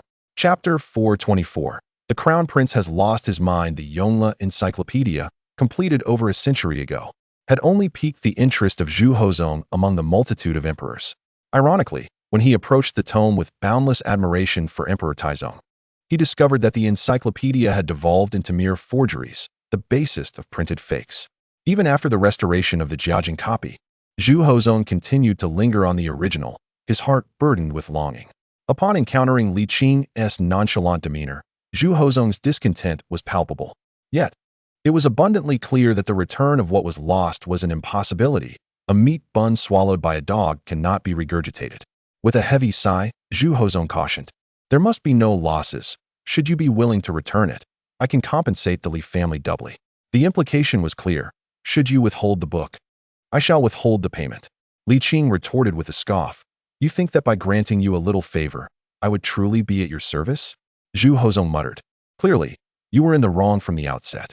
Li Qing rolled his eyes and inquired, what news have we received from those dispatched to the western regions? While they are eager to pay tribute and acknowledge fealty, Zhu Hozhong lamented, the situation mirrors that of the Mongolian steppes. The common folk may be willing, but the elite remain reluctant, for the power of discourse lies with the upper echelons, leading to predictable outcomes. So, are we to engage in battle? Zhu Hozhong responded. The costs of deployment are exorbitant. I have elevated the incentives for pacification, but the messages have only just been dispatched, likely to arrive after the new year. With a sigh, he added, if possible, I wish to avoid conflict. Yet preparations for war are underway, and we shall assess the situation as it unfolds. Li Qing nodded slightly. So, it seems my presence here is not utterly indispensable? On the contrary, Zhu Hozhong asserted earnestly.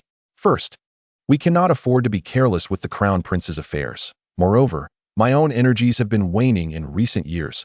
Lastly, with you here, we can receive updates from the western regions in real time. Li Qing smirked. You truly have a knack for utilizing others. I can assure you, I shall provide you with a salary. Zhu Hozhong declared grandly, at the highest standard. Do you think I am in need of your trifling coins? Li Qing replied, his face contorted in distaste. Leaving is the most appealing option. With a scowl, he rose to depart. Zhu Hozhong, agitated, called out, where are you going? To Lijiakin. At this, Zhu Hozhong's tension dissipated, and he halted his steps, chuckling lightly. Safe travels, sir. News of Li Qing's return could not be concealed, and within a day, numerous dignitaries were informed. Given the previous hasty exchanges and the absence of any provocations, the ministers were not as apprehensive as before, yet a sense of unease lingered in their hearts. The very presence of this individual loomed like a sword suspended above their heads. The closer he drew, the nearer the blade approached, threatening to descend at any moment. Since the failed attempt to preserve Li Qing's dignity, a deep-seated trepidation had settled within the ministers. The atmosphere had reached a point where it seemed unreasonable for anyone to evade peril. Yet, Li Qing remained unscathed. The attempt to impose dignity had backfired, nearly costing them theirs. What could they do with such an unyielding and formidable presence, whose tactics were almost otherworldly? The ministers were enveloped in gloom, sighing repeatedly. Their only solace lay in the fact that Li Qing had not resumed his position as the Grand Master of the Ming, nor had he attended court to partake in governance. Thus, their restless hearts found a modicum of comfort. Unexpectedly, as one wave recedes, another rises. Just as I was still grappling with the melancholy brought by Li Qing's arrival in the capital, news reached me that the crown prince had gone mad. This was indeed a grave matter. The ministers could no longer afford to worry about Li Qing, their hearts racing with alarm.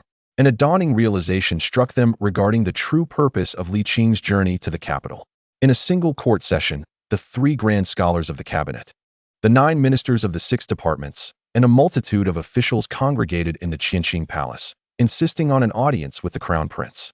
Zhu Hozhong acquiesced to their wishes and summoned the deranged crown prince. Zhu Zairi, in a moment of desperation, emulated his ancestors, mirroring their behaviors in a futile attempt to cope. As the ministers stood in stunned silence, they began to grasp the gravity of the situation. While the emperor's pursuits of immortality were well known, it was evident to any discerning observer that his desire to attain longevity akin to Li Qing was nothing short of a delusion. The imperial throne must eventually be passed down. However, with the crown prince in such a precarious state, how could they not be troubled? The crown prince's illness, even to the point of lingering for an extended duration, was common knowledge, yet none anticipated such a dire outcome. This upheaval disrupted all political forecasts and rendered previous investments moot. No one could maintain their composure. The Imperial Medical Institute, as per usual, after a cursory examination, hastily placed the blame on Li Qing. The intricacies of the human mind were beyond the grasp of ordinary practitioners. Only the divine healer Li Qing could offer any hope of a cure. Whether minor ailments or grave illnesses, if they proved unmanageable, then it would fall to Li Qing. This was an age-old tradition. Having only just awoken from a deep slumber well into the afternoon, I was disturbed by a persistent knock at the door. Upon opening it, I was met by a throng of officials, numbering in the dozens, reminiscent of the day I was bestowed nobility. I stifled a yawn and, with a lackluster demeanor, inquired, "What brings you here?" Yen Song, with a respectful bow, asked, "May I inquire, Lord, about the situation concerning the crown prince?" "Indeed. The emperor summoned me to tend to the crown prince's ailment," I replied, leaning against the door frame, nonchalantly adding, "What? Did you think I came here to find fault with you? My lord has misunderstood. We intrude only to inquire about the crown prince's condition," Yen Song lamented. "Given the crown prince's plight, how can we, as loyal subjects, remain unconcerned?" "Very well, come in and speak," I said, stepping aside. As the officials began to file in, I quickly blocked the entrance once more, exclaiming, "What are you doing, here to ransack my home?" The 3 grand scholars, upon hearing this, understood the implications. They would have known had they been informed. "Return to your duties," I admonished. "You draw salaries from the court, yet waste time here. How can you bear such shame?" With a glare, I surveyed them, demanding, "Let me see who dares to defy me." Su Jie turned around, bowing deeply, and gently assured, "Dear colleagues, rest easy. What the 3 of us know is what you know." The ministers sighed in resignation, offering their hands in salute before dispersing. Watching the departing figures, I mused. It seems that beating them once was not in vain. Su Jie flushed with embarrassment, speechless, while Li Qing remained skeptical. Yen Song's eyes narrowed slightly, and after a moment, a flicker of understanding crossed his face. I turned and walked into the courtyard, and the 3 hastily followed. In the guest hall, we took our seats. Yen Song, direct as ever, inquired, "Is the crown prince's condition truly grave?" "Extremely serious," I replied. "If I do not intervene, he will not survive until the new year." The 3 were taken aback, their expressions reflecting their shock. Su Jie pressed further, "What about now?" "At present, my life is no longer in peril," Li Qing sighed. "However, my mind, the prolonged high fever has rendered me powerless. With a stroke of good fortune, I might recover. Otherwise, this may be my fate." The 3 men turned pale with shock. Li Ben inquired urgently, "My lord, do you possess no remedy?" I once treated Empress Xiaozi's ailment, Li Qing replied. If I were truly omnipotent, she would not have departed this world so soon. Li Qing lamented. As the saying goes, each person has their own destiny. In circumstances like these, one can only conclude that the crown prince's fortunes are unfortunate. Upon hearing this, the three scholars were visibly moved. They understood all too well what this implied, yet they had already invested significantly. Even Yin Song, who remained utterly loyal to the emperor, had paved the way for his grandson. Su Jie had staked considerable wealth, and aside from his lineage, his protege Zhang Jujing was a remarkable talent. Given the present situation, how could they remain calm? Is there truly no chance left? There is, Li Qing responded. Did I not just mention it depends on luck? Before they could inquire further, Li Qing continued. Have you considered what it signifies that you are permitted to be here, and that the emperor tolerates your presence? The three men were taken aback. In their anxiety, they had overlooked this detail. Given the emperor's suspicious nature, if there were still hope for the crown prince, would he allow them to visit so freely? If the crown prince could recover, how could he not feel a stir in his heart at their evident concern? Alas, all their years of investment and planning had come to naught. The three men felt despondent. Yin Song and Li Bin were somewhat better off. But Su Jie was especially heartbroken. My lord, do you not possess the ability to concoct elixirs? Su Jie ventured hesitantly. Why not prepare some for the crown prince? With a stern expression, Li Qing replied, if I could heal, would I not do so? While elixirs may promote health, how can they mend a troubled mind? You are an outsider attempting to advise an expert. Su Jie responded, in my moment of desperation, I beg your pardon, my lord. Enough, Li Qing sighed. This is the situation. I will certainly exert myself to heal, but the chances of success are minimal at best. Li Qing sighed lightly. I understand your feelings. I too am pained by this, and the emperor suffers even more. Yet, what has transpired has occurred, and what can be done now? The three men were rendered speechless, and they realized that the Ming Dynasty was on the brink of change. Before long, a new power structure would emerge. The hearts of the three, Prince Yu, Prince Jing, were filled with bitterness. The sensation of starting over was decidedly unpleasant. Taking a deep breath, Su Jie inquired, may I ask, my lord, what is the probability of His Highness's recovery? Less than 10%. Su Jie's countenance darkened, his spirits crushed, as he fell into despondency. Yin Song and Li Bin shared in his profound regret. Li Bin asked, surely the emperor is aware of this? If the emperor were unaware, how could he possibly disclose such dire news? Li Qing replied with resignation, this is the reality of the situation.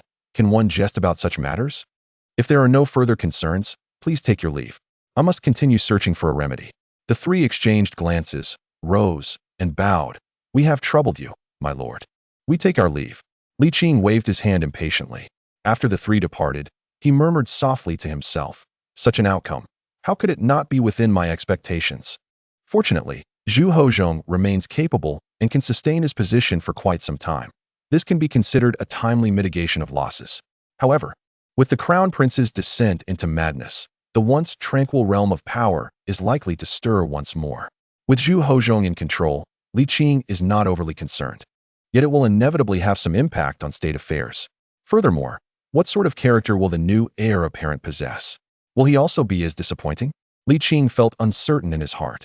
Chapter 425. May my son be free from calamity and misfortune. The crown prince has gone mad, and even the esteemed Yongqing Marquis, who is highly regarded by the Imperial Medical Institute, cannot cure him. As news spread, it instantly ignited a tremendous uproar. This is a significant political event, one that no one can face with indifference. The emperor may seek immortality, but he cannot escape the ravages of time. In recent years, the emperor has visibly aged. Unlike Li Qing, who bears no signs of the passage of time, it is a shared consensus that the Ming Dynasty must endure. It cannot be passed on to such a deranged crown prince, which is also a common understanding among all. The realm of power has always been murky, with officials of varying integrity and moral character. Yet, without exception, they all desire the enduring prosperity of the Ming Dynasty. At this juncture, no one dares to advocate for the establishment of a legitimate heir. However, no one is bold enough to propose the deposing of the crown prince either. Firstly, the emperor has always held a nuanced stance on the matter of succession. Secondly, with the crown prince's grave illness, it would be both unreasonable and inappropriate to call for a change in heirs at this critical moment. Reluctantly, they must suppress their thoughts. They must endure until the crown prince is utterly beyond salvation, until the emperor's attitude becomes more lenient, before they can raise the issue again. Fortunately, the current emperor is neither Hongji nor Zhengde. The question of succession is not a pressing concern, and the emperor's health remains robust enough that the crown prince's madness will not precipitate fundamental upheaval. As for whether the crown prince's insanity is feigned, no one has considered this possibility. The officials, astute and perceptive, are acutely aware of the situation. Yet, precisely because of this, no one doubts the crown prince's madness. What is a crown prince?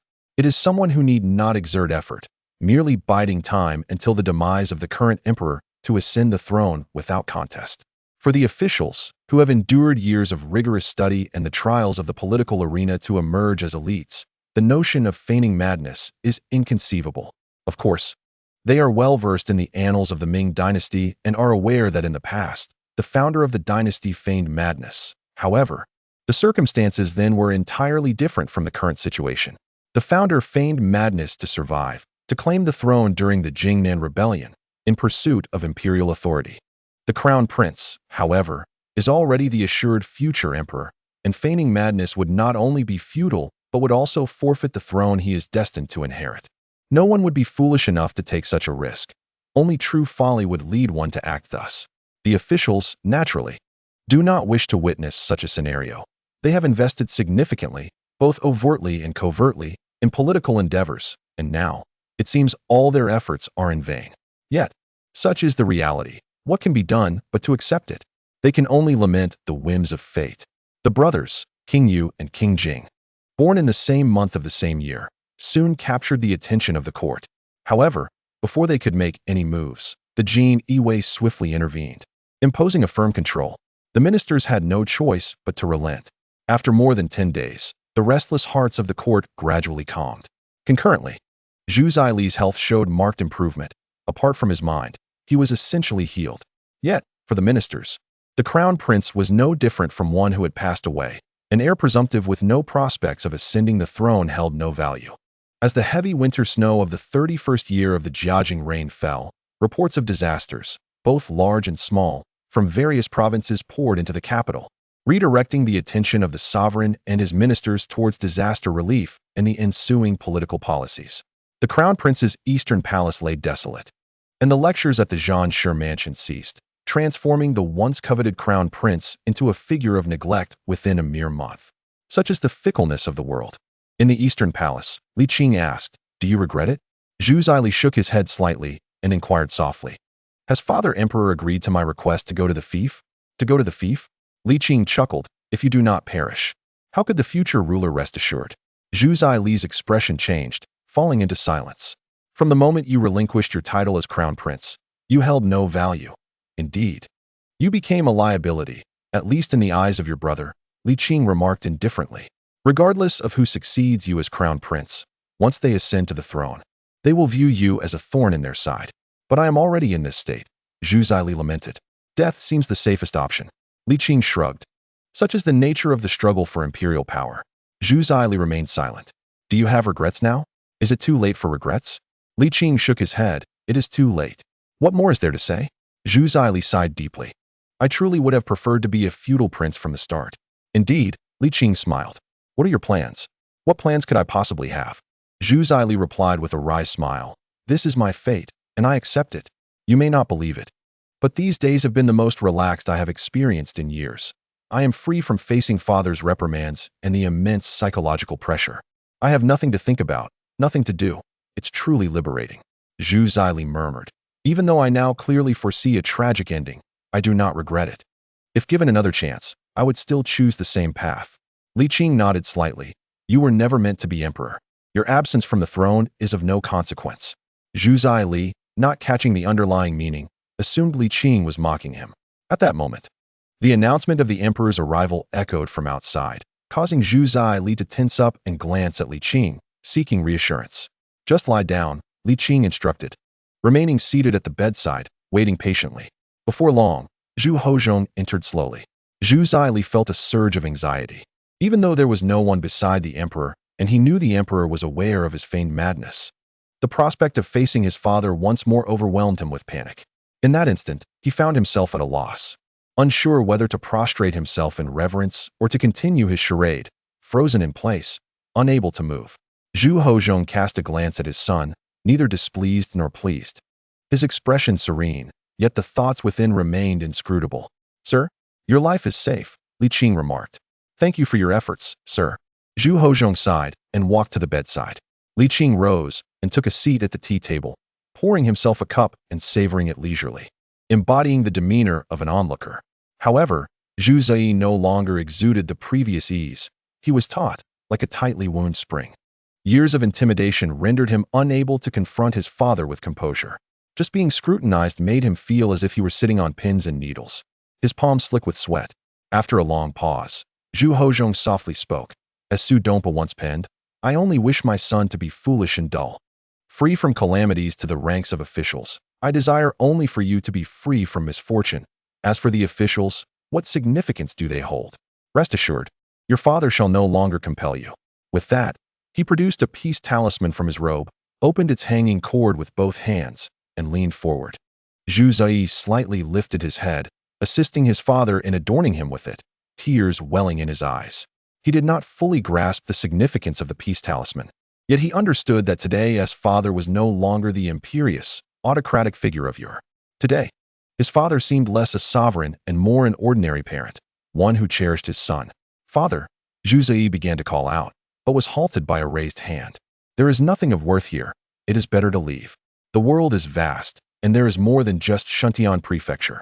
The future holds many wonders. Having chosen this path, live it in a manner that brings you joy. There is nothing here worth clinging to."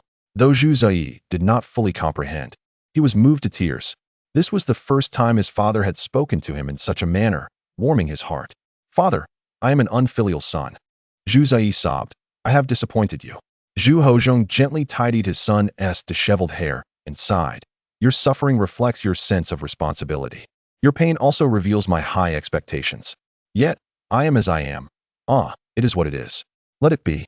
With that, Zhu Hozhong turned to Li Qing. Bowing deeply, "I am always indebted to you, and once more, I must trouble you." Li Qing toyed with his teacup, scoffing. "The Zhu family has few admirable members. Only adept at tormenting one." Zhu Hozhong fell silent, unable to rise. "Very well. Considering your recent display of reason, I shall grant you this request," Li Qing declared, striking his teacup decisively. "Only this once." Zhu Hozhong straightened slowly, nodding. "Only this once." Zhu Ziyi sensed his involvement, but hesitated to inquire, feeling embarrassed, and resorted to wild speculation in his mind. Zhu Hozhong glanced at his son again and addressed Li Qing. "Shall we take a stroll?" Li Qing stood and walked outside. Zhu Ziyi was about to make a move, but was met with his father's command to lie down, forcing him to relent. The Eastern Palace, though not vast, contained all the requisite structures, pavilions, terraces, towers, and halls, each present in abundance. As the two strolled for a while, their enthusiasm was swiftly dampened by the approaching servants who bowed before them, prompting them to ascend the platform. Beneath the crown prince, the most notable were the Prince of Yu and the Prince of Jing. "Whom do you favor more?" inquired Li Qing. Zhu Hozhong sighed deeply, lamenting. "None of them truly satisfies me. I fear they will not meet your expectations either." Li Qing remained silent, harboring both disappointment and a sense of resignation. Zhu Hozhong, despite his brilliance, had not anticipated much.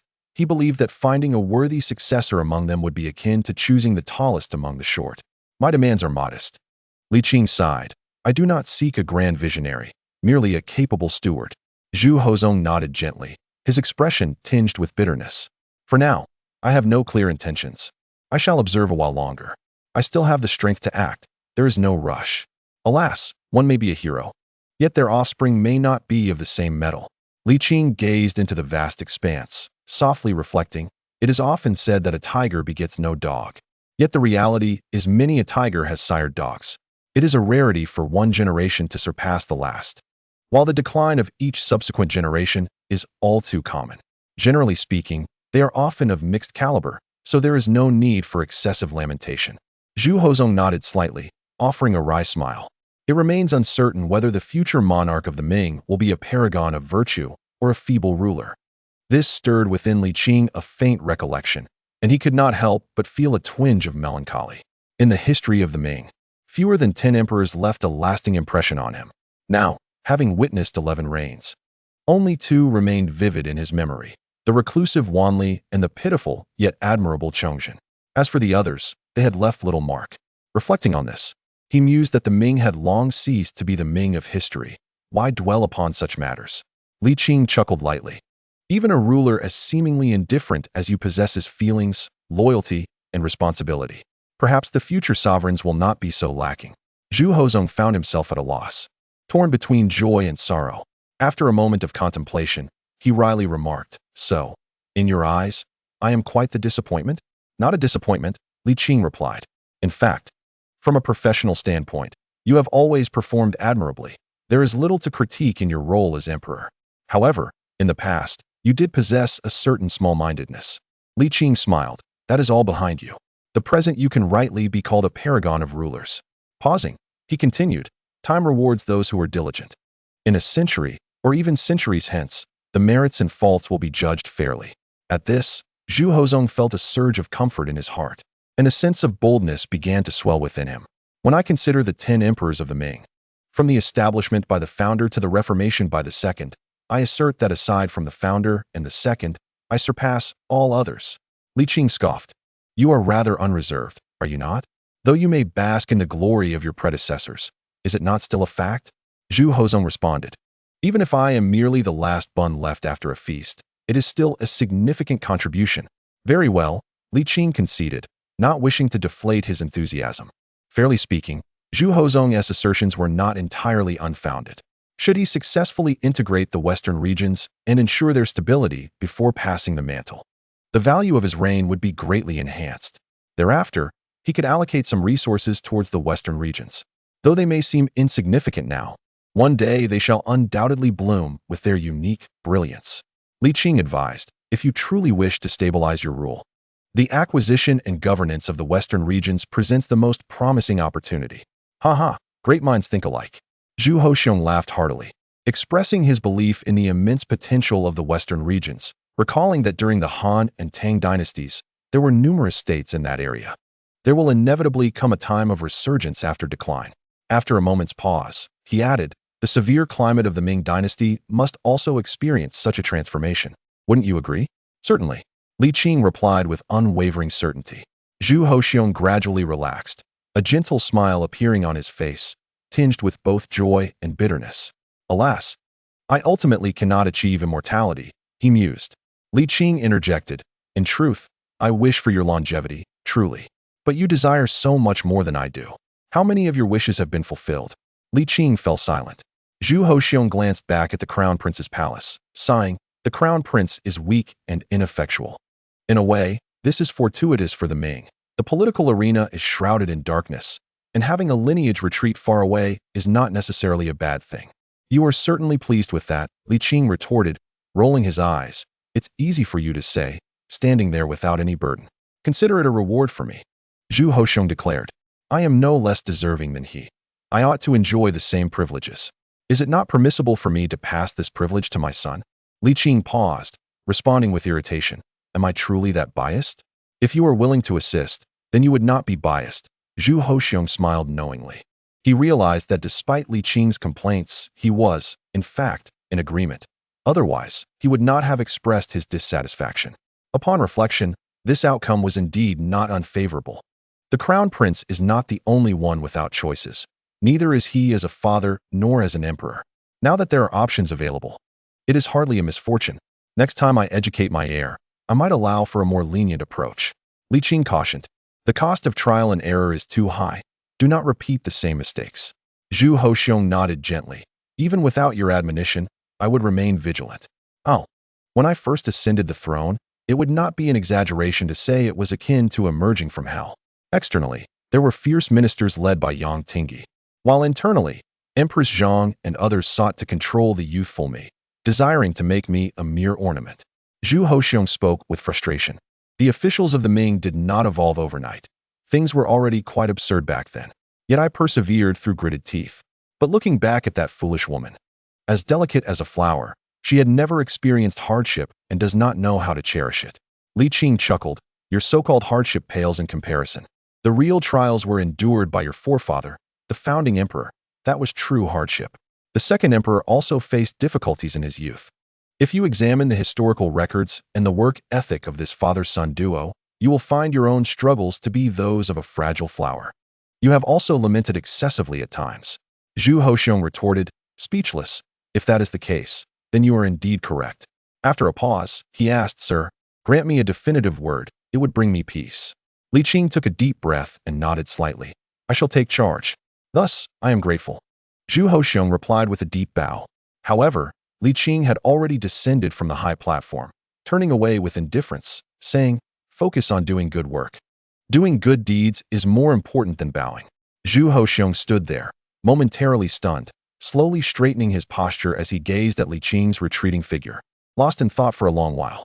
In the end, with a sigh, I remarked, true immortality is unattainable. We can only seek alternative forms of longevity. After a leisurely stroll, Li Qing entered the small courtyard, where Huang Jin awaited him.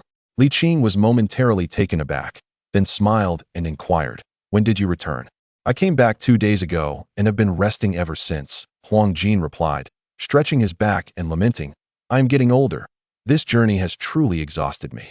After a pause, he continued, the emperor said you cannot cure the crown prince. Is that true? Did you think I would stand by and do nothing? Li Qing responded, no, I merely feel, Huang Jin said wistfully, that it was all too sudden and such a pity. Li Qing chuckled softly. The ways of the world are unpredictable. We have managed to preserve our lives for now, which is a small blessing amidst misfortune. People often say that fools have their own kind of fortune. Perhaps for him, it is indeed a stroke of luck. Huang Jin, somewhat perplexed, muttered, this is something you can say to me, but must not utter in front of the emperor. In truth, he is not as heartless as you believe. Since the crown prince fell ill, the emperor has been consumed with worry and guilt. Li Qing, amused, nodded and took his seat at the table, lazily inquiring, what brings you here today, esteemed Huang? Huang Jin, feeling slightly bashful, replied, I would like you to take a look at me. A look?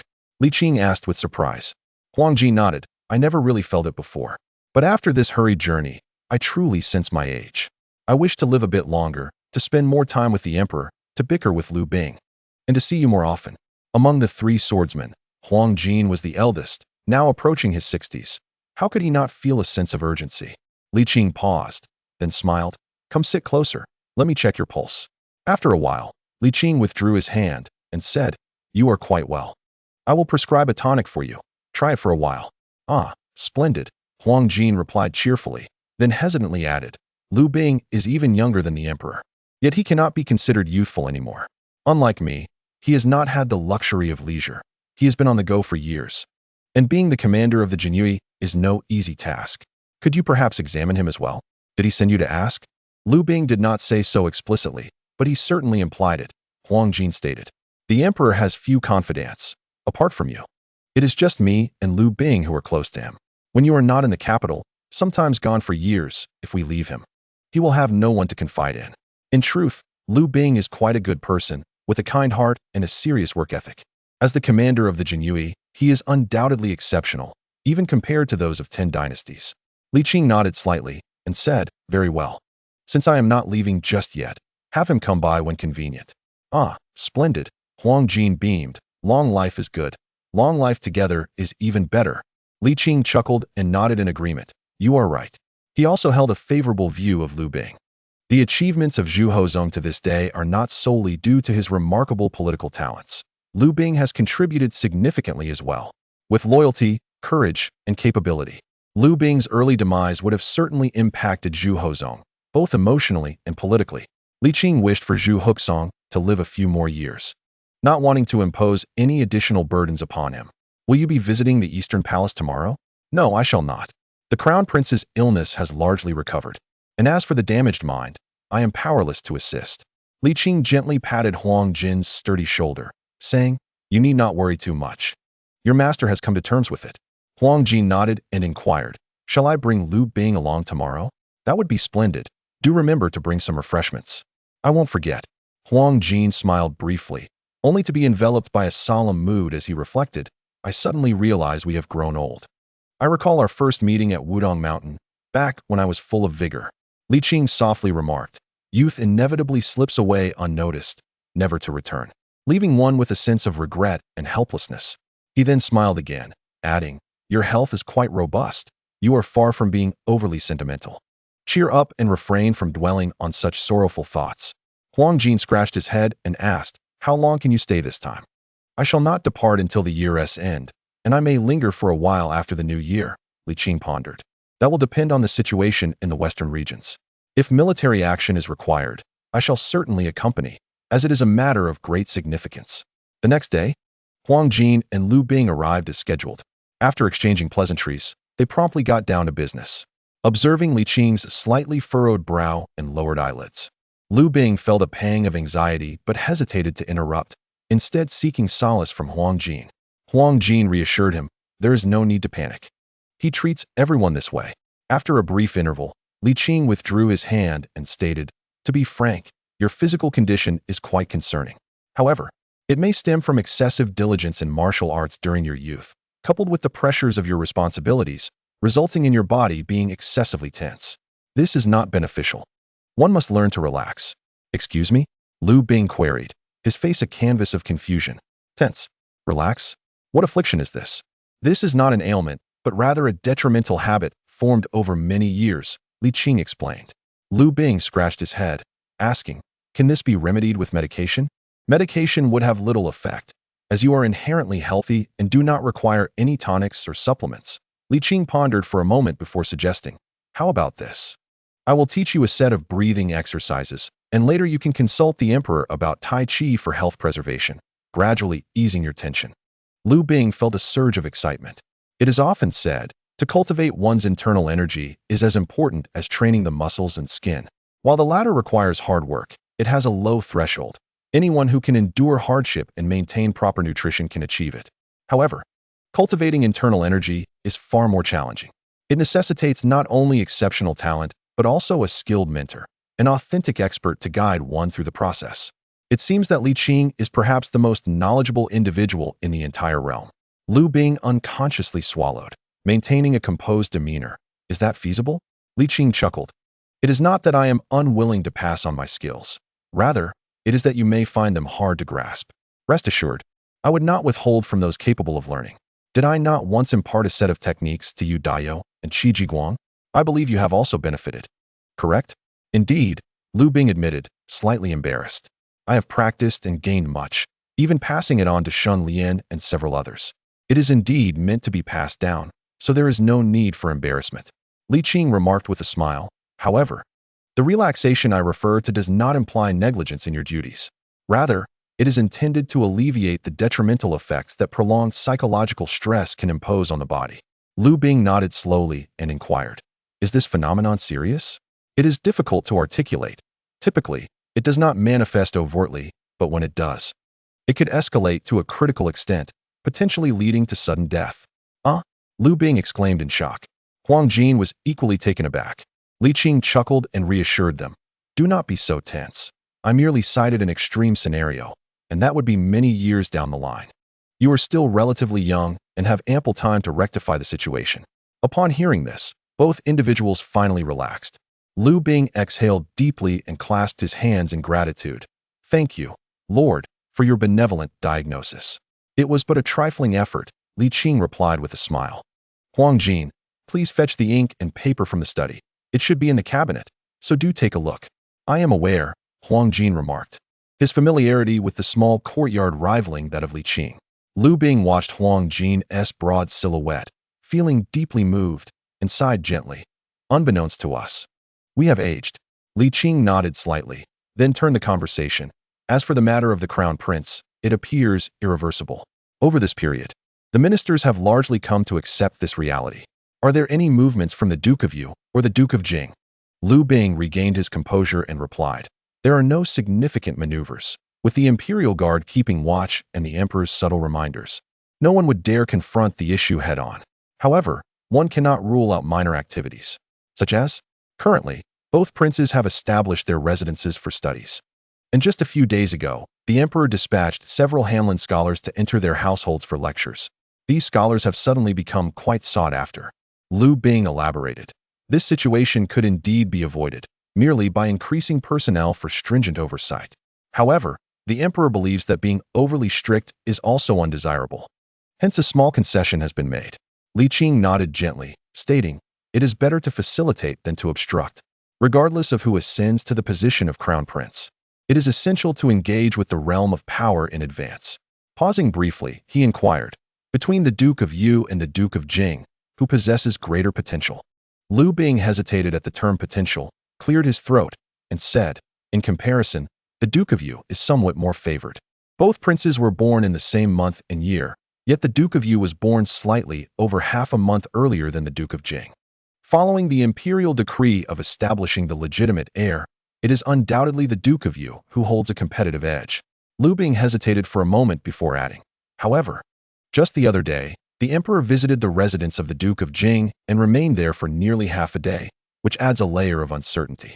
The ministers are largely observing, either casting nets in both directions."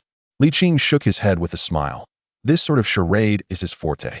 Liu Bing only managed a dry chuckle, not daring to agree or dispute. "What of the 3 scholars in the cabinet?" Liu Bing replied. "They are indeed casting nets in both directions. Su Jie is focusing on the Duke of Yu, while Yen Song remains steadfast and unmoving. Naturally, they too have sent their subordinates to probe the waters, but have not personally engaged. As for the Hanlin scholars?" Liu Bing nodded. "At this stage, it is essential to cultivate a good relationship with these Hanlin scholars. After all, the crown prince is still the crown prince, and the emperor is closely monitoring the situation, with the ministers remaining quite cautious. Thus, the impact of the crown prince's affairs is indeed rather limited." Li Qing let out a slow sigh, feeling somewhat more relaxed. "What shall we discuss?" Huang Jin entered, carrying brush, ink, paper, and inkstone, laying out the rice paper while grinding the ink. "You seem uninterested in matters of power." Li Qing picked up his brush, dipped it in ink, and began to write. In a mere quarter of an hour, he had completed his task. The piece, though not extensive, was a refined composition of several hundred characters. With diligent practice, one could likely resolve potential ailments within a year. Liu Bing gazed intently, as though observing a rare treasure, and inquired, "What comes next?" "It is entirely feasible. This is merely a form of health preservation, which bears no ill effects." "Ah, splendid." Liu Bing took the rice paper and gently blew on the still wet ink. Huang Jin could practice as well, couldn't he? "He can forego it. He is sufficiently relaxed." Li Qing replied with a chuckle. "This practice holds little benefit for him. Given his current state, mindset, and lifestyle, engaging in this would merely be a burden." Huang Jin smirked. "So, does that mean I am far superior to Liu Bing?" Liu Bing rolled his eyes. "In terms of being carefree, you indeed surpass me. Without worries, everything seems well." Huang Jin squinted playfully, then laughed. "Remember to treat me to a drink later." "Not at all," Liu Bing replied with amusement, then turned to Li Qing. "My lord, do you have a moment?" "Oh, never mind. I am not one for crowds. You may gather amongst yourselves." Li Qing waved his hand, saying, "My intention in treating you this way is to encourage you to perform even better for the country and the people." Liu Bing replied earnestly, "One must differentiate matters. Serving the country and being loyal to the sovereign is indeed my duty, yet I cannot overlook today as kindness." "Oh, no need for such formality," Li Qing said lightly. "Go on with your business. I shall take a stroll." "Very well, then I take my leave," Liu Bing said, rising alongside Huang Jin, who added, "By the way, there are few elixirs left for the emperor. We should find time to refine another batch." Li Qing expressed surprise. "Isn't that a bit soon? Has he increased his dosage?" "No, a portion was granted to the crown prince, as well as to Prince Yu and Prince Jing, who occasionally receive rewards," Huang Jin explained. After basking in the sun for a while, Li Qing set out, initially intending to visit a tea house to pass the time with storytelling. However, he soon reconsidered, deciding it more prudent to invest his time in learning about the 2 young princes. In this vast arena of power, Li Qing was quite renowned, though not universally acknowledged. Upon arriving at the gates of the Prince Yu's residence, he found himself unable to gain entry. Fortunately, Zhang Jujing arrived just in time to alleviate his predicament. "What brings you here, sir?" As his presence was announced, Zhang Jujing sought a topic of conversation to alleviate the tedium and foster a closer relationship. He was in high spirits, eager to accompany Li Qing into the Prince Yu's estate, believing it would enhance his standing in the prince's eyes. Li Qing scrutinized him and teased, "Aren't you the crown prince's tutor? What is this? Hastening to find a new patron before the crown prince has even been deposed?" Zhang Jujing appeared both embarrassed and startled. "You truly are something else." The ordinary folk milling about are merely agents in disguise, and especially so in front of the Prince Yu's residence. Is this something you can say so freely? Zhang Jujing hastily cleared his throat and declared, I am here representing the Zhan Shifu. Li Qing chuckled softly, shaking his head and dismissing him, murmuring that it was still necessary to have the emperor issue a plaque for convenience in carrying out affairs. Shortly after, a small eunuch hurriedly appeared at the door, offering a respectful and obsequious smile as he said, Some of the servants are ignorant and do not recognize the Duke. Please come in quickly. His Highness requests your presence. Li Qing nodded slightly and stepped forward, with Zhang Jujing hurriedly following, maintaining a half-step distance behind Li Qing, eager to bask in his warmth. Li Qing paid little mind to this, acknowledging that such dynamics were commonplace in the realm of power, and given the historical Zhang Jujing, his positive reputation far outweighed any negatives. They followed the small eunuch to the main hall, where Prince Yu, Zhu Ziyan, was already waiting. Upon seeing Li Qing, who stood before Zhang Jujing, he quickly rose and stepped forward, exclaiming, I have long heard of the illustrious name of Duke Yongqing. Meeting you today truly surpasses all the tales. Naturally, Zhu Ziyan had heard of Li Qing, but this was their first encounter.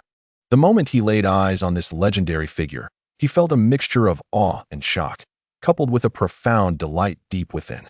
He was well aware of the caliber of the person before him, a commanding presence in the turbulent political landscape of the Ming Dynasty, a veritable powerhouse whose influence was so formidable that even the grand secretaries would retreat in his presence.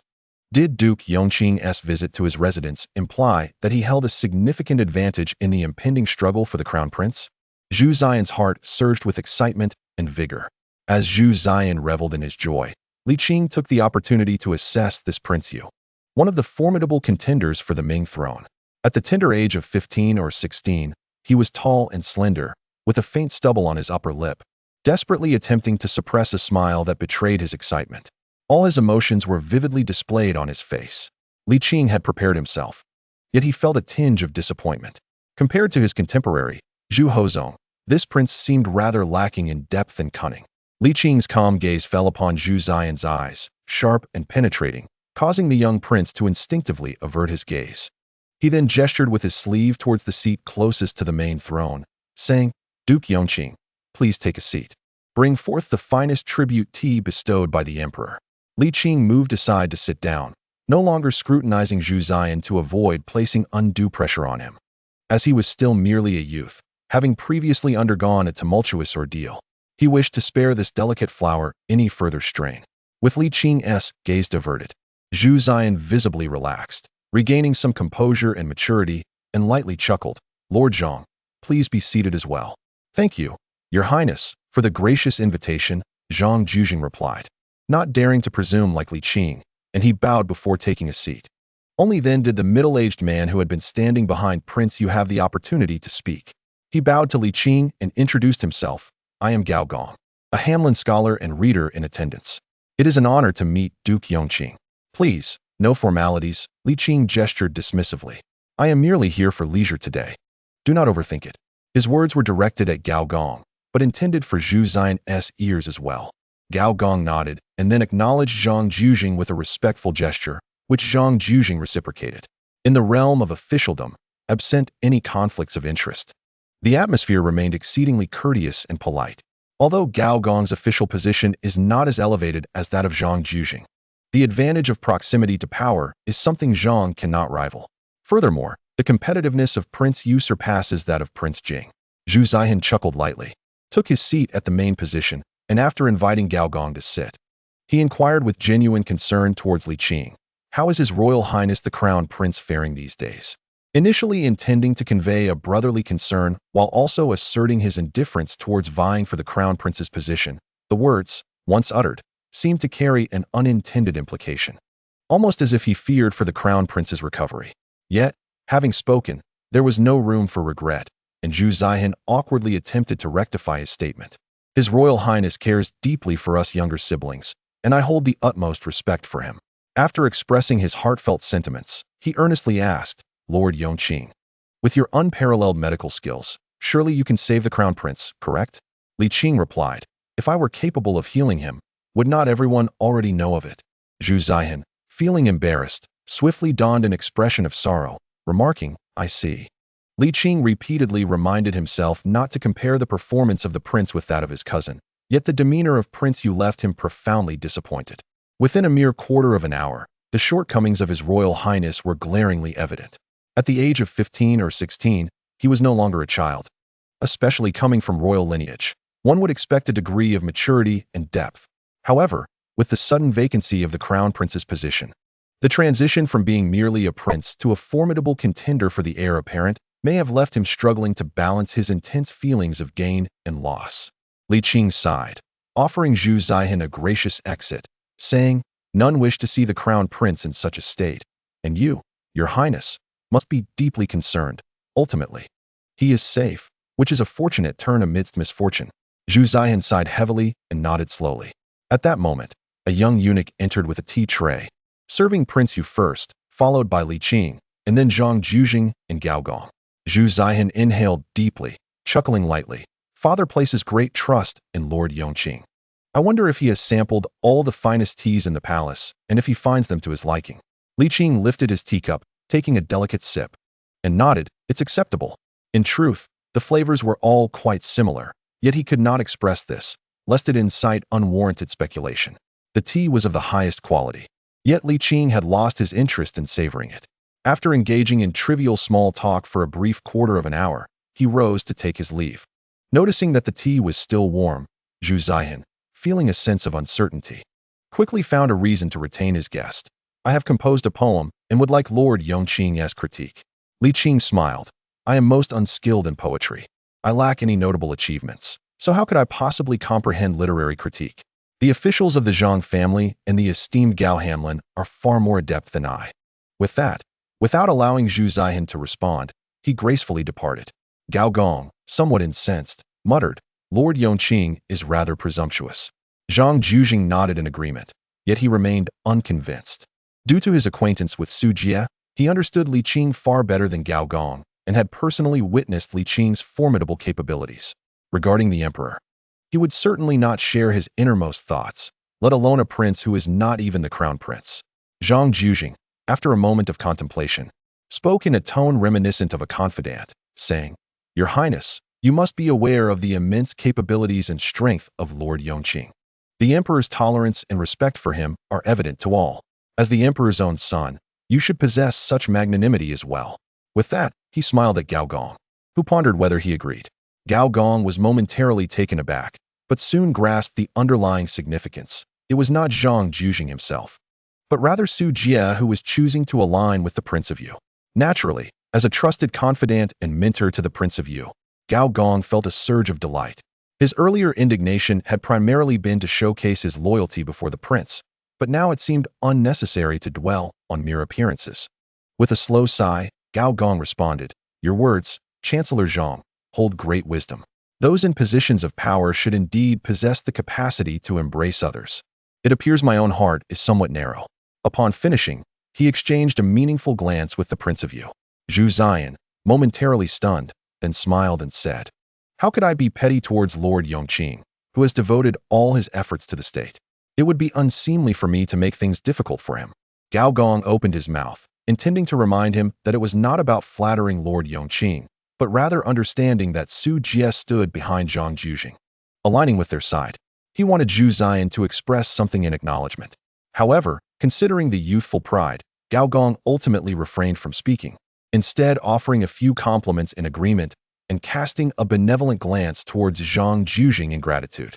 Having achieved his objective, Zhang Juzhing exchanged pleasantries before taking his leave.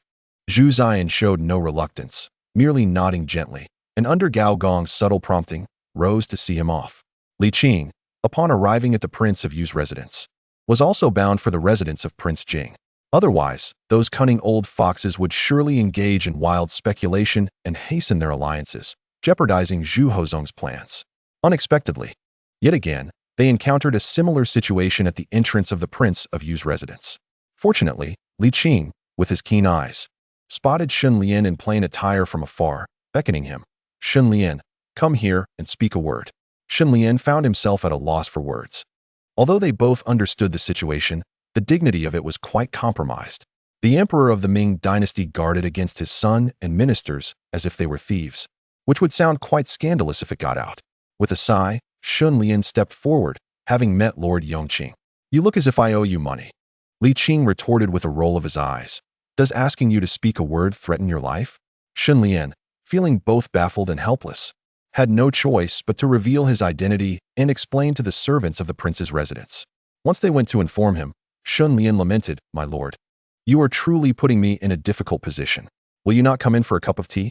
He chuckled ruefully, thinking to himself, "You are indeed a living llama." Li Qing laughed. "All right then, I shall mention this to the emperor later.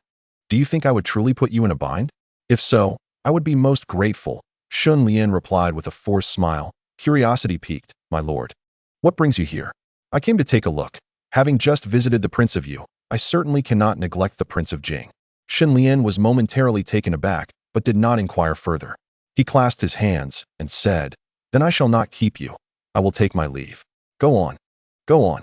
After a brief interval, the reported servant hurriedly arrived, accompanied by a youth who bore a slight resemblance to Zhu Ziqi. Today, he had been out with family, and it was quite a sight to behold. Chapter 429. The temptation of the crown prince. Li Qing felt a pang of frustration. Such a lively individual dared to speak boldly.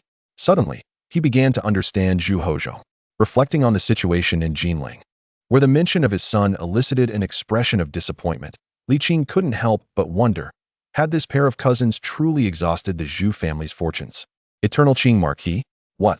Li Qing collected his thoughts and glanced at him. Zhu Ziyun appeared somewhat helpless and stated, "I shall not beat around the bush. The crown prince's current circumstance is a foregone conclusion. As the emperor's own son and a member of the Zhu family, I am duty-bound for the sake of the Ming dynasty. I believe the Yongqing Marquis has come here with a similar intention. Let us speak openly." "I come from the Yuangfu," Li Qing interjected. "You think too much. I have no intentions of aligning myself with anyone." Zhu Ziyun paused momentarily, then smiled and nodded. "That was rather presumptuous of me. However, you, Yongqing Marquis, possess the audacity to be so." After a brief pause, he added, "As the saying goes, business is business, and goodwill remains. It is entirely reasonable for you not to regard me favorably today, considering this is our first meeting. Yet, as we become acquainted, you shall undoubtedly discern my merits." Li Qing rubbed his forehead. "I have already noticed them." "Oh," Zhu Ziyun exclaimed with delight, "Pray, do share." "Feeling weary?" Li Qing replied curtly. "Such frankness upon our first meeting clearly illustrates the sincerity with which His Highness treats others." "Ah, the Yongqing Marquis understands me." Zhu Ziyun misinterpreted his words and, in a magnanimous manner, said, "There is no need for you to feel burdened. Your reluctance to take sides is entirely understandable. As the proverb states, time reveals a person's true heart." Li Qing offered a wry smile and shook his head. "I am not the one feeling burdened." He could no longer remain, even for a moment longer. "Today's encounter with the Prince of Jing was indeed remarkable. I have matters to attend to. So I take my leave." Hey, do not depart. The food and drink are being prepared. On such a frigid day, it would be wise to have a cup to warm oneself." Zhu Ziyun grasped Li Qing's arm, visibly displeased. "It would be a shame for a guest to arrive and not even have a taste of the warm dishes. What would that say of my honor?" Li Qing was genuinely astonished by this fellow, feeling he had lost the energy to be angry. "You should save your strength for making your declaration to your father." Zhu Ziyun was taken aback for a moment, then nodded vigorously. "Thank you for your guidance, Yongqing Marquis." Li Qing. Zhu Ziyun, feeling a bit shy, confessed, "My father's imposing presence is quite overwhelming. To be honest, I find it difficult to be at ease in his presence. However, you are right. I must possess the necessary courage and responsibility." Li Qing stared at him, momentarily at a loss for words. Zhu Ziyun inquired, "Will you join me, Yongqing Marquis?" "No. I shall go and listen to some literature instead. I had planned to attend to that today, so I should not dawdle," Li Qing muttered as he walked away. At the Yuangfu, upon hearing from the servant that Li Qing had also visited the Jing Wangfu, and not long after, Zhu Ziqi had gone to the imperial palace, a sense of unease washed over him. Logically, he held a greater advantage for the position of crown prince. Although the two brothers were born in the same month and year, he was still over half a month elder than Zhu Ziyun. Even among identical twins, even if they are separated by merely a quarter of an hour, there exists a distinction in seniority. How much more so when one is older by more than half a month? According to the established principle of primogeniture, the position of crown prince should rightfully belong to him. However, the emperor's favor towards Prince Jing surpasses his own, compounded by the emperor's adept control over the court and his ability to intimidate his ministers. Thus, the designation of Prince Jing as crown prince remains unchallenged by the officials. Previously, there was no option, but now that an opportunity has arisen, Zhu Ziqian would not relinquish the enticing position of heir apparent. After pacing a few steps, he glanced towards Gao Gong, who appeared hesitant to speak, and inquired, "Mr. Gao, should I make a visit to the palace?" Without a moment's hesitation, Gao Gong replied, "Your Highness, it would be unwise. Given the current circumstances, excessive eagerness may prove detrimental. Maintaining composure is the wisest choice, ensuring no errors are made. Yet, opportunities must be seized. Prince Jing is actively vying for favor, and the emperor's clear bias towards him leaves me no choice but to remain passive. Your Highness, it is not so straightforward," Gao Gong asserted earnestly. "Firstly, the crown prince has not yet been deposed, and secondly, the process of changing the heir is not something that can be accomplished overnight. Patience is essential, for haste leads to failure." Zhu Ziqian lamented, "I fear that one misstep could lead to a cascade of errors." "Not necessarily," Gao Gong reassured him. "The emperor's favoritism towards Prince Jing may not stem from genuine affection." Zhu Ziqian offered a grim smile. Yet Gao Gong continued, "This is not mere consolation.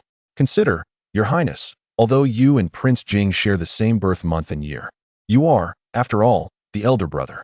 If the emperor were to treat you both equally, would there be any room for maneuver regarding the position of crown prince?" Zhu Ziqian paused, taken aback. "Are you suggesting that the emperor's actions are intended to test me?" Gao Gong replied, "Ahem, such a possibility certainly exists, and it is significant. However, there are other factors at play." He contemplated, "The emperor's approach allows for a delay in the designation of the crown prince. What if the current prince miraculously recovers? Moreover, with the ongoing fervor to reclaim the grasslands and the emperor's ambitions towards the western regions, the appointment of a crown prince at this juncture could alter the power dynamics and significantly impact current affairs." He continued, "Neither you nor Prince Jing has been groomed as heirs, and given the emperor's myriad responsibilities, he is remiss in fostering a closer relationship with either of you. It is prudent to prepare for all eventualities." Gao Gong opined, "In my view, the emperor's affinity for Prince Jing serves more as a means of balance, providing an alternative choice." Zhu Ziqian furrowed his brow and replied slowly, "So, Mr. Gao, you are suggesting that while it seems Prince Jing enjoys favor, the reality is that the scales remain balanced?" "Indeed, and there is more to it," Gao Gong asserted earnestly. "Your Highness possesses greater advantages." "How so?" Zhu Ziqian inquired. "Firstly, you hold the advantage of age. Secondly, Scholar Su has already aligned himself with you," Gao Gong explained. "Do not be misled by Su's position as the least among the 3 scholars in the cabinet. His influence far surpasses that of Scholar Li, and he stands on par with Prime Minister Yan." After absorbing this analysis, Zhu Ziqian's furrowed brow relaxed, and his anxiety significantly diminished. "You speak wisely, Mr. Gao. I have indeed been too hasty." Zhu Ziqian sighed lightly. "Yet, I fear that by doing nothing, onlookers may perceive me as timid and turn their allegiance to Prince Jing." Gao Gong nodded slightly. "Your Highness is astute. My caution against excessive eagerness is not a call for inaction. Maintaining composure does not equate to inaction. For instance," Zhu Ziqian prompted, "consider the Duke of Yongqing." Zhu Ziqiang expressed his astonishment and pondered. The Duke of Yongqing is rather unlikable, and he clearly shows no interest in the matter of the crown prince.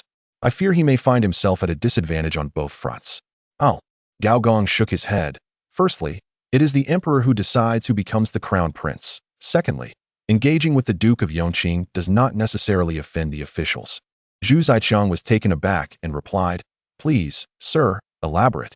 "Engaging with the Duke of Yongqing could also be for the purpose of the crown prince," Gao Gong smiled. "Currently, the crown prince remains the crown prince. Your Highness's actions would not only demonstrate affection for your elder brother, but also allow the officials to witness your benevolence." "Benevolence? Indeed, that is of utmost importance," Gao Gong asserted with seriousness. "Officials do not favor tyrants, nor do they particularly admire astute rulers. What they cherish most is a benevolent monarch." Zhu Ziqiang stared at Gao Gong in disbelief. Gao Gong appeared completely at ease. After a long moment, Zhu Ziqiang performed a deep bow and expressed his gratitude. Such words, "I fear," No one else would dare to say to me. Your Highness is too generous. Gao Gong quickly supported Zhu Zaiqiang's arm and chuckled. I am merely your Highness's instructor, fulfilling my duties. I would not dare to claim such honor. Zhu Zaiqiang took a deep breath, nodded with a smile, yet still harbored some hesitation. Your words are as precious as pearls, but I am concerned that if I become too close to the crown prince, it may lead to unfounded speculations about my intentions, such as wishing harm upon him. That will not happen, Gao Gong declared resolutely.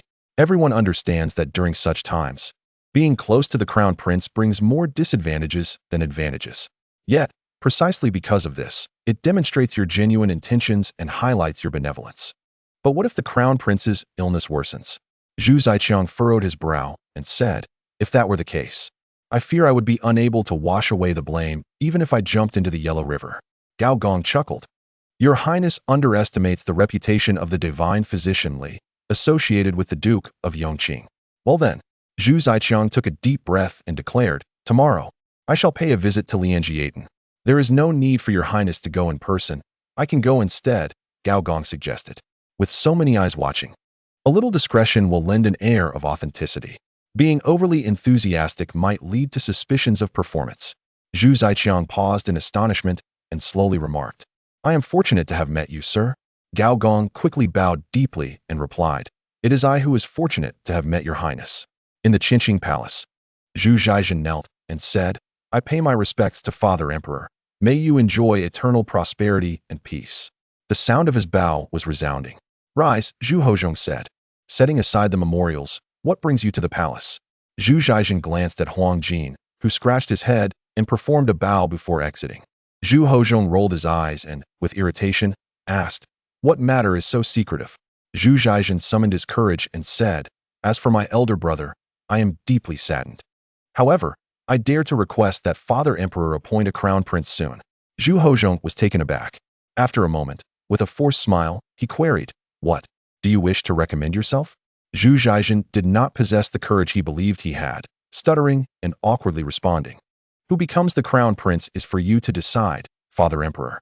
I am merely expressing my thoughts. By the end of his statement, his voice was almost inaudible. Zhu Hozhong leaned forward, his eyes narrowing, exuding imperial pressure. Do you wish to become the crown prince? Zhu Zhaijin gritted his teeth and nodded. I do. Ha ha ha. Zhu Hozhong chuckled, allowing the imperial aura to dissipate. Zhu Zhaijin exhaled a sigh of relief, his heart blossoming with joy as he began to smile. However, as soon as he smiled, his father ceased to do so and inquired, what are you laughing at? Chapter 430, Loyal Gao Gong. The smile on Zhu Zhaijin's face abruptly froze, retaining its form while the mirth within dissipated. Your humble son, he stammered, sees the emperor in high spirits, and thus, I too am elated. I am happy. Zhu Hozhong chuckled. Zhu Zhaijin echoed the laughter, yet the same tragic cycle unfolded once more. What are you laughing at again? Zhu Zhaijin felt utterly bewildered. I am asking you. Respond. With a shiver, Zhu Zhaijin took a deep breath, gritted his teeth, and declared, your humble son merely wishes to alleviate the emperor's worries and hopes to see him smile more. Haha, you have some guts. This time, Zhu Zhaijin had learned his lesson. His face taut with seriousness. Who was he displaying this facade of deep grievances for? Zhu Hozhong no longer pressed his son, casting a sidelong glance at him, nodding in acknowledgement. Indeed, you possess some courage. Your two elder brothers would not dare to act thus. Your Majesty bestows excessive praise. Zhu Zhaijin chuckled awkwardly. However, having gained experience, he refrained from smiling too broadly this time. Yet, he was still mistaken. Zhu Hozhong's demeanor turned cold as he retorted sarcastically. Do you truly believe that I am complimenting you? Your humble son. Having been toyed with several times, Zhu Zhaijin's rebellious spirit surged as he muttered, it is the emperor who praises me, and it is also the emperor who scolds me. If you have something to say, please speak plainly. Why must you make things difficult for your son? Zhu Hozhong was taken aback, momentarily at a loss for words. You truly are bold. Zhu Zhaijin, this time, it is indeed a compliment. Oh, Zhu Hozhong, slightly irritated, soon broke into laughter again, his gaze softening as he mused aloud. Children who are excessively obedient often suffer and frequently lack ambition. This time, Zhu Zhaijin chose to respond with tranquility, neither sorrowful nor joyful. Focusing inwardly and maintaining a posture of unperturbed composure. Zhu Zhaijin, Your humble son is here. Do you truly wish to be the crown prince? Indeed. Zhu Zhaixuan lifted his head, looking towards his father, stating, the crown prince's current situation leaves the court in turmoil. Your humble son is willing to step forward to alleviate the emperor's concerns and to reassure the ministers.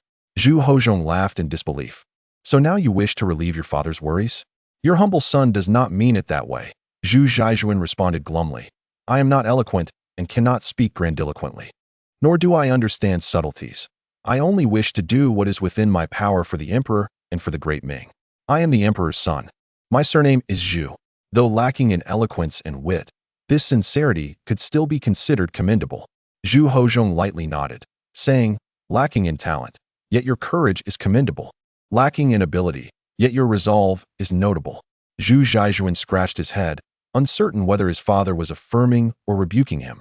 After a moment's hesitation, he asked, Father, do you think I am suitable? Suitable for what? Meeting his father's unprecedentedly stern gaze, Zhu Zhaixuan could no longer muster any bravado, muttering dejectedly, it is nothing. Zhu Hozhong sighed, saying, your father still has the strength to carry on. Your willingness brings me great comfort. You may return. Yes, your humble son takes his leave. Zhu Zhaixuan bowed once more, feeling a sense of loss as he turned away. After taking a few steps, he hesitated and turned back to ask, Father, have I upset you? Zhu Hozhong offered a wry smile and shook his head. Maintain a calm demeanor and do not dwell on gains or losses. You may return now. Next time you wish to enter the palace, remember to bring Prince Yu along. I shall obey, Zhu Zhaixuan replied, nodding sadly. Father, I shall take my leave. Indeed. Go, Zhu Hozhong said, his gaze gentle, akin to that of an ordinary, benevolent father. Only when his son had completely vanished from sight did he slowly retract his gaze. Murmuring to himself, this son is timid and lacks resolve, while that one possesses courage but lacks strategy. The one in between is neither here nor there. Zhu Hozhong's expression turned pained as he chuckled bitterly, lamenting that he had not a single son of great potential.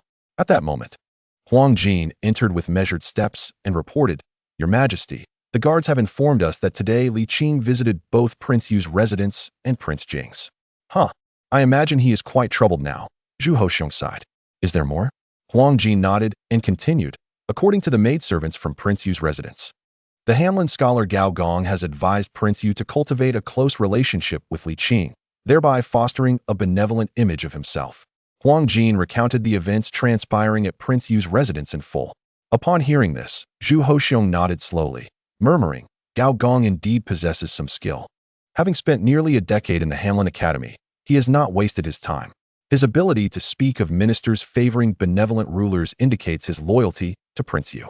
While it is not wrong for Prince Yu to heed counsel, he is woefully lacking in independent thought.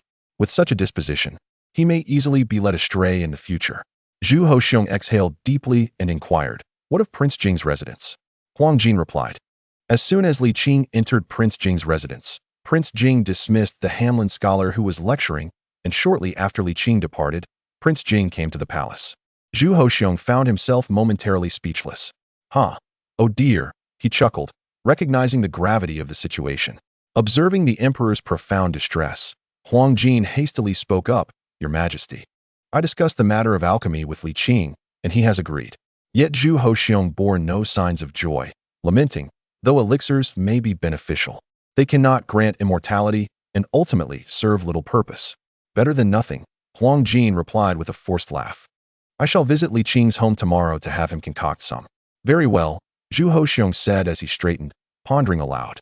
It may be premature to let Su Jie take the stage. He needs a gentle reminder. You shall go to the Ministry of Internal Affairs and procure 2 bolts of silk to send to Su Jie. Inform him that diligence is commendable, yet it must be focused. Yes, I shall obey, Huang Jin replied, hesitating momentarily before asking, should we impose any restrictions on Zhang Juzheng? No need. Zhang Juzheng holds little weight and cannot influence much. It would be beneficial for Prince Yu to engage with external officials sooner rather than later, as Gao Gong is merely a Hamlin scholar and has yet to truly enter the sphere of power.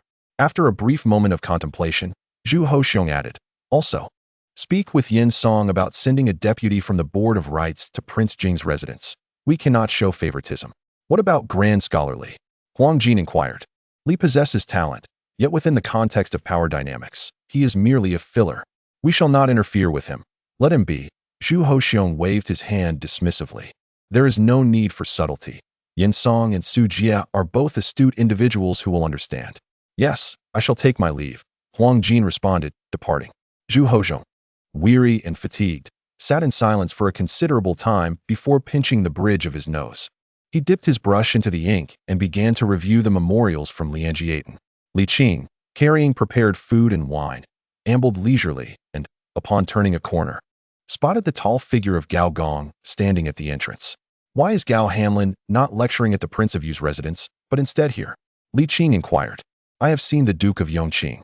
Gao Gong offered a deep bow and replied, the Prince of Yu is concerned for His Highness, the Crown Prince, and has entrusted me to inquire about his recent circumstances. Li Qing scoffed. Was I not clear enough during my time at the Prince of Yu's residence? You are mistaken. The prince merely wishes to cultivate an image of benevolence. He could have gone directly to the East Palace for that, without such unnecessary steps. I have no time to indulge in your power struggles. Gao Gong felt a jolt of surprise, awkwardly retorting, Your Grace jested. The Prince of Yu is merely worried about His Highness given the current situation. The wisest course of action is to remain silent. Such restraint reflects sincerity. Li Qing chuckled. To act contrary to this notion might yield better results. Was that your suggestion? Gao Gong stood dumbfounded, a chill running through him. Li Qing, with impatience, remarked. Having navigated the corridors of power through 11 dynasties, such tricks are not unfamiliar to me. While you may have read history, I am a living testament to it. If only there were a bit more sincerity, we could converse further. If you continue with this pretense, you would do well to leave before I lose my temper. Do not mistake my patience for weakness. Gao Gong, at a loss for words, bowed once more, respectfully stating, Your Grace, please forgive my transgressions. I wish to engage in open and honest discourse. Li Qing offered no response and proceeded into the small courtyard. After a moment's hesitation, Gao Gong followed him inside. Gently closing the door, he approached cautiously, saying, I apologize for my earlier offense. Please do not hold it against me. After a pause, he continued, speaking plainly. I shall speak candidly. As Li Qing unwrapped the oil paper and poured the wine, he remained focused on his meal. In terms of both law and wisdom, the Prince of Yu surpasses the Prince of Jing. Li Qing took a bite of chicken leg and replied, Do you wish for me to publicly support the Prince of Yu? No, Your Grace need not publicly endorse the prince. Merely mentioning his virtues before the emperor would suffice. Gao Gong insisted. Li Qing laughed. But why should I support the Prince of Yu? For the sake of our ancestors' realm and the enduring legacy of the Ming. Gao Gong replied with righteous fervor. Yet I do not perceive the qualities of a brilliant sovereign in the Prince of Yu, Li Qing countered. Gao Gong fell silent for a moment, then retorted, Then, does the Duke of Yongqing see such potential in the Prince of Jing? Li Qing's movements faltered, and the chicken leg in his hand suddenly lost its appeal.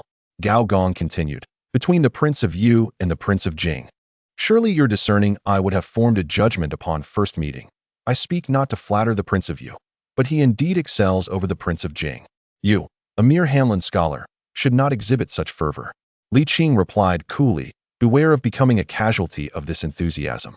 Gao Gong remained silent for a moment before proclaiming, I do harbor personal interests, yet my greater concern is for the Ming. If I speak a falsehood, I would willingly invite disaster upon myself. Who are you yelling for, just the two of us here? Li Qing remarked. Gao Gong, feeling troubled, admitted, Your Grace. Please forgive me. I have a naturally loud voice, a habit of mine, and I momentarily lost my decorum. I ask for your understanding. Chapter 431. Su Jie changes his mind. Return to where you came from. There is no profit to be made here. Li Qing wiped his mouth and spoke with an air of indifference. What you pursue is, in my view, merely fleeting smoke from the past, and it fails to ignite even the slightest interest within me. Gao Gong was taken aback, reflecting on how this individual had commanded the winds of the Ming Dynasty for 10 reigns, traversing the annals of history for 2 centuries.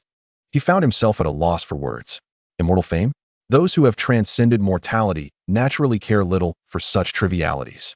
Power? This person was already above all others, perhaps even questioning if being merely one beneath the emperor was accurate. Wealth? In all of the Ming, could one find a family richer than the Li clan of Jinglong? Surely, one cannot indulge in mere idealism. Gao Gong, who prided himself on his intellect, found himself unable to showcase his talents in the presence of such a figure. Moreover, The brief exchange they had just had made it clear that even if the other party were willing to engage, he was no match. A profound sense of defeat weighed heavily upon Gao Gong. He sighed softly, expressing with deep concern, "With your capabilities and power, even a mere thought could yield tremendous repercussions for the Ming. Given your substantial influence, how can you remain unmoved?" "Unmoved?" Li Qing scoffed, shaking his head. "Enough of this. I need not explain myself to you, nor do I feel the need to prove anything. Frankly, I care little for such matters." Gao Gong, eager to press on, was interrupted by Li Qing's words. "My temperament is indeed quite fierce. You had no part in the events of my earlier years, but surely you have heard tales?" Li Qing flashed a smile, revealing a set of pearly white teeth. "A gentleman may engage in discourse rather than violence, but I am no gentleman. Do not mistake me. Whether you are a mere Hanlon scholar or a high-ranking official, I shall not be trifled with." With haste, Gao Gong interjected, "Just one more thing, and I shall cease. I am aware that over the past 2 centuries, you have encountered many extraordinary talents and promising heirs. Thus, I understand your discerning eye. If you hold the prince of you in low regard, I can appreciate that. However, as the saying goes, between 2 evils, choose the lesser, between 2 goods, choose the greater. I implore you to ponder this carefully." This stream of words flowed from Gao Gong like water from a bamboo tube, leaving his face flushed from the exertion. "Just one more thing." Gao Gong, ever the gentleman, concluded. Without waiting for Li Qing's response, he hastily bowed, adjusted his robe, and hurriedly exited the courtyard, seemingly anxious that Li Qing might unleash his wrath upon him should he linger. Gao Gong was not known for his patience, yet he found himself in the presence of someone with an even fiercer temperament, one who acted without regard for consequence. A loud voice does not imply foolishness. Gao Gong was not naive.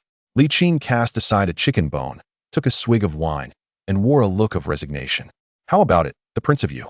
Sighing deeply, Gao Gong lamented, "Eternal Yongqing Marquis is far more formidable than I had imagined. It would be best to steer clear of him." Zhu Ziyan raised an eyebrow in surprise. "Isn't it unlike you to so easily concede?" Gao Gong offered a wry smile. 10 reigns, a full 10 reigns, considering his deeds. If nothing else, the mere fact that he has survived unscathed is enough to instill awe. "My prince, I advise against making an attempt. Even if I were to personally intervene, it would make no difference."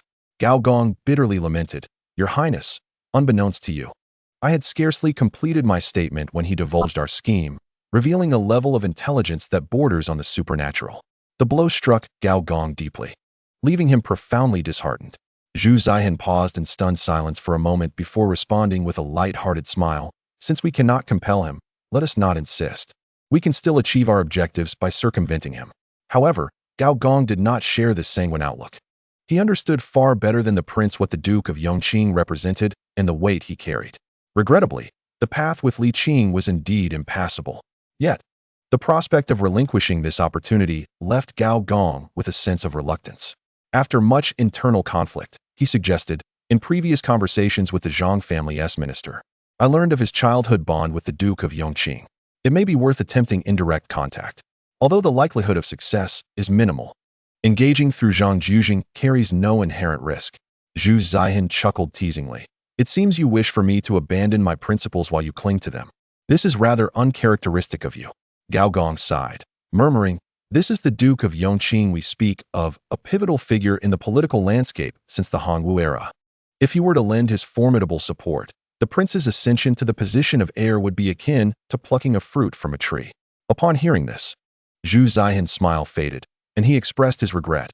"Let us heed your counsel and attempt once more through Zhang Jujing.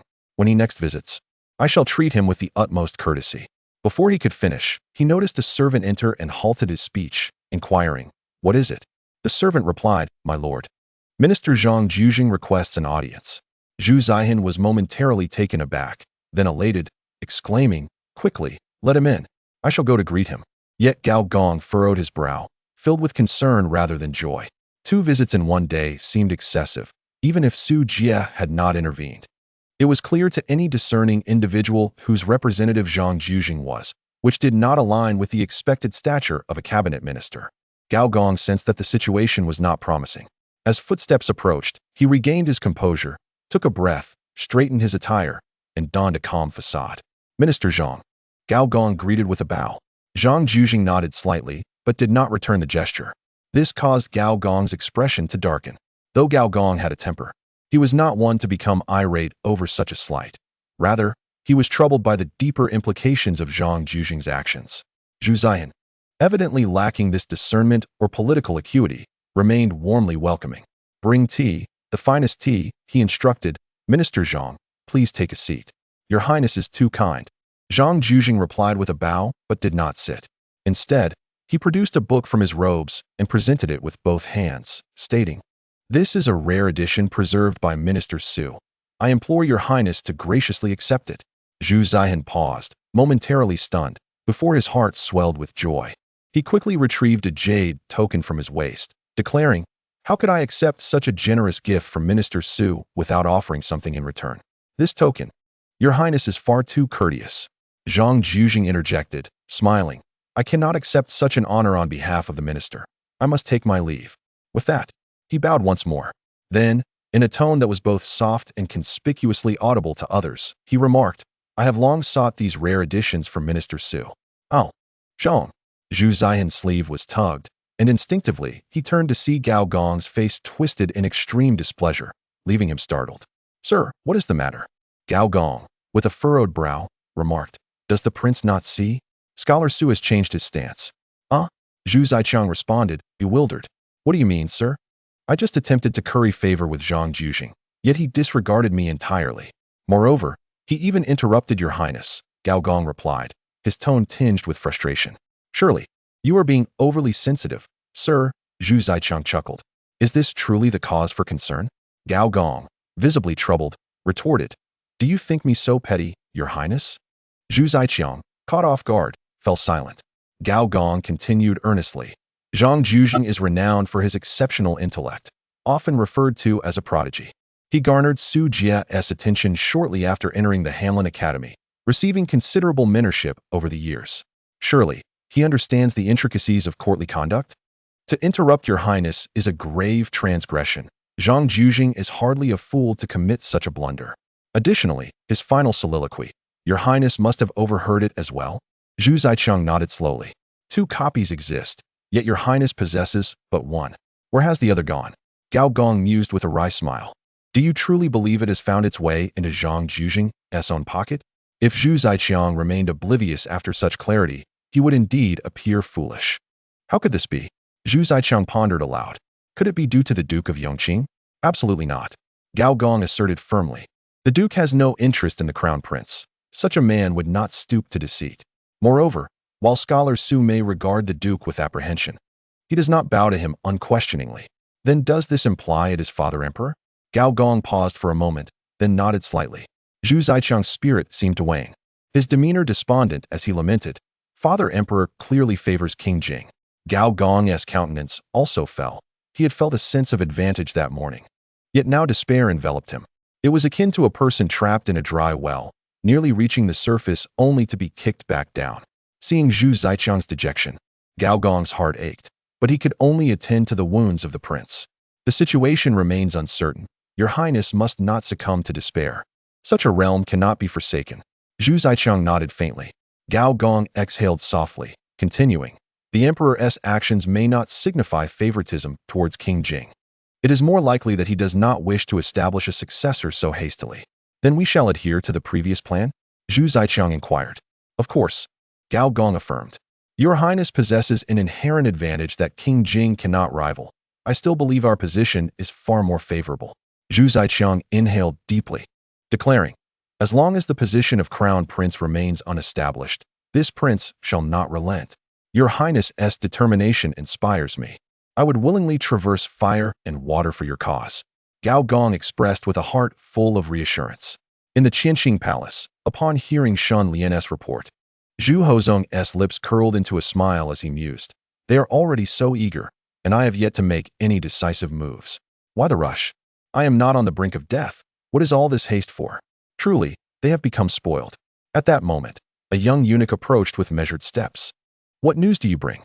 Your Majesty, Hu Zongxian, Yu Daiyou, and Qi Jiguang have returned from the western regions and request an audience at the palace gates." Zhu Hozong paused, then exclaimed joyfully, "Summon them." "Yes." The eunuch bowed and hurried off. After a moment of contemplation, Zhu Hozong called out, Summon Li Qing to the palace to see me. The ambition to reclaim the western regions is resolute, and it is essential to rely on Li Qing, who must be privy to first-hand information. With a considerable portion of his vexation alleviated, Zhu Hozhong began to envision the accolades he might receive following the conquest of the western regions, contemplating his place within the annals of the Ming Dynasty and history at large. Chapter 432. The cost of mobilization. Didn't we agree to postpone until after the new year? Why the haste? Li Qing muttered as he hurried toward the palace, the young eunuchs trailing behind him, unable to keep pace.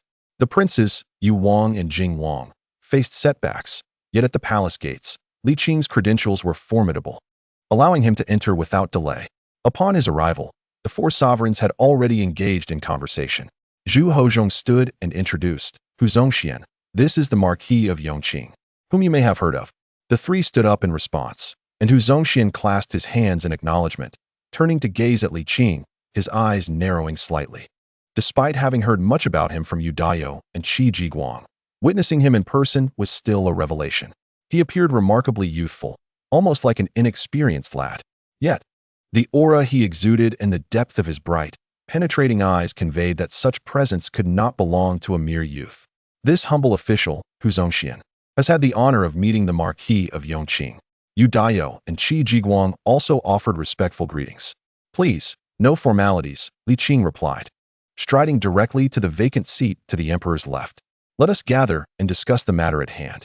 The three exchanged glances at the emperor, who appeared unfazed, as if accustomed to such occurrences, before he took his place at the main seat and gestured, do not stand idly. Yes, the three responded, bowing once more before taking their respective seats. Zhu Hozhong lifted his teacup, taking a gentle sip, and began to recount the topics previously discussed for the Marquis of Yongqing's benefit. Indeed, the three exchanged glances, and Yu Dayo suggested, Governor Hu, please take the floor. Hu Zongxian nodded, clasping his hands towards Li Qing, and stated, let me first outline our findings. The distribution of various forces in the western regions has been largely grasped, and we have a general understanding of their strengths and weaknesses. He proceeded to elaborate, utilizing the topographical map on the imperial desk to explain the situation in the western regions. A quarter of an hour later, Li Qing inquired, what is the attitude of these western forces towards the Ming Dynasty? Not particularly amicable, Hu Zongxian replied. Information is monopolized by the upper echelons, leaving the common populace oblivious to the truth. The cost of clarification is exorbitant, and even if we were to explain, gaining their trust would prove challenging. He paused, adding, of course, the Ministry of Rites and the Directorate of Ceremonial are still in negotiations. Perhaps there may be a turn of events. Li Qing recognized this addition as mere formalities and did not take it to heart. He directly asked, if conflict were to arise, what would be the anticipated expenditure of manpower and resources? Hu Zongxian hesitated, admitting, I have yet to calculate this. As the Ministry of Rites and Directorate of Ceremonial are still in discussions, and the outcome remains uncertain. Zhu Hozhong candidly remarked, you are the most informed. Please provide a rough estimate of the war's costs, ensuring it reflects reality. Understood. Hu Zongxian pondered momentarily before responding. The cost of mobilization would be at least 3 times that of the campaign against the northern desert. 3 times? Hu Zongxian, with a determined demeanor, respectfully addressed the emperor. Your Majesty, the depth of the campaign is excessively long, and there are no supply lines along the way. This is fundamentally different from the battles in the northern deserts, which have scarcely ceased since the establishment of the Ming Dynasty. The Yongla Emperor established numerous supply stations along the route, but the western regions lack any such provisions. Zhu Hozong's facial muscles twitched, a distinctive sign of his distress. It is unrealistic to expect no casualties, particularly given that the northern territories have been thoroughly subdued by the Yongla Emperor, who had instilled a profound understanding of the formidable Ming forces, yet they still dared to show their teeth. Furthermore, the western regions, with their isolated communications, have not experienced the might of the Ming army. With a hint of anguish, Zhu Hozong sighed. Are there any cost-effective strategies? Indeed, there are. Hu Zongxian pondered for a moment before continuing. However, the cost of deploying troops cannot be reduced. This is an insurmountable hurdle. To lower the expenses of war, we can only decrease the number of troops sent. Zhu Hozong inquired, how many troops can be sustained with 1 million taels of silver? Approximately 2,000, replied Hu Zongxian. And even that would not allow for prolonged combat. Seeing the immense pressure on Hu Zongxian, Yu Dao could not help but interject, "Your Majesty. This situation is vastly different from the past campaigns of the Yongle Emperor against the northern territories. The emperor had comprehensive supply stations and mobilized tens of thousands of carts and donkeys. Back then, 3 or 4 individuals could support one soldier, but in our current predicament, it is a struggle to support even one soldier with 10. Qin Jiguang added, "Although the costs are exorbitant, the options available to us are greater." "How so?" asked the emperor. "Your Majesty, we can employ elite troops and utilize unconventional tactics," Qin Jiguang explained. In the campaigns of the Yongle Emperor against the northern territories, the demand for soldiers was immense, necessitating the extraction of troops from various regions. However, we need not do so now. Our finest soldiers can engage 2 enemies for every one of their own. From a combat effectiveness perspective, 1 million taels of silver can support 4,000 combat-ready soldiers. Hu Zongxian and Yu Dao exchanged glances, momentarily taken aback before nodding in agreement. While this notion may seem somewhat of a conceptual shift, it holds some truth. Qin Jiguang continued, "The Marquis of Yongqing can take on 1,000 foes single-handedly. If he were to lead, 1 million taels of silver could sustain 5,000 combatants." Upon calculating these figures, Zhu Hozong felt a sense of absurdity. To mobilize 5,000 warriors for a campaign in the western regions with just 1 million taels of silver seemed remarkably worthwhile. With a sigh of relief, he asked, "You have just returned from there and are familiar with the discussions between the Ministry of Rites and the Court of Imperial Sacrifices. How many troops do you estimate we will need?" Qin Jiguang turned his gaze towards Hu Zongxian. After contemplating for a moment, Hu Zongxian replied, "It should not be less than 5,000. 5,000. Zhu Hozong felt a sudden lightness, even considering it somewhat insufficient. "Is that enough?" "Your Majesty," Hu Zongxian responded, "the western regions are not a monolith. Should we truly engage in full-scale war, even tenfold that number would be inadequate. When factoring in supply needs, the situation becomes utterly unimaginable. However, the court need not resort to such extremes, correct?" Zhu Hozong smiled slowly. "I have been led astray by your reasoning. This battle is destined to occur. It is merely a matter of time. You shall remain in the capital's camp and commence training immediately. You are well acquainted with the forces in the western regions and should understand how to allocate our combat strength. Choose freely from the 3 major camps without hesitation. The imperial authority grants you this privilege." Zhu Hozong may not be a master of military affairs, but he possesses the wisdom to recognize his shortcomings and never compromises the needs of his soldiers, ensuring they are thoroughly satisfied. "I desire victories in battle. All else is of no consequence," Zhu Hozong declared with solemnity. "Let it not be merely 2,000 elite troops, but 3,000. I shall provide you with the finest among the 3,000. Furthermore, I will allocate an additional 2 million taels for military expenses. This endeavor must yield the desired results." "We shall obey your command." The 3 men rose and bowed, their spirits invigorated, and their tension greatly alleviated. At last, wealth is within reach. There is no longer a need to scrimp and save. Zhu Hozong smiled gently, saying, "My esteemed ministers, please rise. The journey has been arduous. Return to the capital camp to rest. Tomorrow at noon, I shall host a banquet to formally welcome you, and there will be ample rewards. Thank you for your gracious favor, Your Majesty. We take our leave." The 3 men relaxed entirely, filled with joy at having a wise sovereign. The outcomes of war often hinge not on the battlefield itself, but rather in the rear, to be precise, in the supply lines. When the rear is stable, the soldiers are unencumbered, and they can achieve victory with ease. Conversely, even with advantageous circumstances, defeat may still ensue. The emperor's delegation of power and generous provisions undoubtedly served as a fortified reassurance, leaving the 3 ministers without concerns.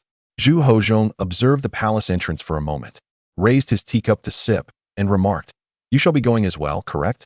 Li Qing retorted with a roll of his eyes, "A single trip for me is worth 500,000 taels of silver. How advantageous! Why wouldn't I go?" Zhu Hozong was momentarily taken aback, feeling a pang of guilt, and replied, "The Ming has indeed treated you unfairly. The Ming has not wronged me. Rather, it is you emperors of the Zhu family who have." Li Qing scoffed, laden with sarcasm. Zhu Hozong was unperturbed, nodding slightly. "Indeed, it has been somewhat unjust to you after 10 dynasties. You did not think so in the past. However," Li Qing remarked with a grin, "I find solace in your words. At least this heartfelt sentiment has not been wasted on an ungrateful wretch. Zhu Hozhong felt a twinge of embarrassment. Well then, a wayward son returning is worth more than gold. Considering that you have not committed any grave wrongs, let bygones be bygones. I am not a petty person. Zhu Hozhong chuckled awkwardly, although he retained a hint of skepticism. The military campaign should commence after the new year. We will wait for the return of the Ministry of Rites and the Court of Ceremonial Affairs personnel to draft a battle plan based on the discussions. Li Qing nodded, teasingly adding, So, does this mean I can enjoy a pleasant new year in Jinglong? Zhu Hozhong replied, You are being quite biased, sir. Am I not stronger now? Much stronger, I might add. To be fair, it is indeed true. That settles it. But Jinglong is not solely his domain. Zhu Hozhong lamented. Do you consider me a confidant? At present, yes. Then stay. Allow me to live long. You have broken your word. So let me have a longer life. You cannot break your promise again. Zhu Hozhong said with a chuckle, adding, Surely, you do not wish for my early demise? Li Qing responded, Stay, at least until the military campaign begins. Remain in the capital. Zhu Hozhong declared. Li Qing nodded with amusement. I shall grant you this once. You have a kind heart. Zhu Hozhong felt elated, then turned his thoughts to his son, inquiring, What of the crown prince? Wait until I return from the western regions. Li Qing replied softly, I have never gone back on my promises. When the time comes, I will ensure everything is arranged for Zhu Zaiki. That is splendid. Zhu Hozhong sighed softly, lamenting the lack of freedom that accompanied the imperial title. He mused that perhaps it would be better to relinquish his position for the sake of liberty. Alas, being an ordinary person is not without its merits, he reflected. Li Qing interjected, Indeed, being a well-fed and carefree ordinary person is quite admirable. Ah, you speak the truth, Zhu Hozhong conceded with a nod, expressing his desire for his son to be free from misfortune, a promise and hope from a father. Thank you for your support, esteemed sir. Chapter 433. How can one be so lacking in taste? Noticing Zhu Hozhong's dejection, Li Qing softened his tone, saying, Though your son may be lacking, you still have me. Do you not? You? Zhu Hozhong chuckled, shaking his head. You are a busy man, having never relinquished your hold on power since the 15th year of Hongwu. Yet you have not remained steadfast in that arena. Li Qing replied with resignation. The Ming Dynasty has more than one capital. Political machinations alone cannot resolve every issue. If I were to focus solely on the capital, how would the Ming Dynasty have achieved its present standing? Zhu Hozhong found himself at a loss for words. Rest assured, I shall not stand idly by in matters of great importance. Li Qing remarked with a gentle smile. In your role as both emperor and father, you are indeed competent, even exemplary. Zhu Hozhong responded with a bittersweet tone, Alas, it is rather late for that. After a pause, he added, You bear some responsibility in this as well. Li Qing neither denied nor defended himself, simply stating, I will take responsibility. That is your declaration. Zhu Hozhong retorted. Li Qing sighed. Despite the conflicts and criticisms, have I not consistently been the one to clean up the mess? That is true, Zhu Hozhong acknowledged, his mood lifting considerably. Join us for the banquet tomorrow. While welcoming Hu Zongxian and the others is merely a prelude, the main event will involve the ministers. Addressing the grievances regarding the western regions is a challenging endeavor, and I would appreciate your presence for the occasion. Never mind, I shall refrain from joining the festivities. It seems rather pointless, Li Qing sighed. Since my secrets were unveiled, I have become a target for all, and it hardly seems worth the trouble. Zhu Hozhong was taken aback, then jested, What? Does the Duke of Yongqing wish to avoid the limelight? Li Qing dismissed the provocation, stating, Though my title carries weight, many do not recognize me. I simply need a sign to facilitate my actions. Did you not have one previously? Zhu Hozhong inquired. I gave it away. You gave it away? Zhu Hozhong replied incredulously. Who did you give it to? A young member of the Li family, the future leader of the clan. What of it? Li Qing retorted. What I receive is mine, and I am entitled to share it. The future leader of the Li family, you say? Then there is no issue. Zhu Hozhong said. I shall have it ready for you within 3 days. That is more like it. As Li Qing began to depart, Zhu Hozhong quickly reminded him. You may skip the banquet, but you must still refine the elixirs. Tomorrow, I will have Huang Jin bring the materials to you. Your ambitions are quite limited. Li Qing replied curtly. I must visit the Eastern Palace and have no time. Then I shall send Huang Jin to the Eastern Palace to find you. Li Qing stood outside the palace gates, casting a glance at the orange sun hanging in the western sky. Feeling rather indifferent to hunger, he decided against indulging in food and drink, opting instead to return directly to Lianjiaten. "What brings you here again?" he queried. "It seems this is the first time I am paying a visit since the Marquis entered the capital." Zhang Jujing offered a sheepish smile and replied, "It is nearly evening. I assume the Marquis is no longer preoccupied?" Li Qing scoffed. "What concern is it of yours whether I am busy or not?" Zhang Jujing, visibly embarrassed, hesitated for a moment before saying, "I recall my youth. Do you truly believe that merely solving a riddle would earn you my favor?" Li Qing retorted, incredulous. "We have only met once, and yet you are so eager to climb the ranks." Zhang Jujing responded, "Return and inform Su Jie to engage in fewer schemes and focus more on substantial deeds." With that, Li Qing snatched the wine and meat from Zhang Jujing's grasp and strode into the courtyard, leaving Zhang Jujing alone in the biting wind, bewildered. The door slammed shut with a resounding bang, jolting him back to reality. After a brief moment of hesitation, Zhang Jujing gritted his teeth and pushed the door open. Li Qing, taken aback, began rolling up his sleeves.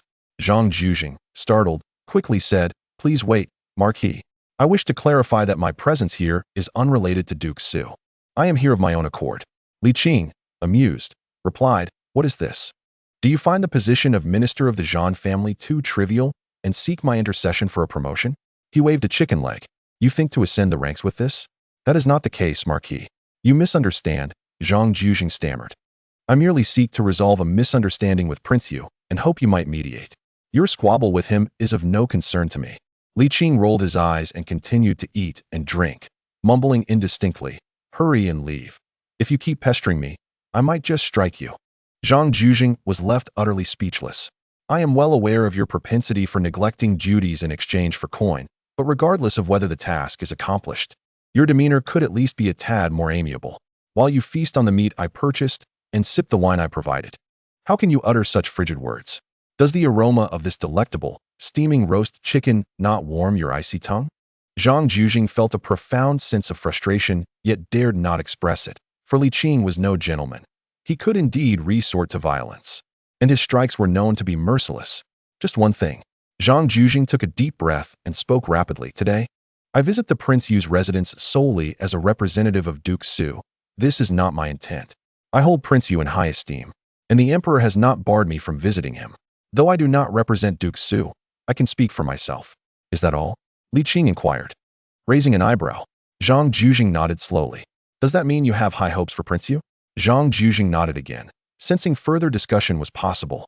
"It is an undeniable truth that Prince Yu surpasses Prince Jing." Li Qing, intrigued, asked, "Are you well acquainted with these two princes?" "Not particularly," Zhang Jujing replied, shaking his head with reluctance. Li Qing, suddenly enlightened, chuckled, because Prince Yu is slightly older, according to the ancestral decree of establishing the firstborn as heir. He possesses greater qualifications to be the crown prince. In a scenario where the ruler is strong and the ministers are weak, the officials will wield the ancestral decree as a weapon, not only to vie for the position of heir, but also to contend for their voice in court. It is foreseeable that, at that time, the ministers will undoubtedly engage in a tug-of-war with the emperor, particularly the faction of the Clear Stream. Given your close relationship with Su Jie and your shared standing within the Clear Stream, aligning with Prince Yu would pose no risk. Even if one were to choose the wrong side, the law would not hold the masses accountable. Should one choose wisely, time will reveal the outcome. Today's situation is akin to providing timely assistance in a snowstorm. What a cunning calculation. Zhang Jujing was momentarily taken aback, then nodded dejectedly. Indeed, Lord Yongqing possesses great wisdom. Stop dawdling. Depart. Zhang Jujing, feeling vexed, had initially thought that Li Qing's idle remarks were meant to offer him support. What a waste of expression. With a sigh, Zhang Jujing clasped his hands in farewell. "I take my leave. Please close the door behind you." "Yes." As Zhang Jujing reached the door, he couldn't help but remark, "Did your excellency not expend great effort to attain high office when you first entered the realm of politics?" "Not at all," Li Qing replied, smacking his lips. "At that time, I merely did what I was supposed to do and what I wanted to do. Achieving this step was beyond my expectations. I do not possess your level of ambition. Do not project your desires onto others." Zhang Jujing gently opened the door, feeling a surge of security, and continued, "You have achieved success and renown, so it is easy for you to say that. However, I have not. The moment you entered the political arena, you came under the gaze of the founder. Every action of yours would attract attention, Indeed, you could be said to be in the public eye. You could freely wield such favor. Who else possesses it? Zhang Jujing sighed. People often say that gold will always shine. Yet the reality is that a foul rag can easily obscure its luster. If I were to be complacent, I would still be in the Hanlin Academy, not rising swiftly to the rank of 5th grade in just a few years. If I had adhered strictly to the rules, how could Minister Su have favored me? If I had followed the standard procedures, neither Minister Su nor the Emperor would have noticed my existence. Of course, Your Excellency has no obligation to assist me, and I fully understand if you choose to ignore me. Zhang Jujing stated, there are myriad paths to take, and each individual has the right to decide how to ascend. While my choices may seem unrefined in your eyes, I believe them to be the most practical. History has always judged heroes by their successes and failures. Li Qing toyed with his cup, reclining slightly, and chuckled. If one day you were to reach the pinnacle, what would you do? I would fulfill my ambitions. What ambitions? For the country and the people, to be remembered through history. Li Qing laughed. Do you find that easy? Not easy. But how can one know what is possible without making the attempt? Zhang Jujing sighed. I am aware that, in your eyes, my declarations may merely seem like the fanciful musings of a scholar, yet these words reflect my sincere aspirations. Li Qing remained noncommittal and asked, what do you believe is essential for achieving great undertakings? Power, absolute power. Without hesitation, Zhang Jujing responded, like you, monopolizing the court's affairs. Monopolizing the court? Li Qing retorted. Zhang Jujing countered, is it not so? Li Qing chuckled in disbelief, exclaiming, so, you wish to replace me, or perhaps aspire to become me. Lord Yongqing, may you live long and prosper. How could I replace you? I only wish to become you. Zhang Jujing replied, in truth, a person like you should not exist. Li Qing laughed it off and questioned, I face enemies at every turn, and I can manage. You face enemies at every turn, can you? I believe I can. Pray, enlighten me. Dominating the court, in the truest sense of the term. Unabashedly asserting control over the affairs of state. Zhang Jujing articulated emphatically, standing atop the pinnacle of power, exercising his authority. Do you think I would permit such a thing? Aren't you also engaging in the same conduct? Zhang Jujing remarked, I believe that the Lord would welcome the emergence of successors, would you not? Li Qing chuckled softly, saying, are you unaware of Huoguang? Zhang Jujing fell silent for a moment, then replied, Huoguang undoubtedly accomplished much for the nation and its people. If I could become such a person, it seems rather commendable, certainly preferable to a life of mediocrity. You must ponder this carefully. To dominate the court and wield power, one must betray one's own class. Li Qing stated, can you betray the pure-hearted? Do you dare betray the pure-hearted? Zhang Jujing smirked. If that day were to arrive, what is there to fear? Chapter 434. Some resent mediocrity, others embrace it. Li Qing suddenly laughed. Tomorrow, we shall go to the Eastern Palace. Zhang Jujing was taken aback, then overwhelmed with joy, deeply bowing as he expressed, thank you, Lord, for your support. I have not truly facilitated anything for you. I have merely offered an opportunity. Li Qing gestured dismissively. Your path is yours to tread. I am not one to meddle with historical figures. Although I have intervened before, it was never my intention. In truth, even without my assistance, you would likely carve out a name for yourself. Zhang Jujing did not fully comprehend this, but it mattered little to him. What was significant was that Li Qing was willing to act as a bridge. Zhang Jujing had never doubted his own capabilities. All he desired was a chance, an opportunity to showcase his talents. My words today are heartfelt. Should that day truly come, I invite the Lord to observe. He chuckled. Have I already begun to irritate you? Li Qing taunted, tearing down the bridge after crossing it. One must first cross the river. Zhang Jujing hurried to clarify, my lord. You misunderstand. I harbor no such intention. If I were to violate my words today, I believe you would not tolerate me, would you? Li Qing nodded with a light laugh. All right, you have achieved your goal. Do not linger here and obstruct my view. I take my leave. Zhang Jujing felt a wave of relief, bowing deeply before hastily departing. A gust of wind swept through the alley, causing him to shiver, and he then realized he was drenched in cold sweat. However, a smile soon graced his face. Ultimately, his wishes were fulfilled. Though the journey was perilous, the rewards were substantial. Worth it. Although he was uncertain why Li Qing had sent him to the Eastern Palace, Zhang Jujing understood that Li Qing would not deceive him. Rather, he held him in too high esteem to do so. The following day, when Li Qing opened the door, he found Zhang Jujing waiting at the entrance. In this frigid weather, you truly have a remarkable tolerance for the cold. Zhang Jujing offered an awkward smile, saying, with the opportunity presented before me, if I do not seize it, I shall deserve a life of mediocrity. After a pause, I do not doubt the Lord's intentions. It is merely that if I were to recklessly approach the Eastern Palace, I fear I may face difficulties entering. Li Qing smiled, stepping outside and locking the door. Walking ahead, while Zhang Jujing hurried to keep pace. At the Eastern Palace, Li Qing was a frequent visitor and was not turned away, allowing Zhang Jujing to enter with ease. It was only upon reaching the Crown Prince's quarters that Zhang Jujing comprehended Li Qing's reason for bringing him to the Eastern Palace. Prince He was also present. The two brothers displayed contrasting emotions, one filled with sorrow, the other stumbling over his words, creating a scene that was both comical and heartwarming, yet tinged with a profound sense of melancholy. Both individuals were merely putting on a show, each feeling quite uncomfortable, yet compelled to cooperate in their performance. Fortunately, Li Qing arrived just in time, allowing the two brothers to exhale a sigh of relief in their hearts. Is the eternal Yongqing Marquis also here? Yuang rose and offered Li Qing a gentle smile. Upon noticing Zhang Jujing behind Li Qing, he could not help but show a hint of astonishment. Instinctively glancing at Gao Gong. Gao Gong had suffered a severe blow during his last visit to Lianjiaten, acutely aware of the formidable presence of the eternal Yongqing Marquis, and dared not speak carelessly.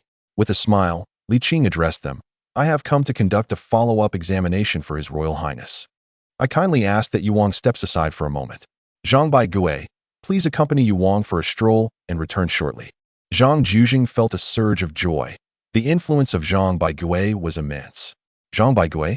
Zhu Zihan appeared momentarily taken aback.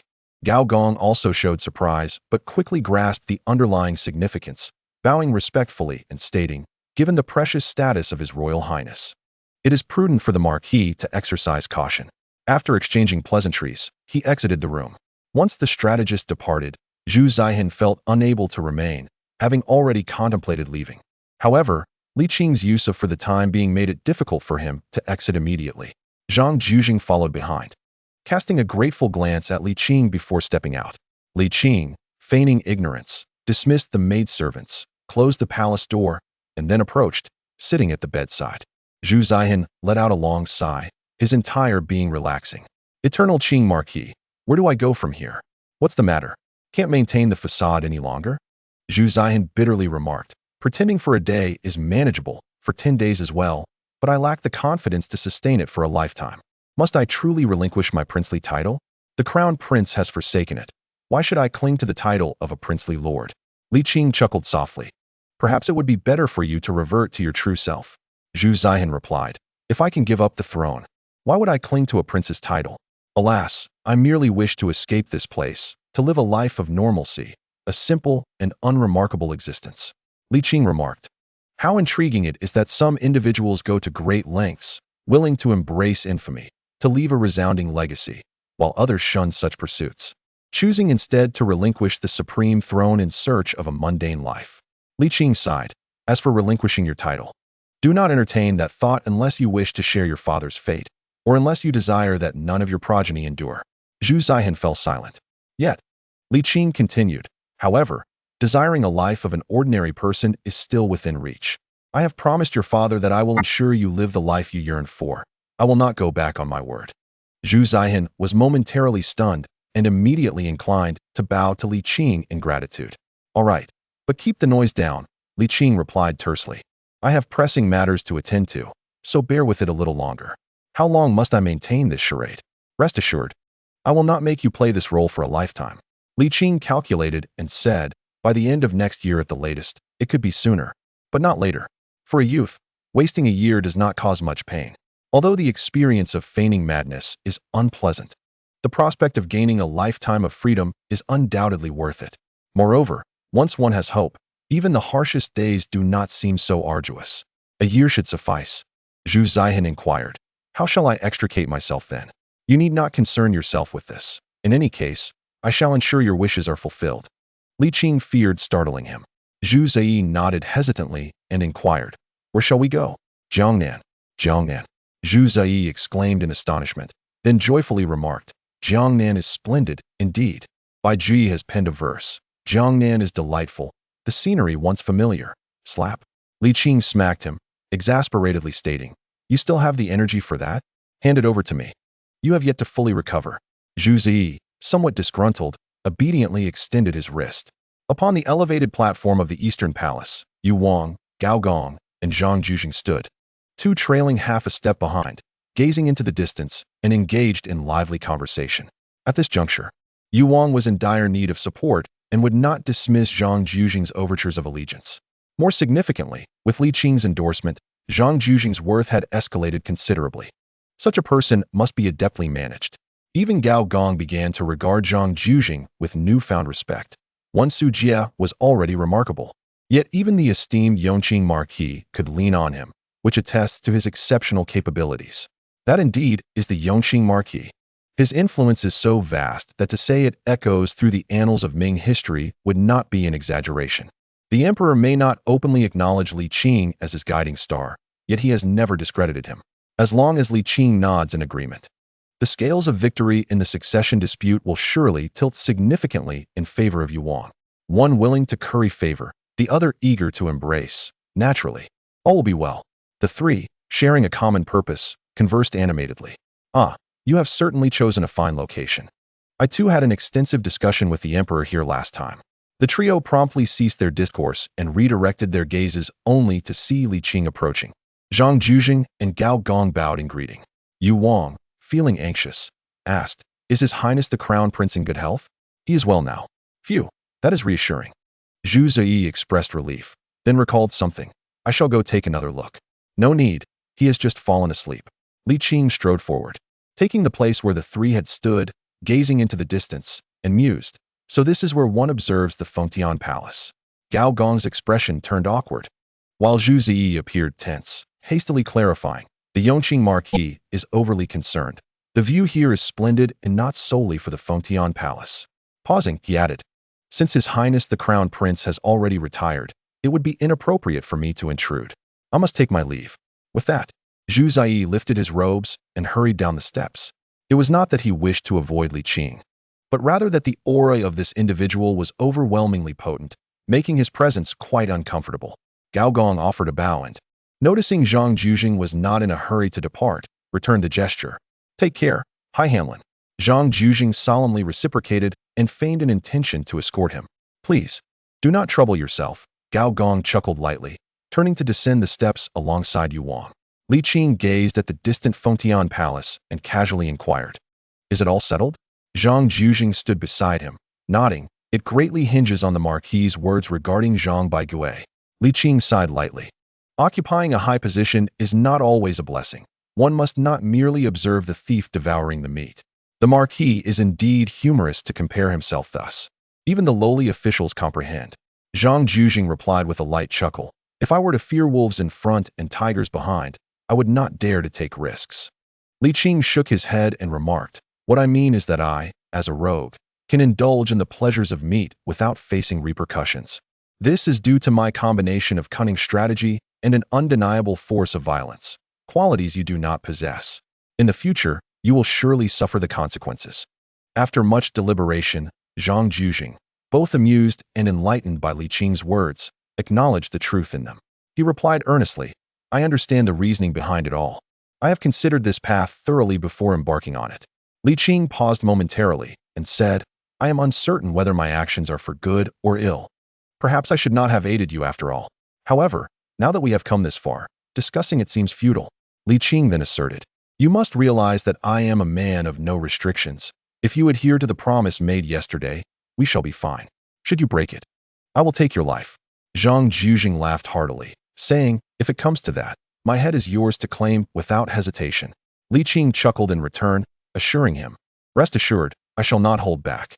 Zhang Jujing nodded with a smile, displaying no fear, only joy and anticipation. Chapter 435. No restrictions. Zhang Jujing departed quietly, leaving Li Qing alone to gaze into the distance. His eyes did not linger on the Fengtian Hall, but instead pierced the depths of the sky, as if attempting to traverse the river of history, envisioning hundreds of years into the future, over a century ago. After a long while, a familiar and warm voice broke the silence. "Ah, at last, I have found you." Huang Jin approached, carrying a bag of medicinal herbs, and chuckled. Are you refining elixirs? Li Qing snapped back to reality, glanced at the bag, and shook his head. Not refining. Huang Jin exclaimed. But did you not promise the emperor? After consuming for so long, the effects diminish. It would be wise to switch things up. Ah, indeed, Huang Jin replied. His spirits lifted. It was high time for this. You clearly wish for the emperor's longevity, yet you were so secretive. Li Qing smiled wryly. It is not that I was secretive, rather. His previous obsessions were too deep-rooted. What was meant to benefit him ultimately harmed him. Taking an elixir daily was far too frequent, necessitating the use of inferior potions. Huang Jin retorted, aren't you concerned that when the new elixir is refined, the emperor might disregard the caution and continue with daily doses? He is not a fool. He was simply enraptured by it. Now that he has fully awakened, he will not revert to such ways. Li Qing stretched his body and walked down the steps, inquiring, has the banquet begun? Huang Jin puffed along. Not yet. Preparations are still underway. It won't commence until noon. Have you changed your mind? Li Qing chuckled. In truth, there is little of interest at the banquet. It merely serves as a source of amusement. Huang Jin insisted, why abandon a perfectly good pastime? Life ought to have avenues for leisure and diversion. Otherwise, it becomes too dreary, especially considering your long journey ahead. Without interest, what then is there to engage in? Li Qing replied, shaking his head. In the past, I enjoyed visiting the pleasure houses to listen to music, but now it feels devoid of meaning. Huang Jin scratched his head and suggested, then why not cultivate new hobbies? Who has the time for that? Li Qing responded. He discussed the herbs needed for the new elixir with Huang Jin, who diligently noted them down before returning to prepare. After a leisurely 2 days, on the morning of the third day, Huang Jin visited once more, not only bringing the required herbs for the new elixir, but also the jade tablet that Li Qing had requested. There is but one of its kind in the world. Huang Jin presented the jade token to Li Qing, saying, this is a special design exclusively for you by the emperor. You must not bestow it upon another. Li Qing examined the palm-sized jade token. While it was not an item of grandiose significance, it certainly possessed an extraordinary quality. At its center were inscribed the characters Eternal Yongqing Marquis. To the right were the words No Prohibitions, and to the left, Imperial Authorization. The reverse side was intricately carved with a lifelike dragon, accompanied by a jade seal.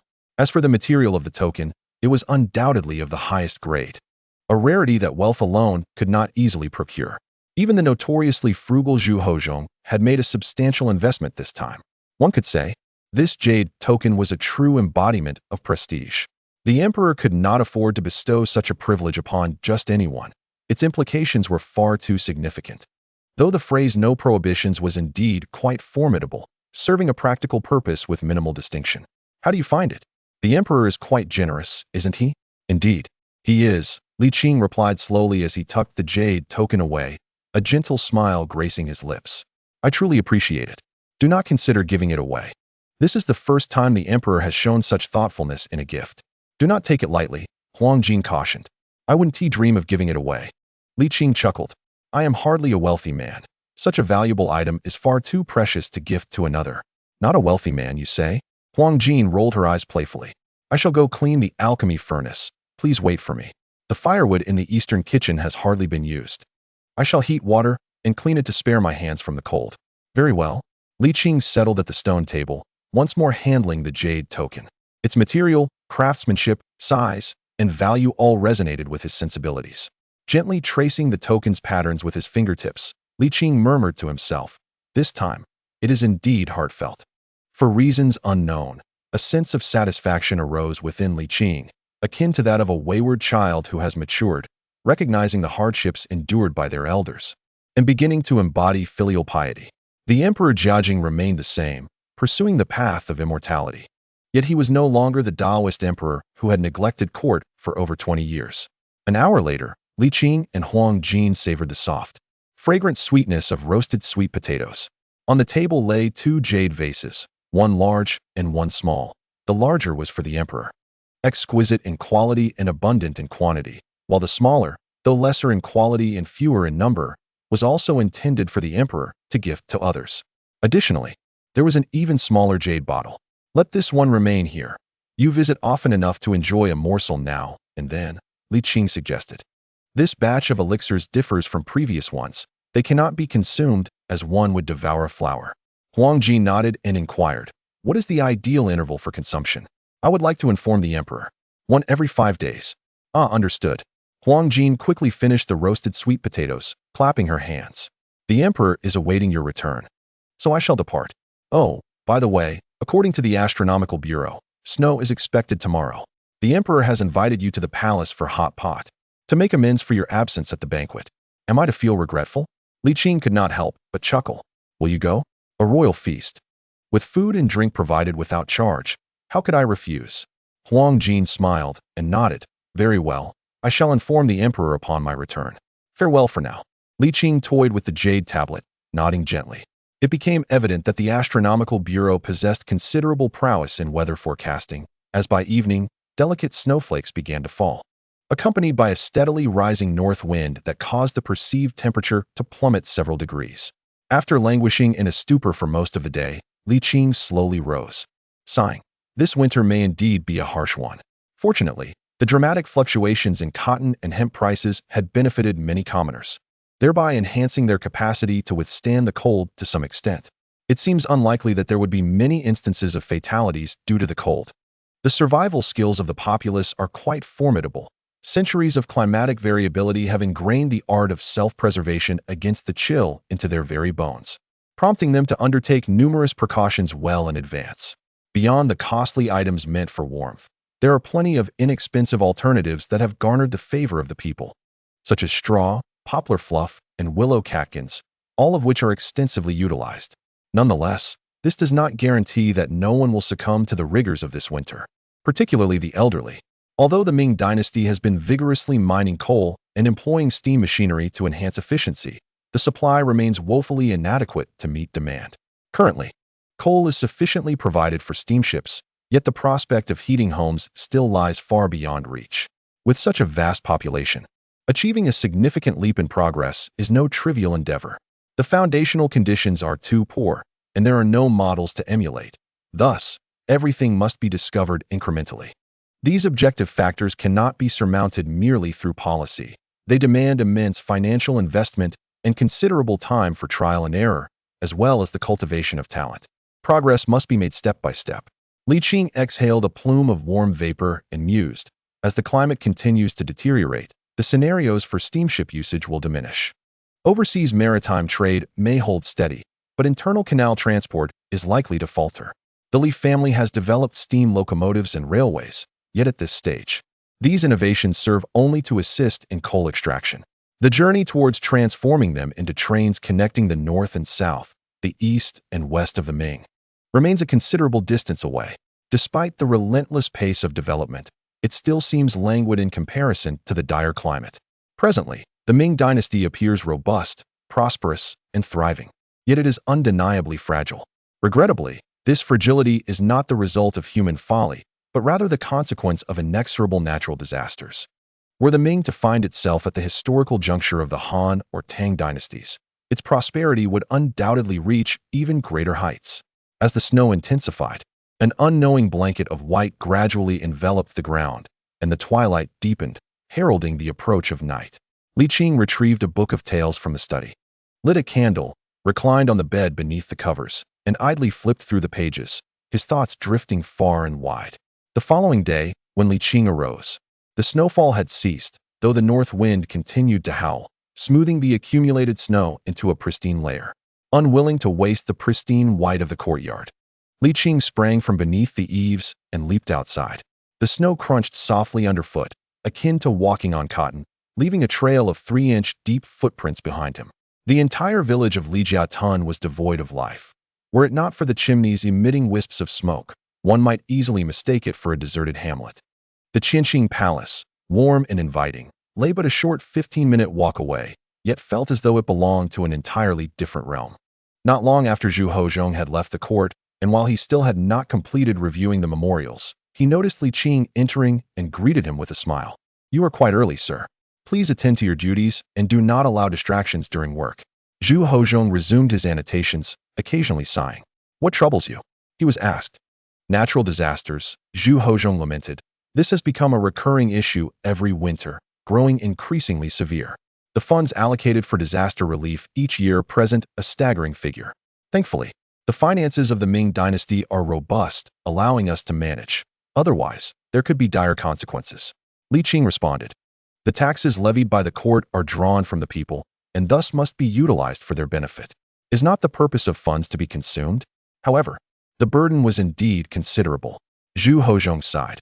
If this trend continues, it will inevitably lead to a substantial deficit. He set down his vermilion brush and inquired, "Do you have any sound strategies, sir?" Historically, addressing a fiscal deficit has always involved either increasing revenue or reducing expenditure. Is that not evident? Zhu Hozhong replied with a wry smile. Reducing expenditure is out of the question. We cannot forego the reintegration of the grasslands or the collection of taxes from the western regions, nor can we neglect the promotion of education. Our only option is to find ways to increase revenue. What do you think? After a moment of contemplation, Li Qing suggested, "We must devise methods to earn more from foreign markets." Foreign markets? Zhu Hozhong chuckled. You possess quite the sense of humor. Chapter 436. The Three Legacies of Qin Shi Huang. Zhu Hozhong set down his brush and approached Li Qing, asking, "I understand the logic. But how do we proceed to earn?" Li Qing, momentarily at a loss for a viable solution, pondered before saying, "The Li family is currently promoting an important symbol of Han culture, tea, in the Western nations." Tea? Zhu Hozhong inquired. Indeed, the West lacks tea, at least for the time being. Li Qing explained. This beverage cannot be replicated. Once they develop a fondness for tea, our fiscal revenues will undoubtedly increase. But will they accept and embrace it? Li Qing retorted, "Isn't that what we are striving for? Do you truly believe we are not making efforts? You seem rather anxious." As if consumed by thoughts of wealth, Zhu Hozhong replied with a hint of irritation, "You do not comprehend the burdens of stewardship, nor the exorbitant expenses of the court. If you were the Minister of Revenue, you would share my concern." Li Qing had no retort. In recent years, the finances of the Ming Dynasty had been perpetually in deficit, yet the previous surplus had mitigated the impact. This was something Li Qing understood but lacked specifics. After a moment of reflection, he inquired, "Given the current reserves, how much longer can the Ming Dynasty sustain this trajectory?" "That depends on the intensity of disaster relief efforts and whether expenditures are curtailed," Zhu Hozhong replied. "Without any cuts, considering the ongoing costs of educational expansion, tax collection from the western regions, and the reintegration of the grasslands, how long can we endure?" Zhu Hozhong raised two fingers. Li Qing's expression darkened, and he exclaimed, "Surely you jest. I am aware of the court's substantial expenditures, but how could years of accumulation and surplus only sustain us for 2 years? Who said 2 years? Zhu Hozhong retorted, appearing exasperated. "If we could only last 2 years, I would not be here in this position. We can endure for another 20 years. 20 years? Li Qing nearly erupted in frustration. "You had me fearing the court was on the verge of depletion. I thought we had ample time." Zhu Hozhong mumbled. "Is it merely through tea?" "Of course not." He continued, 20 years is ample time to cultivate new economic pillars." Li Qing remarked, "Money should be spent when necessary. You are responsible for ensuring it is spent wisely, while I will focus on earning it back." It sounded effortless, spending money as if it flowed like water. Yet earning it was akin to a struggle. "How do you intend to earn it?" Li Qing brushed off his robe and replied, "I have my own clever strategies." Chuckling, he added, "I see you are unaware yourself." Zhu Hozhong muttered, "Are you suggesting you will resort to theft?" As soon as the words left his mouth, he was taken aback, laughing. "Well, if it comes to a point where we cannot afford to live, what's wrong with stealing?" Li Qing nodded. "That would be a last resort. If it truly comes down to a life-and-death struggle, it is clear that I must survive." Zhu Hozhong retorted, "Could you refrain from saying such things to me? Are you really that superstitious? You seem to have achieved immortality. Why should I not be superstitious?" Seeing that Li Qing had fallen silent, Zhu Hozhong felt a surge of joy. He often bore the brunt of their altercations and rarely triumphed in their banter. But now he had rendered Li Qing speechless, filling him with a sense of accomplishment. He laughed like a blooming peony, dispelling the earlier gloom. "Someone, please urge the imperial kitchen to expedite the meal." Li Qing grumbled, "Is the work done? We can only finish once the ingredients arrive." Zhu Hozhong laughed heartily and inquired, "How is the development of the Li family's steamship progressing? Isn't the court also working on it? Are you not aware of such matters?" Zhu Hozhong awkwardly confessed, "The court's expenditures were excessive, so I halted it. The Li family's progress has been swift, and the court's cessation of this endeavor has not significantly impacted it. I genuinely want to punch you, Li Qing exclaimed. Look, I am merely considering the greater good. Those capable should do more. The Li family is not lacking in funds. Zhu Hozhong's voice diminished as he shifted topics. So, how is the progress? Li Qing replied, there has been advancement. The range has improved significantly. While we cannot reach the Western nations, we can access many of the vassal states of the Ming. Zhu Hozhong asked, when will we be able to reach the West? Certain areas there produce abundant cotton, but the distance is too great and the transportation costs too high. If we could send the steamship there, the benefits would be tremendous. Li Qing sighed. I am well aware of this. Yet progress cannot be rushed. Design, metallurgy, and craftsmanship cannot simply be produced through effort alone. He paused, adding, regarding cotton. We must not only focus on high transportation costs. It is a necessity. With the vast population of the Ming, self-sufficiency is increasingly tenuous. As climate conditions worsen, we will face even greater challenges. Thus, prices for cotton and linen will inevitably soar due to insufficient supply, burdening the common folk. Zhu Hozhong fell silent. Do not get lost in the pursuit of wealth. I understand your reasoning, but the issue lies in. Zhu Hozhong lamented. You speak of increasing revenue and reducing expenses, yet what you propose seems to be merely increasing expenditure and diminishing income. Sir, where lies the path forward for the Ming? Zhu Hozhong murmured. Although the Ming is flourishing, I fail to see its future. Li Qing remained quiet. Is it unspeakable? It is not that it cannot be spoken of, but rather that the time is not yet ripe.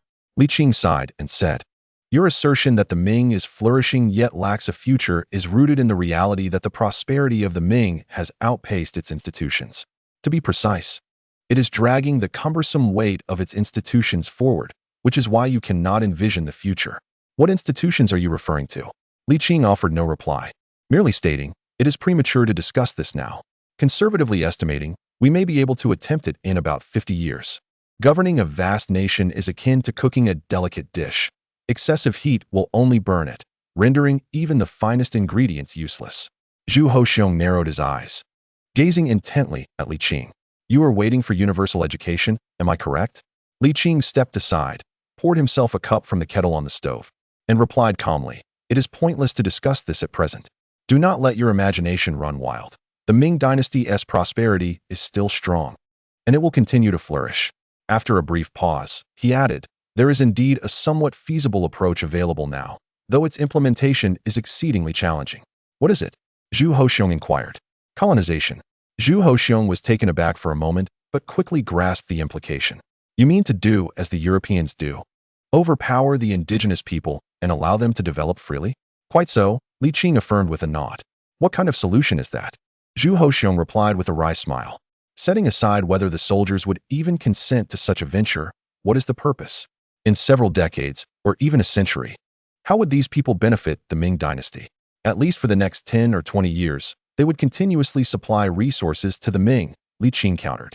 Isn't this, in essence, an expansion of territory? This is fundamentally different from territorial expansion. Zhu Hozhong retorted, exasperated. Territorial expansion involves incorporating land, while colonization means casting people out. How can they be compared? No soldiers are willing to venture to distant lands. Who would abandon their homeland when they are living well in the Ming? How could you utter such a simplistic statement? Zhu Hozhong lamented, shaking his head. Since the unification under the first emperor, why has the cycle of division and reunification persisted? It is because the Chinese have a profound obsession with unity. Cast them out? Fine. But a century or two later, when they have grown strong, they will undoubtedly return to unify this vast land. This obsession will not fade, even after a millennium. Zhu Hozhong continued. In the past, during the Yongle era, we even borrowed troops from beyond the borders. Do you think these exiled individuals, once they have developed, will refrain from seeking external assistance? We cannot navigate the intricacies of colonization. It is utterly implausible. Zhu Hozhong sighed. Why have emperors throughout history feared powerful generals? Because it is indeed a valid concern. When a person possesses enough force to overthrow the existing regime, they will certainly do so. The first emperor left 3 legacies: the emperor himself, the jade seal of sovereignty, and the concept of unification. Each of these is an irresistible temptation for any man. Zhu Hozhong declared resolutely, those cast out can only be enemies. They can never be our own. There will be no surprises. We Han people do not possess the same adaptability as the Europeans. Our sense of nationhood has been cultivated over thousands of years. Do you truly believe that once they go overseas, they will consider it their home? Huh. How is that even conceivable? Zhu Hoxiong sighed lightly. From the moment they leave, their instinct will be to think, to strategize, to plan on how to return home. Li Qing remained silent, for he had no rebuttal, as Zhu Hoxiong's words were grounded in undeniable truth. Li Qing was never a man of virtue. His benevolence was solely directed towards the land beneath his feet and the people inhabiting it. Had he ventured overseas and become a lord of a distant realm, he would still ponder how to enhance the prosperity of the Ming dynasty, rather than merely managing local affairs for the benefit of the inhabitants and his own regime. As Zhu Hoxiong aptly stated, this is home. No matter how far one travels or how long one remains away, home is home. And this sentiment shall be passed down through generations until one possesses the means to return. Unless those who have ventured forth cannot seize dominance or wield influence, it would not be considered colonization. Furthermore, with the wisdom and capabilities of the Han people, establishing a reign upon arrival is not exceedingly difficult. When a person becomes powerful, the foremost desire is to return home in glory. Li Qing let out a long sigh and remarked, "You are right. I have been overly naive. However, I genuinely lack effective strategies to ensure the considerable prosperity of the Ming dynasty in the short term. I understand your urgency, but this approach does not align with your standards." After a moment of contemplation, Li Qing suggested, "Shall we summon Yin Song, Su Jie, and Li Ben to see if we can discuss a compromise?" Zhu Hoxiong, weary, replied, "Why do you persist? Our Ming dynasty simply does not possess such fertile ground. Let us give it a try. Pooling our thoughts may yield insights without any loss." Li Qing insisted with rare determination. Chapter 437. The future development path of the Ming dynasty. Zhu Hoxiong, somewhat resigned, chuckled wryly. "Why must you complicate matters? Why so many words?" Li Qing retorted with a roll of his eyes. "Will it cost you a piece of me?" A quarter of an hour later, the three scholars of the cabinet arrived at the emperor's summons. Upon seeing the long table adorned with fresh and sumptuous ingredients, and the wine warmed, the air was filled with the enticing aroma of spices and simmering lamb bones. They felt as if they were facing a formidable adversary. They understood the emperor far better than he understood Li Qing. Having just feasted a few days prior, the emperor hosting another banquet today could not bode well. "We pay our respects to your majesty." "Haha, no need for formalities," Zhu Hoxiong replied with a gentle smile. "Sit, all of you." The three expressed their gratitude and took their seats, their hearts increasingly anxious. Such unexpected displays of goodwill were far more alarming than the emperor's wrath. "Do not be nervous. In this frigid weather, following a heavy snowfall, hot pot is most suitable," Zhu Hoxiong said cheerfully. "In recent years, there has been a multitude of trivial matters, and I have taken note of the hardships faced by you three." Listening to the emperor's platitudes, the gravity of the situation weighed heavily on their minds. The emperor's kindness towards his ministers was directly proportional to the severity of the matters at hand. The greater the kindness, the more troublesome the issues. Observing Li Qing's slight frown and contemplative silence, their apprehension grew even more profound. This was no mere hot pot banquet. It was evidently a banquet of peril. Exchanging glances, it was ultimately Yin Song who spoke first, cautiously inquiring, "Might we ask what your summons entails, your majesty?" Zhu Hoxiong feigned displeasure. "Must I always have directives to summon you?" "Ahem, I merely inquired. Matters of state are pressing," Yin Song replied, awkwardly apologizing, though his heart remained vigilant. Su Jie and Li Ben shared his sentiment. Indeed, the emperor's next words revealed the truth. "There are no directives. I merely wish to engage in conversation with you three." Zhu Hoxiong initially chuckled softly, then sighed lightly, stating, "The present era of the great Ming is replete with countless blessings. However, to further enhance our fortunes is no simple task. The development of a dynasty resembles rowing against the current. If we do not advance, we inevitably regress." The three men fell silent, patiently awaiting the emperor's revelation. "Our progress in the great Ming has nearly reached its zenith. To achieve further breakthroughs, we must explore alternative avenues." Zhu Hoxiong paused strategically, musing, "I do have a rather immature approach in mind. Since it is still unrefined, there is no need to disclose it." The three scholars replied with utmost reverence, adopting a posture of attentive listening. Zhu Hoxiong continued, "Esteemed ministers, you must possess a modicum of understanding regarding the Franks." The three nodded slightly. As the pinnacle figures within the realm of power, they were well versed in political matters. The formidable cannons of the Ming army had been significantly enhanced based on the designs of Frankish artillery, greatly augmenting the combat capabilities of the Ming's renowned artillery battalion. In today's Western nations, the Franks hold an absolute dominance. However, as far as I am aware, the Franks do not constitute a large nation. Zhu Hozhong remarked. Taking a longer view, in the past few decades, the rate of growth for the Franks has outpaced that of the Ming by a considerable margin. Do you believe this developmental model is worthy of emulation? The three scholars exchanged doubtful glances, momentarily questioning their own comprehension.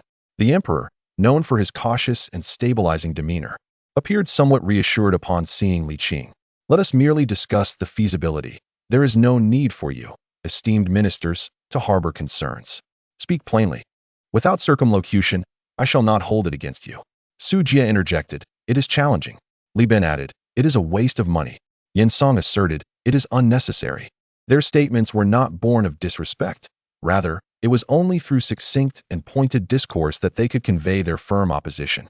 Zhu Hozhong displayed not an ounce of displeasure, smiling as he turned to Li Qing. See, I have already stated it is unfeasible, yet you insist on complicating matters. After a brief contemplation, Li Qing circumvented the most insipid and least valuable Su Jie and turned to Li Ben, inquiring, why do you deem it a waste of resources? Li Ben responded, when the founding emperor pacified Annam, which he named Jiaoji, the intention was to lay a foundation for maritime trade for the Ming. Although the goal was achieved, it came at a steep cost. While Jiaoji's subsequent independent development can be attributed to various factors, the primary reason for Emperor Xian's tacit acceptance was the exorbitant cost of governing Jiaoji.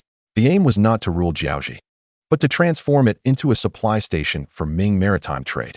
Li Ben continued, now, although the Ming does not govern Jiaoji, it still serves as a vital supply station for our maritime trade. Is this not a more favorable outcome? Recognizing that his previous remarks were overly grandiose and lacking the gravitas expected of a grand secretary, Su Jie seized the opportunity to speak, stating, Minister Li's assertions hold merit. Even disregarding the sentiments of the soldiers and the looming threat of an unwieldy military, the Ming cannot emulate the Franks. Our great Ming is not like the previous dynasties. The common people endure great hardship and struggle to meet their basic needs.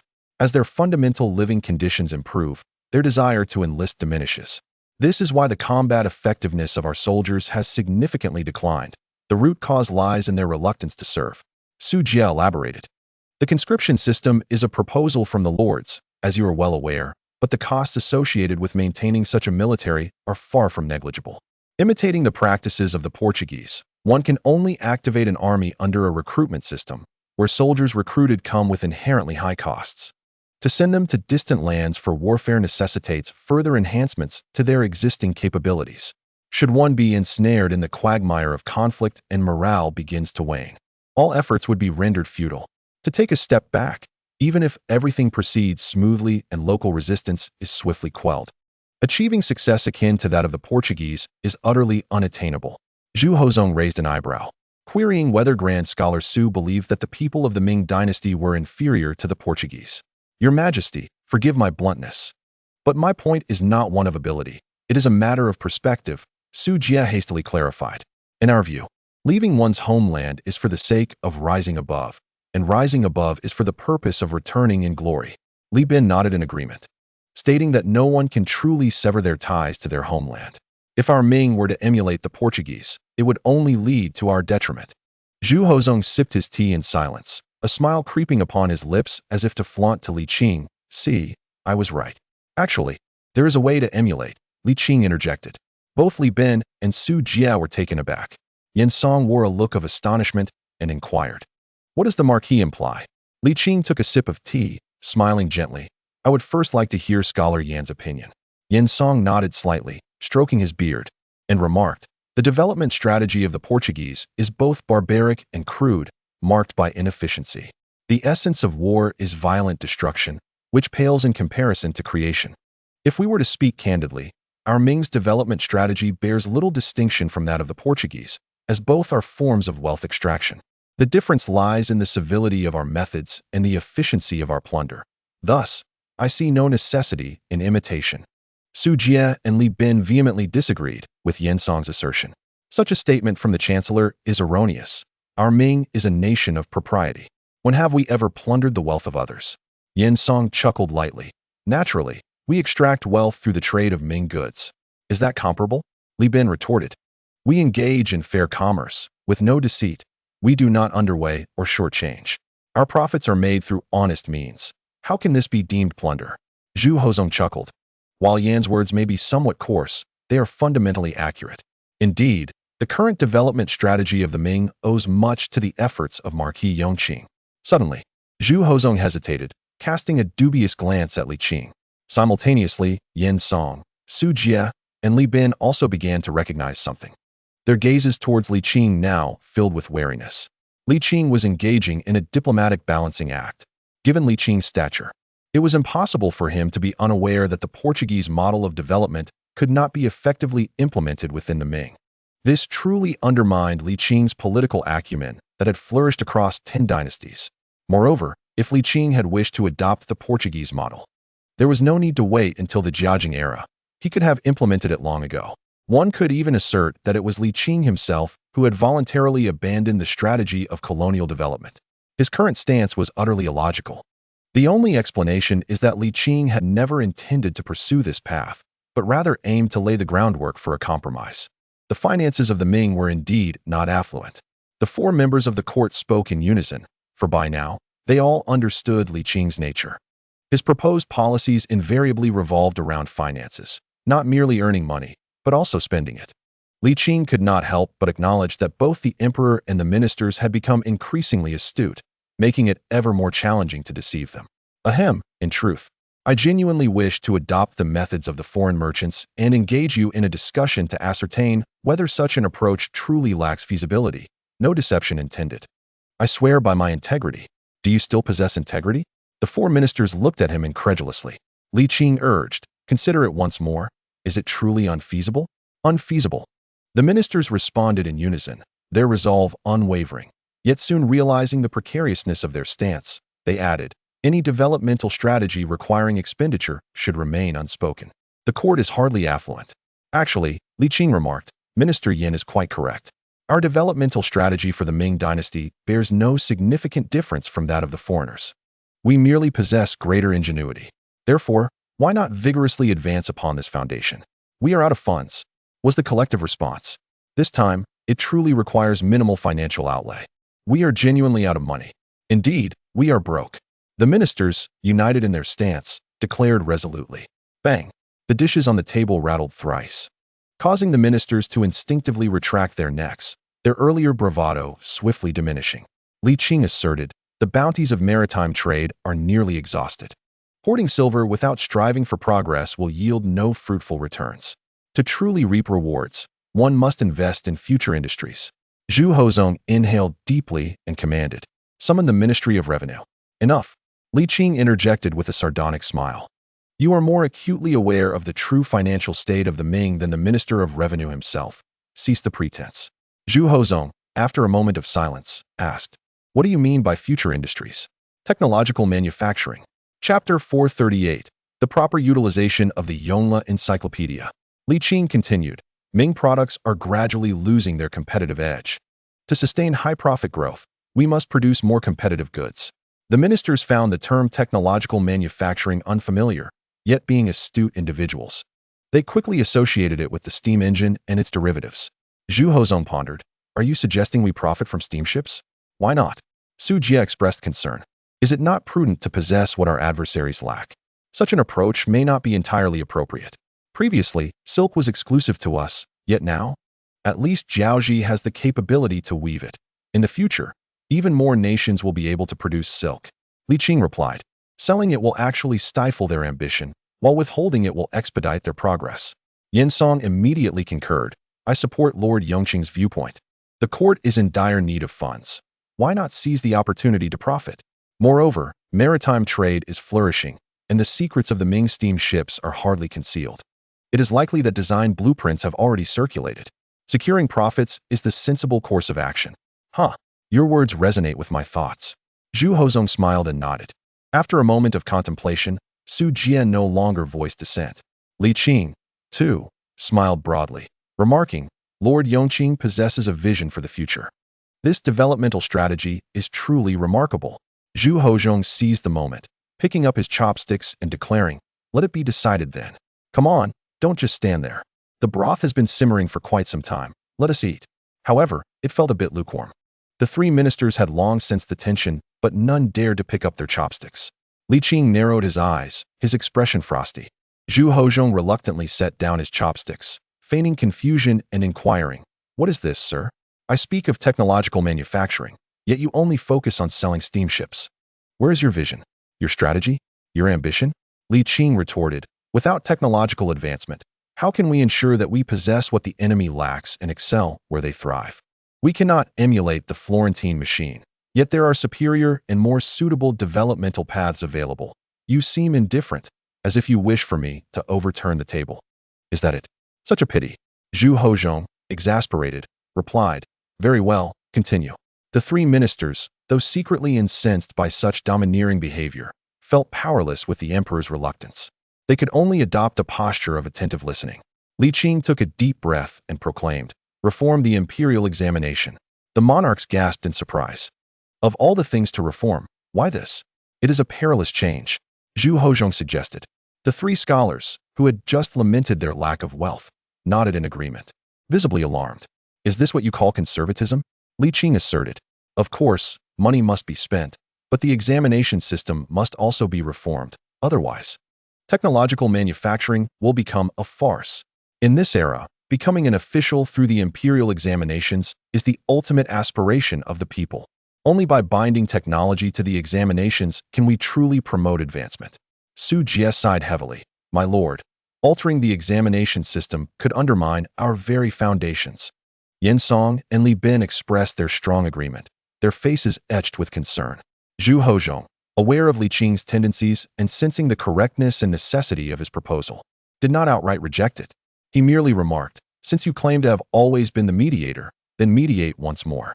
If you do not, this matter stands no chance of success. The system that has been established for over a millennium cannot be challenged.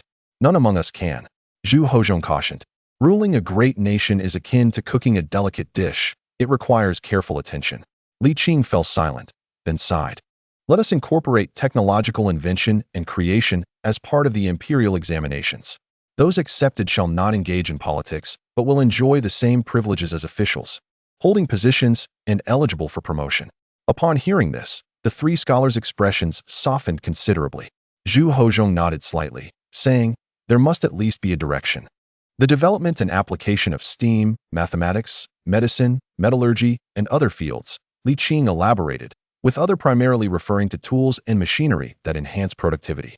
"Anything meeting these criteria can be included." He stated that the examination content would consist of two components, theory and tangible outcomes derived from that theory. Pausing, he added, "If the theoretical logic is coherent and remarkably advanced, candidates may be considered for acceptance." Yin Song furrowed his brow and lamented, "It is challenging, from top to bottom. There is a blank slate. People cannot create the unheard of. All innovation is built upon existing foundations. While the Lord's proposal is brilliant, how can we effectively implement it?" Li Qing gently uttered 4 words, "Yongqing." The ministers were taken aback. Li Qing remarked that from the preaching period to the early Ming Dynasty, nearly all cultural knowledge was encapsulated within the Yongqing Encyclopedia. This grand compilation encompasses not merely poetry and prose, but also disciplines such as mathematics, medicine, and manufacturing techniques, which serve as pillars for technological advancement. Extracting and utilizing these works as templates and textbooks could facilitate the dissemination of education. The ministers were initially astonished, yet upon reflection, the feasibility of such an endeavor became evident. This initiative could be undertaken by the Hamlin Academy and the National University. Li Qing proposed that after categorizing the materials, these could be delegated to local jurisdictions, commencing with county and prefectural academies as pilot programs, eventually incorporating subjects into state-run schools. Technological innovation is not an instantaneous process. The journey from conception to realization necessitates an extensive period of learning, consolidation, and accumulation before any significant breakthroughs can occur. However, the common folk were largely illiterate, raising questions about their capacity to foster technological production. Progress must be incremental, tackled one step at a time. During the Hongwu era, the nation was in a phase of reconstruction, and development could only occur within the overarching goal of restoring production.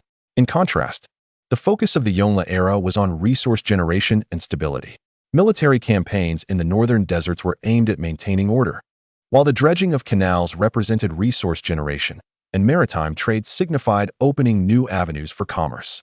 Although resources were indeed expanded, this also drained the Ming dynasty's wealth, resulting in debt that burdened the subsequent reigns of Ren and Xian. By the time of the Zhengtong period, with a young emperor and a precarious power structure, the priority shifted to stabilizing authority, followed by Zhu Qijian's personal military expeditions.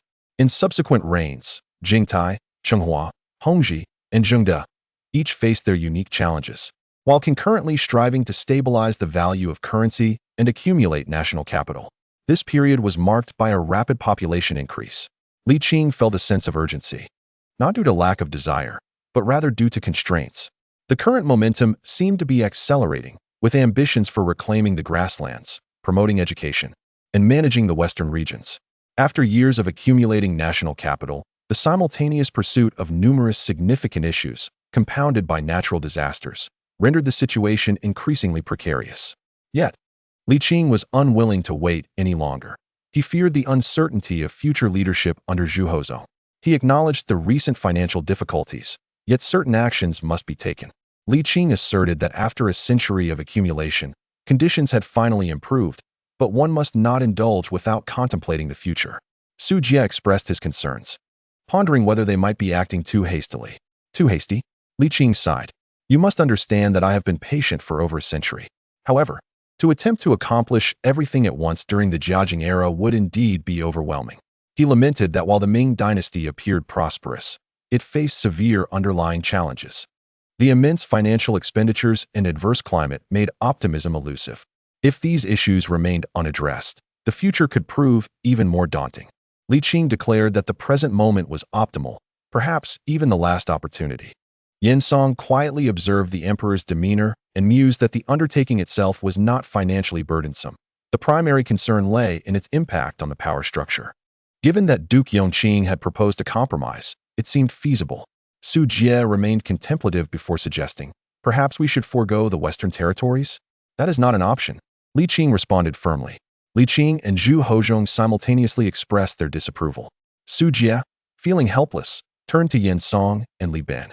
This time, Yen Song did not hold back and stated, Your Majesty, both I and Grand Scholar Su share the same sentiments. Li Ben quickly added, So do I. Encouraged by the support of his colleagues, Su Jie, with a pained expression, exclaimed, I truly cannot fathom the value of the western regions. To put it bluntly, it is a barren land. Conquering it without proper management would be futile. Furthermore, the costs of governance would be even greater, leading to more losses. I urge Your Majesty to reconsider. Li Ben chimed in. If Your Majesty ceases to pursue the strategy of annexing the western regions, the reform of the imperial examination system would become significantly easier. Forgive my candor, but many officials do not support Your Majesty's plans for the western regions.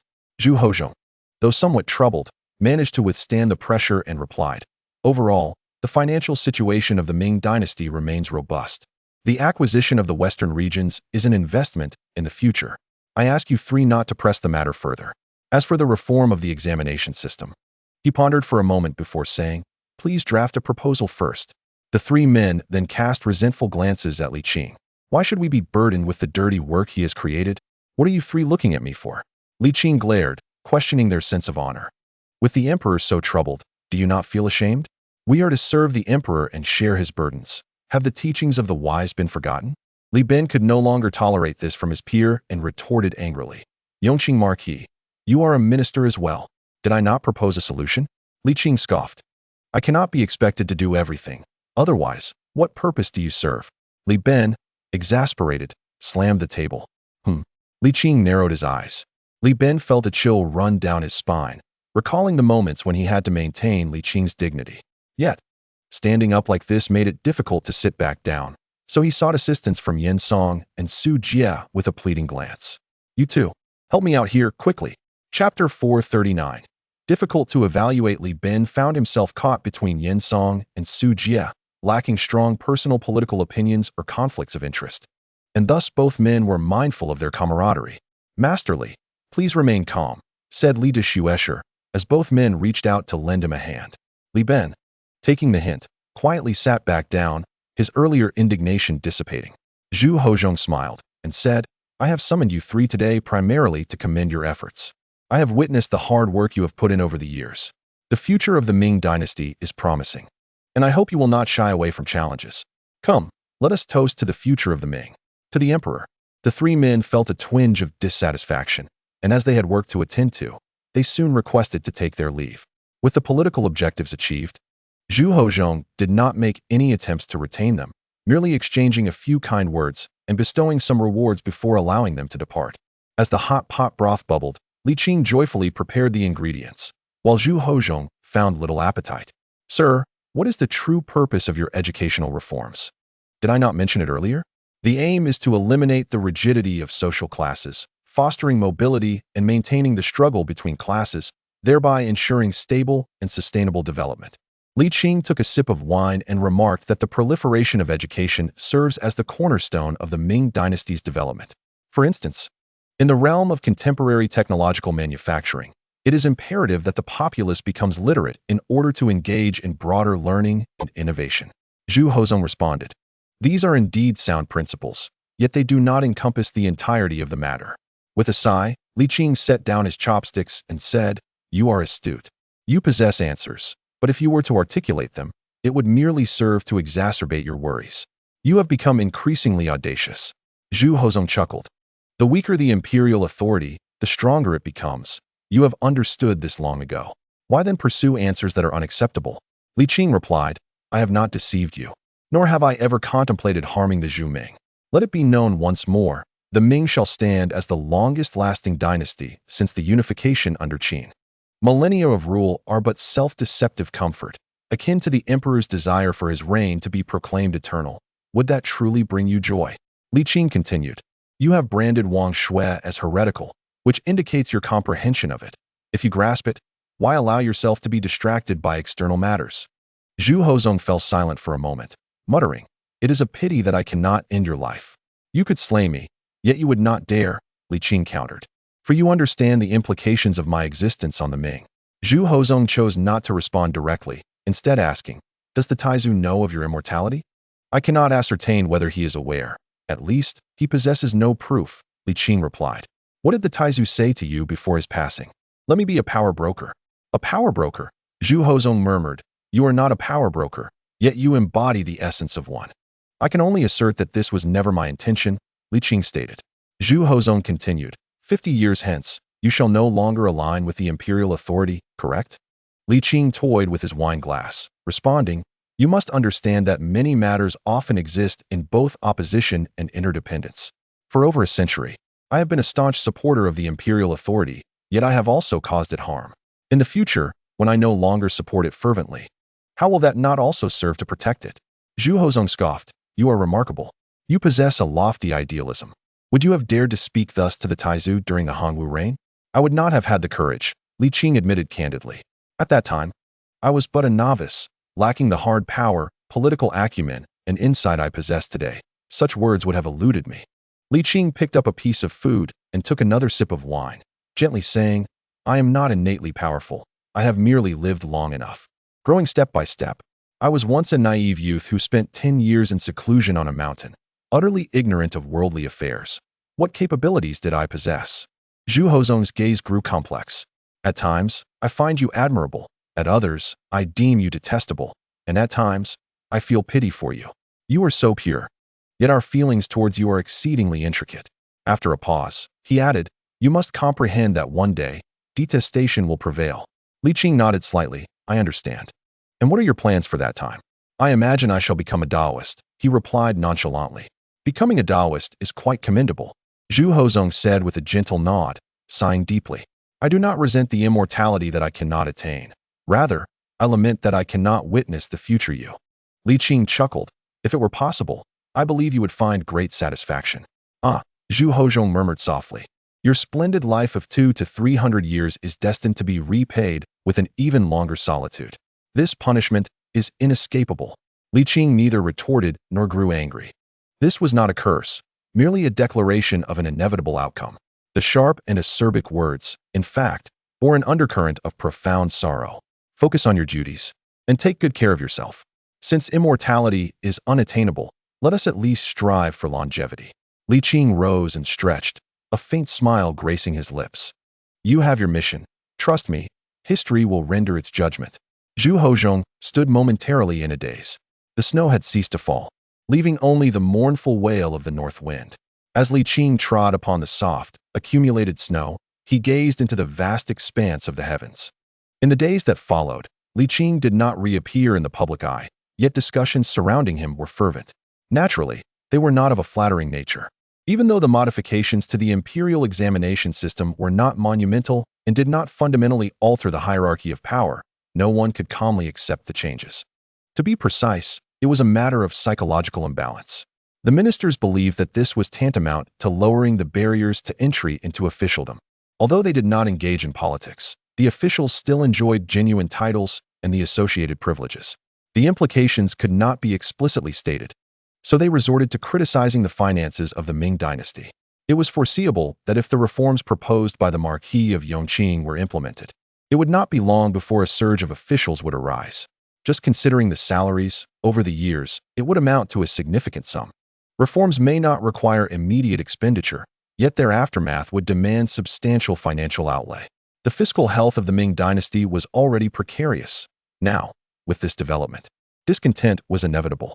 After a prolonged silence, keyboard warriors re-emerged, hurling accusations and veiled insults, directing their vitriol at Zhu Hozhong.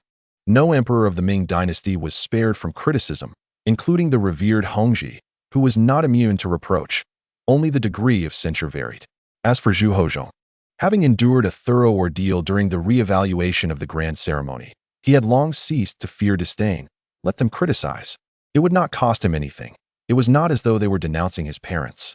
Under the stringent control of Liu Bing, the emperor's incompetence had not spread throughout the capital, circulating only among the officials, of which Zhu Hozhong was utterly indifferent. Women often resorted to three tactics to express their displeasure: crying, causing a scene, or threatening self-harm.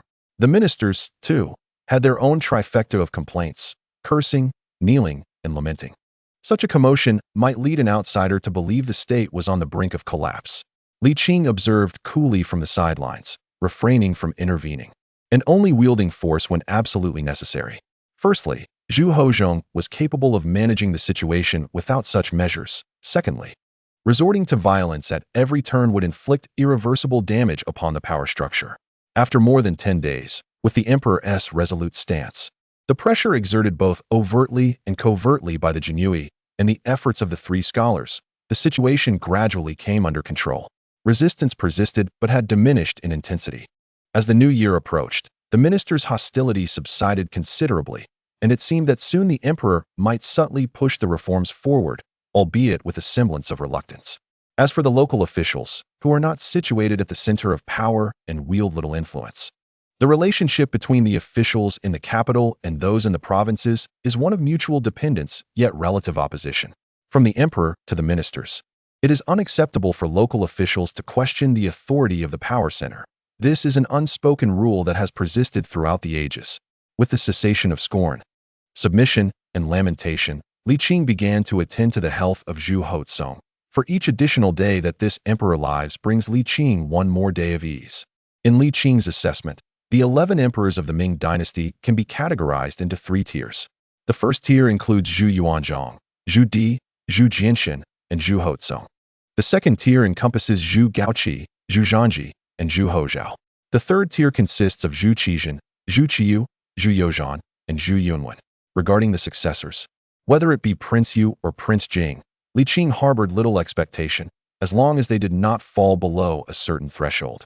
Initially, the ministers were quite vigilant of Li Qing's frequent appearances, but as they observed him focusing solely on the emperor's well-being, they gradually relaxed. Upon further contemplation of Li Qing's proposals and his character, their resistance to changes in the imperial examination system diminished significantly. It was not that they had come to an understanding, but rather that they recognized the futility of outright opposition. Given Li Qing's nature, he might very well calculate the cost of their previous dignified stances. As Zhu Hozhong remarked, the ministers' feelings towards Li Qing were complex, marked by both respect and resentment. On one hand, they acknowledged his contributions to the Ming Dynasty and understood that the prosperity they enjoyed today owed much to his efforts. On the other hand, they harbored a deep-seated animosity towards his dominance over court affairs, wishing for his immediate demise to cease his unilateral management of the vast Ming vessel. Li Qing had indeed benefited the Ming Dynasty, indirectly aiding them as well. Yet, he also caused them considerable distress. His brilliance overshadowed the prospects of those around him. And in an era where none could rise to prominence, their own radiance was significantly diminished, leading to feelings of frustration and despair. The existence of such a figure undeniably raised the bar for historical recognition. It is no exaggeration to say that without Li Qing, the challenges faced would merely be difficult. With him, they became formidable. However, upon reflecting calmly at times, the ministers found their resentment lessened. Although Li Qing may have compromised their reputation and interests, he treated all equally, sparing none from his scrutiny. This oppression, while detestable, ultimately served the greater good of the Ming Dynasty and, by extension, their own welfare, rendering their judgment complex. Chapter 440. Li Qing's hard power. These highly educated individuals are not devoid of foresight. However, when it comes to their own interests, they inevitably become short-sighted. This short-sightedness is difficult to overcome solely through morality or willpower, for no one can guarantee that their own triumph over it will be mirrored by others. If others fail to overcome it while one succeeds, then that individual is the one at a disadvantage. The difficulty of overcoming such short-sightedness, compounded by mutual distrust, leads only to a downward spiral, culminating in collective ruin. History has repeated itself time and again. These learned scholars are not oblivious to this cycle. Understanding is easy, but execution is fraught with challenges. This, indeed, is a primary factor in the recurrence of historical events. No one is exempt from the prevailing norms. If Li Qing were not blessed with eternal life, but instead possessed a lifespan akin to that of an ordinary person, he would likely pursue the joys of family and offspring, striving to secure a comfortable existence for his descendants. His prolonged existence has endowed him with a semblance of divinity, simultaneously stripping away the inherent flaws of human nature. As an individual who has received a commendable education and witnessed the splendor of prosperous times, Li Qing would not engage in heinous acts. However, without the gift of longevity, it is improbable that he would exhibit such nobility. This he understands all too well. Thus, he never proclaims himself as a paragon of virtue or a moral exemplar. Yet he extends his tolerance towards others, provided it does not disrupt the greater order. As December came to pass, Li Qing, in his moments of leisure, ventured to inspect the Grand Canal. As he anticipated, the waterway had succumbed to the chill of winter, now encased in a thin layer of ice, fragile enough to break with a mere poke of his fingertip. A shadow of concern crossed his face, for he knew that with the continuing drop in temperature, the ice would thicken. The saying that 3 feet of ice does not form in a single day is not a mere adage. If even the Grand Canal has succumbed, one can only imagine the state of lakes and smaller streams, many of which could already bear the weight of a person.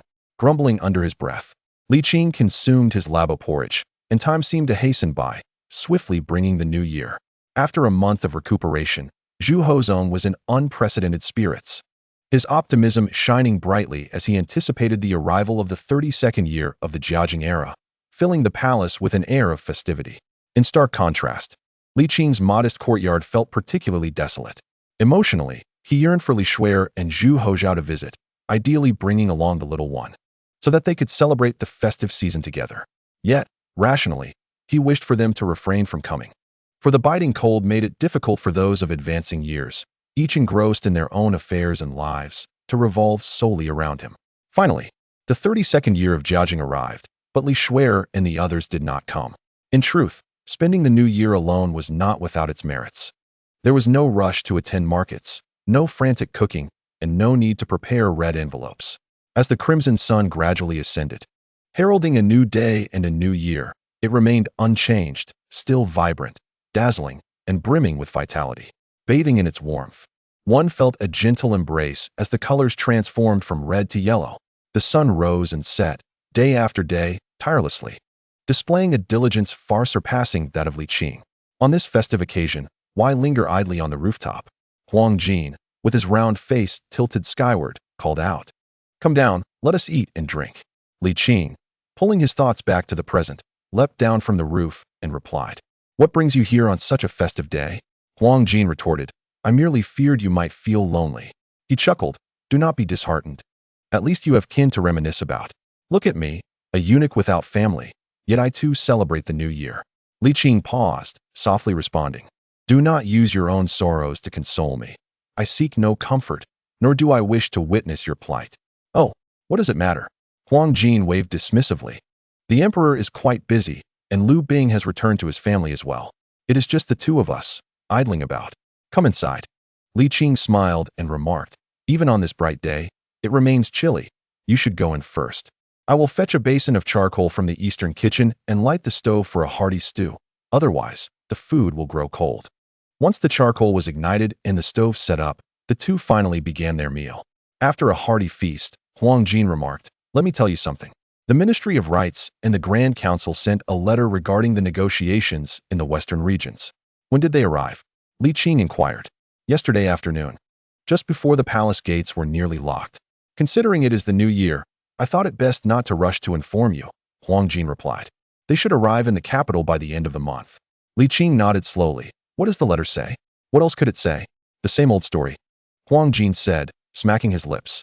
"It claims that the barbarians are unaccustomed to our civilization, greedy for more, and asserts that the western regions hold no value, deeming it unworthy of the court's expenditure of resources, essentially a losing proposition." Li Qing, though not surprised, felt a tinge of disappointment. "Is that all? Surely, there must be something more substantial." "What do you mean?" Huang Jin asked. "I seek concrete information. This is all too vague and grandiloquent." After a moment's thought, Huang Jin responded, "The powers in the western regions regard the Ming with a mix of fear and distance. They neither wish to be part of the Ming nor provoke the court.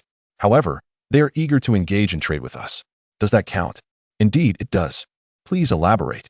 "There isn't much more to share, just that," Huang Jin said. "We must wait for their return for specifics." Pausing, he added, "By the way, the emperor has reviewed it and said that war is inevitable, so you should prepare as well." Li Qing nodded slowly. "My purpose in remaining in the capital is twofold: to serve the emperor and to prepare for the impending conflict in the western regions." Huang Jin took a small sip of wine and asked, "Are you truly invincible on the battlefield? Do you never get injured?" "At present, yes," Li Qing replied with a smile. "After nearly 2 centuries of cultivation, do you think it came without effort? Yet we have never witnessed your methods. Liu Bing practices daily, while you seem either preoccupied with official duties or lounging about," Huang Jin remarked. Li Qing chuckled. "Do you consider me an ordinary person? My cultivation is unique. For me, eating is a form of cultivation, sleeping is a form of cultivation, and working is also a form of cultivation. I was referring to martial prowess, your true qi, not the mental cultivation of Taoists," Huang Jin countered. "It is indeed true qi," Li Qing replied. "As long as I do not consciously halt its flow, it circulates continuously, akin to a river traversing my meridians and acupoints, completing one cycle before naturally commencing the next, an unending process." Li Qing smiled. "It is as instinctual as breathing." Huang Jin, in awe, stammered, "That is truly remarkable. So, how formidable are you now? Are you threatened by artillery?" "That depends on the type of artillery," Li Qing answered. "What about the cannons of the divine machine camp? Could any harm you?" Huang Jin inquired. "In the past, perhaps, but now I doubt it. It is not that the weaponry has regressed. Rather, I have advanced." After a pause, Li Qing added, "Though it is not absolute. If a specially manufactured, oversized explosive were to strike me while I stood still, I would surely sustain severe injuries." "Would it be fatal?" "Not likely." Li Qing gently shook his head. "At this point, only nature itself could bring about my demise." Noting Huang Jin's confusion, Li Qing elucidated, "For instance, being struck by an extreme and violent lightning bolt, or being crushed by a collapsing mountain, where a massive boulder might fall upon me. In essence, external forces could indeed lead to my death, though it is not within human capacity to achieve such." Huang Jin exclaimed in astonishment, "It is truly incredible. I never anticipated your prowess to be so formidable." He then chuckled, adding mischievously, "So, would you say that facing the battlefield is merely child's play for you?" Li Qing smiled and nodded in agreement. However, Huang Jin's subsequent remark extinguished his amusement. "You are quite detested. Countless individuals have cursed you. You should be cautious during rainy days, lest you be struck by lightning, and when traversing mountains or valleys, beware of being buried alive." Li Qing retorted, Is it truly so sinister? If curses could slay me, I would not have survived until now. One must take precautions, Huang Jin replied sheepishly, before continuing. The emperor has mentioned that you should visit the capital's military camp more often, to guide Hu Zongxian, Yu Daiyou, and Qi Jiguang in their training. I can certainly visit the military camp, but as for instructing them in their training, I think I shall pass, Li Qing replied. Why is that? Huang Jin asked. Firstly, I am not particularly skilled in military training, and secondly, among the three, there is a remarkable talent for training that requires no guidance from me, Li Qing explained. More impressive than you? Huang Jin inquired. Li Qing smiled. There are always individuals with innate talents, born for greatness, and the heavens bestow their favor. Common folk cannot compare. Who might that be? Huang Jin prodded. Feel free to take a guess, Li Qing encouraged. Qi Jiguang. Huang Jin guessed. Li Qing was taken aback, exclaiming, Oh, Huang Fatty, you are quite perceptive. Huang Jin grinned with pride. It is not too difficult to deduce. You encountered Hu Zongxian for the first time. And Yu Daiyou is clearly not as astute as Qi Jiguang. Li Qing could not help but laugh, asking, What makes him so clever? When I say clever, I mean he is intelligent, Huang Jin clarified, scratching his head. Is Qi Jiguang truly adept at military training? Huang Jin questioned. Presumably, Li Qing replied uncertainly, as he pondered whether his unintentional alteration of Qi Jiguang's life trajectory might have consequences. Huang Jin discerned Li Qing's unease, stating, I believe you are simply apprehensive about complications. Li Qing rolled his eyes. All right then, return and inform the emperor that I will oversee matters. If I am able to offer guidance, I will not hesitate. But day after day, it feels as though they wish to extract every ounce of my being. Chapter 441. Another quarrel, all right. Let us not dwell in gloom during this festive season. Let us drink. Huang Jin poured wine and invited Li Qing to share in the revelry. Li Qing clinked glasses with him, drank heartily, and inquired, Today is the first day of the Lunar New Year, the most opportune moment to reveal intentions. What is the emperor's stance? Huang Jin set down his cup and replied, Today, when the emperor distributed red envelopes, he made a fleeting remark. The officials appeared rather discontented, but did not overtly refuse. I surmise that once the New Year's holiday concludes, the emperor will address matters publicly. As for the exact timing of the edict, I am uncertain. Li Qing nodded slightly. Huang Jin hesitated. Do we truly need to rush? What do you mean? Li Qing asked. Huang Jin awkwardly continued. I just feel that you have become quite radical in recent years, much more so than before. Li Qing chuckled. You are referring to those extravagant policies that require funding, correct? Huang Jin scratched his head, nodding slightly, and remarked, I do not concern myself much with affairs. Yet I remain aware of the court's significant matters, both great and trivial. The emperor is inclined to confide in me, and although I am of little assistance, it is evident that the Ming Dynasty has been spending money as if it were water in recent years.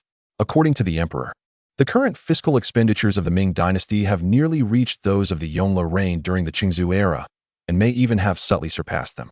He also mentioned that Emperor Xianzong labored tirelessly to rectify the issue of bureaucratic bloat, yet if things continue this way, the bureaucracy will swell once more.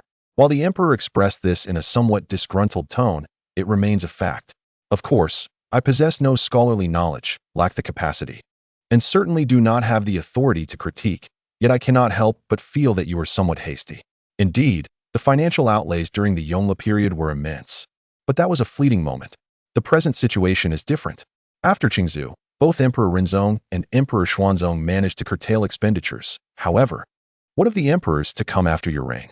The integration of Inner and Outer Mongolia, the management of regions acquired from the Western territories, and the boundless promotion of education. These are all long-term endeavors. Qingzu reigned for over 20 years, yet Renzong and Xuanzong are still repaying debts. No matter how robust the foundation of the Ming Dynasty, it cannot withstand such extravagance. Li Qing nodded slightly in agreement, praising, You are no longer the Huang de Panzi of your. Huang Jin replied, I am, after all, the Grand Minister of Ceremonies. The emperor instructs me periodically. How could I possibly remain stagnant? He added gloomily, I am merely foolish, not a fool, and this foolishness is quite normal compared to you sharp-witted individuals. Li Qing could not suppress a smile, chuckling and nodding. Indeed, that is true. But what of your plans? Opportunity knocks but once. Li Qing continued, I am certainly aware of this, yet the present moment encapsulates the convergence of favorable timing advantageous conditions and the will of the people. It is not merely my impatience. It is a matter of urgency, favorable timing, and conditions. Li Qing elaborated. First, the court is financially stable. Second, the emperor possesses both political acumen and wisdom. Third, while the current climate may be harsh, it is comparatively favorable to what lies ahead. In summary, there has never been a time as opportune and prudent as now. Huang Jin smacked his lips, savoring the moment, yet failing to discern any flavor. He could only nod in resignation. The emperor has prompted you to convey these words to me, hasn't he? Huang Jin's small eyes widened in surprise, only to slump his shoulders in disappointment. Is it that obvious? I must truly be dull. Li Qing reassured him. It is not that you are dull. Rather, I understand him too well. Do not blame the emperor. He has not lived as long as you, nor does he possess your foresight. Perhaps you are right. Yet he may not be entirely wrong either. Huang Jin remarked. The emperor bears great burdens, yet his actions are not driven by fear of hardship. Perhaps it is a matter of differing starting points. Indeed, the starting points are indeed different. Li Qing sighed, then smiled again. Though there may be countless paths to tread, they ultimately lead to the same destination. In truth, there is no need for such fixation. Naturally, I can fully comprehend his position and do not hold it against him. You may return and inform him that I stand by my words. He shall not betray the Ming Dynasty, and I shall not betray him. Li Qing remarked. I shall not betray the great Ming. Let us not waste our energies in anxiety over gains and losses. I shall not fail him, and history shall not fail him either. His efforts are worthy and shall be remembered by future generations. Indeed, splendid, Huang Jin expressed, a look of relief washing over her face as she cheerfully raised her cup. Let us drink again. Li Qing rolled his eyes and retorted. With your meager capacity for liquor, perhaps it's best to refrain. Huang Jin shot him a defiant glare. Do not underestimate me. Haven't you heard that a drink among true friends is never too much? You should be willing to accompany the gentleman. Very well, Huang Jin responded, though she soon drifted into slumber.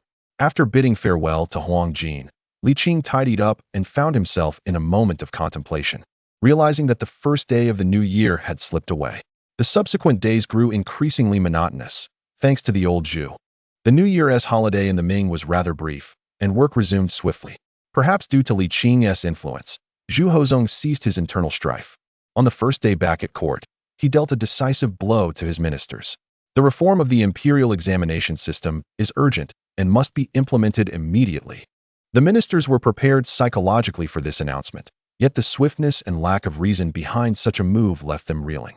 They had initially hoped to seize some benefits from this situation, only to curse the emperor for his stinginess. Is a paltry red envelope all that it takes to placate us? Who cares for such trifles? Can you be any more miserly? However, among the crowd lurked ill-intentioned individuals. The emperor, already domineering, was further emboldened by Li Qing's watchful presence, and with the support of internal traitors, the edict was successfully promulgated within a matter of days.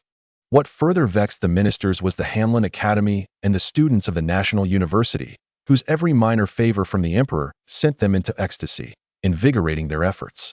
If this trend continued, it would not be long before another examination was established alongside the civil and military ones.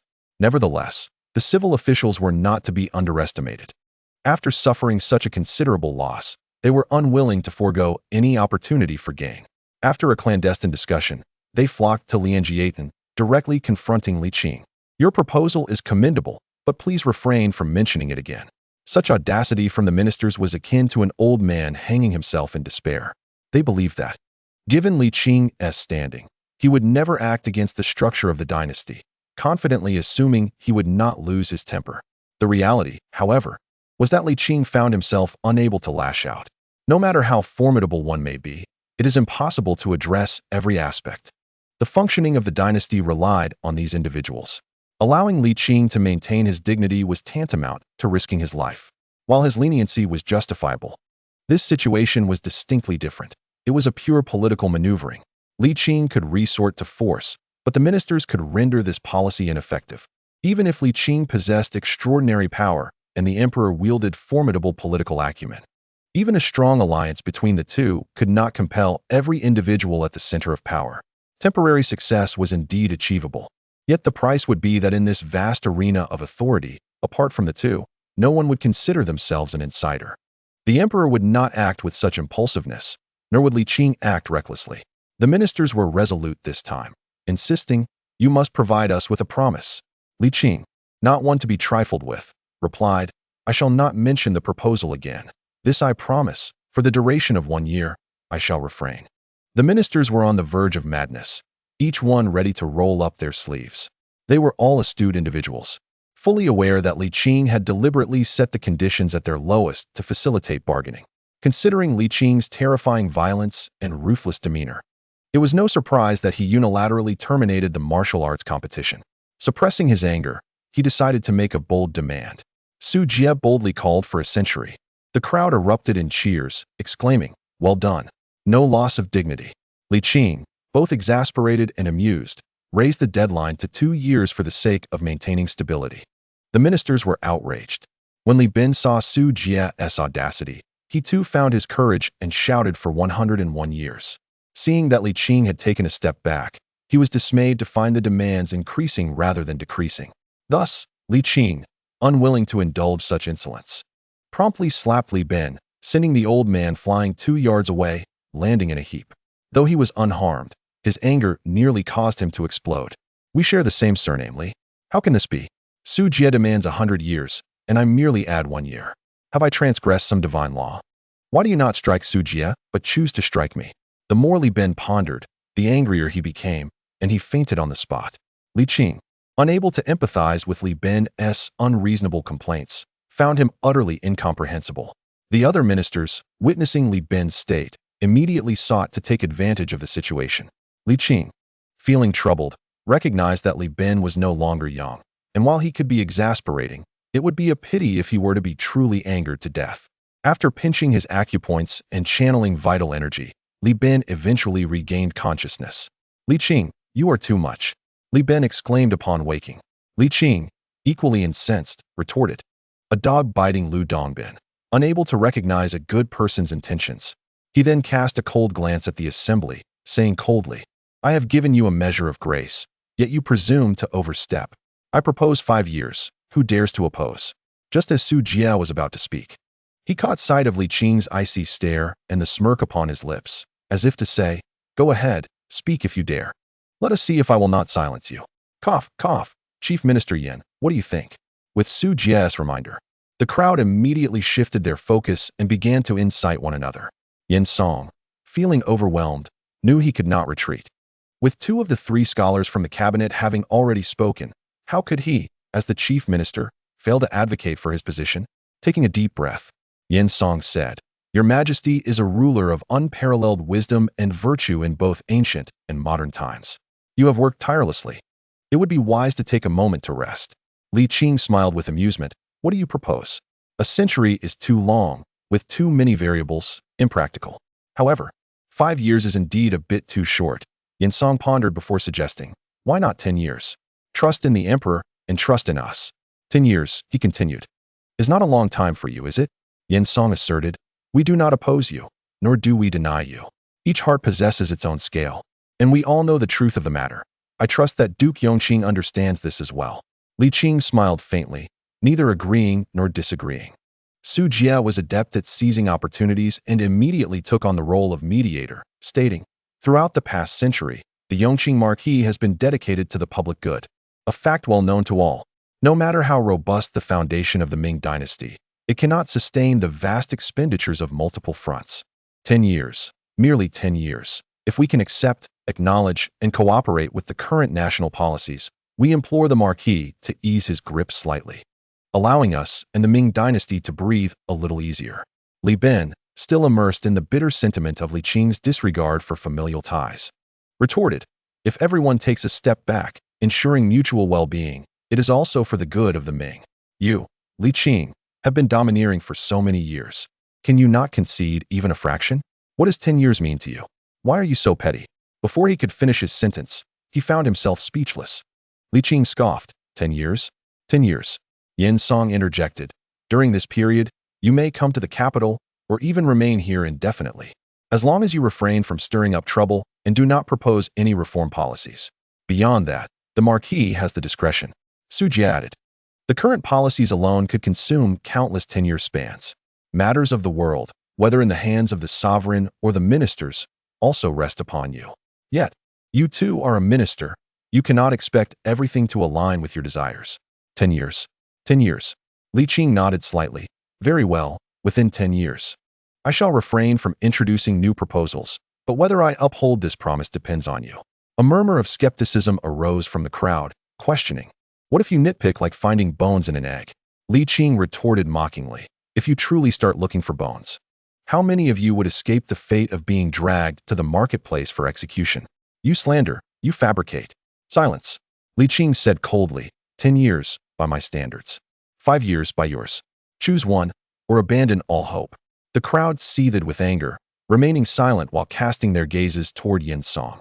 After a moment of contemplation, Yin Song declared, I trust in the character of the Yongqing Marquis. 10 years, by the Marquis' standards. Upon hearing this, the crowd closed their eyes in despair, inwardly lamenting, Yin, you are being foolish. What character does Li Qing possess? Li Qing smiled lightly, saying, after all, the Prime Minister is the Prime Minister. Very well. Within 10 years, as long as you do not create chaos, I will not interfere in state affairs. Yin Song hastily echoed this assurance. We will actively cooperate with the current policies. Li Qing nodded, gesturing dismissively. You may disperse now. The Yongqing Marquis must keep his promise. Should you breach it, we shall inscribe you into the annals of history. One by one, the crowd departed, still murmuring their concerns. Eventually, only Li Ben remained. Why do you linger? Li Ben angrily pointed at his own mouth. Li Qing flicked his fingers. All right.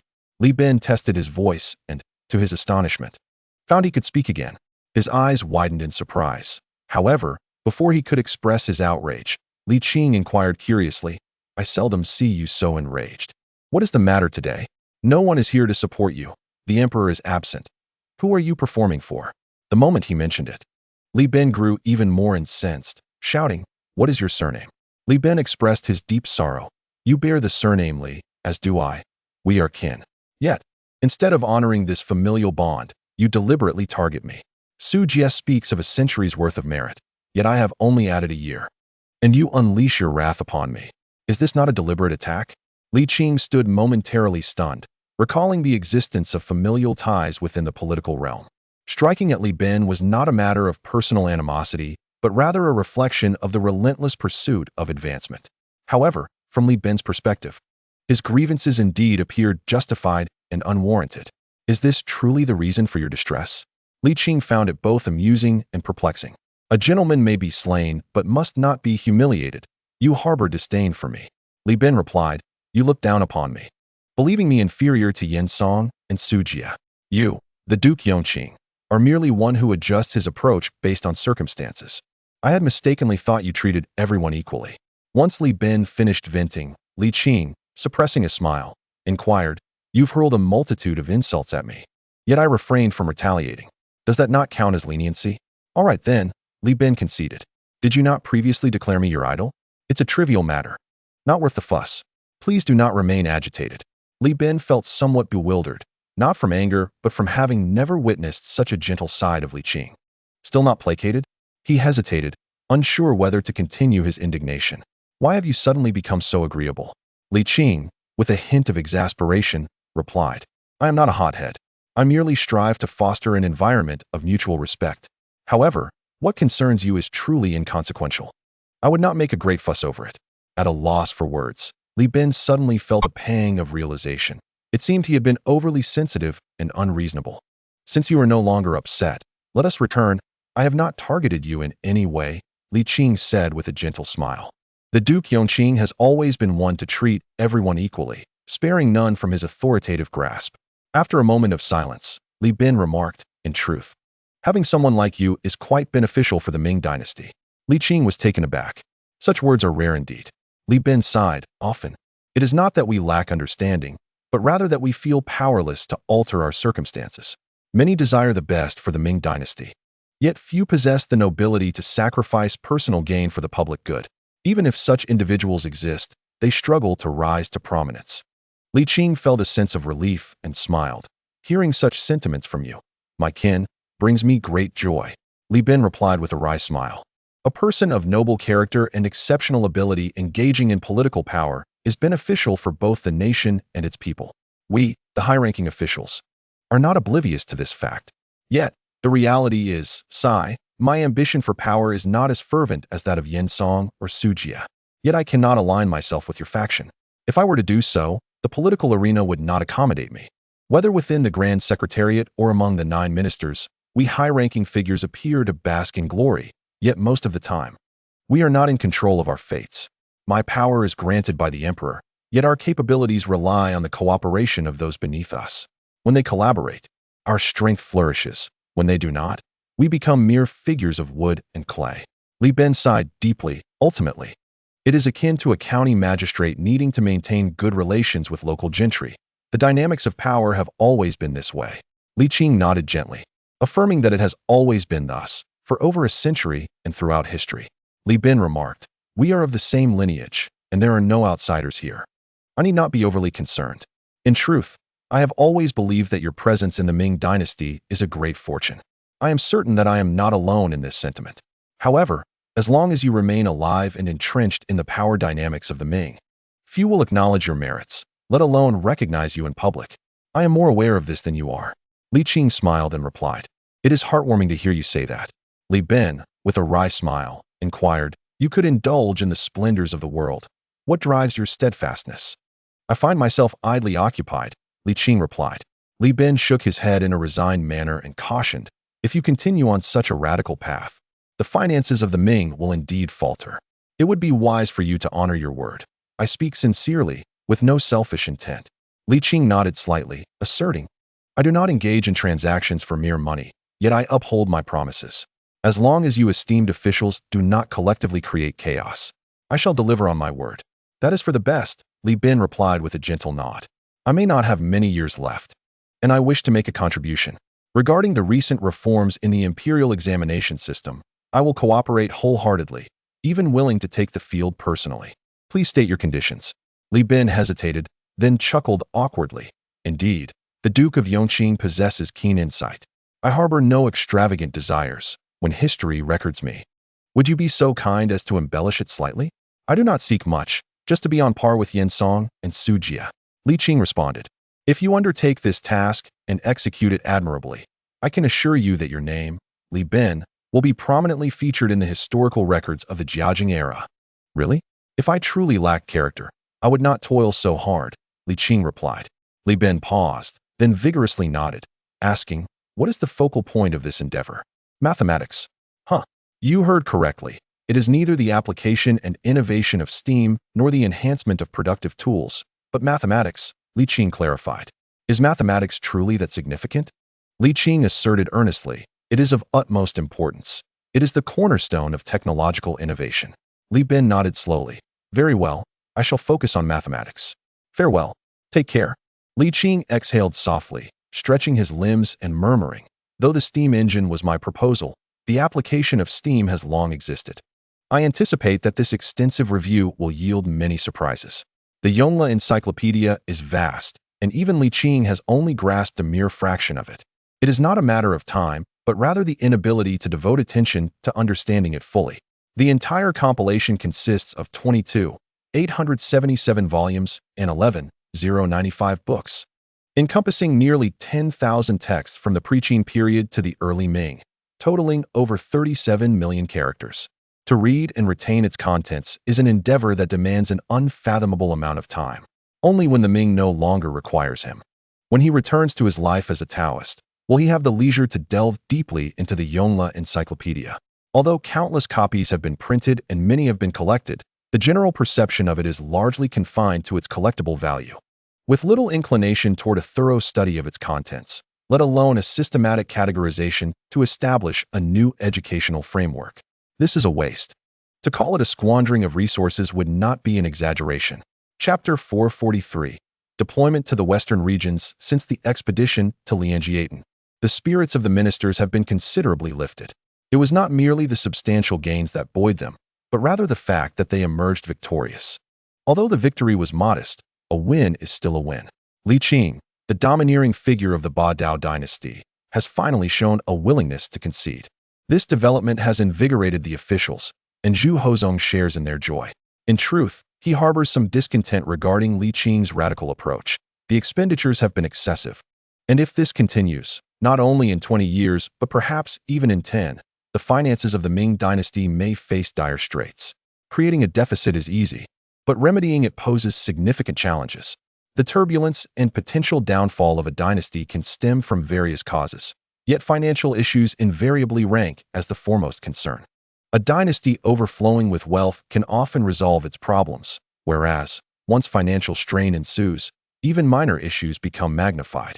The importance of money remains paramount for individuals, families, and nations alike.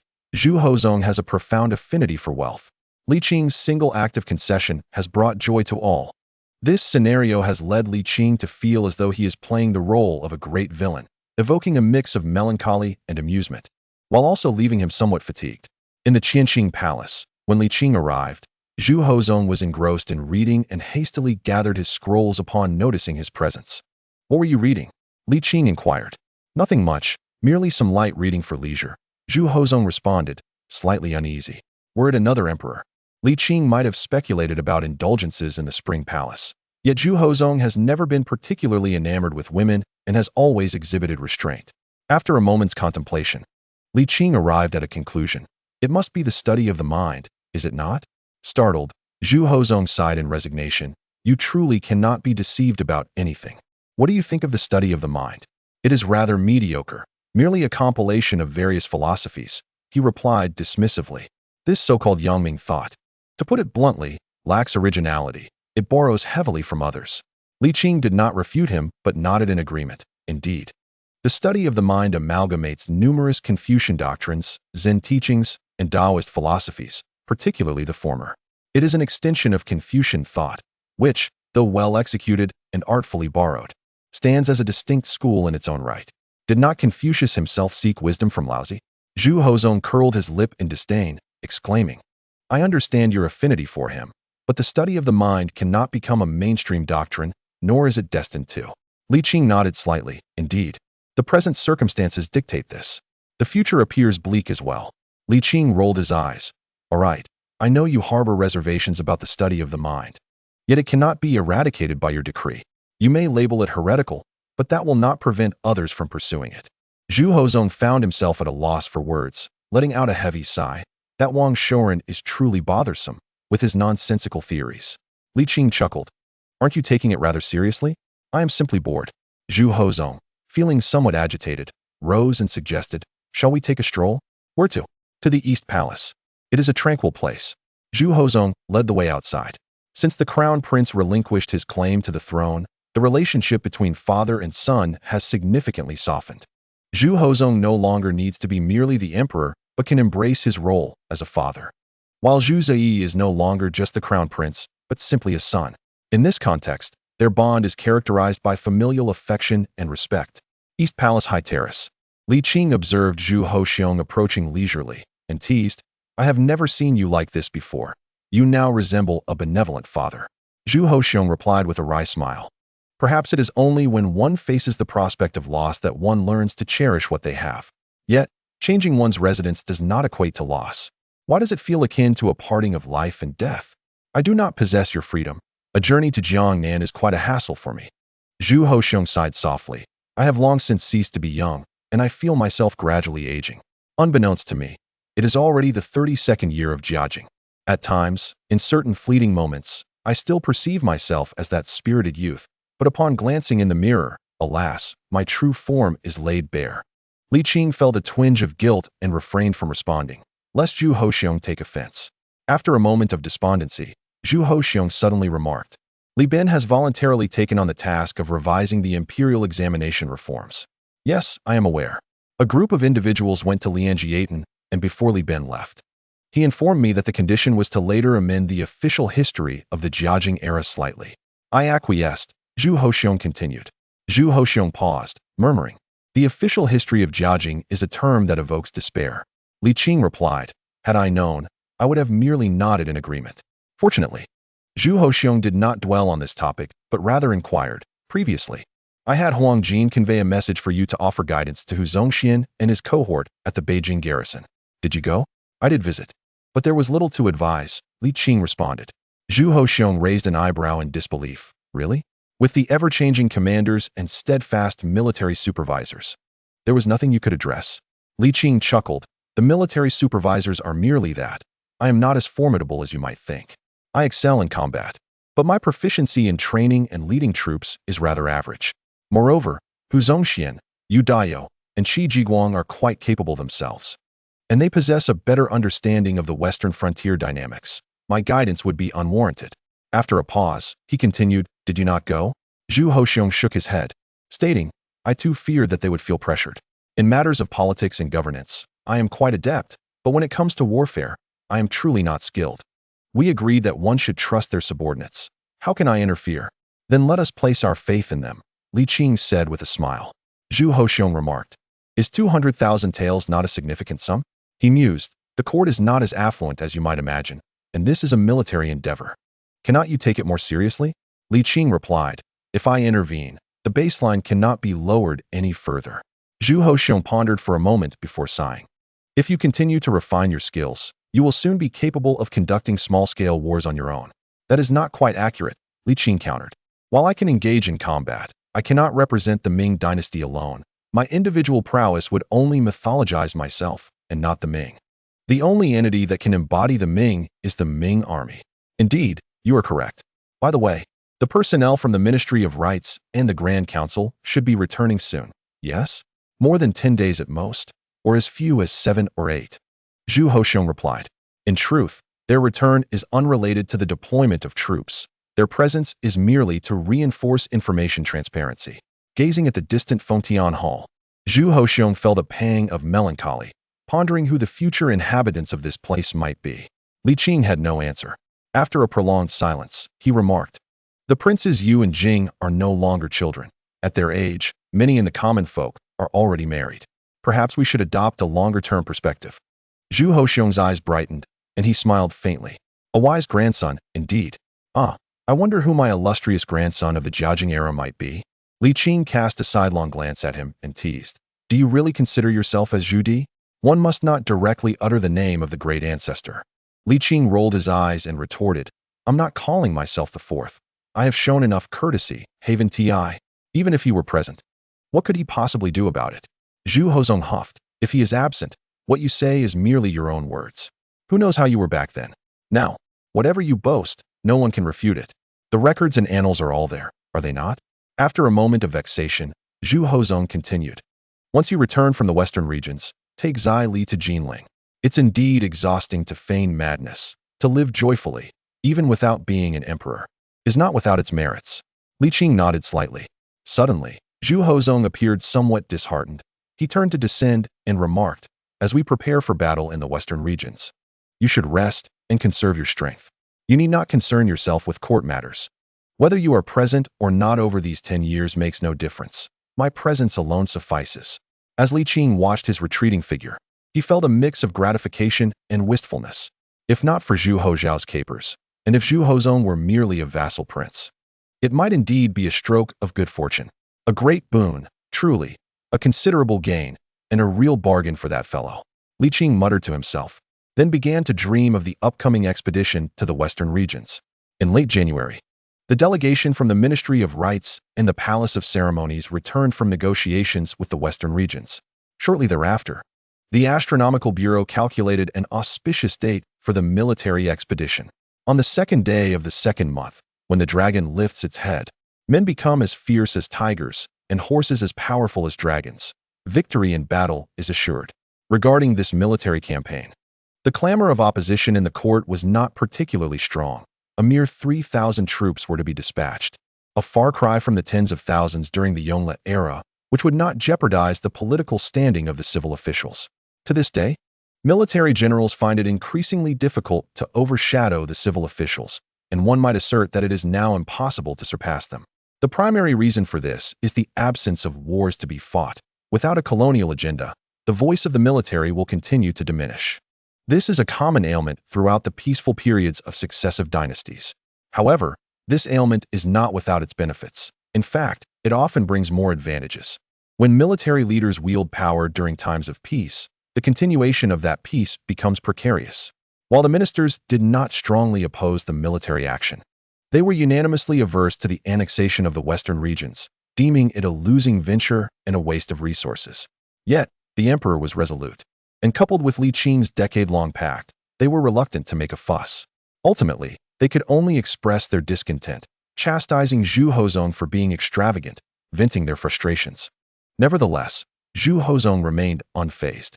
Upon acquiring a more detailed understanding of the situation, he promptly issued military orders to Hu Zongxian and allocated full funding for military supplies in advance, ensuring that the soldiers would have no lingering concerns. Time flowed gently, and January slipped away in an instant. On the second day of the second month, as the dragon lifted its head, the dragon's head pointed directly towards the western regions. The ministers accompanied the emperor to the city gates, only halting their procession there. After the ceremony, witnessing Li Qing gradually receding into the distance, a wave of relief washed over the group. This scourge has finally departed. May you sacrifice yourself for the nation. Leaving your name in history, the ministers silently prayed in their hearts. Although they knew the likelihood of such an outcome was minuscule, one could not help but wonder, what if? The unrelenting thoughts shall surely echo. The ministers, filled with fervent aspirations and earnest prayers, yearned solely for Li Qing to depart without return. Beneath the setting sun, Li Qing rides his steed, bathed in the golden afterglow, his body swaying gently, a visage of ease and a heart brimming with exhilaration. Chapter 444. The hushy corridor observing Li Qing in such a state. Hu Zongxian could not help but harbor doubts. Did this Marquis Yongqing truly possess the martial prowess as extolled by Yu Daiyou and Qi Jiguang? In terms of appearance, Li Qing was not particularly imposing. Rather, he was of average build, youthful, with fair skin, hardly the figure one would associate with the capability to confront 1,000 foes. Why do you gaze at me so intently, Governor Hu? Li Qing inquired, turning his head to Hu Zongxian. Hu Zongxian hesitated to voice his thoughts, awkwardly responding. What were you contemplating just now, Your Excellency? Li Qing chuckled softly. I was pondering how to achieve our strategic objectives with minimal expenditure. Do you have any insightful suggestions, Governor Hu? After a moment of contemplation, Hu Zongxian replied, the most straightforward method would be to capture the leader when apprehending the enemy. What of a more tempered approach? Yu Daiyou interjected, Your Excellency, we are going to war, not to engage in diplomacy. A direct strike is the way to go.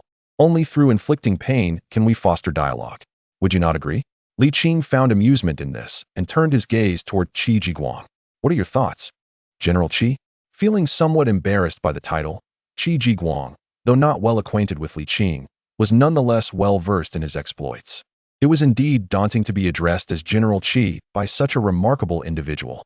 Li Qing encouraged him, speak freely. This is not the imperial court, and no one will fault you here. Qi Jiguang nodded slowly, contemplating before stating, in truth, a more tempered strategy could be viable. I believe we need not engage in a bloody battle to achieve our aims. As the military doctrine states, the superior strategy is to conquer through wisdom, followed by alliances. And lastly, through military might, with direct assaults being the least favored. Qi, do refrain from such philosophical musings and offer something practical, interjected General Yu, urging him to be more straightforward. Patience, General Yu, Qi Jiguang replied with a sheepish smile. To be succinct, although we have mobilized our forces, we can still rely on strategic cunning. Yu Daiyou, puzzled, asked, how do you propose we employ cunning? By wagering, Qi Jiguang suggested. Yu Daiyou was left bewildered, while Hu Zongxian looked on with skepticism. Are you implying a contest? Indeed, Your Excellency, Qi Jiguang affirmed.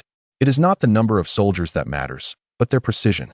This is undoubtedly true. However, we are fighting on foreign soil, and our ambitions extend beyond just a few factions in the western regions. Should a serious conflict arise, with Your Excellency present, defeat may not be our fate, yet a Pyrrhic victory would feel much like a loss. Li Qing advocated for a more measured approach based on this rationale. Moreover, he believed that the two sides bore no deep-seated enmity.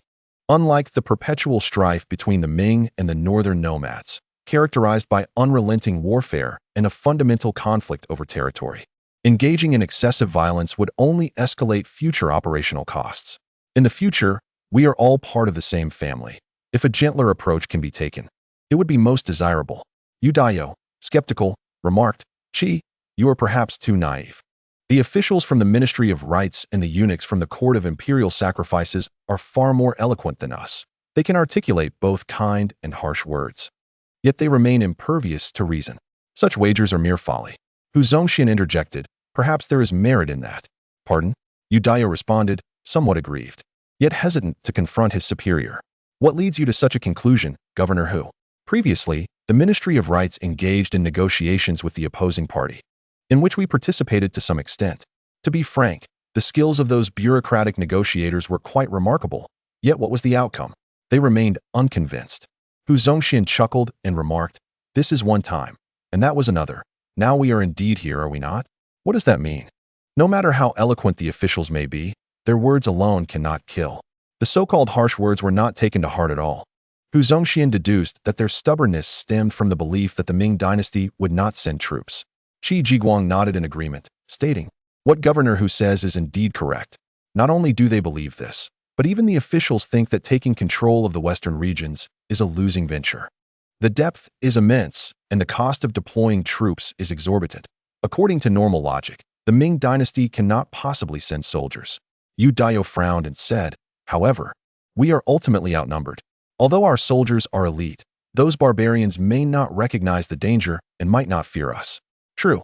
But it is precisely this that provides the conditions for a gamble. How so? Qi Jinglong smiled and replied, the western regions fear the complete annihilation of our army even more. Once our forces are destroyed, the court will undoubtedly be furious.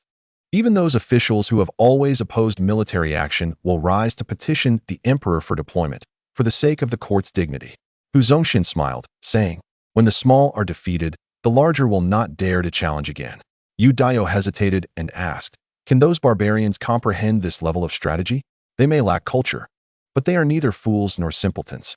Qi Jinglong chuckled. During the Han and Tang dynasties, the western regions were also part of China, not merely some overseas barbarians. Yu Dayo clicked his tongue and turned to Li Qing, asking, do you share this view, my lord? Li Qing smiled and replied, it is certain that the western regions do not wish to oppose the Ming dynasty. Theoretically, this gamble is entirely feasible. But what if they cannot afford to lose? Then they will be slain.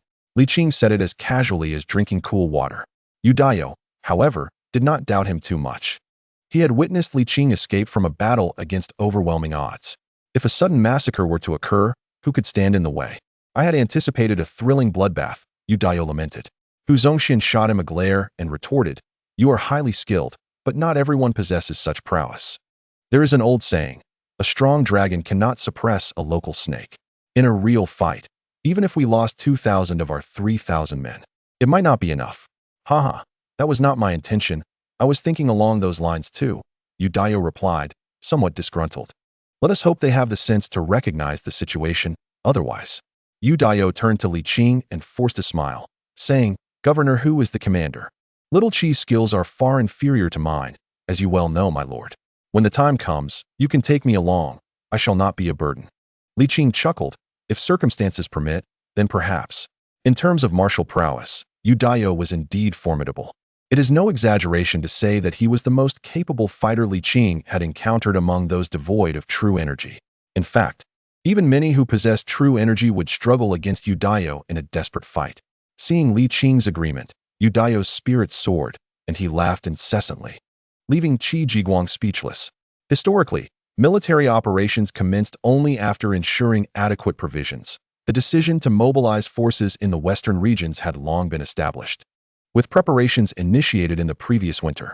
Upon the return of Hu Zongxian and his companions, efforts intensified. Consequently, the initial pace of the march was swift, but upon exiting the Ming territory, the speed diminished, and further along, it continued to decline. The exorbitant costs of waging war in the western regions gradually became evident, increasingly pronounced. Even Li Qing found his initial excitement waning, dulled by the monotony of the march. He reclined as he had during past campaigns. The others were taken aback, and Yu Dayo imitated him, only to find himself unseated multiple times, once even receiving an unfortunate shower from his steed. The climate in the western regions was far harsher than that of the Ming, particularly at night, where the cold was piercing. Fortunately, the campaign commenced after the new year, with temperatures gradually rising. The soldiers, though weary in body and spirit, maintained commendable morale, bolstered by generous military provisions and satisfactory rations, along with the promise of rewards post-battle. This elite force, distinguished by both combat prowess and tenacity, was equipped with exceptional weaponry. Such an army, provided with sufficient funding and unimpeded by disruptions from the rear, could easily contend with the comparatively less advanced forces of the western regions, even achieving victory against a larger foe. Days turned into an indistinguishable blur for Li Qing, who only discerned that the weather was becoming increasingly warm. Although nights remained cold, the days grew sweltering, and he finally reached the fabled Heshi corridor. Despite having resided in the Ming for many years, this was his first encounter with the Heshi corridor, though it appeared quite unremarkable at present. Li Qing held profound sentiments for this Silk Road, as it had always represented the territory of his nation in his heart. Is this the Heshi corridor carved through by Huizubing? Li Qing inquired uncertainly. Hu Zongxian nodded slowly.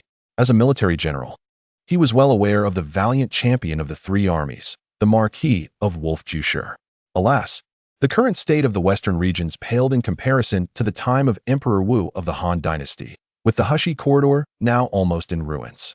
Xiao Jiguang and Yu Daiyou shared similar expressions of regret, for even they sensed that the present western regions held little value. Li Qing, however, smiled and said, "Desolation is but a temporary state. One day it shall once again radiate the brilliance of your, perhaps even surpassing its former glory. Happy Lantern Festival. I owe 400 words, and I shall rectify that immediately."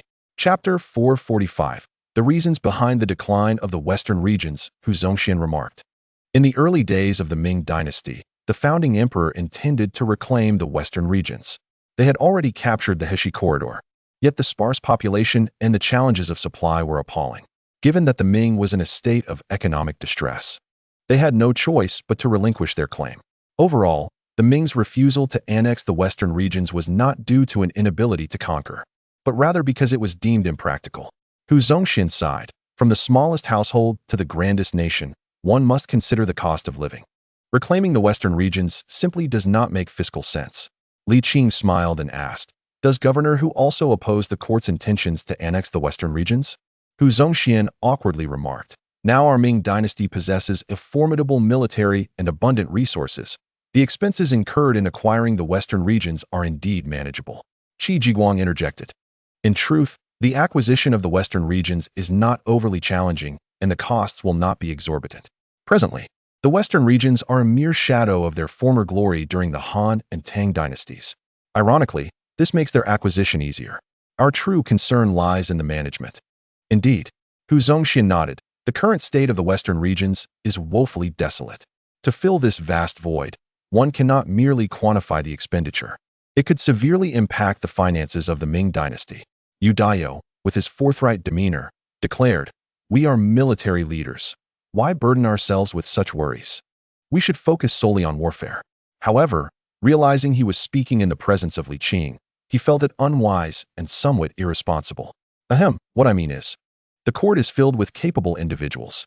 We are to govern while those in authority, such as His Majesty, the eternal Yongqing Marquis, and the esteemed officials, will surely provide sound guidance on post-conquest management. Li Qing smiled, unperturbed by Yu Daiyou's words, recognizing their validity. Hu Zongxian quickly intervened, clarifying, "Jifu, it is not as simple as that. Should we conquer the western regions but fail to manage them properly, resulting in a fiscal crisis for the Ming dynasty, our efforts would not be a service to the nation, but rather a liability." Yu Daiyou, somewhat chagrined, conceded, "Governor Hu, your insights are profound. I had underestimated the complexity." Li Qing, dismissing any concerns, redirected the conversation, asking, "The current plight of the western regions cannot be solely attributed to natural disasters, can it?" Hu Zongxian nodded slightly, stating, "Natural calamities are one factor, yet the greater issue is war. The most significant blow was delivered centuries ago when the Mongols annihilated the western Xia, completely dismantling its regime.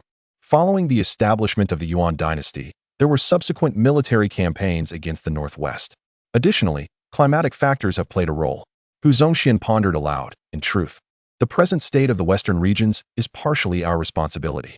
Are you suggesting that the Ming dynasty's focus on its economic center has stalled trade with the northwest?"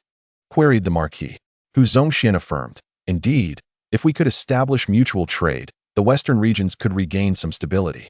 Yu Daiyou responded, Given the current circumstances in the western regions, tribute may suffice, but mutual trade lacks the necessary scale. Qi Jiguang reflected, the more isolated the western regions become, the weaker they grow, and the weaker they are, the more they are isolated. This vicious cycle, if unbroken, renders the acquisition of the western regions utterly valueless. Yu Daiyou sighed. Your words hold truth, yet the issue remains. The Ming dynasty's funds do not appear from thin air. The court already faces considerable expenditures. Would the emperor agree to further investments? Would the officials not object? He then turned to Li Qing. My lord, what are your thoughts? Li Qing replied slowly. It is indeed a delicate situation, yet not without solutions. The court is not as impoverished as one might think. The three murmured in agreement. The court's wealth is one matter. The willingness to expend it is another. Reflecting on Li Qing's implicit authority, they recognized that his assertions were not mere bravado. Over the years, whenever the eternal Yongqing Marquis set his mind to a significant undertaking, he had yet to encounter failure. As the principal commander for the acquisition of the western regions, the three naturally hoped for a revitalization of that territory in the future. Li Qing glanced at the sun in the sky and remarked, unknowingly, it is time for a meal again. Since our marching speed cannot be hastened, we should eat and drink. The soldiers have traveled a long way for this expedition. They deserve no less. Hu Zongxian smiled wryly and nodded, turning his horse's head to approach his personal guards nearby, commanding them to relay the order to prepare a meal and rest for an hour. The cost of a bowl of rice equaled that of a bowl of meat, which was indeed astonishing. Only Li Qing was in agreement, for otherwise, Hu Zongxian would never be so generous to his troops. It was not a lack of compassion for the soldiers, but rather a fear of excessive expenditure. The financial burden was simply too great. Qi Jiguang sincerely remarked, our army indeed benefits from the Lord's favor. There should be no deprivation for those who fight. Li Qing chuckled lightly, dismounted, and ascended a small hill to survey the vast expanse. The wind and sand stretched endlessly before him, the horizon obscured by a hazy veil. Truly a desolate land. Had he not possessed memories of the future, Li Qing might have, like the ministers, deemed it a futile venture. The term Western regions was rather vague, encompassing an extensive area that not only included the 7 garrisons of the West, but also Central Asia and even broader territories further west. The Ming dynasty could neither claim nor sustain such a vast area. Not to mention the despairing cost of supplies. Maintaining a prolonged campaign was an arduous task, one for which the Ming lacked the economic capacity. The strategic aim of the Ming was that vast region, which in later years would be known for its abundant production of hami melons, cotton, and honey dates. Lord, care for a sip? Qi Jiguang approached, offering a wine flask with a smile. Though the camp's wine pales in comparison to the imperial brews, it is still quite potent. A sip would alleviate our fatigue. Li Qing took a swig before returning the flask and inquired, how far do you estimate we are? Given our current marching speed, it seems we may require another month. Qi Jiguang also took a drink and replied, once we reach Hami, it will be better. The Hushi corridor is too sparsely populated, making resupply impossible, thus hindering our pace. Li Qing calculated silently and said, so, it seems we will not arrive in Hami until May. This is still with the court's generous funding, otherwise, it would take even longer. Qi Jiguang chuckled ruefully, acknowledging, indeed, the official's opposition is not without reason. The distance is simply too great. Li Qing sighed deeply and remarked, our transportation methods are too antiquated. When will we see the advent of trains? We could travel so much faster. Trains? You might liken them to terrestrial steamships. Qi Jiguang replied, you mean steam locomotives, right? Li Qing asked in surprise, nodding. You are familiar with this? I've heard of them, though never seen one. Currently, our Ming dynasty's coal mining efficiency is high, thanks to steam shovels and locomotives assisting us, Qi Jiguang said with a smile. I've never witnessed one firsthand, but I have seen illustrations. Qi Jiguang, astonished, exclaimed, are you suggesting extending the tracks indefinitely and enlarging the steam locomotives so that the Ming army could travel directly from the Ming? Li Qing smiled and nodded, saying, there is a saying among bricklayers, if something can be taken down, it can also be built up. If it can be destroyed, it can be established anew. The principle is the same. It is merely a matter of extension. Qi Jiguang gaped in astonishment, stammering, is it truly possible? It certainly can be in the future, but it will require time. What would be the cost of such an endeavor? Qi Jiguang murmured, I have heard that the steam locomotive comes at a considerable cost, and that the railway, often referred to as the silver track, is exceedingly expensive. The iron smelting techniques have yet to catch up, and we are also constrained by insufficient mining capabilities and the lack of large-scale production. Once we achieve scale, the cost will diminish significantly. Li Qing sighed softly, however. Many foundational industrial breakthroughs are necessary to realize such an outcome. Qi Jinglong nodded slowly, and then remarked, "The Lord Marquis advocates for technological development, aiming for this day to arrive sooner, does he not? You are aware of this?" Li Qing chuckled. "Hee, we are right here in the capital, and the matters at hand are quite significant. How could we not have heard?" Qi Jinglong exclaimed. "If this truly comes to fruition, it would indeed illuminate the great Ming under the sun and moon." Li Qing laughed. "Such exaggeration. The overall progress of industrialization is a slow endeavor. Moreover, our Ming dynasty cannot employ colonial tactics, and this world is far larger than you might imagine." "Larger?" Li Qing responded with a smile. "If I were to say that this vast earth is no different from the stars in the night sky, and that even a single star is vastly greater than the one we inhabit, would you believe me?" Qi Jinglong chuckled awkwardly. "That is quite unfathomable. However, ancient texts do contain studies on the stars. Yet, surely we cannot be floating upon one." "Indeed," Li Qing laughed and nodded, "but returning to the western regions. You are more knowledgeable than I. What kind of gambling matches are you considering?" "In truth, there is not much to ponder," Qi Jinglong replied. "It primarily revolves around those activities associated with violence, such as archery, wrestling, and equestrian skills, or perhaps something akin to a mock battle, where the combat remains restrained. As the saying goes, when in Rome, do as the Romans do. Let them propose the challenges. It will earn their respect more readily." Qi Jinglong chuckled. "If it were a poetry contest, one could simply summon a civil official, and they would triumph over all in the western regions, but they would not acknowledge that." Li Qing paused, then laughed. "Indeed, at the core, it still comes down to whose fists are mightier, engaging in a contest of brute strength. Perpetually outsmarting those old foxes has led to some convoluted thinking. They are neither as old as you nor as cunning." Qi Jinglong smiled and said, "With the Lord Marquis's formidable strength, what contest could possibly challenge you? Victory would be as effortless as reaching into a pocket." Yu Daio approached with a food box, chuckling. "In a one-on-one bout, there is no need for the Lord Marquis to intervene. I could handle a whole group by myself." Understanding his old partner well, Qi Jinglong teased, "This time, you have certainly struck gold." "Haha." Yu Daio rubbed his hands together with glee. "I have already thought it through. I will disguise myself as a big soldier, and then